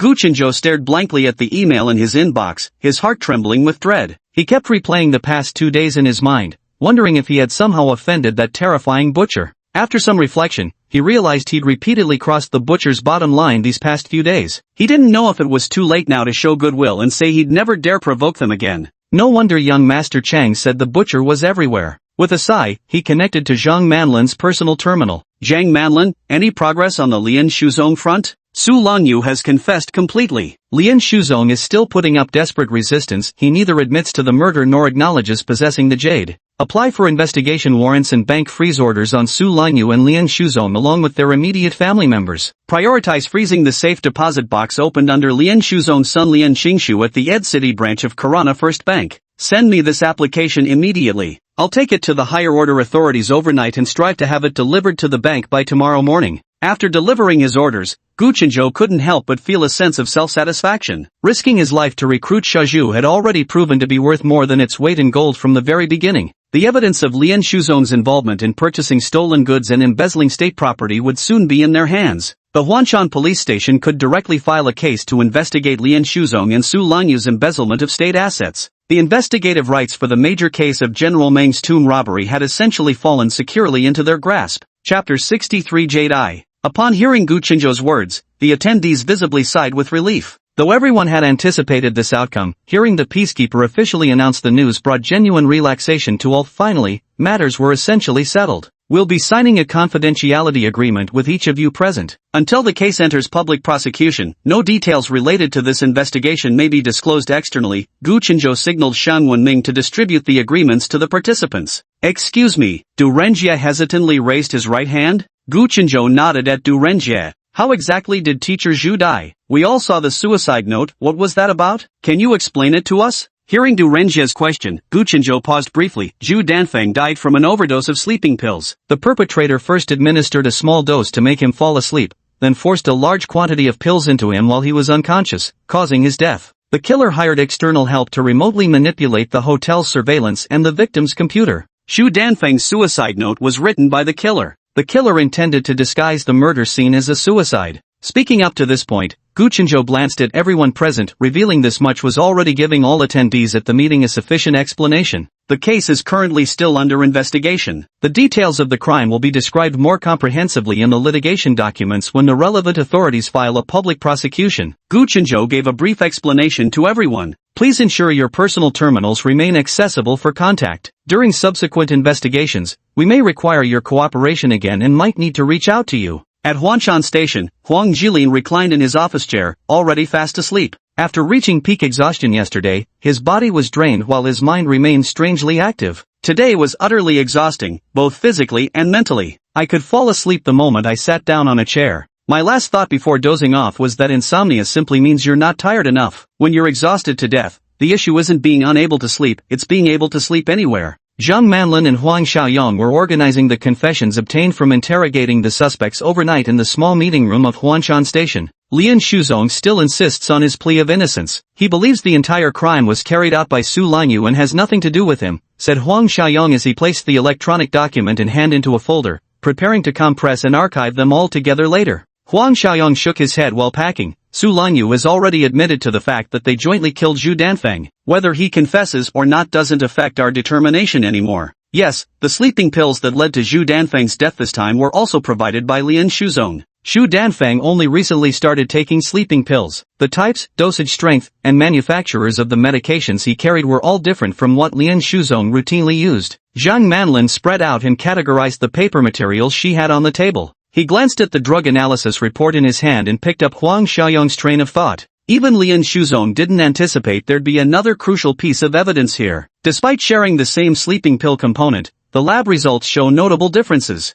Zhang Manlin placed dozens of test reports into an archive box. Truth be told, this case progressed so smoothly largely thanks to those audio recordings. The two killers thought formatting the computer remotely through a hacker would erase the audio recordings. Little did they know the storage device for the eavesdropping equipment was plainly placed right beside the TV. Without this audio evidence, the Order Maintenance Division would have struggled to uncover Lian Shuzong and Su Longyu's motives for the crime. The recordings Zhu Danfeng used to blackmail others ultimately became the evidence to identify his own killers. Truly, justice has long arms, Zhang Manlin remarked with a sigh. Now it depends on whether the case of encroachment on state property can be successfully filed at our Huanshan precinct. The city's Order Maintenance Agency issued investigation warrants for the two suspects and their immediate family members this morning, freezing their accounts and safe deposit boxes. Huang Xiaoyong lowered his voice mysteriously. Zhang Manlin declared with absolute certainty, among these newly frozen pieces of evidence, there must be something that allows Huanshan Precinct to directly file the case. Zhang Manlin put down the documents in his hands and looked at Huang Xiaoyong.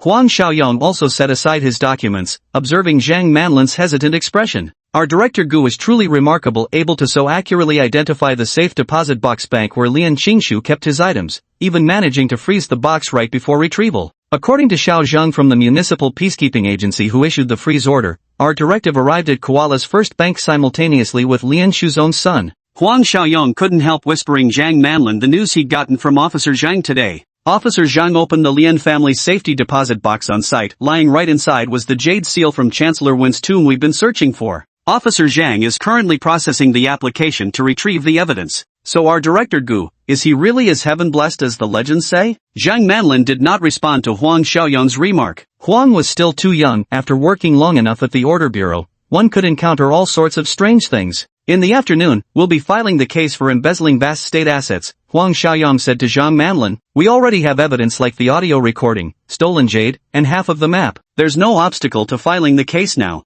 By the way, Director Gu wants us to draft an official letter in the next 2 days requesting the temporary transfer of Ding Yuanyi from Ed City University to assist the Order Bureau with the case. Once the case is filed, Ding Yuanyi will join the investigation team as an expert and work with us on the case. Zhang Manlin gathered the paper materials and put them away, then turned on his computer to start drafting the closing report. Ding Yuanyi is meticulous in his work and leaves a good impression. He should be relatively easy to work with, Huang Xiaoyong said with a smile. Both are highly educated intellectuals. Ding Yuanyi is about to complete his PhD, even in Kalana. This level of caliber is top tier. Zhang Manlin continued chatting with Huang Xiaoyong while rapidly typing on his keyboard. However, Zhang Hongru from this ancient culture association can truly be called a stunningly brilliant figure. In his own field of research, his work could be plagiarized by professors. Huang Xiaoyong spoke of Zhang Hongru with evident admiration. Not only is he exceptionally skilled in his profession, but during the questioning, he could guess my intentions before I even spoke. Ask him a couple more questions, and he'd deduce the evidence we had in hand. It really felt like being completely seen through. I got goosebumps at the time. Had he been the perpetrator, cracking the case would have been extremely difficult for us. So you really haven't spent enough time at the Order Maintenance Office or handled many cases yet. After working longer, you'll come to realize there are many extraordinary individuals among the common folk. Those geniuses you mentioned exist in every field, Zhang Manlin said with a smile to Huang Xiaoyong. Recalling the abilities Guchenzhou had demonstrated during these 2 investigations, Zhang Manlin silently added in his heart,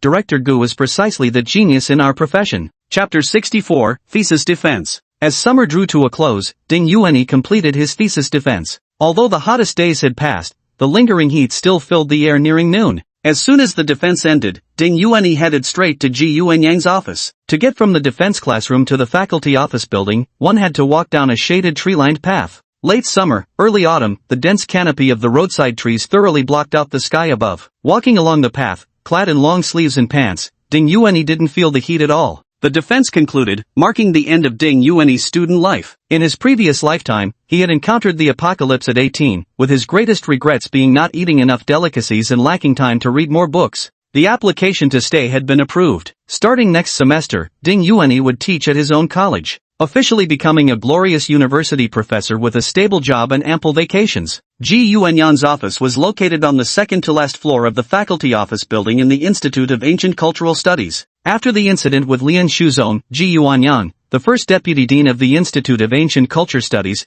became a prominent candidate for the dean's position and was now handling the dean's duties in an acting capacity. Ding Yuanyi, currently the favored disciple of Deputy Dean Ji, also became increasingly popular. Along the way, 8 or 9 out of every 10 faculty members would smile and greet Ding Yuanyi as he passed. The usually reserved expression on Ding Yuanyi's face was strained to the point where his lips nearly cramped into a smile by the time he reached Ji Yuanyang's office. Ji Yuanyang's office was a modest 1-bedroom suite. To the left of the entryway's living room area was a small reception space with a wooden coffee table and several yellow leather armchairs. On the right stood a walnut-colored square desk, its surface against the wall adorned with a matching wooden filing cabinet, flanked by 2 light-toned office chairs. This was Ding Yuanyi and Du Renjia's usual workspace, where they assisted Ji Yuanyang with materials and paperwork. Further inside, a sliding partition wall separated Ji Yuanyang's private inner office from the outer reception area. The vice dean's office must not exceed 25 square meters according to regulations. Ji Yunyang typically conducts work-related receptions in the adjacent conference room, so this space, though compact,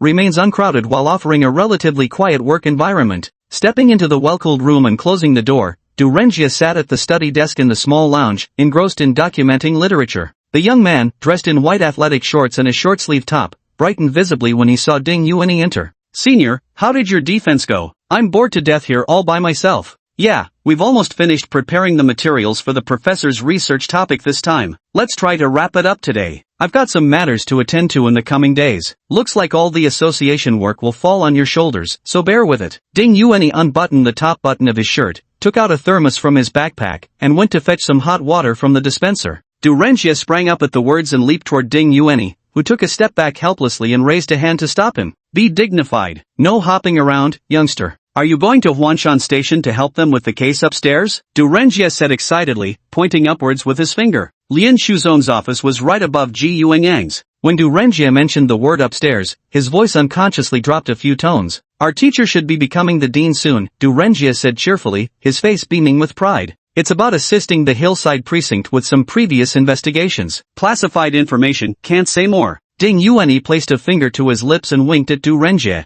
Being with young people made him feel much younger himself. Du Renjie froze for a moment upon seeing such youthful, lively expression on Ding Yuanyi's face, a rare sight indeed. Ding Yuanyi usually wore an expressionless face that only made his handsome features stand out, but when he smiled, it was like a high-quality diamond under strong lighting, dazzling to the eyes. Unaware of Du Renjie's expression, Ding Yuanyi carried his backpack, placed the thermos on the desk, and sat down on the other chair. Later, he needed to find a private moment to inform Ji Yunyang about the series of cases involving Lian Shuzong and Su Langyu related to the Wei dynasty tomb. During the subsequent investigation, Ji Yunyang would be invited to participate, making it easier for him to secure the excavation rights for General Meng's tomb. Du Renjie looked with some regret at the diamond that had flashed briefly before its illumination power switched off, then walked back to his desk to continue working. By evening, the entrance of Huanshan Station remained bustling, its population density even surpassing that of the bar street just 20 meters away. Huanshan Station had not only cracked the Ancient Culture Research Association murder case in a short time,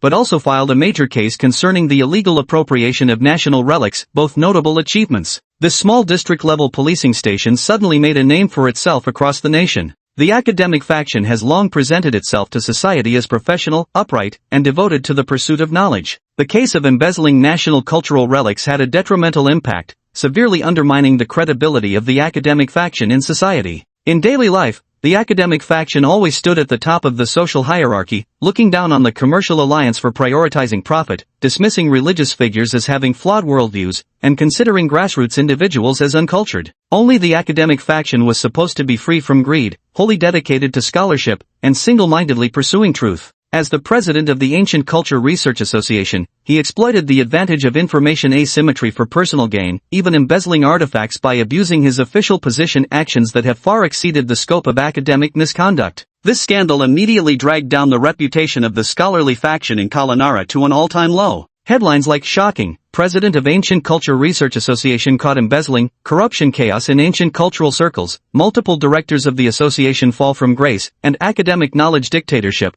Have we been deceived all along?" flooded the media. With the investigation by the Order Maintenance Department intensifying, speculative news continued to escalate. Over the past few days, guided by rival factions, various outlets have been publishing these sensational clickbait reports. Following the Lin Jiqing case, the Huanshan Institute once again found itself swarmed by media crews, a spectacle reminiscent of past scandals. Media outlets crowded around the entrance of Huanshan Station, seizing every opportunity to interview people coming in and out, hoping to get first-hand information. Gu Qinzhou peered out the window. It was already 7 in the evening, but the media's enthusiasm hadn't waned. Huang Xiaoyong, who had just stepped out, was making a break for the parking lot. After a moment's thought, he took off his uniform, threw on the plainest t-shirt and jeans he could find, and headed to the neighboring office to call for Huang Jilin. "Clock out, Captain Huang. You've been pulling overtime for too many days. Get some rest early. Come on, let's leave together." Gu Qinzhou approached Huang Jilin with feigned enthusiasm so convincing it nearly moved even himself, standing stubbornly beside him with the unmistakable air of "If you don't leave, neither will I." Huang Jilin, having endured 2 weeks of relentless overtime, looked gaunter than ever, sunken cheeks causing his frameless glasses to slip down to the bridge of his nose. He lifted his head and shot Gu Qinzhou a resigned glance before shutting down his computer. Observing the faint crow's feet at the corners of Huang Jilin's eyes from sleepless nights, Gu Qinzhou couldn't help but feel a pang of remorse. He pretentiously called it delegation of authority, dumping a pile of miscellaneous tasks onto Huang Jilin. The man must be working himself to the bone. An ordinary person enduring this would likely crumble under the pressure, and even a mind domain awakened would be completely drained after 2 weeks like this. Thinking this, Gu Chengzhou guiltily pinched the bridge of his nose. As Huang Jilin and Gu Chengzhou stepped out of Huanshan Station, the lingering reporters swarmed toward them like flies to blood. Has the corruption case in the ancient cultural sector been resolved? What's the amount involved? And which institutions are implicated? Has the murder case involving the academic heavyweight been closed? Was it a financially motivated killing? Ancient cultural studies are just a minor part of the academic world, yet this person's being hailed as a heavyweight? Gu Chenzhou silently scoffed as he kept his head down and walked out. Huang Jilin stood rigidly in his civil service uniform, his frameless glasses barely concealing the weariness on his 30-something face. With his dependable and steady demeanor, reporters immediately redirected their entire barrage of questions toward him. Gu Chenzhou struggled for a bit before breaking through the encirclement and making his escape. Watching Huang Jilin calmly responding to the media while being blocked at the entrance, Gu Chenzhou felt grateful that he had authorized someone else to handle media responses today. A sense of guilt toward Huang Jilin rose again in his heart. The former deputy director had already been transferred to another peacekeeping office. Gu Chenzhou secretly resolved to immediately expedite the application for Huang Jilin to fill the deputy director position at Huanshan office, allowing him to shine brighter and contribute more in a more suitable role. Chapter 65, External Consultant. At 7:15 in the evening, the bar street was already ablaze with lights. Gu Chenzhou's favorite barbecue stall was still just a lifeless food truck without any smoky aroma. The owner sat lazily by the side, organizing the food he'd brought along. Without the familiar scent of grilled meat accompanying him down the street, Gu Chenzhou felt a pang of disappointment. "Where are you?" "I'll be home soon, wait for me downstairs." Gu Chenzhou hung up his personal terminal and quickened his pace toward home. After developing his olfactory abilities, Gu Chenzhou found it increasingly bothersome, so he usually kept his sense of smell at a normal human level. He could already distinguish hundreds of thousands of scents, 5 times more than an exceptional police dog. If he couldn't regulate and control the extent of his olfactory senses, Gu Chenzhou would be engulfed by a cacophony of smells every single day. The sheer intensity of such an experience was something only he could truly understand. Gu Chenzhou trained rigorously for 3 months before he could barely control his sense of smell, finally ending his 3-month-long period of unbearable olfactory sensitivity that left him feeling lifeless. The scent of grilled meat in the bar street was intoxicating, though the quality and variety of the meat itself left much to be desired. Storing pleasant aromas in his mind and releasing them when desired brought him the same satisfaction as a perfume enthusiast who keeps an array of fragrances to spritz at will. What should have been a 10-minute walk only took Gu Chenzhou 8 minutes.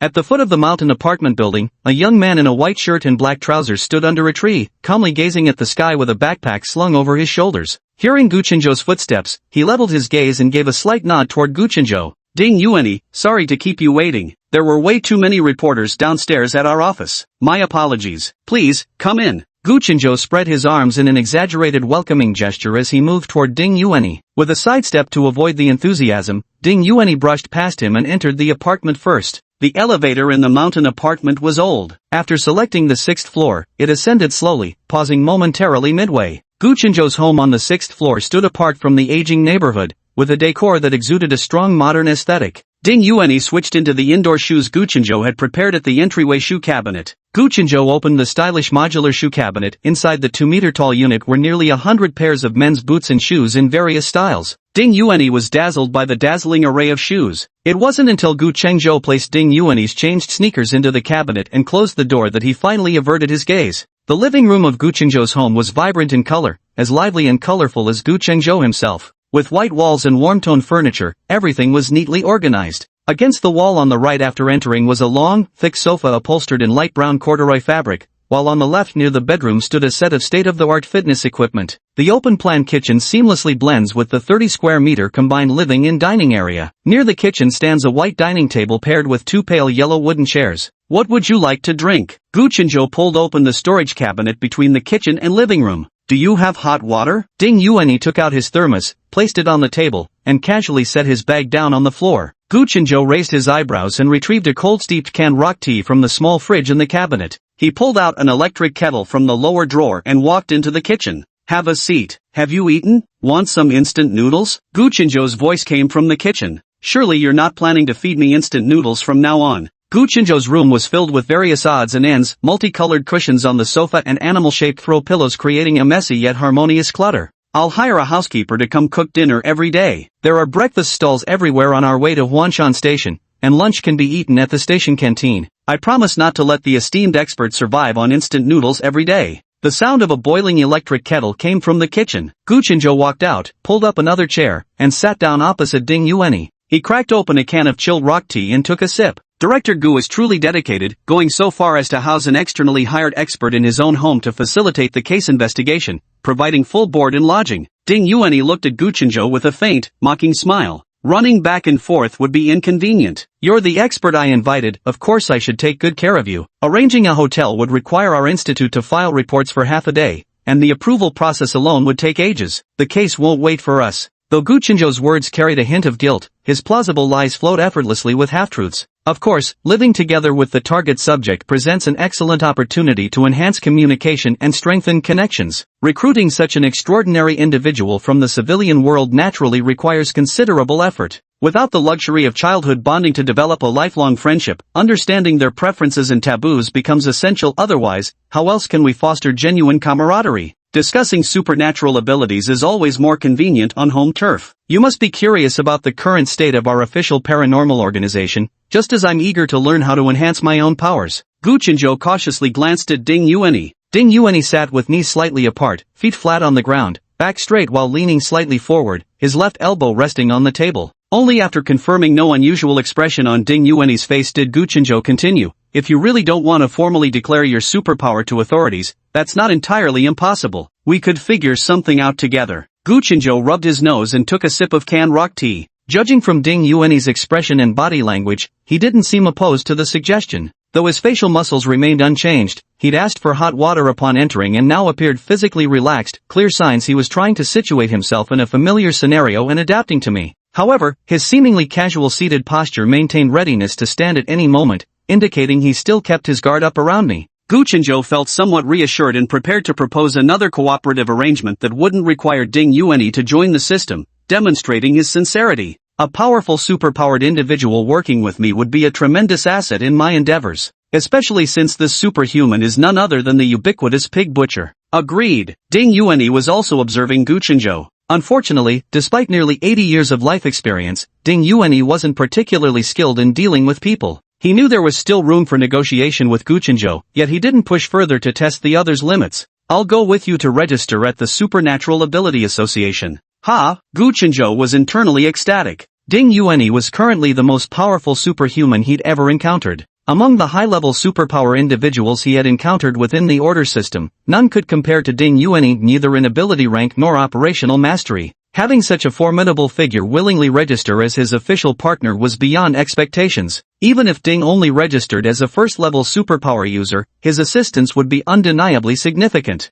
Excellent, excellent. Gu Chenzhou was so overjoyed he absent-mindedly squeezed the tea caddy, causing tea to spill from its rim and trickle down toward the desktop. Without any visible movement from Ding Yuanyi, the tea about to spill onto the table suddenly changed direction, flowing backward up the teapot's surface in reverse. As the tea streamed back toward the spout, it solidified into ice. Hydrokinesis that can flash freeze water. Chapter 66, Cohabitation. Gu Chenzhou had seen water-attributed ability users turn water into mist, but he had never witnessed someone directly freeze water into ice. Startled, he set down the can in his hand. Gu Chenzhou gently touched the ice at the can's rim. It was frozen solid. Shaking the can, he found the tea inside remained liquid and at normal temperature. Clearly, when Ding Yuanyi activated his ability, he had precisely targeted only that small pool of tea at the can's opening. When I joined the World Order Organization, I encountered a high-ranking water attribute ability instructor. At that time, he was already a 4th-tier ability user and provided training to us ability wielders. The most he could do was lower water temperature. He couldn't freeze water into ice.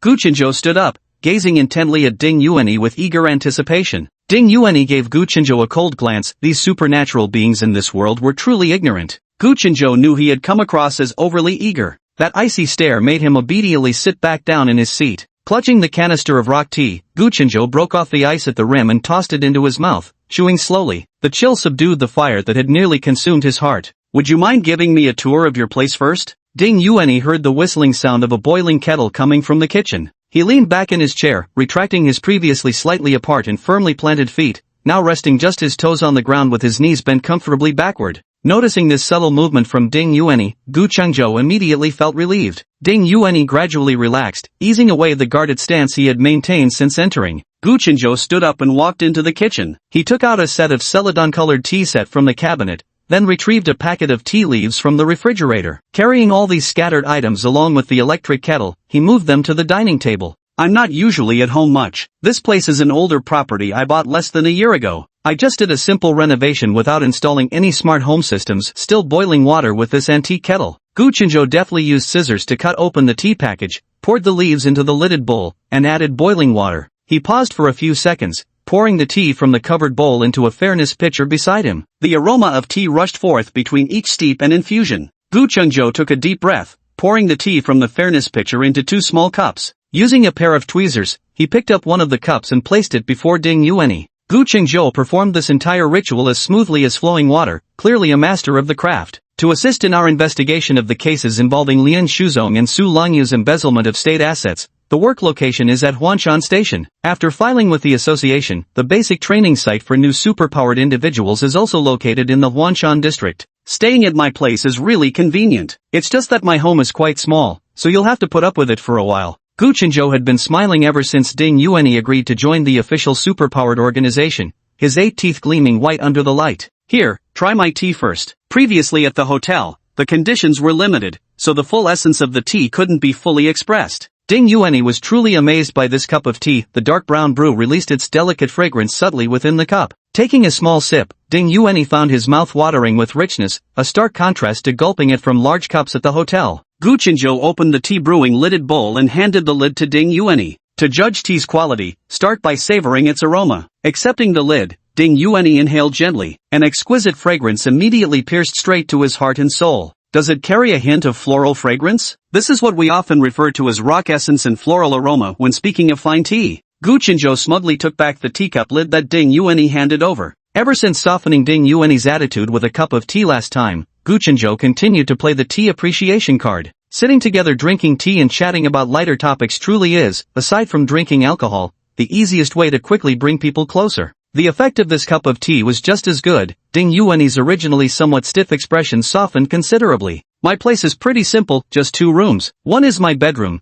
and the other is a study that doubles as a guest room. Normally, I'm the only one here, but now there's you. Gu Chengzhou stood up and turned on all the lights in the rooms. Not having a smart home system was indeed quite inconvenient. Every light had to be operated manually, going room by room to flip the switches. It felt particularly silly and not the least bit cool. The first room on the left after entering is Gu Chengzhou's master bedroom. Like the living room, it follows a yellow and white color scheme, with floor-to-ceiling white wooden panel wardrobes covering all available wall space. The room maintains a minimalist style, containing only a bed, a nightstand, and an ensuite bathroom. Another study room doubling as a guest bedroom sits immediately to the right of the master bedroom. Upon entering this room, one's gaze immediately meets yet another full-wall wardrobe. The space on the right side of the room, which was originally the sofa area, had been converted into a bed about 1.5 meters wide, with bedding in pristine white just like the master bedroom. The only difference from the bedroom was the presence of a desk in walnut finish by the window, equipped with a computer. You'll stay in this room. I've stocked some basic necessities in this cabinet. Take a look and let me know if anything else is needed. I'll make a shopping run.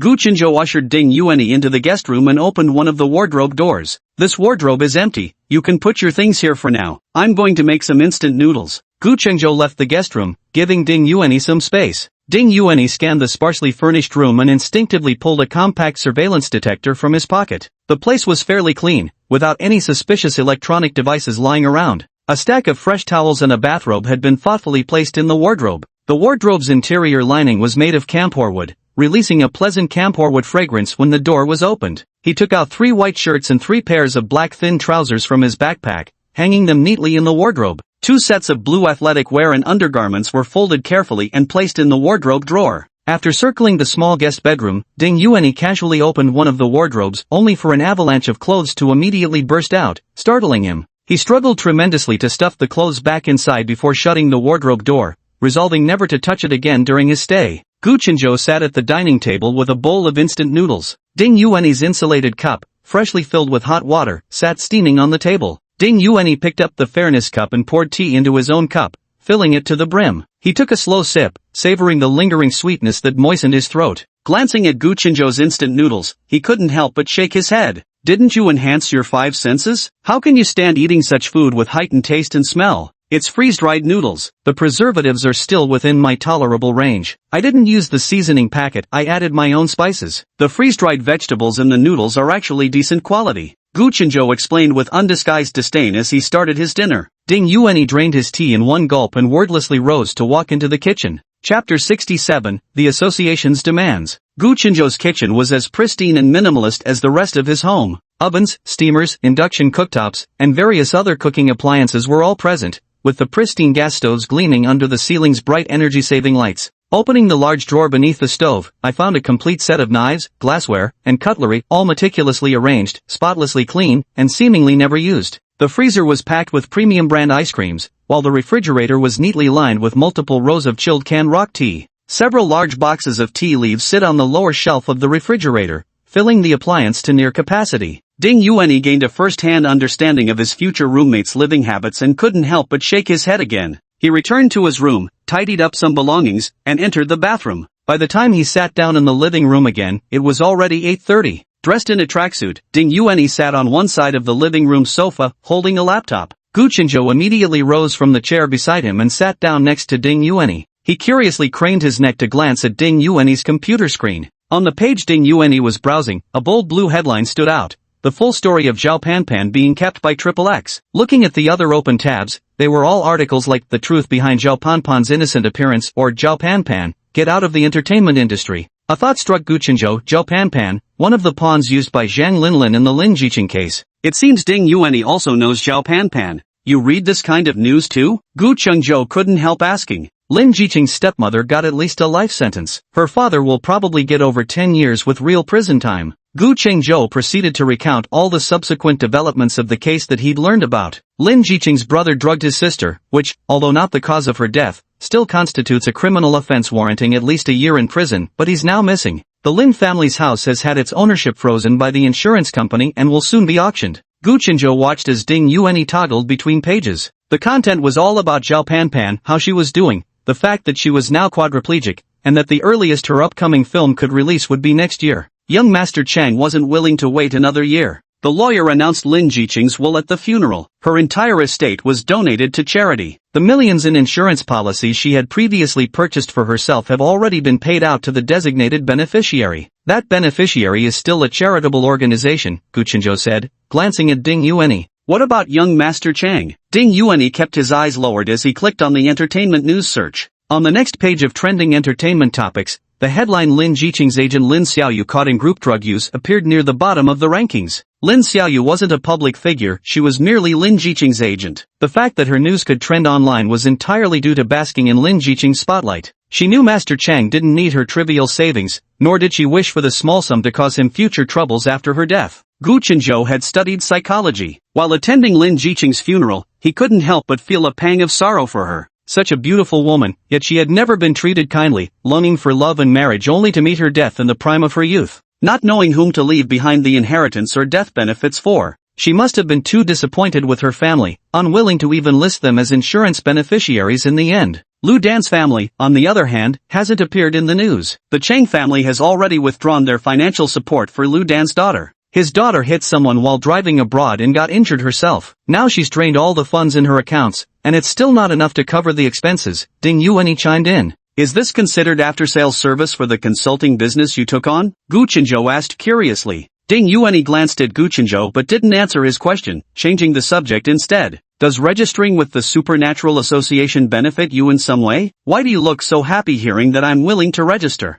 Exactly, this way you'll become my subordinate, under my supervision. To a certain extent, I'll have control over your time from now on. Gu Chenzhou's peach blossom eyes were brimming with amusement. Gu Chenzhou noticed that eerie, half-smiling expression creeping back onto Ding Yuanyi's face and hastily added, of course, that's just the official stance. As partners, this way I can openly commission you whenever I encounter problems I can't handle. Apart from the mandatory requirements from the Supernatural Abilities Association, all other dealings between us will be negotiable. Mandatory requirements? What kind of mandatory requirements? Ding Yuanyi asked. First, we need to register our identities with the Supernatural Abilities Association, then attend their mandatory week-long free foundational training for abilities holders. These two requirements are non-negotiable, all new members must complete them. Gu Chenzhou awkwardly manipulated his personal terminal, triggering some unfamiliar operation. Afterwards, as an awakened one, you'll have the option to directly join the Order Maintenance Bureau and serve full-time at the Supernatural Abilities Association within the organization. Working at the Supernatural Abilities Association lets you choose between administrative or combat roles, both offer decent salaries,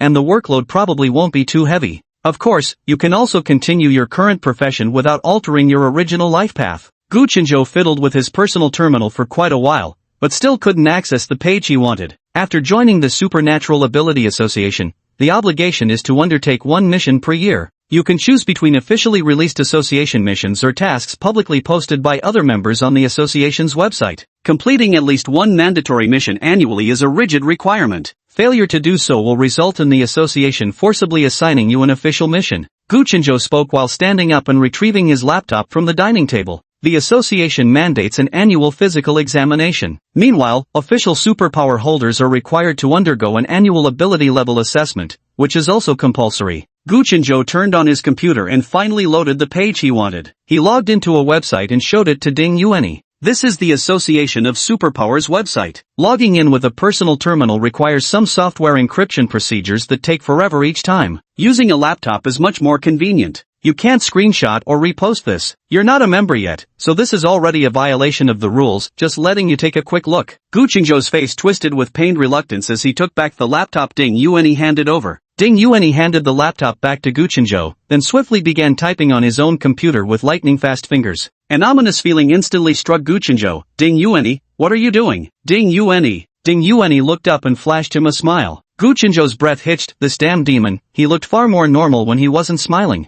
But the demon soon showed him what real monstrosity looked like. How is the platform normally used? I'd like to find some information about cultivation methods, medicinal herbs for practice, and weapons/equipment. Which section should I check? That way I won't have to browse slowly myself. Gu Chenzhou saw his own recently logged-in page on Ding Yuanyi's computer. The username field clearly displayed Gu Chenzhou. You. Gu Chenzhou pointed at Ding Yuanyi, stuttering over the word for ages without finding the right phrasing. Letting such a terrifying person move into his home, was this digging his own grave or digging his own grave? Chapter 68, Filing the Case. At 5 in the morning, Ding Yuanyi put on his tracksuit and stepped out right on time. The apartment complex where Gu Chenzhou lives is called Mountain View Apartments, a high-end residential community built decades ago in the Huanshan district. A beauty in twilight years remains a beauty nonetheless. Though the exterior of this decades-old upscale community has aged, the surrounding environment and its meticulously planned, human-oriented hardware facilities remain unchanged. The complex sits against the mountain, facing east with its back to the west. The mountainside was densely vegetated, seamlessly connecting with the residential area, making the surrounding hills a natural extension of the community's backyard garden.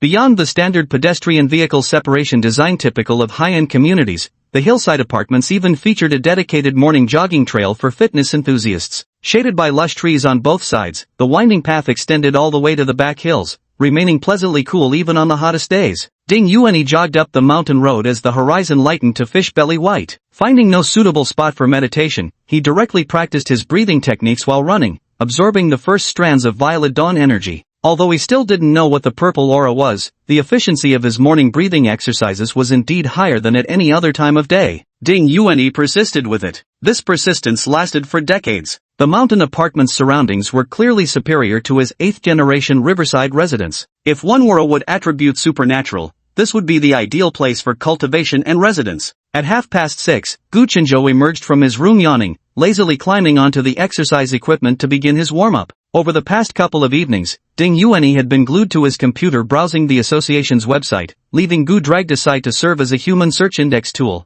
He grimaced upon seeing that he'd spent his points posting tasks to purchase century-old wild mountain ginseng and aged medicinal herbs, once again deeply regretting his decision to recruit Ding Yuanyi into his life. Ding Yuanyi had a regular routine and would always return to his room to rest by 11 at night. I, on the other hand, could only lament through the long night about the points I had already lost and those I was about to lose, venting my frustration by gaming all night. The door to Ding Yuanyi's guest room was wide open, with the space neatly arranged like a standard hotel room. The morning breeze drifted through the open bedroom window into the living room, carrying the distinctive sweetness of the forest in the air. Psychic ability users fear cerebral hypoxia the most, making oxygen-rich forested areas their favorite habitats. 2 days had passed with Ding Yuanyi, who maintained a remarkably regular daily routine without any peculiar habits, surprisingly easy to get along with. Today marked the day when Ding Yuanyi would accompany me to the Supernatural Ability Association for registration and aptitude testing. If all went smoothly, by evening they could gather their third teammate and hold the inaugural meeting of officially established Gu Squad.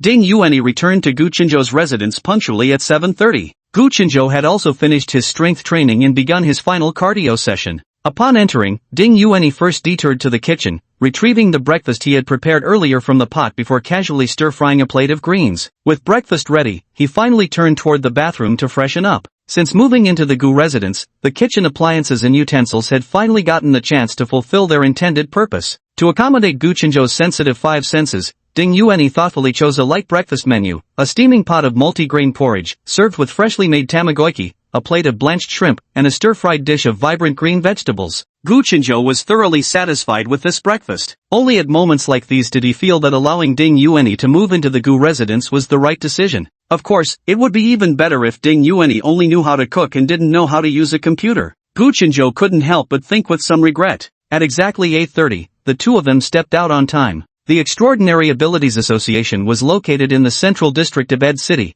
and it happened to be the peak rush hour. Cars crept along at a snail's pace on the road from the Ring Mountain area toward the city center. To make sure Ding Yuanyi wouldn't feel nervous and would be in the best possible state when registering at the association, Gu Qinzhou decided to accompany him and even volunteered to drive. Though Ding Yuanyi wasn't nervous at all and was in perfect condition, he couldn't help but notice how Gu Qinzhou seemed terrified he might back out and skip the registration. In the end, I still couldn't refuse Gu Qinzhou's company. Gu Qinzhou drove Ding Yuanyi's car while Ding Yuanyi sat quietly in the passenger seat. Ding Yuanyi wore his usual white shirt and black trousers, his semi-long hair neatly tucked behind his ears. Gu Qinzhou glanced at Ding Yuanyi once, then glanced at him again. "Don't you have anything to ask me?" Gu Qinzhou couldn't help but ask. "The association's website explains everything clearly, plus you've already filled out the forms for me. I'll handle the rest as situations arise," Ding Yuanyi replied. "We don't have many high-level superpowered individuals in Kalana. I've only seen 4th-tier superhumans abroad. Those above 4th tier in our country are considered state secrets, so we don't even know who they are or where they stay."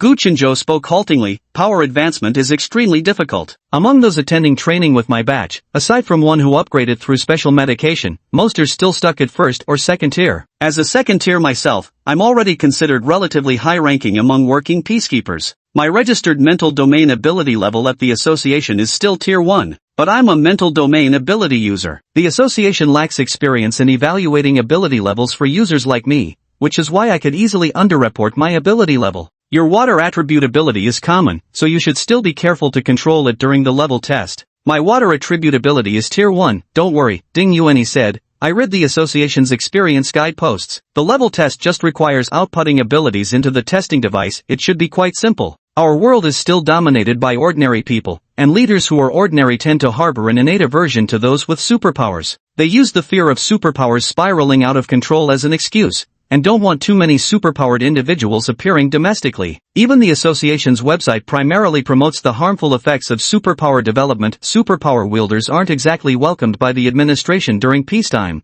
Gu Qinzhou said helplessly. "We are the most uncontrollable faction among superpowered individuals, those who have awakened their abilities independently. Those of us who awakened our abilities outside the national planned quota system naturally drew far more attention than your average pharmaceutical-induced superhuman. You should be mentally prepared for this," Gu Qinzhou added. Gu Qinzhou fell silent. As a superpowered individual who had seen combat, if he weren't a superpowered person but an ordinary civilian with his commercial alliance background, he would never have been laterally transferred to a clerical position after earning so many military merits. A battlefield-tested superhuman who awakened their abilities independently, just these facts alone would make many people uneasy. Excessive power inherently implies the potential for loss of control. But if I hadn't possessed superpowers, I might have already died on the battlefield long ago. So whether this is a blessing or a curse, it's truly hard to say. Only because I had solid connections within the Commerce Alliance was I able to secure this appointment as station chief for one of Ed City's 3 districts during my lateral transfer. Chapter 69, The Supernatural Abilities Association.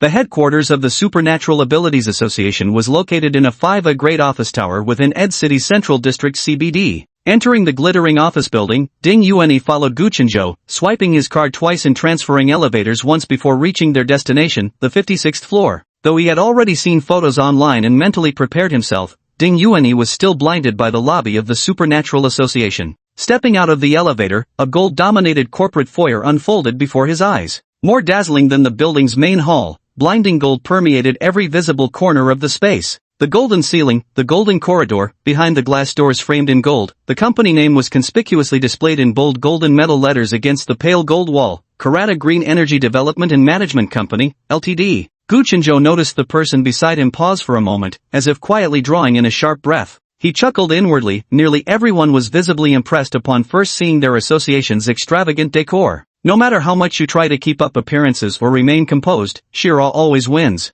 The front desk of the glowing golden green energy company was manned by a young woman dressed in a beige uniform. No more than 20 years old, she had a petite, slender figure with neatly draped long hair and a delicate face carrying a shy smile. "Director Gu, you're here. Let me take you to the reception room." Spotting Gu Chenzhou, the girl promptly rose from her seat and came forward to greet him. Her fair, oval face blossomed into a delighted smile, two tiny dimples appearing on either cheek, making her look exceptionally sweet and adorable. Gu Chenzhou smiled and nodded at the young woman. She turned her gaze to Ding Yuanyi, her bright phoenix eyes shining with interest. "Director Gu, is this the teacher Ding Yuanyi you mentioned? Could you introduce us?" Though petite in stature, the woman had exquisite proportions. The slender high heels she wore accentuated her graceful, swaying gait, a truly captivating sight. Leading the way, she kept stealing curious backward glances at Ding Yuanyi as they walked. "Teacher Ding, this is Chang Shelian from our Supernatural Ability Association. She's also another member of my ability team." Gu Chenzhou seemed a little embarrassed. The other team member was a young girl, making their team seem a bit lacking in prestige. If Ding Yuanyi knew his team currently consisted of only the two of them. Never mind, that's a matter for another time. Hearing this introduction, Ding Yuanyi took a few extra glances at the girl ahead and nodded at her. The young girl was also an ability user, though he didn't know what type of power she possessed. Ding Yuanyi followed Gu Chengzhou and Chang Xiaolian, walking at the very end of the group. The corridor wasn't long, with office spaces separated by glass partitions on either side. The frosted glass only allowed blurred glimpses of bustling figures moving inside. The young woman led the two to the innermost reception room. The reception room was nearly an enclosed space. Unlike the glass-walled offices they'd passed earlier, this chamber was partitioned by solid walls. The reception room had no windows, with a surveillance camera pointing at the entrance just above the right side of the door. In the center of the reception room stood a conference table large enough to accommodate 6 to 8 people, surrounded by 4 metal chairs. Gu Chenzhou connected his personal terminal. "Eve, we've arrived. When are you coming for registration and testing?" Cheng Xiaolian noticed Gu Chenzhou using his personal terminal for a call and, blushing,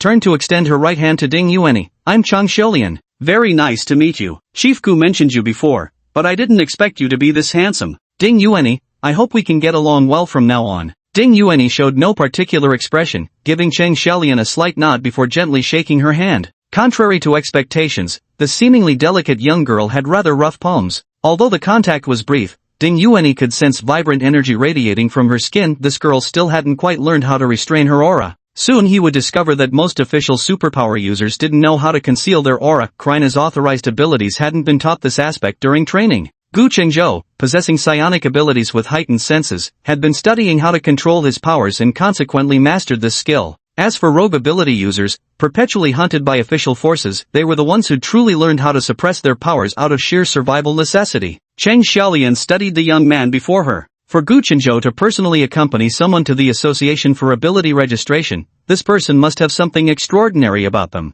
This was a wild ability user discovered by Gu Chenzhou himself. According to the records, it's just a first-tier water attribute ability. What's so special about that? Perhaps it's simply because the young man before them is exceptionally good-looking, with a petite face the size of a palm and delicate features, even more beautiful than most girls. Chang Xiaolian blushed as she stepped aside. "Director Gu, Brother Yuanyi, what would you like to drink?" Gu Chenzhou noticed Ding Yuanyi hadn't brought his thermos cup. "Ding Yuanyi wants hot water, I want hot water too." Through the reception room door walked in a tall beauty with long wavy hair. People's aesthetic tastes may differ, but this newcomer undoubtedly fit most human race's definition of beauty. Her fair skin and oval face were accentuated by sparkling eyes, while the deep blue figure-hugging mini-dress perfectly showcased her curvaceous figure. "Director Gu, you're here so early. It's been ages since we last met." As the stunning beauty entered, her sparkling eyes seemed to focus solely on Gu Chenzhou. Even an ordinary greeting carried a hint of lingering affection in her voice. Swaying her slender waist gently, she glided toward Gu Chenzhou, nearly bumping into Chang Xiaolian who stood nearby. Chang Xiaolian quickly took a step back,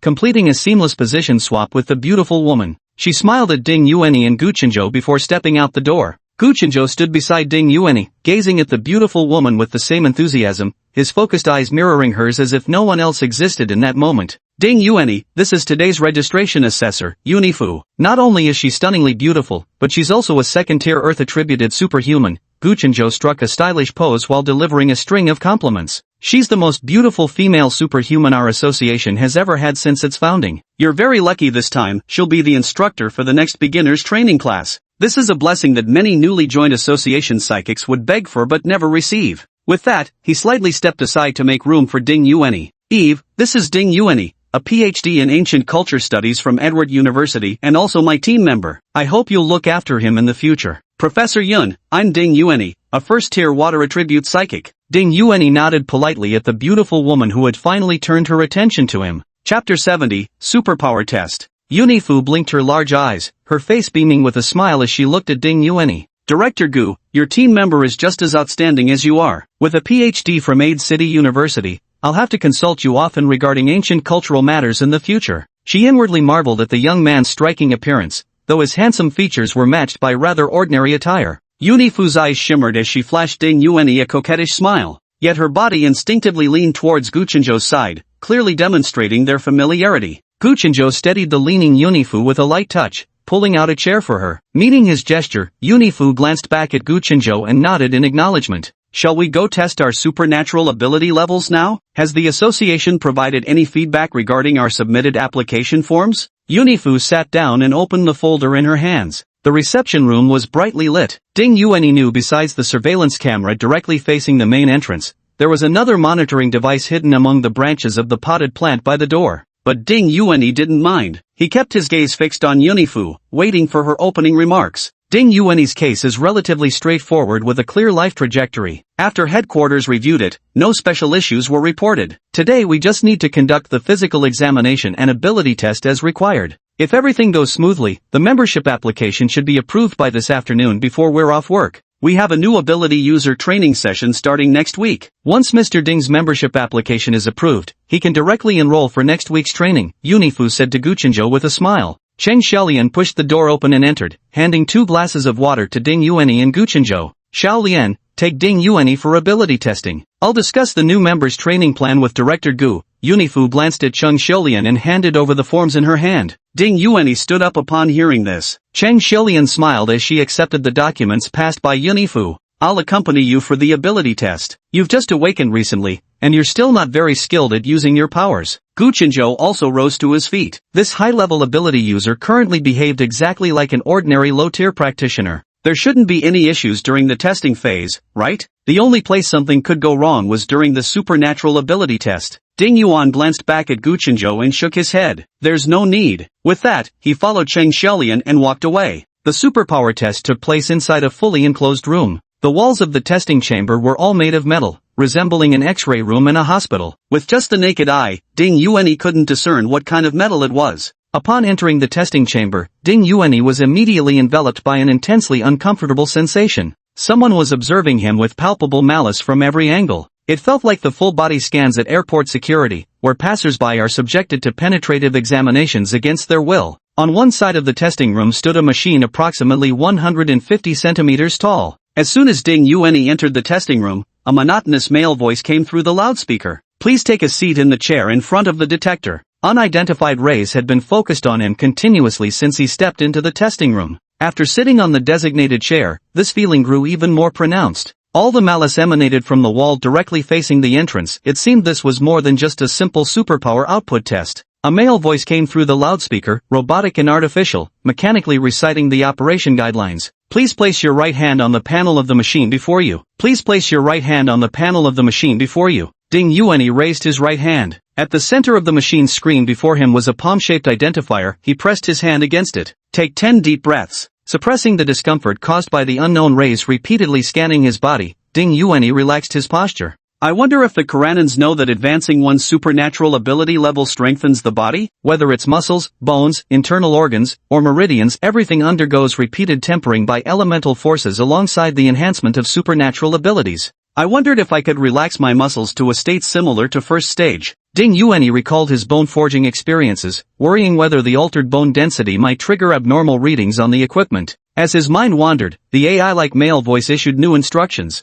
Please use your right hand to channel abilities toward the machine. Strictly prohibited. directing abilities toward any other part of the equipment. Please use your right hand to channel abilities toward the machine. Strictly prohibited, directing abilities toward any other part of the equipment. Hearing such a bizarre prompt, Ding Yuanyi didn't overthink it and controlled the output of his supernatural ability. In his right hand pressing against the machine, a small water sphere condensed. Water from the sphere overflowed between his palm and the machine, trickling down onto the ground. Ding Yuanyi found it strange. What kind of operation was this? If it were a fire-based ability, would they have to set the machine ablaze? If it's an earth-based ability, do you just stick a lump of dirt on it? The AI-like male voice continued without any audible pause signal. Ding Yuanyi's right hand kept condensing new small water droplets. Soon the ground became completely soaked. Ding Yuanyi willed his thoughts to cease, halting his output. He panted heavily, signaling his complete exhaustion. After a minute, the AI male voice issued a new command. Please retract your right hand. The test is complete. The scanning beams from the front had stopped. Ding Yuanyi withdrew his right hand from the machine, glancing at the large wet patch on the floor, uncertain about the test's final conclusions.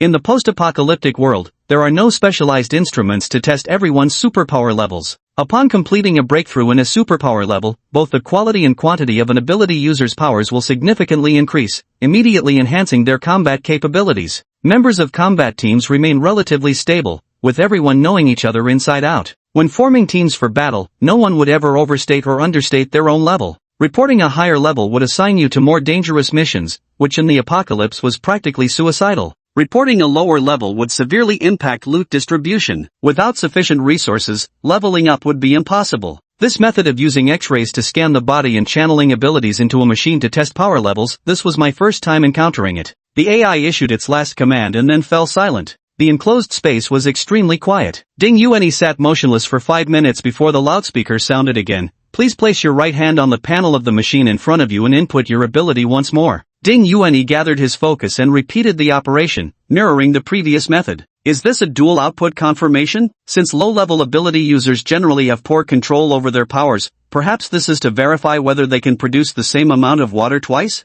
The 5-minute waiting period was likely meant to give low-level ability users time to recover their energy. In the time that followed, Ding Yuanyi repeated the same operation 3 more times. Finally, the announcement to conclude the test came through the loudspeaker. The sealed door automatically opened, and Ding Yuanyi walked out of the testing chamber. Chapter 71, Communication Barrier. Stepping out of the testing room, Ding Yuanyi saw at a glance that Cheng Shelian and a middle-aged male examiner of similar height were reviewing data in the office next to the testing room. Ding Yuanyi, your superpower control is quite good. The variance across your 5 output measurements is minimal. This is exceptionally rare among low-tier ability users. To achieve such precise output control immediately after awakening a first-tier ability suggests you could develop toward medical applicable superpowers in the future. The examiner smiled as he spoke to Ding Yuanyi. Not at all, probably just luck. I've only just awakened, so I'm not very skilled with these things yet. Ding Yuanyi lowered his head and modestly shook it at the middle-aged examiner. Your physical fitness is also excellent. We just scanned your body. Your muscle density is very high. Do you work out often?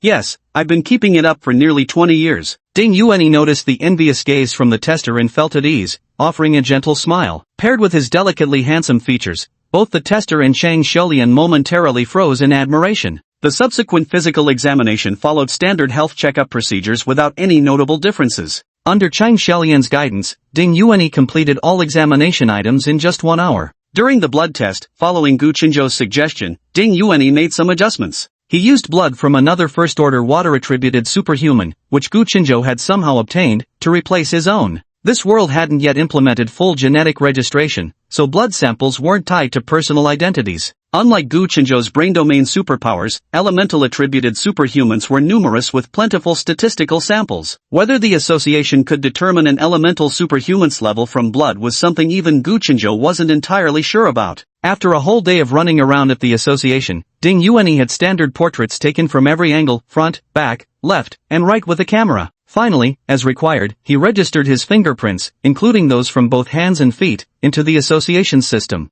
At last, by 5 o'clock in the afternoon, he completed the membership registration process and formally became a member of the Kalana Supernatural Association. When he returned to the reception room again, Gu Qinzhou was nowhere to be seen. Unifu enthusiastically handed Ding Yuanyi a 1-page A4-sized instruction manual. This is your username and password for our association's website. Once you log in today, you can change the password yourself. Yunifu had already changed out of that blue bodycon dress. Now she was wearing a red spaghetti strap evening gown, her face adorned with delicate glitter makeup, her long hair piled high. Clearly, she was about to have a wonderful date. The test results are all in. Congratulations, you are now an official member of our Kellinar Supernatural Association. Yunifu smiled at Ding Yuani and said, next Monday, the association will hold a week-long free introductory training. You must attend, okay? I'll be your basic course instructor. The learning materials are available on our association's website, so you can preview them in advance. After speaking, Yunifu extended her right hand to Ding Yuani. Let me properly introduce myself, my name is Yunifu. It's Ifu, not clothes. The Yun as in clouds, the E as in reluctant parting, and the Fu as in hibiscus.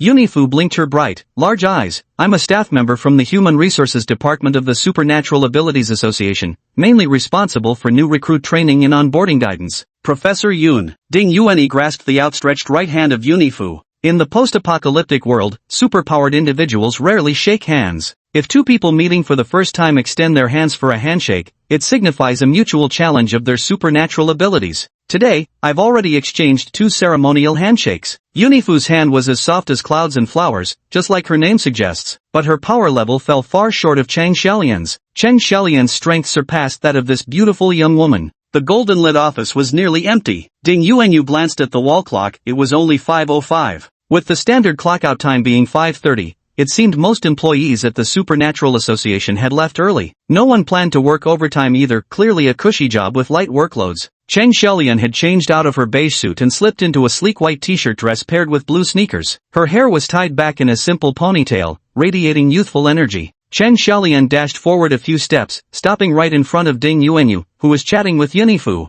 Brother Yuani, let's go. Sister Ifu, will be leaving first. After speaking, she tugged lightly at Ding Yuani's sleeve, looking somewhat embarrassed as she glanced at Yunifu. Yunifu watched as Chang Xiaolian and Ding Yuani interacted with such familiarity, her left hand tightening slightly around the folder she held. But the stunning beauty never backed down from a challenge from her own gender. With a slight lift of her chin, classmate Ding, feel free to contact me directly if you have any questions. Xiaolian, you'll set up a group chat later. Everyone can reach me directly in the group. See you all next week. Ding Yuani gave a slight bow of his upper body, politely bid farewell to Yunifu, then followed Chang Xiaolian into the elevator. Brother Yuani, you're not mad at me, are you? Chang Xiaolian blinked her eyes at Ding Yuani. Ding Yuani looked at her with genuine confusion. Miss Ifu was a stunning beauty, and you two seem to be having such a great conversation. I hope you don't mind me pulling you away like this. Director Gu specifically instructed me to bring you to the restaurant for dinner as soon as the meeting ended. That's the only reason I interrupted.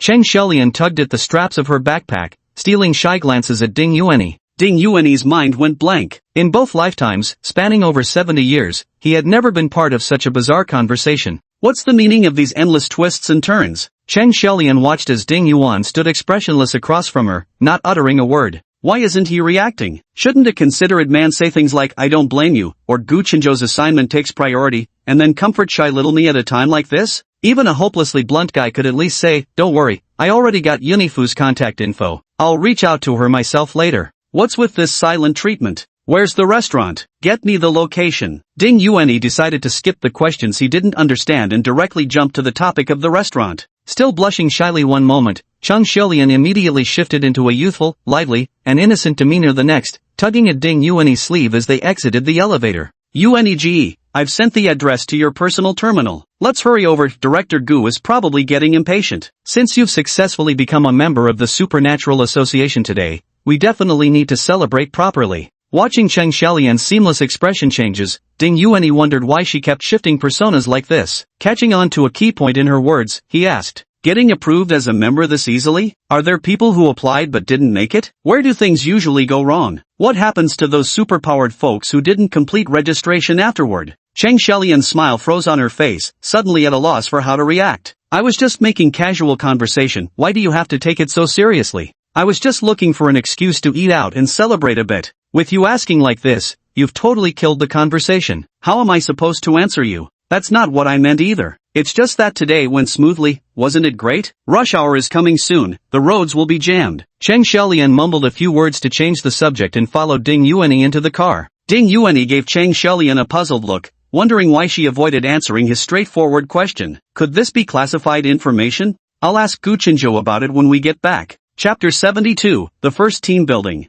Following the navigation's guidance, the vehicle left the most congestion-prone stretch before rush hour arrived, reaching the border between the central district and the mountainous ring area. This was an ancient courtyard compound spanning 10 acres, nestled within the land-scarce metropolis of Ade City where every inch was worth its weight in gold. The plaque bearing the name De Huai Cuisine hung prominently above the vermilion gates of the historic courtyard. The calligraphy on the plaque was unmistakably the work of a master, the 4 characters bristling with sharp strokes that penetrated the paper's grain with formidable vigor. The ancient courtyard seamlessly blended blue bricks and white walls with classical-style archways and Corinthian landscaping designs. Every element, be it a mountain, a stream, a blade of grass, a tree, or even a stretch of sand, was arranged with perfect harmony. Gu Qinzhou had already spent an hour gaming in the private room. Calculating the time, Ding Yuanyi and Chang Xiaolian were about to arrive, so he switched off his personal terminal. He leaned comfortably against the cushions and gazed out the window. Through the latticed glass panes, a cluster of nameless flowers bloomed in the courtyard, both a garden spectacle and an indoor painting.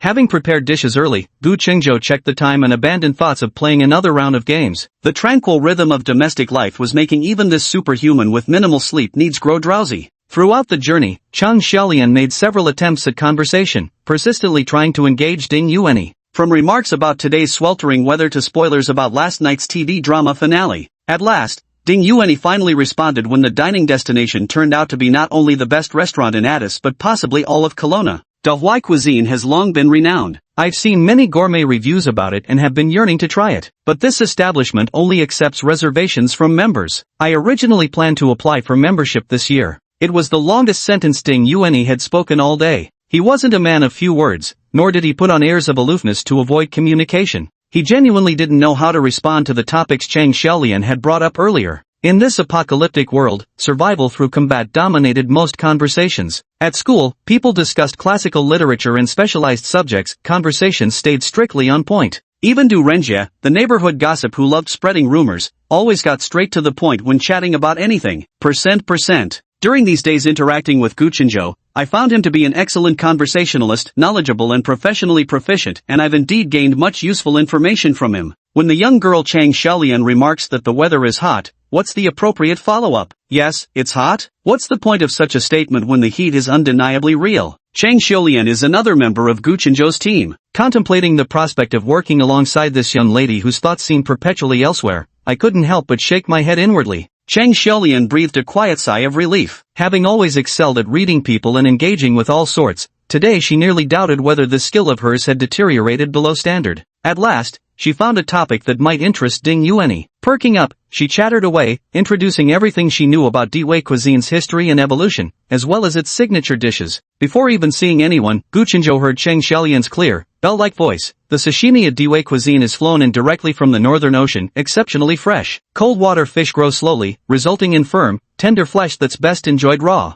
Good. Though Ding Yuanyi's reply was just one word, his tone was unmistakably pleased. Watching Ding Yuanyi smile as he walked into the private room with Chang Xiaolian, Gu Qinzhou mused to himself, we really ought to organize more team-building activities, nothing improves teamwork better than this. Haven't even eaten yet, and my only 2 teammates were already getting along famously. Though for now, this team consisted of just the 3 of us. Ding Yuanyi was a high-level superhuman with formidable combat abilities. As an S-rank hunter, it was clear he'd be an invaluable ally. But at the same time, his level of danger is extremely high. How to wield this double-edged sword remains unclear to him. For now, he can only take it one step at a time. Gu Qinzhou stood up with a smile, walking forward to greet them. He enthusiastically handed the menu to Ding Yuanyi. Yuanyi, Xiaolian, you're here. Come, have a seat. The dishes are already ordered. Yuanyi, take a look and see if you'd like to add anything. After spending 2 days with Ding Yuanyi, Gu Qinzhou had gained some understanding of him. Ding Yuanyi didn't care about what he wore. Seeing Ding Yuanyi's unremarkable clothing, Gu Qinzhou once jokingly said to him, Ding Yuanyi has 2 tracksuits, one is a blue tracksuit, and the other is also a blue tracksuit.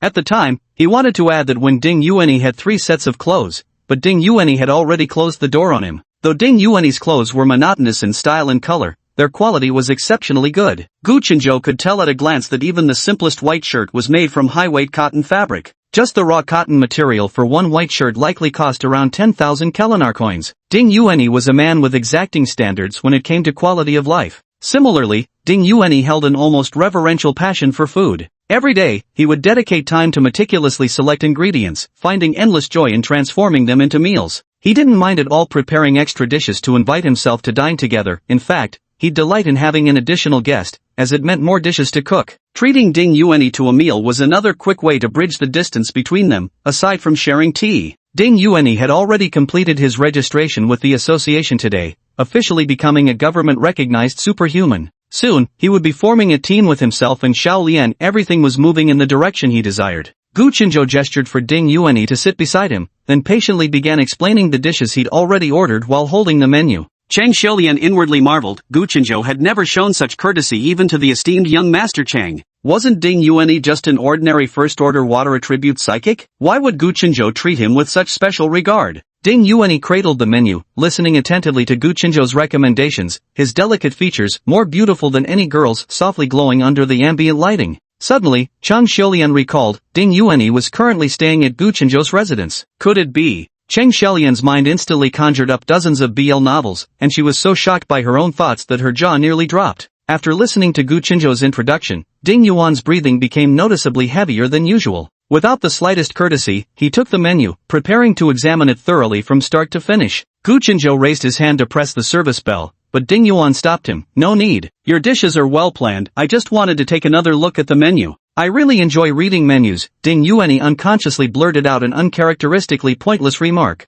The private room at Dway Cuisine was compact, less than 10 square meters in size, with half the space taken up by a beige-colored tatami mat. At the center of the tatami sat a small rectangular dining table, surrounded by matching floor cushions scattered around it. Chapter 73, The Superhuman Team. The private room, though small, was exquisitely arranged, with wooden floors complementing the entrance screen to create a serene atmosphere. 2 traditional krona paintings, each about a foot square, hung on the wall, adding an artistic touch. Gu Qinzhou picked up the ceramic teapot on the table and poured Ding Yuanyi a cup of barley tea. Ding Yuanyi, absorbed in studying the menu, absent-mindedly accepted it with a word of thanks. Seeing Gu Qinzhou put down the teapot, Chang Xiaolian promptly and perceptibly picked it up to refill his cup, then poured one for herself as well. Ding Yuanyi studied the menu's pictures and ingredient descriptions with great focus, feeling genuinely delighted. He mentally simulated the possible flavors while looking at the photos, then recalled the dishes they'd already ordered, thoroughly approving of Gu Qinzhou's selections. Next time we can try different dishes. Seasonal menus at this kind of restaurant are always worth anticipating, with new options constantly rotating. Chang Xiaolian softly reported to Gu Qinzhou about Ding Yuanyi's test results today. Ding Yuanyi also set down the menu with satisfaction, looking forward to today's meal. Gu Qinzhou lifted his teacup with both hands. Today, all 3 members of my superhuman team are present. I hereby announce the official founding of our superhuman squad. Let's toast with this cup of tea. After speaking, Gu Qinzhou glanced at Ding Yuanyi, relieved to see him readily raising his teacup in response. The 3 clinked glasses and downed their tea in one gulp.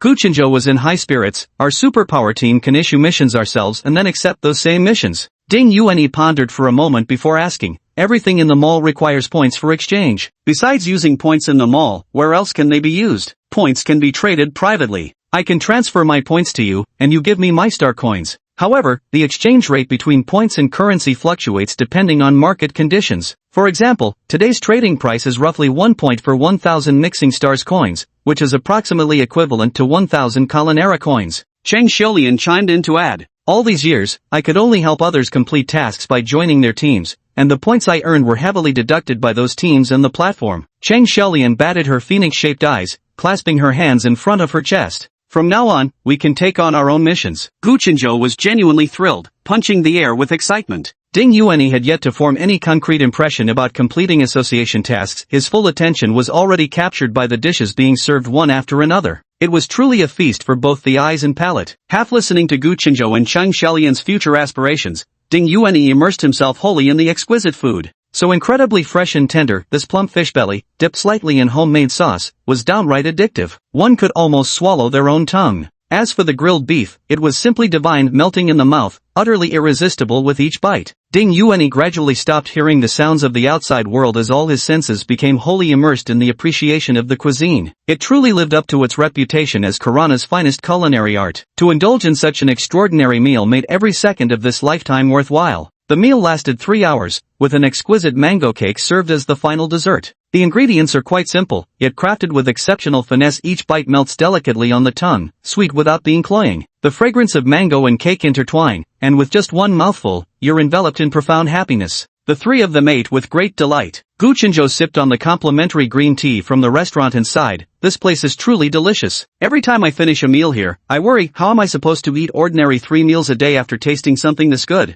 Ding Yuanyi wholeheartedly agreed and nodded. Gu Chenzhou watched as Ding Yuanyi showed a satisfied expression, thinking to himself that the approach of using food was correct. They could continue this in the future. Truly, if you want to keep someone, you must first keep their stomach happy. Cheng Shelian was holding a large bowl of fried rice, which had been served in a basin-like container. The basin was a full 20 centimeters in diameter. When it was served, Ding Yuanyi was taken aback. Why would a restaurant that prepares each dish so exquisitely serve such large portions of staple food? After having one bowl each, Gu Chenzhou and Ding Yuanyi both stopped. Under Ding Yuanyi's astonished gaze, Cheng Shelian blushed shyly and pulled the basin in front of herself. Xiaolian is a second-tier strength ability user. She won't be full with just this much, Gu Chenzhou explained, resolving Ding Yuanyi's confusion. Xiaolian has also awakened a first-tier lightning attribute ability. This is a secret between us. We haven't reported this ability. Gu Chenzhou raised his right index finger to his lips, making a silencing gesture. Cheng Shelian put down her bowl and stared at Gu Chenzhou with disbelief. How could he reveal such a secret matter to someone he was dining with for the first time?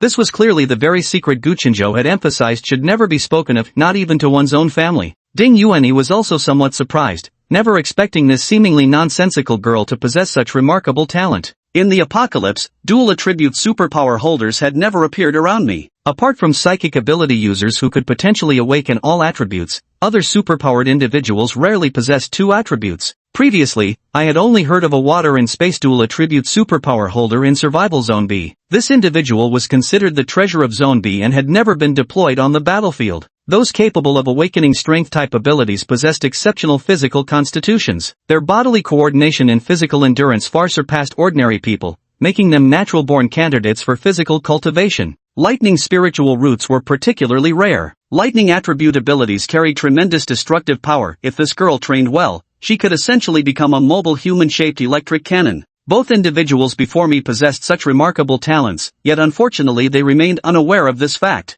Gu Chenzhou noticed the confusion in Cheng Shelian's eyes and coughed lightly before explaining, "We'll be teammates from now on, working and fighting together on missions. It's important we understand each other better. Ding Yuanyi here is an exceptionally powerful water element awakener Xiaolian, you should learn from him in the future." Cheng Shelian was inwardly astonished. Perhaps this Ding Yuanyi truly had extraordinary capabilities. Gu Chenzhou never joked about combat missions. For him to tell me, a second-tier dual-element awakener, to learn from Ding Yuanyi meant that in Gu Chenzhou's estimation, I fell far short of this man's abilities. We'll need to do some coordination training together in the future. I'll arrange a plan, Gu Chenzhou said with self-satisfaction as he made the arrangements. Ding Yuanyi lowered his head and sipped his tea without giving an opinion. Cheng Shelian held her bowl absently, forgetting to eat. Seeing their expressions, Gu Chenzhou paused mid-sentence, barely suppressing a 10,000-word lecture on the importance of teamwork. Gu Chenzhou continued, "Let's get to know each other first. Yuanyi will attend basic ability training next week, while Xiaolian will participate in the secondary level training. The training sessions are conducted in a closed environment, so Xiaolian, you'll need to look out for Yuanyi." Cheng Shelian obediently nodded. Ding Yuanyi found Gu Chenzhou's repeated use of Yuanyi somewhat grating. He glanced up at Gu Chenzhou with a faint, ambiguous smile. A shiver ran down Gu Chenzhou's spine, but he pressed on stubbornly. "After returning today, Xiaolian can submit an online application to the association to form our team. Once approved, we'll register our first task under the team's name, Field Survey of General Meng's Tomb. The normal procedure is that approval should be obtained within 7 to 10 days. Another 2 weeks after that, and we can carry out our first team mission together." Chapter 74, The Secret Edict of the Prince of Wei. Gu Chenzhou was very excited, his youthful face brimming with passion befitting his age. Ding Yuanyi looked up at Gu Chenzhou in surprise. "The team hasn't even been formed yet, has it? It won't be established unless there are 3 members. You've gone to great lengths to recruit the 3rd member, and that 3rd member is me, right?" "Yes, you are the most crucial piece in forming my squad. The last spot among the founding members has been kept open all this time, waiting just for you." Gu Chenzhou waved his hand passionately, flashing a confident smile at the only 2 members present. "It hasn't been confirmed yet whether it's General Meng's tomb. Can we really publish the mission under that name already? The association is currently requesting Taichung province to resubmit the documents. The previous reports were based on satellite aerial shots and drone footage. No on-site investigation was conducted. The case against Lian Shuzong and Su Lanyu for infringing on state property has been filed. The investigation of General Meng's tomb is just one part of it. We're following criminal investigation procedures, and you're our external consultant. Let's go to the site together. If it turns out not to be General Meng's tomb, we lose nothing and can just cancel the squad mission. If we find evidence confirming this as General Meng's tomb, our squad mission will be considered complete. The excavation work will be initiated by Huanshan Institute with coordination from the Ancient Culture Association. We can fully participate in all excavation proceedings. A sly glimmer flashed through Gu Chenzhou's eyes. Issuing the mission through our own squad and then reclaiming it, now that's what I call serving both public and private interests. Gu Chenzhou was immensely pleased with his strategic maneuver, feeling like he'd scored the deal of a lifetime. Ding Yuanyi nodded pensively, finally understanding why Gu Chenzhou had insisted on Huanshan Institute filing the case last time. It was the only way to secure investigative authority. Toying with his teacup, Gu Chenzhou basked in self-satisfaction, utterly pleased with how things had unfolded. This case involves an enormous sum of money, which is highly eye-catching both officially and publicly. That alone makes it extremely worthwhile to pursue. Within the system, handling a case of this magnitude has more impact on participants' career advancement than resolving 100 forest corpse cases combined. Chen Xiaolian clutched her rice bowl with both hands, completely forgetting to put it down. She was exhilarated by Gu Chenzhou's words. I've never participated in such an operation before, this is truly wonderful. What can I do? What should I prepare? Gu Chenzhou waved his right hand with commanding flair. Let's discuss this matter next week, we'll see how many points the association approves after this project is finalized. This operation was initiated and led by our Huanshan agency, so the three of us are enough. No need to recruit outside help. Whatever points we earn will be ours alone. The Wei dynasty was the most prosperous era in Kalina's history. During this period, Kalina became the cultural and economic center of the world, witnessing the rare spectacle of nations from across the globe paying homage to its court and unrivaled zenith in Kalina's annals. Emperor Wei Yuandi, a ruler of extraordinary talent and vision, reigned for 3 decades. He implemented decentralized governance and ruled the nation through a robust legal system. He vigorously expanded the imperial examination system and encouraged officials and scholars to speak freely without reservation. This policy fostered an environment of intellectual vibrancy throughout Wei, leading to an unprecedented flourishing of talent. Within the first 30 years of the Wei dynasty, numerous influential thinkers emerged whose ideas would profoundly shape generations to come. Emperor Yuan of Wei placed great emphasis on the development of commerce and trade. As the Wei dynasty's foreign trade extended to neighboring nations, iron smelting technology was introduced to Wei from foreign lands. The emergence of iron implements boosted the agricultural development of the state of Wei while further enhancing its military strength. General Meng's invincible army was said to be unbeatable, planting the banners of Wei at the borders of the 16-nation alliance. At that time, the territory of Wei state was nearly twice the size of present-day Karana, ushering in the historically renowned Golden Age of Great Wei. The people of Kalana still call themselves Wei people when abroad, and overseas Kalana immigrant communities are often referred to as Wei streets. The Wei King's treasure remains one of the greatest unsolved mysteries in Kalana's history.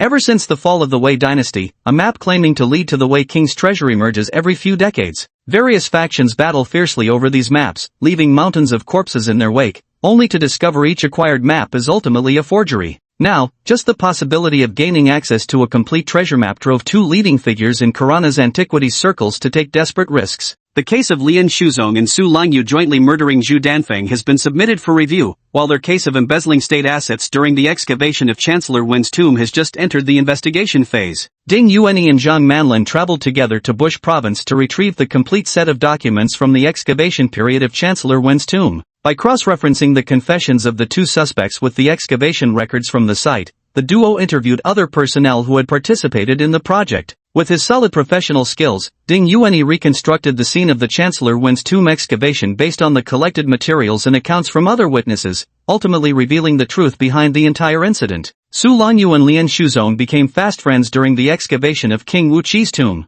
At the time, Lian Shuzong was already the deputy dean of the Institute of Ancient Culture Studies at Ade City University, while Su Langyu was merely an associate professor specializing in ancient languages at Jiangsu University in Jiang Province. The tomb of King Wuqi was located in Ping County, Jiang Province, and its excavation was a project reported by the Jiang Provincial Ancient Culture Research Association. Lian Shuzong was assigned by the association headquarters to oversee the local excavation work. Su Langyu was at the time the secretary of the secretariat under the Jiang Provincial Branch, responsible for organizing and coordinating excavations at the tomb of Prince Wuqi. The excavation of King Wuqi's tomb yielded unexpected gains for Lian Shuzong and Su Langyu. First, it solved the millennium-long mystery that had puzzled the archaeological community of Karana. Where did the last emperor of the Wei dynasty disappear to? Historical records unearthed from King Wuqi's tomb reveal that the last emperor of the Wei dynasty did not retire to seclusion with treasures, but was instead killed by King Wuqi. King Wuqi executed the final emperor of Wei yet meticulously concealed this information. From the last Wei emperor, he obtained vast amounts of imperial treasures, precious manuscripts, and the later famous secret edict of the Wei king's treasure hoard. With this fortune, he established the Wu kingdom, proclaiming himself King Wu and naming his reign era Qi. After the Wu king's death, a small portion of precious treasures, books, and the never-deciphered secret decree became burial artifacts accompanying the monarch. Lian Shuzong and Su Lanyu completed the excavation of the Wu king's tomb, spending a full year comprehensively cataloging the unearthed relics and texts, thereby completing the final chapter of Wei dynasty history. Subsequently, the two scholars publicly revealed the precious Wei king's secret decree, sparking a decryption craze across the entire continent of Kalana. Ultimately, with the combined efforts of all Kalana's scholars, several translated versions were produced, among which 3 decipherments were deemed most likely to reflect historical truth. The excavation of King Wu's tomb propelled Lian Shuzong to the pinnacle of the ancient cultural circles in Karana. That very year, he was promoted to Dean of the Ancient Cultural Research Institute at Ide City University and elected as Vice President of the Karana Ancient Culture Research Association. In the same year, Su Lanyu was transferred to Han City University in Ta Province, where he became a professor in the Ancient Languages Department. Chapter 75, The Old Tale of Chancellor Wen's Tomb. After obtaining several decrypted versions of the secret edict, Lian Shuzong and Su Lanyu began laying plans to search for Chancellor Wen's tomb and General Meng's tomb across Bu and Ta provinces. Progress was first made in the arrangements to locate Chancellor Wen's tomb in Bush Province. Within just 1 year, the Bush Province branch discovered Chancellor Wen's tomb in the suburbs of Ting City, Bush Province. By this time, Lian Shuzong had already become the vice president of the Ancient Culture Research Association's Central Committee, commanding resources incomparable to those available during the excavation of King Wuqi's tomb. He transferred Su Lanyu to the Central Committee's expert group, who was dispatched early to Bush Province to oversee personnel assignments and work arrangements for Chancellor Wen's tomb excavation. Xu Danfang was already an associate professor in cultural heritage preservation at Ting City University when the excavation of Prime Minister Wen's tomb took place. At the time, he was studying ancient languages in Provincial Tower and missed this grand event in the archaeological field. Lian Shuzong and Su Lanyu once again achieved remarkable success in their professional field. They also took advantage of their positions to privately keep half of the Wei King's treasure map and 2 volumes of Prime Minister Wen's handwritten diaries. Upon returning from Ting City, Zhang Manlin and Ding Yuanyi worked together at the Wanshan office to organize the case materials collected during their trip. In the small meeting room of the Wanshan police station, Zhang Manlin's tall and burly figure squeezed awkwardly onto the narrow bench, grabbing an ice-chilled can of cold-steeped rock tea and taking several large gulps. He'd spent the entire day being forced to sort through files alongside Ding Yuanyi. Ding Yuanyi was the real expert. Why did he have to pore over these convoluted ancient texts too? Zhang Manlin lifted his gaze to the ceiling, mentally looping the same refrain. I should be in my car, not stuck here. Dr. Ding Yuanyi, the expert working on the case together, was not particularly skilled at conversation. Every day, he wore the same white shirt and black trousers, with his hair tucked behind his ears at precisely the same angle as the day before. During the few days on the business trip, he was either reading books or reviewing documents, and in his spare time, he would glance at stock price charts. The books that academic bigwigs read were incomprehensible to him. The materials they studied remained equally baffling. The occasional stolen glances revealed nothing but obscure ancient texts. But Zhang Manlin could distinguish the colors of stocks. The watch list on Ding Yuan's personal terminal was often a sea of dismal green. On Karana's stock market, red meant rise and green meant fall. Perhaps the academic bigshot was planning to buy the dip? Is this map genuine? This treasure map looks so abstract, it doesn't seem like a regular plan at all, Zhang Manlin said, taking the photocopied half map and examining it from every angle, sideways, upside down, left and right. It's an authentic map, but you'd need the complete version to assess the full picture. There are specialists who study ancient maps. They can reconstruct them into modern map templates. We just need to focus on mapping the entire area. Every profession has its specialty. Ding Yuanyi lifted his head, took the thermos cup, and sipped the steaming nourishing tea. How do we assess the value of these 2 diaries they left behind privately? To accuse them of embezzling state assets, the value of the assets is also a key factor in determining the charges in sentencing. Zhang Manlin was still fiddling with the map. The thought of uncovering a national treasure once everything was clear made his heart burn with excitement. These 2 diaries were handwritten by Chancellor Wen, documenting 10 years of his work and personal life from before the Wei Kingdom's founding through its first decade. These 2 diaries are Chancellor Wen's personal belongings, classified as protected confidential documents. They hold immense research value for current studies. Ding Yuanyi picked up one of the diary photocopies. These 2 diaries mention many little-known secrets. Karanians have a fascination with the Wei dynasty. If these diaries were auctioned, they might fetch an unexpectedly high price, Ding Yuanyi said. How unexpectedly high could it be? Zhang Manlin asked curiously. Previously, a disaster relief memorial submitted by Prime Minister Wen was auctioned for 2 million Mistar coins on international waters. These being diaries, they should start bidding at least at 10 million Mistar coins. Oh wow, one book starts at 10 million Mistar coins. According to our country's laws, this amount alone qualifies as embezzlement of substantial state assets. Zhang Manlin gaped, picking up another photocopied diary, rubbing it repeatedly in disbelief. 10 million Mistar coins, what a shame he couldn't understand its contents. JDI was stolen under Lien Shuzong's orders. How was that classified under Kalana's laws? Ding Yuanyi casually inquired. If you didn't pay someone to steal but coerce them into it, that's incitement to theft. If you paid someone to steal for you, it's treated as equivalent to theft itself. The stolen goods are now state assets, so this constitutes theft of state property. In the end, they were unlawfully appropriated. This was theft of state property with the intent of illegal possession. Zhang Manlin opened the diary in his hand. Prime Minister Wen had recorded entries in classical Wei script style, with flourishing ornamental characters impossible to decipher what was written. While listening to Zhang Manlin interpret the legal provisions, Ding Yuan simultaneously flipped through the photocopied pages of Prime Minister Wen's diary. Chancellor Wen was quite a character. Whether during the arduous early days of the uprising or in the court after the founding of the nation when he held great power, the central theme of his diaries remained unchanged: sardonic commentary. No one was spared from his critiques, from Emperor Wei to high-ranking officials, civil servants to military commanders, even down to the servants and maids around him. Whenever he had a spare moment, he would thoroughly evaluate people from head to toe, commenting on both their character and conduct. Historical records describe Chancellor Wen as someone who thought thrice before acting and was reticent yet quick in action. Presumably, he spoke little in public, saving up all his words to vent in his diaries at home. One particularly amusing passage describes General Meng, that fellow Meng He, strutting in purple official robes before the court like an eggplant parade. Reading this, Ding Yuanyi couldn't help but chuckle. During a late-night supper shared by the ruler and his two ministers in the palace, it was written, Meng He's fingers were sharp,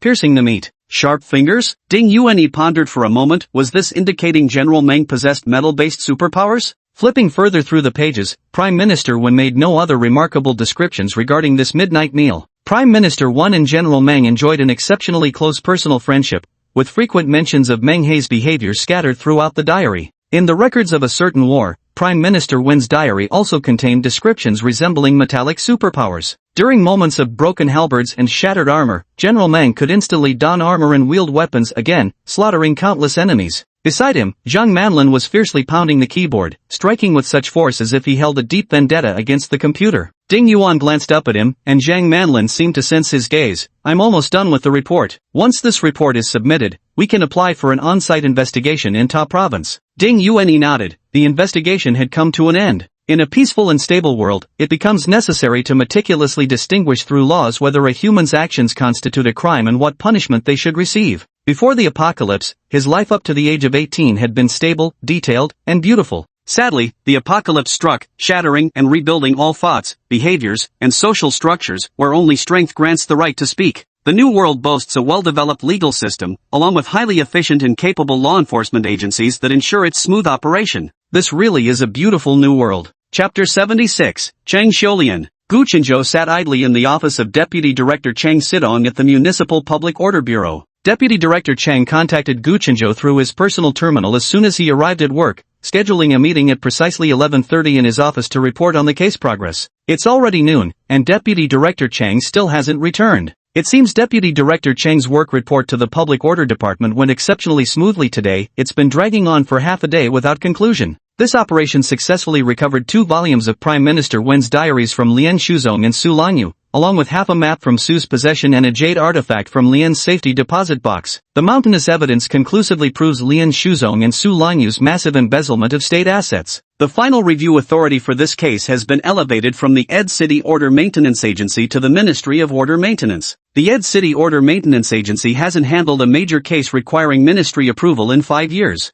The city's order maintenance leadership attached great importance to the case, granting expedited processing for all requests during the investigation. This major case handled by the Huanshan Station has given the Ed City Order Maintenance Agency significant recognition at the ministry level. The leader of the Municipal Public Order Department beamed like a blossoming flower when he saw Gu Qinzhou, while Deputy Director Chang, in charge of criminal cases, radiated confidence and moved with an air of vigor. Gu Qinzhou secretly relished such special treatment. This was just the appetizer. Once the tomb of General Meng was excavated, he'd truly pull off something major. Ding Yuanyi was simply indispensable. Right before Lian Shuzong could hide the key evidence, the jade artifact, he provided the tip that froze Lian Qingshu's safe deposit box. A trip to Tingsher uncovered 2 volumes of Prime Minister Wen's diaries that the duo had secretly hoarded for years. Now that the investigation has concluded, Ding Yuanyi will attend the training center for new superhumans at the Supernatural Association next week. He must instruct Cheng Xiaolian to closely monitor his every move, ensuring no mishaps occur during the training. Cheng Xiaolian was an illegitimate daughter from a collateral branch of the Cheng family in Ade City. The 4 great families of the Aden City Commercial Alliance are led by the Cheng family. Cheng Xiaolian's paternal branch shares a blood relation with the main Cheng family within 5 generations, meaning Cheng Xiaolian's great-great-grandfather and the current Cheng family heir's great-great-grandfather were brothers. They were half-brothers. The ancestor of the Cheng heir was born of the principal wife, while Cheng Xiaolian's ancestor was born of a concubine. In ancient times, they were called Shu Chu, born of concubines, but in modern terms, there's a less flattering name for them, bastards. By the generation of Cheng Xiaolian's father, at best, they could only be considered a collateral branch of the main Cheng family line. Cheng Xiaolian's father, Cheng Zumeng, though from a collateral branch of the Cheng family, had been frequenting the main family since childhood and routinely received a share of their resources. With the help of the Cheng family, he opened an import-export trading company, handling some business that slipped through the main family's fingers, while also securing agency deals from other prominent families on his own. Gradually, he became a moderately wealthy merchant. Xiaolian Cheng's mother, Feng Xiuxiu, was an ordinary clerical worker at Cheng Zumeng's company. She graduated from an average university with delicate features and had a childhood sweetheart boyfriend,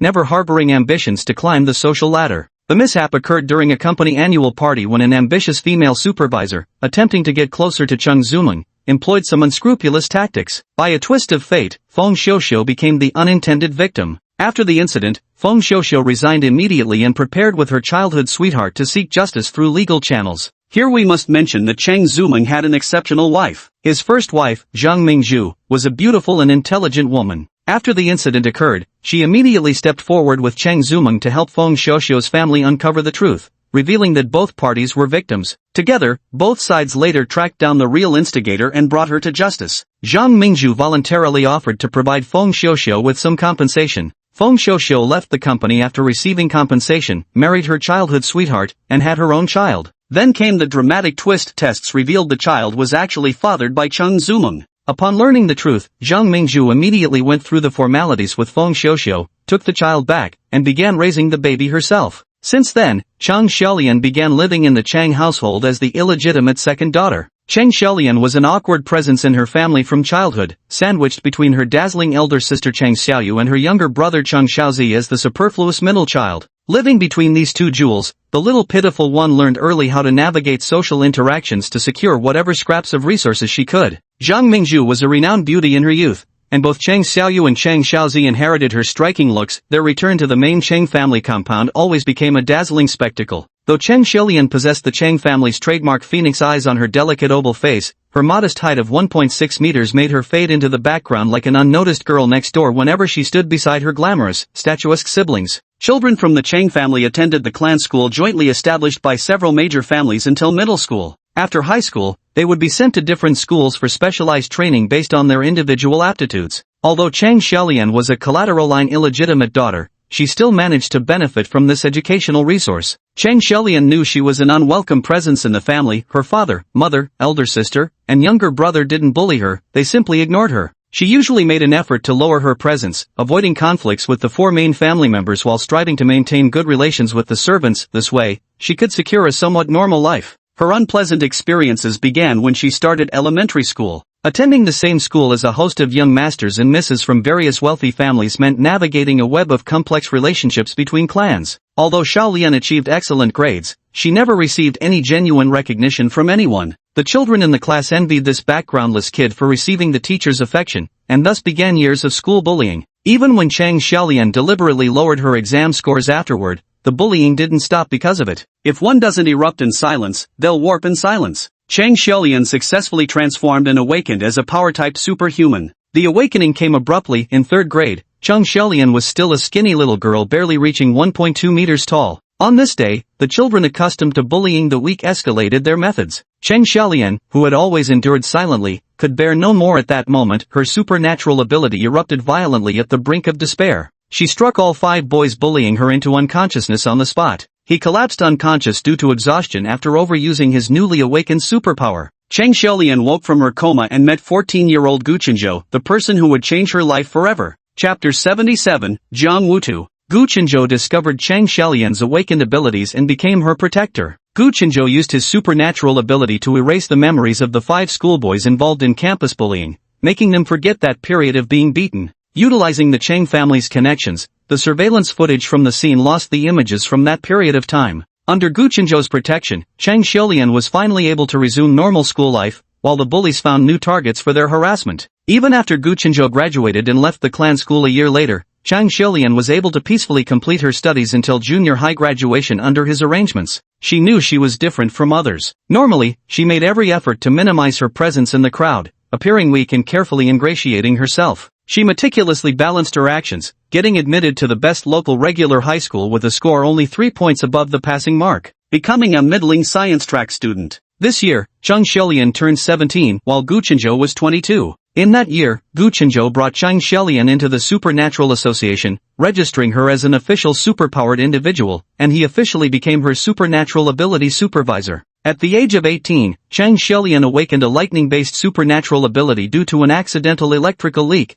becoming a rare dual attribute superpowered individual. Chang Xiaolian finally dared to let loose a little during the Gaokao, achieving the 3rd highest science score in the school before being admitted to the electric power engineering program at Ed City University. From then on, she distanced herself from her biological father's family and from a bunch of wayward playboys. Her superpower of strength reported to the association is considered relatively useless by the official superpower community. Aside from brute strength, superpowers related to physical strength have limited practical applications in daily life. In today's mechanized society, tasks requiring physical labor like transportation, excavation, and logging can all be handled by specialized machinery. Only in hand-to-hand combat on the battlefield do strength-based superhumans hold some advantage. Colina's exoskeleton equipment development has entered the substantial phase. If exoskeleton equipment is introduced to the market, the advantage of strength-type ability users will diminish further. Having grown accustomed to feigning weakness since childhood, Chang Xiaolian, even as a strength-type ability user, remains the most delicate flower among her peers. Apart from no longer being able to ask trusted acquaintances to twist bottle caps for her, as that would reveal her secret, she still appears as that frail girl who gets winded carrying heavy objects, her lips bitten red with effort when lifting a suitcase. Yet despite this, Chang Xiaolian inadvertently advanced her strength-type ability to the 2nd tier this year at age 21, another manifestation of her imperfect control. To help cover her school expenses, Gu Qinzhou arranged a part-time job for her at the Supernatural Association as both a receptionist and security personnel. As a strength-based supernatural without any connections, Chang Xiaolian shyly took on the role of the decorative front desk girl, her security duties intentionally or unintentionally overlooked by both herself and the association's other staff. Throughout the entire summer vacation, Chang Xiaolian stayed at the association's front desk, reading professional books and playing the part of a delicate ornament. With no troublemakers daring to cause a scene at the association, her security job remained purely nominal, just an excuse to draw an extra paycheck without ever requiring her intervention. If Chang Xiaolian had been the legitimate daughter of a prestigious family, naturally awakening superpowers with her scholarly prowess, she'd be the quintessential Mary Sue.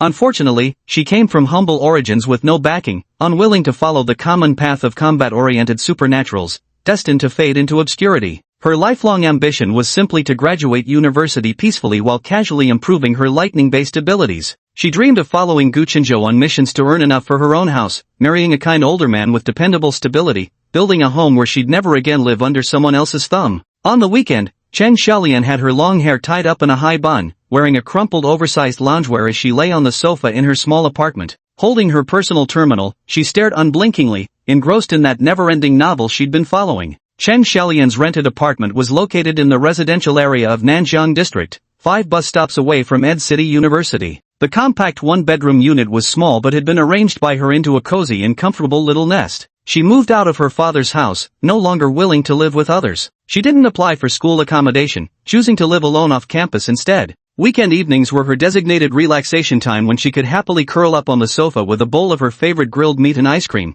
watching the domineering CEO falls in love with me that she'd been following. Next week she had to attend the association's training course, yet another week without income and possibly not enough to eat. Chang Xiaolian shifted her position on the sofa. Don't think about next week, focus on living well in the present. Jiang Wutu is an Earth attribute superhuman. He was born and raised in Xingtian Village, Hato City, southeastern Ma Province, adjacent to Ed City. His family has been farming for generations. Located east of the Mata Plain, Ma Province has flat, fertile land and is one of Kalana's major agricultural regions. Massachusetts Province is located in the central part of Kalana, separated from Ade City by the Pingliang mountain range. The northwestern foothills of Pingliang that extend into Ade City form the city's encircling rear mountains. Jiang Wutu graduated from high school this year but failed to get into college. His parents died in an accident when he was 15, and ever since junior high, Jiang Wutu had been fending for himself by farming his own land. Jiang Wutu's parents left him 13 acres of mountain land and 20 acres of fertile fields. Living alone in a small mountain cabin, his life was simple, divided between farming and attending school each day. If Jiang Wutu hadn't been discovered as an ability user by the Order Maintenance Agency, he would never have left the small town that raised him, spending his entire two-century life there in endless repetition.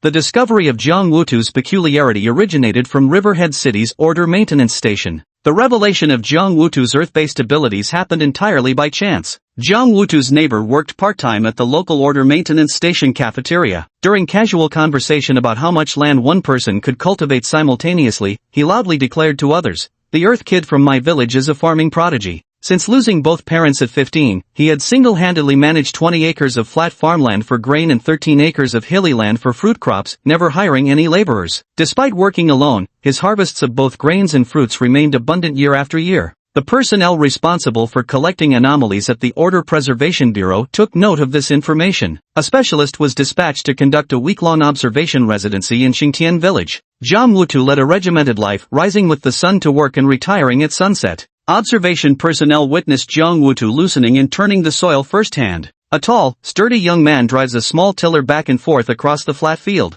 The soil in the land he manages is exceptionally loose, just one pass of the machine is enough to completely plow the earth. After patiently tilling all 20 acres of flat land, the young man heads up the mountain to tend to the fruit trees. The young farmer works peacefully in the fields, focused, quiet, and patient in his labor. The scorching weather couldn't rouse even a trace of irritation in him. Chapter 78, En route. Jiang Wutu was an exceptional agricultural practitioner. For this strong and vigorous young man, managing these dozens of acres of land, though challenging, was by no means an impossible task. After observing the fields for several days, the inspector prepared to return and report. He noticed something unusual in the field just as he was about to leave. It was nearly noon by then. Jiang Wutu had been working since dawn and had already sown 20 acres of land. He parked the cedar by the field, got out, and wiped the sweat from his forehead with the towel draped around his neck. Taking a 2-liter water bottle from the cab, Jiang Wutu stood on higher ground, calmly surveying his fields while drinking. The observer suddenly noticed that the soil in the field before him began moving without wind. The freshly sown ground started sinking slightly, with clumps of earth at the edges gently turning over and pressing inward. This all happened in an instant. Had the observer not been closely watching the field, he might have missed these subtle changes with a single blink. The observer, an experienced peacekeeper, knew this trip wouldn't be wasted. Jiang Wutu didn't know he had special abilities. He wasn't good at schoolwork and usually lived alone in the mountains, with hardly any friends his own age. He rarely went online, didn't play games, and had nothing in common with how his peers usually spent their free time. He loved the land, loved being at home, loved tending to his own fields. He could feel a natural closeness between himself and the soil. Standing by the fields, he could instinctively feel what the land needed, whether it was water, fertilizer, or tilling. He could communicate with the farmland, and the fields would reshape themselves according to his will. It wasn't the first time he'd been watched while working. The villagers back home, curious about how he managed dozens of acres single-handedly and with such precision, often came to observe him laboring. But over time, they grew accustomed, and no one came to gawk at him anymore. It took Jiang Wutu a long time to comprehend the meaning behind the words spoken to him when the people from the Supernatural Ability Association came knocking at his door. So he actually possessed supernatural abilities. The power to communicate with the earth, making it relax or concentrate according to his will, was indeed a unique gift.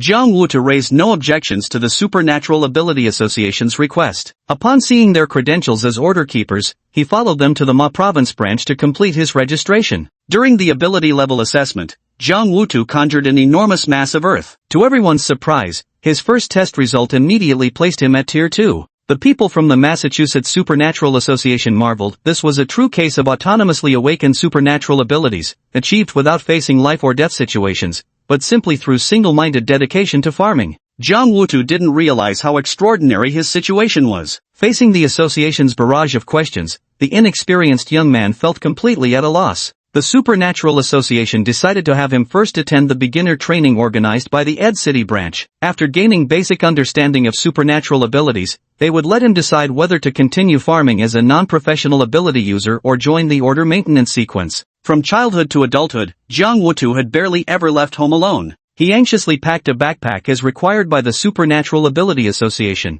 Ed City is located east of Ma Province, with no direct transportation available from Xingtian town. Jiang Wutu searched online for a detailed travel guide, printed it out, read it several times, then carefully folded and placed it in the inner pocket of his bag. The train to Ed City departed at 8 a.m., so Jiang Wutu rose early and walked to Xingtian town's bus station. Following the guide, he transferred buses twice and arrived at Hato City's train station by 7 o'clock. Amidst the bustling crowd at the busy station, Jiang Wutu followed the flow of people to find the corresponding waiting area and quietly took a seat. With 50 minutes to spare and boarding only allowed 20 minutes before departure, there was still plenty of time, which made Jiang Wutu feel much more at ease. The Ability Association's training center of Ed City was located deep in the sparsely populated mountain forest on the outskirts of Ed City. Ability users from Ed City and surrounding provinces all gathered here for training. When over 5 new superpowered individuals emerge in any of the 5 provinces surrounding Ed City, the training center will open a dedicated free basic course. Similarly, once 5 second-tier superpowered individuals are gathered, the training center will also organize a complimentary advanced class for these newly upgraded individuals. These 2 foundational training programs constitute the mandatory education provided by the Superpowers Association for all superpowered individuals. Though operating as a for-profit educational institution, the Superpowers Association Training Center primarily generates revenue through vocational training programs tailored to superpowered individuals of various abilities. Jiang Wutu spent 4 hours swaying on the train, repeatedly checking the electronic display to confirm the next stop would be Ed City. He waited early by the train door with his backpack, stepping onto Ed City's ground the moment the doors opened upon arrival. Exiting the train station, he stared blankly at the hurried flow of people for a while. After wandering around a bit, he finally found the bus stop sign. Taking out 2 coins he'd prepared in advance from his pocket, Jiang Wutu boarded the bus heading to Xishan Station. Ed City was crowded with people and vehicles, creating heavy traffic congestion for several hundred meters outside the train station. The buses carried an air of aggression, charging forward recklessly and squeezing into every possible gap on the road. Jiang Wutu sat in his seat but still reached out to grip the handrail anxiously. After battling its way through the traffic jam near the station, the bus finally reached the outer ring road. Towering skyscrapers lined both sides of the ring road, reflecting the midday summer sunlight as they loomed over the streets below. Jiang Wutu gazed in awe at the surrounding prosperity, glanced at his bag placed high on the luggage rack, and loosened his grip on the handrail. One stop before Xishan Station, Jiang Wutu left his seat. He retrieved his backpack from the luggage rack, slung it over his shoulder, and moved to stand by the rear door of the bus well ahead of time. Outside the window, the urban streetscape had already given way to dense forests and towering mountains, bringing a sense of calm to Jiang Wutu, who had spent his entire life in rural areas and mountain villages. After getting off at Xishan Station, the training center lay 10 kilometers north along Xishan Road. Jiang Wutu silently recalled the details from his travel guide. Jiang Wutu stood at the bus stop, glanced at the sun to gauge direction, then walked 200 meters north until he reached a crossroad. The blazing white sun hung in the sky, but fortunately the road was lined with dense trees, so Jiang Wutu didn't feel excessively hot. Jiang Wutu circled the intersection once but couldn't find any signage for Xishan Road. The streets were deserted. During the 10 minutes Jiang Wutu spent wandering about, only 2 cars drove past. Jiang Wutu belatedly realized he should have installed GPS on his personal terminal. At least he could have used navigation when getting lost. A screeching brake sounded right beside Jiang Wutu, startling him so badly that he instinctively activated his ability. The ground beneath his feet shifted him 3 meters onto the sidewalk. The spot where he'd been standing abruptly jutted upward by 10 centimeters. Chapter 79, The Coverage. Jiang Wutu stood by the roadside panting heavily, beads of sweat forming densely on his forehead. Still shaken, he turned his head to look back at the spot where he had just been standing. While searching for the way, he had unknowingly wandered into the middle of the road. A silver-gray car that had been speeding came to an abrupt halt as it caught on the uneven, raised ground. The car door opened, and out stepped a slender young man dressed in a white shirt and black trousers from the driver's seat. His face was pale with strikingly handsome features. With a cold expression, he walked up to Jiang Wutu, eyeing him up and down. "Are you okay? I didn't scare you, did I? Apologies, I got a bit distracted while driving." Jiang Wutu snapped back to reality, his face flushing dark red. "Sorry, that was my fault. I was looking for road signs and couldn't find any, then accidentally wandered onto the car lane." The young man glanced down at the raised pavement, slightly arched an eyebrow, then looked back at the clearly frightened tall, burly youth before him and smiled faintly. Here was an Earth-attributed superpower user, apparently visiting the training center for the first time. This fellow was a student in the basic superpowers training class, just like himself. It's alright, are you hurt? Are you heading to the Green Energy Training Center too? Jiang Wutu nodded subconsciously. Suddenly, he remembered the stern warning from the enforcer who registered him at the Supernatural Association. All matters related to superpowers were classified information in Kelinar and must never be disclosed to outsiders. Lowering his head to look at the clean-cut young man before him, Jiang Wutu immediately shook his head. Ding Yuanyi couldn't help but chuckle. This young fellow was truly amusing. Don't worry, I'm heading to the Green Energy Training Center. If you're going there too, we happen to be going the same way, I can give you a ride. Jiang Wutu couldn't help but freeze for a moment at Ding Yuanyi's smile. This person was just too beautiful, stirring a sense of goodwill in Jiang. Hearing they shared the same destination lifted Jiang's spirits. He slowly processed the information in his mind. This person was also heading to the training center, meaning they were also an ability user. That meant this wouldn't count as leaking secrets, right? That's perfect, thank you. Jiang Wutu exhaled in relief. Someone so beautiful was willing to give him a ride. This really was too good to be true. Ding Yuanyi pointed at the road surface and said to the dark-skinned, sturdy youth before him, "You'd better take care of this pavement first." Jiang Wutu lowered his head to glance at the damaged ground he'd caused, then raised his eyes to look at the young man before him, his swarthy face flushing red once more. He lowered his head, his thick lips pressed tightly together. When he raised it again, the road surface had already returned to level. Let's go. This is my first time heading to the training center too. I'm Ding Yuanyi. Ding is in vertical and horizontal, Yuan like New Year's Day, and the number 1. What should I call you, young friend? Ding Yuanyi turned and got into the car. After Jiang Wutu settled into the passenger seat, he tilted slightly to look at him. Jiang Wutu. Jiang is in ginger, Wutu meaning without soil. It's also my first time going to the Green Energy Training Center, Jiang Wutu said earnestly, meeting Ding Yuanyi's eyes. Completely oblivious to whether there was any risk in casually hopping into a stranger's car, he extended his right hand to Ding Yuanyi. Ding Yuanyi looked at the outstretched hand with amusement, so unused to this. The superhumans in this world really had no sense of caution. He grasped it firmly and gave it a shake. Your superpower is impressive, young man, vibrant with vitality and brimming with potential. The training center was built deep in an uninhabited forest. After navigating nearly half an hour along winding mountain roads barely wide enough for a single vehicle, the clandestine training facility finally emerged from the dense woodland. The 4-story training compound occupied vast grounds, each floor spanning nearly 5,000 square meters. Its courtyard-style architecture resembled old protectorate buildings from decades ago, like the Huan Mountain facility. Central light wells and ventilation shafts ensured this cubic structure enjoyed complete natural lighting and airflow throughout. Entering the training center building, on the left side of the first-floor lobby stood a 2-meter-long small conference table. A prominent sign reading registration desk was placed on the table. Ding Yuanyi and Jiang Wutu were the earliest arrivals for this basic training session. At the registration desk, Ding Yuanyi spotted Cheng Xiaolian. Cheng Xiaolian wore a floral sundress and white sandals, her long hair braided into 2 pigtails that rested on either shoulder, an effortlessly refreshing and comfortable sight. When Ding Yuanyi appeared, Cheng Xiaolian's fair, oval face blossomed with 2 little dimples, her upturned phoenix eyes sparkling. Brother Yuanyi, you're here. Come, let's get you registered first. Jiang Wutu was momentarily dazed by the radiant smile of the girl walking toward him. He stood there dumbly staring at this petite, sweet-looking girl. A voice inside him shouted, how could anyone be so beautiful? She was several times, no, dozens of times prettier than Xiandahua, the prettiest girl in his village. Ding Yuanyi stepped forward and said to Cheng Xiaolian, this is Jiang Wutu, another student in our basic training class. Please help him register first. He traveled here early this morning from out of town. Ding Yuanyi turned back and nodded at Jiang Wutu, who was still standing mutely in place. He then stepped aside with a meaningful tilt of his body, gesturing for him to take care of the formalities first. Cheng Xiaolian approached Jiang Wutu with a smile. Jiang Wutu, here's your information. You came all the way from Hato City, must be tired. Faced with the most delicately elegant woman he'd arguably ever seen addressing him so warmly, the socially awkward Jiang Wutu fumbled for words, accepting the documents she handed over. His dark-skinned face flushed red once again with bashfulness. UNEGE, the standard rooms have 2 beds this time. You're in 301, sharing with Jean Outnan from the Jean family. Jiang Wutu, you're in 302 with Lin Gong.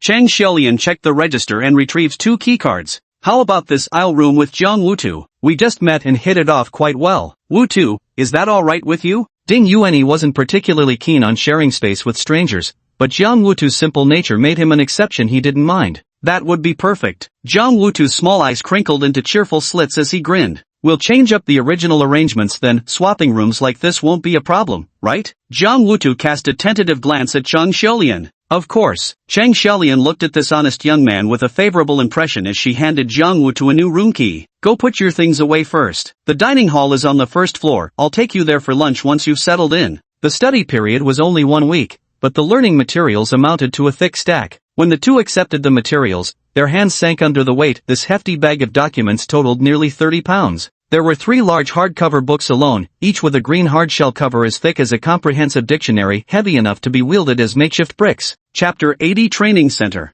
Room 301, shared by Ding Yuanyi and Jiang Wutu, was a small 30-square-meter apartment unit. To the right upon entering was the washroom, while the left side housed a compact bar counter. Passing through the meter-long entryway led into the modest living room. The small living room faces south, with a large panoramic window offering a splendid view of the lush forest outside. The small living room wasn't spacious, with 2 desks placed against opposite walls facing each other, and between them stood 2 bookshelves. By the floor-to-ceiling window stood a small coffee table with 2 fabric armchairs. The door by the desk leads to the bedroom. The room is small, with beige floor tiles and minimalist furnishings, 2 single beds with a shared nightstand between them. Opposite the bed stand 2 side-by-side wooden wardrobes. Ding Yuanyi placed the documents he had just received from Chen Xiaolian on the desk and walked into the bedroom with his backpack. He casually opened the inner closet and began hanging his clothes. Jiang Wutu watched Ding Yuanyi's actions, following his lead, first placing the documents on the desk, then entering the bedroom together. He mimicked him, pulling out his own t-shirt and sweatpants from his backpack and hanging them one by one. After storing his backpack in the closet,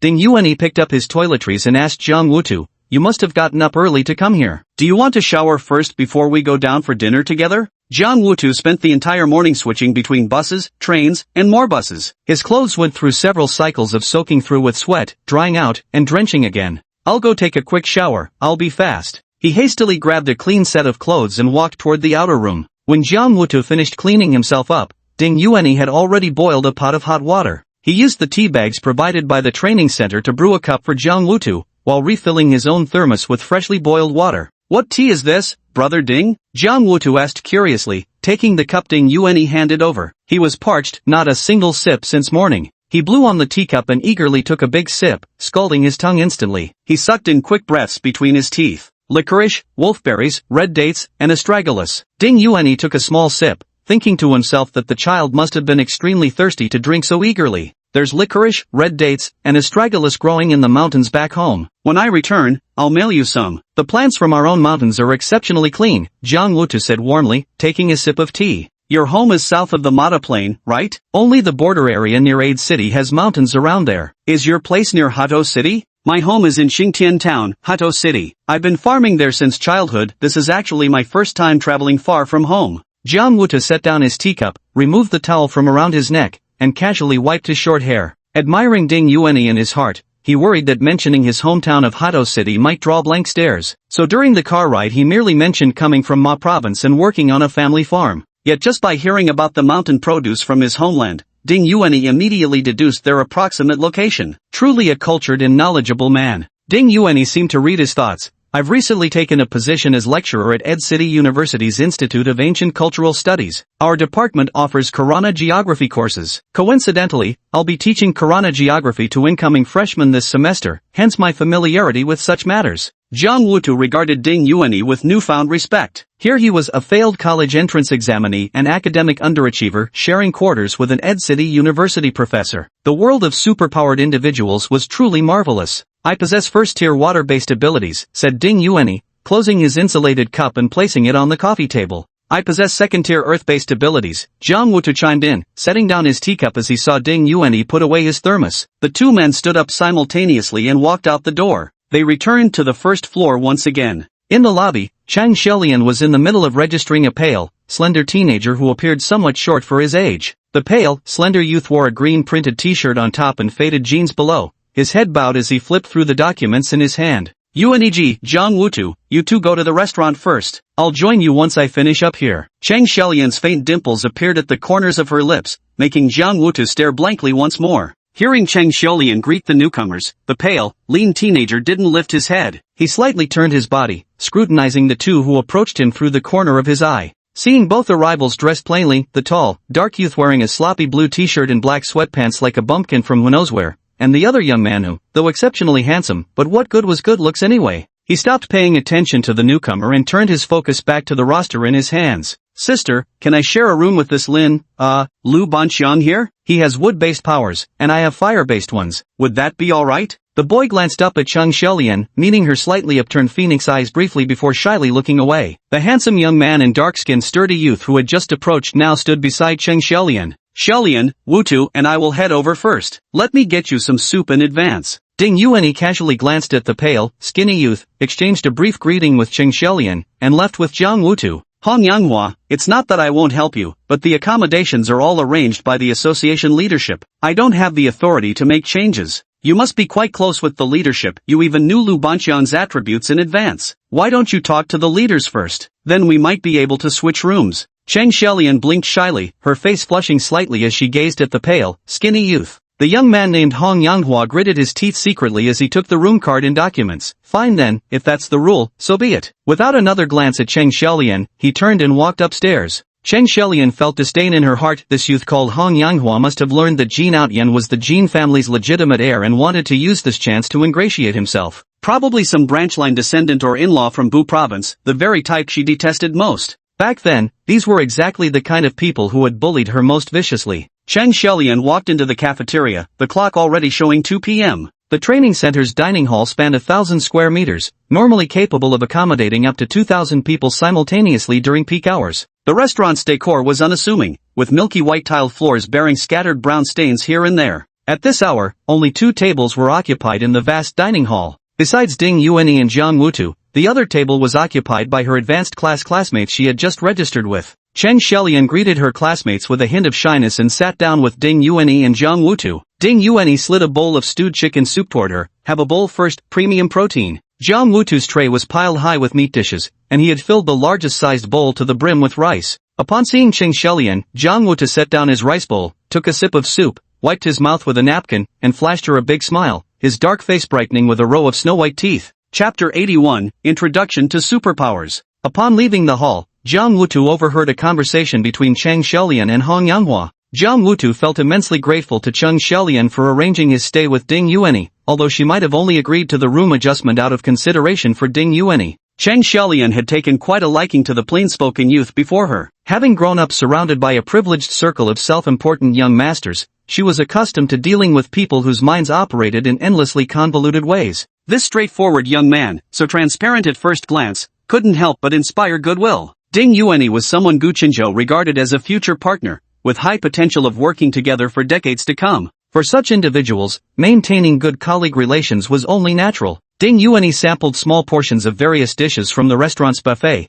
confirming that the training center's dining hall offerings were indeed nothing to get excited about. Watching Cheng Xiaolian put on an act, going out for a round only to return with food barely covering the bottom of the plate, he couldn't help but shake his head with a smile. He'd seen Cheng Xiaolian's appetite before and guessed the girl would sneak another meal in her room later. That evening at 7 was the opening ceremony for both beginner and advanced foundation classes. The afternoon was the peak enrollment period and also when Cheng Xiaolian was at her busiest. But for Ding Yuanyi and Jiang Wutu, the entire afternoon was freed up. Jiang Wutu had woken up before dawn to set off, and even with his youthful energy, he felt a bit fatigued after a hearty meal. Ding Yuanyi returned to his room to freshen up, changed clothes, and sat at the desk to open his laptop. Ding Yuanyi, I'm going to take a nap. You go ahead with your work. Seeing Ding Yuanyi boot up his laptop while simultaneously flipping open a newly issued textbook, Jiang Wutu felt slightly embarrassed about only wanting to rest rather than studying together with Professor Ding. Go and rest now. If you have any questions while reading in the future, you can come to me to discuss them. Ding Yuanyi opened the association's webpage and found a must-read book list for new superpower users that had been previously uploaded by another superpower user. Ding Yuanyi's copy of I Introduction to Superpowers / I was also among them. One Introduction to Superpowers / I wasn't a cultivation manual for abilities, rather, it was a popular science book about superpowers provided by the Kalana Superpower Association for new members. Introduction to Superpowers outlines the various types of awakened abilities currently exhibited by humans, providing detailed explanations of the characteristics of different power attributes and their applications in daily life, work, and combat. The introduction and the general overview explained this world's classification system for supernatural abilities. Ding Yuanyi discovered several types of abilities in the book that had never appeared during the Apocalypse era. For example, the half-cerebral, half-physical enhancement abilities. These ability users developed both intelligence and physique simultaneously. This was an extremely rare type of power, representing the most balanced progression in capability. Kalana had once recorded a mutated ability called Speed Enhancement. Users with this power could move at supersonic speeds even at the first tier of ability manifestation. According to historical records in the overview, Kalana's history of supernatural abilities had only produced one such ability user. However, spatial ability users in the Apocalypse are not mentioned in Kalana's introduction to special abilities. If handled with caution, spatial ability users wouldn't exhibit anomalous behavior immediately upon awakening their powers. In modern society where resources aren't distributed based on abilities, possessing exotic powers might even bring calamity, which is why this particular ability remains undocumented. The most exceptional leadership ability from apocalyptic battlefields, known as psychic power in that world, is called cerebral domain ability here. The introduction merely notes it as a rare and peculiar ability, possessed only by extraordinarily intelligent individuals with superior mental faculties. It made no mention of how brain domain abilities could coordinate and command on the battlefield, nor did it speak of their lethal techniques targeting the psyche or their capability to master abilities of all attributes. Psychic abilities were an exceptionally rare gift. In the Apocalypse, every mentally gifted individual Ding Yuanyi had seen rise to prominence was nothing short of a genius. Their learning capacity was staggering, they could manipulate minds and wield every elemental ability in combat. Every psychic was heaven-blessed. Based on fragmented ancient cultivation texts he later studied, Ding Yuanyi had his own theories about these extraordinarily gifted individuals. Only those with complete spiritual roots and exceptional bone structure can potentially awaken psychic abilities. Such individuals, blessed with extraordinary intelligence, possess superior comprehension and bodily coordination compared to ordinary ability users. Similarly, their cultivation speed cannot be too fast. In ancient times when spiritual energy was abundant, cultivators with complete 5-element attributes held significant advantages in both cultivation and combat. However, as spiritual energy gradually dwindled, the cultivation speed advantages of single-element or fewer-element cultivators became more apparent. In the age of abilities, where spiritual energy is scarce, psychic abilities themselves are difficult to upgrade. With numerous elemental paths available for cultivation, each requiring tremendous effort, it becomes increasingly challenging for psychic ability users to advance comprehensively across all aspects. They may possess the finest innate configuration but lack sufficient energy and time. Similarly, air manipulation, the most formidable single-target combat ability in the apocalyptic era, is known as wind attribute ability in Kalarna. The general theory mentions only its rarity and influence over air currents, omitting other details. Wind attribute abilities possess terrifying lethal potential against living beings. Even at low tiers, users can swiftly kill targets by preventing air absorption, inducing rapid suffocation, making it a horrifying ability capable of invisible, instant killings. These two strongest superpowers from the Apocalypse have been weakened in this world. It's unclear whether this weakening was intentional or if their other applications simply went undiscovered. Ding Yuanyi set down Introduction to Superpowers and picked up A History of Superpower Development. Superpowers appeared very early in this world. In Prime Minister Wen's diary, he had found traces suggesting General Meng was a superpowered individual. According to the records in this History of Superpower Development, legends of superpowered individuals in Karana date back to the very dawn of its written history. Such writings were often intertwined with divine power and witchcraft, leading people to collectively refer to those who possessed these extraordinary abilities as gods. Ding Yuanyi had already conducted extensive research on this world's history, with Karana history being his specialized field of study. However, he had never drawn a connection between the gods of myths and legends and those with supernatural abilities. He recalled the history of Blue Star, which had been implanted in his mind. It consisted entirely of verified official records. I had never spent money downloading myths and folktales from the various races of Blue Star.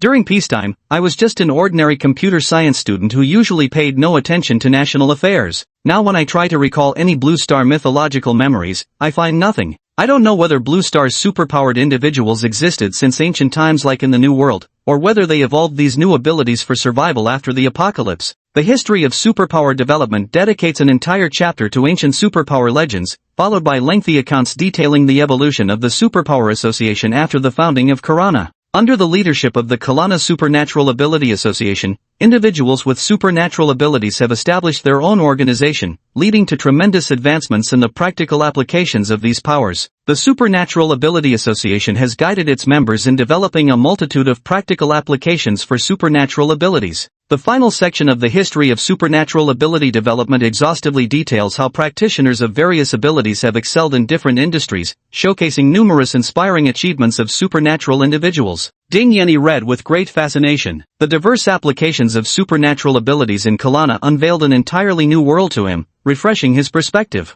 Ding Yuanyi spent the entire afternoon reading the history of superpower development and summed up the core philosophy of the book. Since most superhumans in Kellen obtain their abilities through government-provided serums, superhumans exist because the government offers them, a special segment of the population, a chance at elevation. The purpose of superhumans is to serve ordinary people, who remain the primary constituents of society. Superhuman abilities must only be used to protect and assist ordinary people. Superhumans are duty-bound to safeguard the peace of the common world. Since their abilities surpass those of normal people, superhumans must endure stricter constraints. They must obey unified directives and dedicate their entire lives to the benefit of ordinary people. Wild superhumans are destabilizing elements in society. Those who refuse to join the Superhuman Association for National Service must be arrested by the state and confined to designated living areas. Chapter 82, Opening Ceremony. Ding Yuanyi closed his book and walked to the window. The golden evening light of summer filtered through dense woods to cast upon the windowpane. With Huanshan District's high vegetation coverage, layers of green scenery stretched into the distance, every leaf gilded with molten sunlight.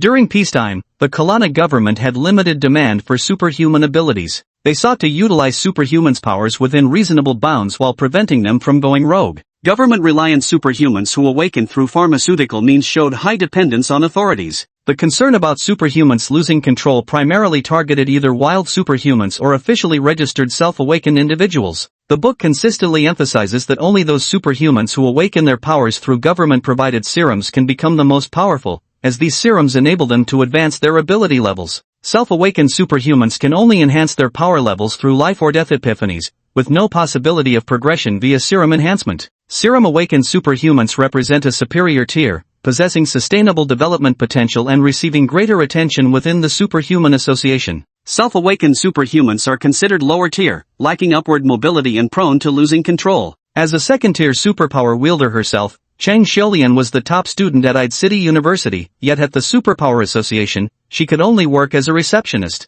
Unifu may have relatively weaker overall abilities, yet she holds the position of instructor at the Superpower Association. This is the brainwashing by this world's humans against those with truly powerful potential, Ding Yuanyi mused while drinking water and gazing into the distance. For self-awakened superpower wielders, the Superpower Association does not provide cultivation methods for enhancing their power levels. No wonder Guchenzhou was overjoyed when he discovered he was a high-level wild superhuman. He was willing to take enormous risks just to befriend me. Beyond my ability to take down targets being a great asset to him and enabling him to form a team to complete missions, the most crucial factor was that I might teach him how to upgrade his superpower level. The evening opening ceremony was held in a classroom on the second floor of the training center. There were 6 students in this basic training session, with 6 desks arranged in a U-shape in the classroom, all already seated. Unifu walked in swaying gracefully in our brand's latest seasonal collection, strutting on 10-centimeter heels. Her light makeup and meticulously trimmed long curls cascading over her shoulders made her look breathtakingly beautiful. Standing beside Unifu was a tall, robust man.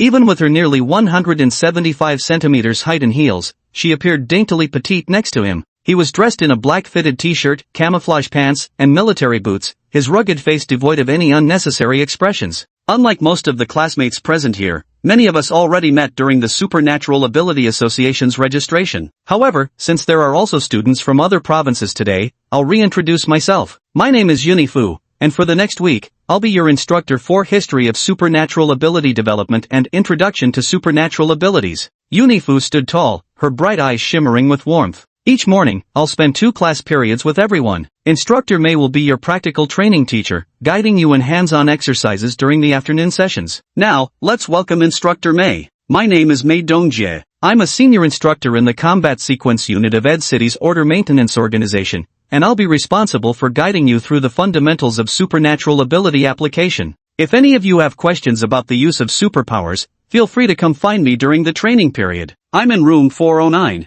Mei Dongjie's facial features were sharply defined as if chiseled by knives and axes, his expression ice-cold as he strode forward several paces, his gaze sweeping across each student. Being stared down by a soldier radiating battlefield intensity was a test for the newly awakened superhumans. Many couldn't help but lower their gaze under that piercing examination. 6 classmates, will be studying together for a week. Let's each introduce ourselves. Unifu pulled at Mei Dongjie with a smile. This guy was out scaring people again. Let's start from this side. Unifu pointed to the first student on the right. My name is Lu Banxiang. I'm a first-level wood elemental superhuman, 18 years old, a sophomore in high school. My family comes from a long line of builders. You can come to me for anything related to construction or building materials. My ability was activated by chemical agents. Lu Banxian was a stockily built young man of average height. His short black hair stood stiffly upright, and his eyes, those of heaven's favored, were filled with unyielding pride. My name is Jiang Wutu. I have second-tier earth element powers. I'm 19 years old, just graduated high school, and currently farming at home. Jiang Wutu introduced himself. Noticing everyone still staring at him, he belatedly added, I awakened my powers spontaneously. Ding Yuani, water element powers, 29 years old, teacher. Ding Yuani scanned the room before finishing his introduction with a nod to the two instructors. Spontaneous power awakening.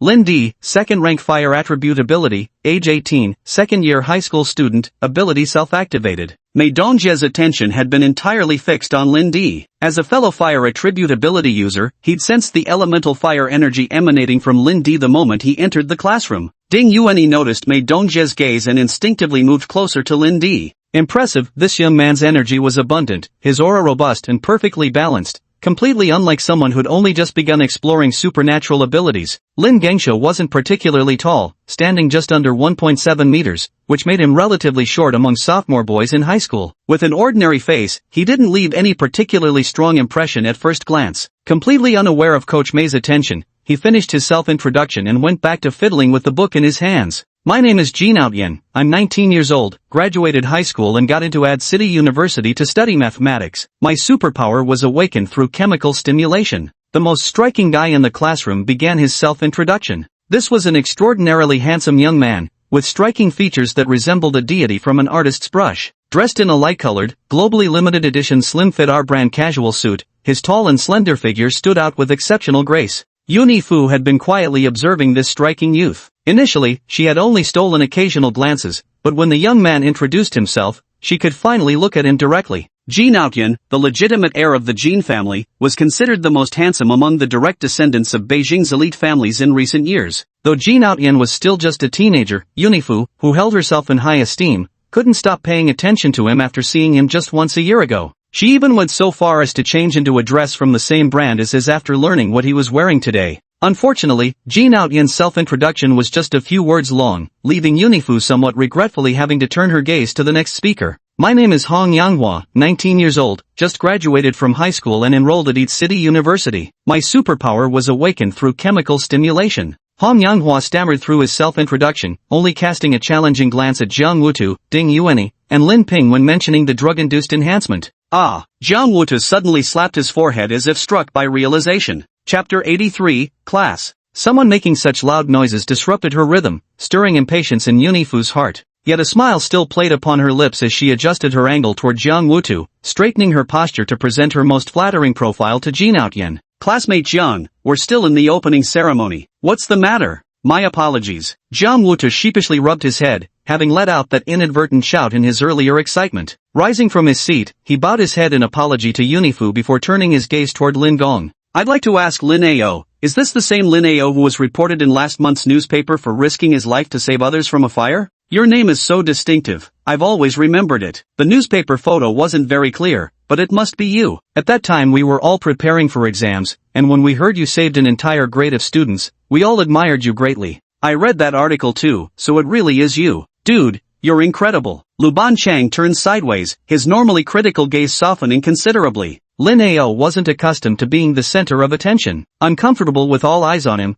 he awkwardly turned his face away. Good lad, not bad. Did your powers awaken during that big fire? Mei Dongjie tried hard to maintain his cold, expressionless demeanor, but his eyes burned with eager intensity as he approached Lin Holang and gave him a hearty clap on the shoulder. The slap nearly knocked Lin Xian Huang off balance, sending him stumbling into Jin Outyen. My abilities just happened to awaken at that time, otherwise we might all have perished in the flames, Lin Mai Huang replied reluctantly, not wishing to dwell on the matter. These forced awakenings were hardly pleasant experiences. Jin Outyen studied Lin Ji with great interest, as if noticing him for the first time, scrutinizing him from head to toe. Hong Yanghua sat to the side, watching Jin Outyen from behind while biting his lip, seething with anger. This commoner, who had awakened his supernatural abilities on his own, why was everyone paying attention to him? As a fellow fire attribute ability user, Hong Yanghua was clearly the one with far more potential for growth. The opening ceremony for the beginner's foundation class concluded amid the students' intense focus on Lin Ji. The young hero who had used his abilities to save lives earned the respect of almost the entire class.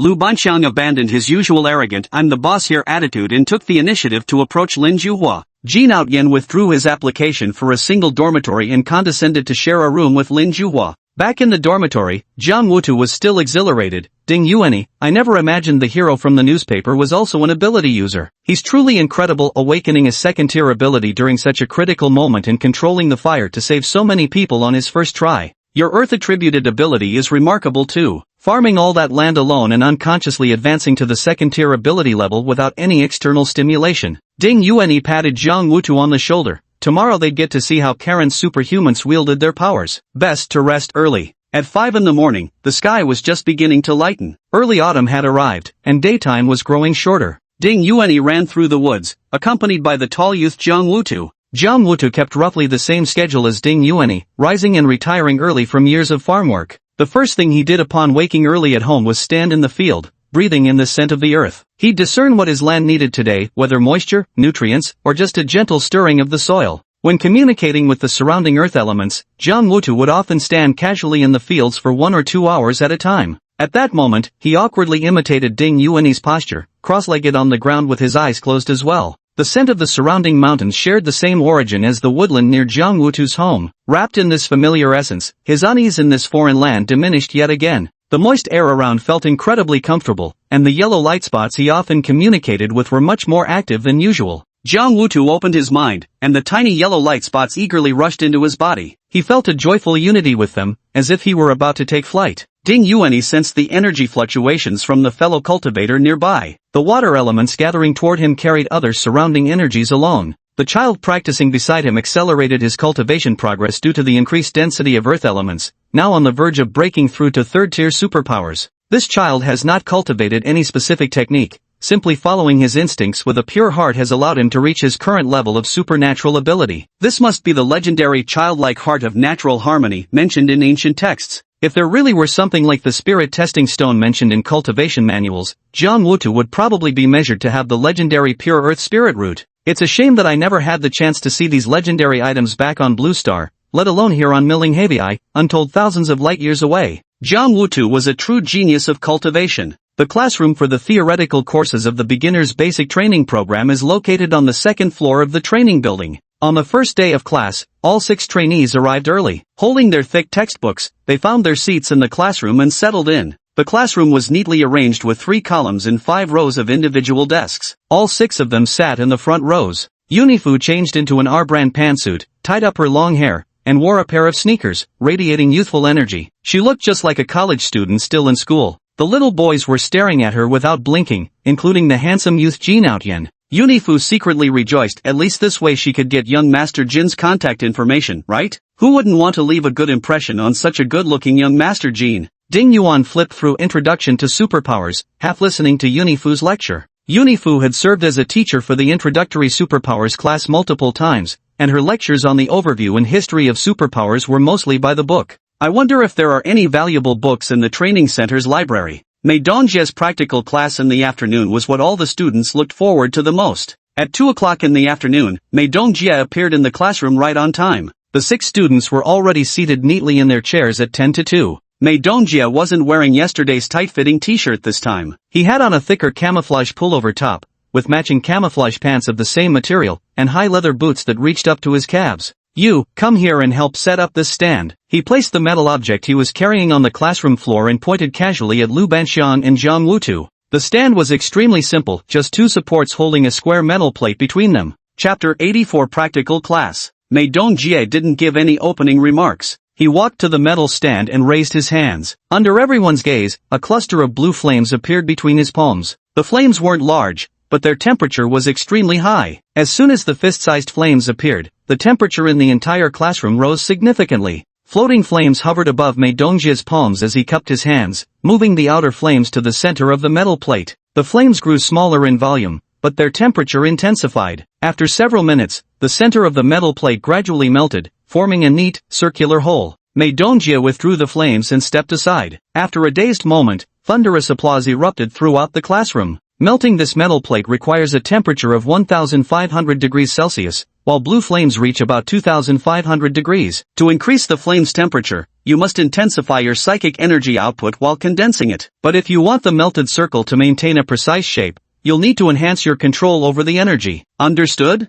Lu Banxiang sat in the seat closest to the bracket, his face flushed red from the high temperature as he excitedly raised his right hand. Mei Dongjie gestured for him to ask his question. Instructor Mei, when Teacher Yun was lecturing on Introduction to Superpowers, she mentioned that the most important aspect of using abilities is control. Is she referring to this kind of ability that can burn a perfect circle? The textbooks mention that in Kelane, it was only after the nation's founding that superpower wielders made significant advancements in fine control, allowing abilities to truly begin benefiting ordinary people's production and daily lives. What you mentioned is one aspect of current ability application, primarily referring to civilian usage. Later, you can attend attribute-specific ability application enhancement courses or vocational training classes to learn and master various practical skills already developed by the association. Mei Dongjie played with the tiny yellow flame flickering in his palm. The small flame flickered in his palm, now morphing into the shape of a flower, now transforming into a triangle. You're absolutely right, creating shapes by burning into metal plates requires fine control over one's supernatural ability. As for melting iron plates, that depends on both the output intensity of the ability and how densely concentrated you can make it during application. Mei Dongjie stretched the flames in his hand into a perfect cube, twirled it around, then extinguished the fire. He pulled a high-temperature flame gun from his bag. There are 2 fire attribute ability users in our class. I'll guide you through the most basic flame control techniques. Step forward, one at a time.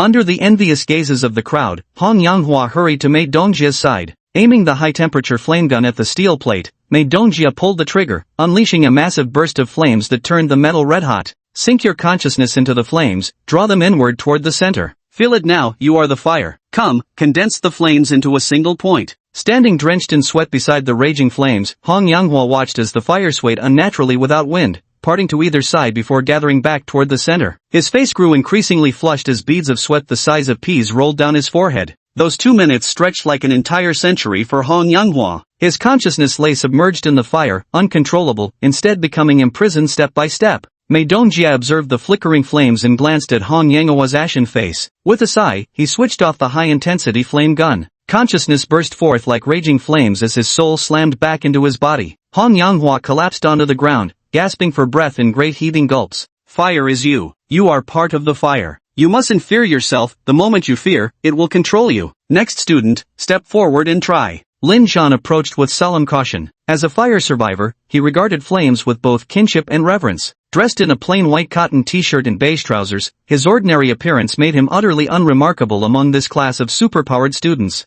They were all young people, and seeing Mei Dongjie's actions, his eyes sparkled with eagerness as he stepped forward to stand beside Mei Dongjie. Noticing his approach, Mei Dongjie activated the high flame gun once again. Lin Luxiu's demeanor instantly transformed at the sight of the flames. Everyone present could distinctly sense his released energy taking on a tangible form, immediately and forcefully engulfing the fire. A second-tier potion-powered superhuman's energy output is relatively limited. It's only upon reaching the third tier that one can emit noticeable, substantive pressure. But second-stage self-awakened ability users are already exceptionally powerful. Lin Meng's ability, which awakens spontaneously under peculiar circumstances, directly reached the second stage upon awakening. The output intensity of his ability was already on par with that of Mei Dongjie, a third-stage ability user who had awakened and upgraded through serum enhancement. Under his forceful control, the flames visibly grew more concentrated until the intensely condensed high-temperature fire shot toward the steel plate, burning a hole straight through it. Excellent! Mei Dongjie clapped enthusiastically. No wonder you're the little hero who led over 100 people out of that fire. With a bit more training, you'll be able to perform this feat purely with your own ability output, without relying on the heat gun anymore.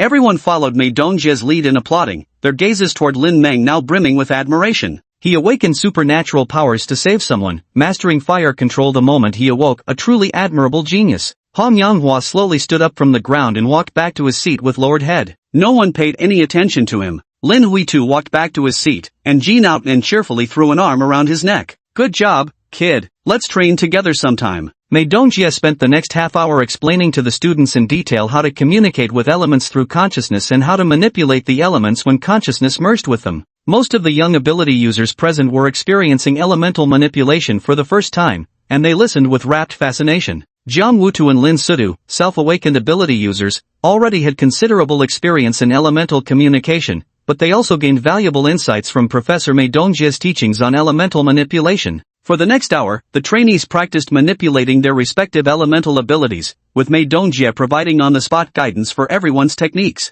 Jin Outyan held a metal plate, straining to bend it into shape. Beads of sweat covered his handsome face. Finally, the metal plate twisted into an odd, undesired form. Jin Outyan's brows furrowed tightly in frustration. Jiang Wutu cradled a flower pot filled with soil. The earth inside first wriggled, then grew into a miniature mountain peak. Then, the peak shook off excess dirt, transforming into a rough, uneven wall of earth. Slowly, the wall's surface smoothed out, its shape becoming more regular until it finally collapsed sideways into the pot, a flat, rectangular block of compacted soil. Chapter 85, Superpower Control. Ding Yuanyi immersed his consciousness into the water, concentrating and compressing a small stream of liquid. He maneuvered this tiny current, making it swim like a fish in the water basin. This was a kind of game he had never played before. At level 1 and 2, the superpower control action he performed most often was using his abilities to stir a basin of dirty laundry. During the apocalypse, electricity couldn't be obtained normally. Aside from providing purified water for the base, his superpowers were mostly used as a washing machine to clean clothes for combat personnel. Mei Dongjie maintained his aloof demeanor while observing everyone's training progress. When passing by Ding Yuanyi and Jiang Wutu, he gave an almost imperceptible nod of approval.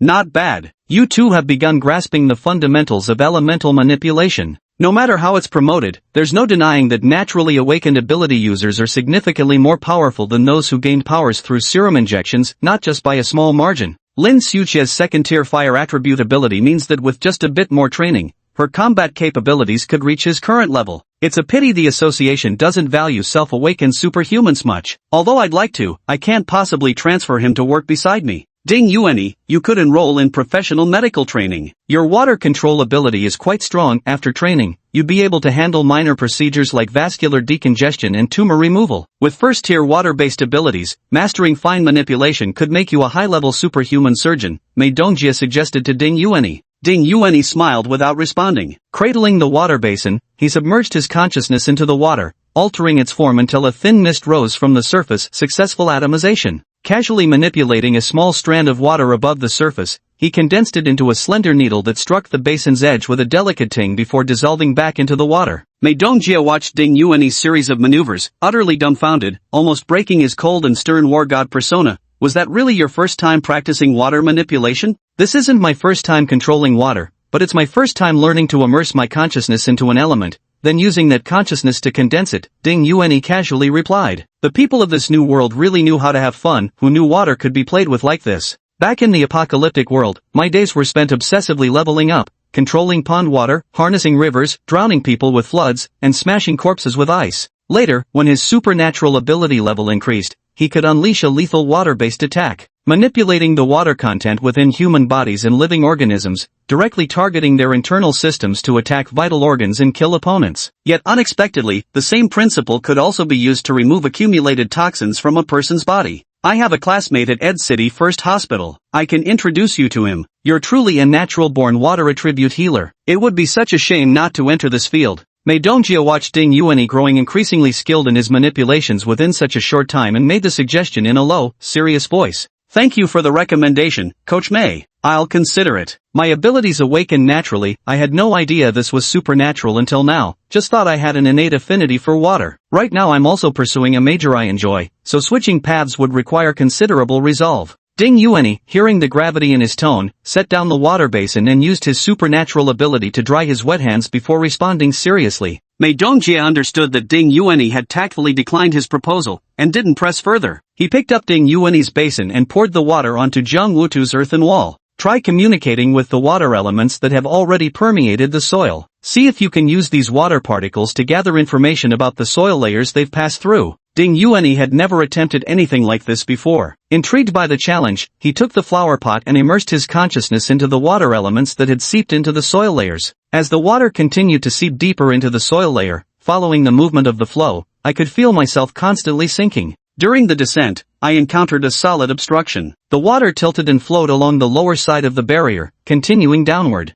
It was a strange sensation moving through the soil with the water, surrounded by earth that varied in density, loose and tight in turns. There's a rock here. Ding Yuanyi pointed to the obstruction. Jiang Wutu manipulated the soil in the basin, pushing the rock out from the bottom. Both Ding Yuanyi and Jiang Wutu burst into laughter. Every individual who awakens their supernatural abilities on their own is a genius. Unfortunately, the association doesn't have cultivation techniques tailored for self-awakened ability users, so your progress in leveling up will be more challenging. However, you can focus on honing your operational skills. Those like you tend to excel more easily in the field of fine control compared to those who awaken through serums. Mei Dongjie stood with a stern face beside Ding Yuanyi and Jiang Wutu, yet spoke words of encouragement. Jin Outyan rested for a while before pushing forward with renewed vigor. He finally managed to twist the steel plate into the shape of an abstract sculpture, now sitting in his spot catching his breath. Mei Dongjie cast a satisfied glance at Jin Outyan. Excellent. Mastering the potion activation and control on your first attempt, you're clearly gifted as well.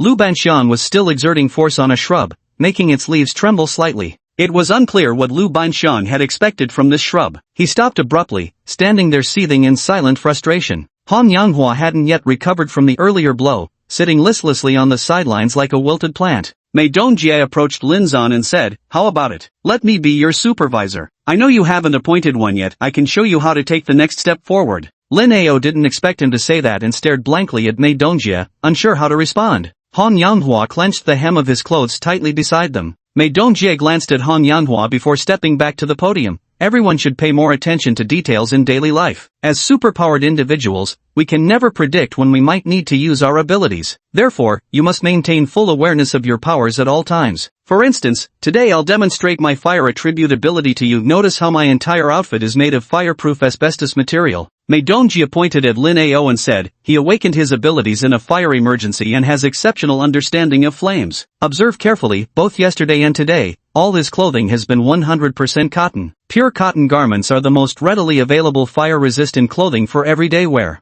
Other types of abilities don't have obvious destructive effects, but the same precautions should be taken. For example, those with metal-based abilities prefer wearing leather jackets to prevent tearing their clothes during ability activation when the fabric's too thin. So what should we wood element and earth element folks pay attention to when dressing? Lu Banxian gave up struggling with that shrub and asked curiously, "Don't wear light-colored clothes. You too tend to get covered in green plant juices." Mei Dongjie glanced at Jiang Wutu, "and dirt." Ha ha ha. Everyone laughed heartily, happily concluding their first superpower practice class. Chapter 86 After Class. Returning to the dormitory after the practical class, Jiang Wutu was positively buzzing with excitement. For the first time, he realized that the supernatural abilities he hadn't even figured out how he acquired could be utilized in such diverse and creative ways. It thrilled him to the core. Noticing Ding Yuanyi's composed expression, he worried his chattering might disturb the other young man. Ding Yuan noticed his hesitant expression. "If you're excited and have something to say, then speak up." I truly never imagined my consciousness could exist within soil. Back home, I'd greet and communicate with my fields, and they'd respond to me in their own way. But today, when my consciousness merged with that small clump of earth,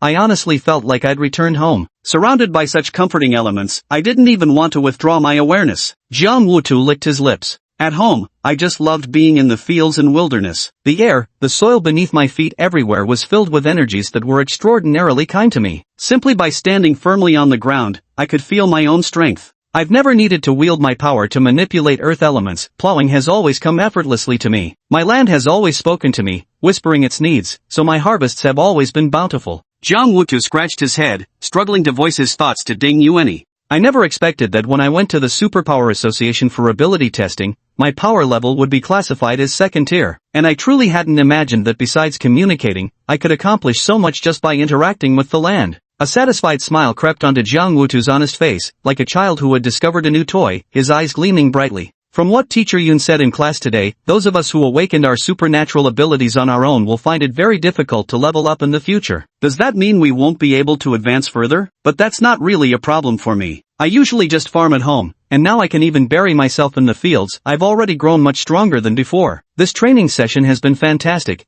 teaching me so many new things. He rarely spoke so much at once. After finishing, he looked at Ding Yuanyi, his face brimming with unrestrained joy. Ding Yuanyi gave Jiang Wutu a deep look. This young man possessed astonishing talent, no less than that of Lin Ping, with limitless potential for growth. Is this world deliberately misleading those who awaken their abilities on their own? Are they afraid this group's power might grow too quickly for the authorities to control? We'll talk after the training is over. It's a long story. Ding Yuanyi thought of Gu Qinzhou and Cheng Shelian. These were all espers whose talents far surpassed his own. Had they undergone the trials of battle during the apocalypse, they could have grown into high-ranking combat personnel for major bases. But in this peaceful era, their extraordinary talents aren't needed by contemporary society. What a genuine waste. Do you have a monitor yet? Ding Yuan suddenly spoke up. Not yet. At the time they asked if I wanted to join the Supernatural Association as a full-time peacekeeper, but I refused. I don't know anything, I'm more suited to farming at home. Jiang Wutu didn't have many grand thoughts. In his brief 19 years of life, he'd spent all his remembered days growing up honestly working the fields.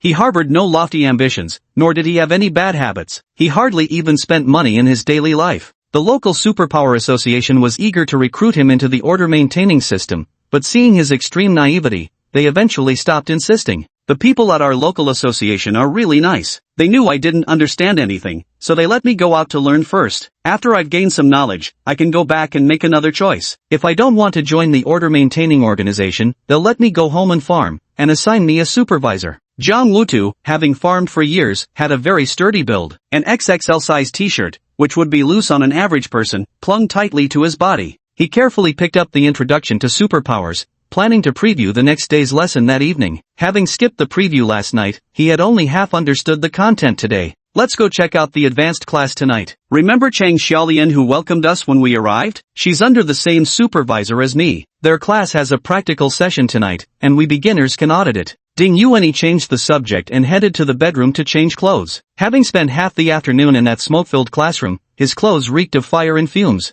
Alright, Ding Yuan, let's go together. Today really felt like something straight out of a movie. Jiang Wutu chuckled. Though not particular about what he wore, he was fundamentally a clean kid. He took a clean set of clothes from the wardrobe, ready to freshen up before heading out. At 6 in the evening, Chang Xiaolian went upstairs and knocked on the doors of Ding Yuan and Jiang Wutu. Chang Xiaolian wore a simple white t-shirt, a knee-length floral skirt, short socks with sneakers, and her long hair tied into twin ponytails. Knowing it was impolite to keep staring at a girl, Jiang Wutu struggled for quite a while before finally managing to tear his gaze away from her. The three of them arrived together at the first-floor dining hall. Quite a few people were already there, sitting in small groups, with Jin Outyan undoubtedly being the most dazzling presence. The radiant Jin Outyan was chatting enthusiastically with Lin Xanda, while Lin Junyu curiously observed the equally animated Lu Benxiang. Manhua sat somewhat awkwardly on the other side of Jin Outyan, wearing a gloomy expression and barely speaking. Chang Xiaolian greeted Jin Outyan with a sweet smile. When his gaze lingered on the innocent and adorable Chang Xiaolian a few seconds longer than usual, she couldn't help feeling secretly pleased by this special attention. Though these aristocrats' personalities weren't particularly likable, at least their taste remained impeccable. In her good mood, even Chang Xiaolian's dimples appeared deeper than usual. The three exchanged greetings and walked toward another table nearby. Xiaolian is an experienced superhuman. Feel free to ask her any questions, Ding Yuan instructed Jiang Wutu before heading toward the food station. Xiao Cheng Lian, what's the nature of your supernatural ability? Jiang Wutu intended to sit beside Chang Xiaolian, but upon seeing the girl's sweet smile, he hesitated and settled opposite her instead. Ding Yuan handed Jiang Wutu a large plate of roasted meat, brought Chang Xiaolian a bowl of silver ear mushroom soup, and took a plate of shrimp for himself. I'm 2 years older than you, so you should call me sister. I'm a power-type ability user. Taking the silver ear mushroom soup, Chang Xiaolian tilted her phoenix-like eyes to peek at Ding Yuan, a smile brimming with gratitude as she said thank you. Power type? Jiang Wutu didn't grasp the concept of this attribute, and glancing at Chang Xiaolian's petite figure, he didn't give much thought to this supposed classification. Yeah, really. You look tall and strong, but I might actually be stronger than you. But don't go telling anyone. Chang Xiaolian bit her lower lip, looked down to scoop a spoonful of tremella mushroom, then set it aside. Raising her eyes, she blinked shyly at Jiang Wutu. The girl before him was truly beautiful beyond words. Holding a plate of roasted meat, Jiang Wutu felt his heart pounding so loud he momentarily forgot to speak, even forgot to eat his meat.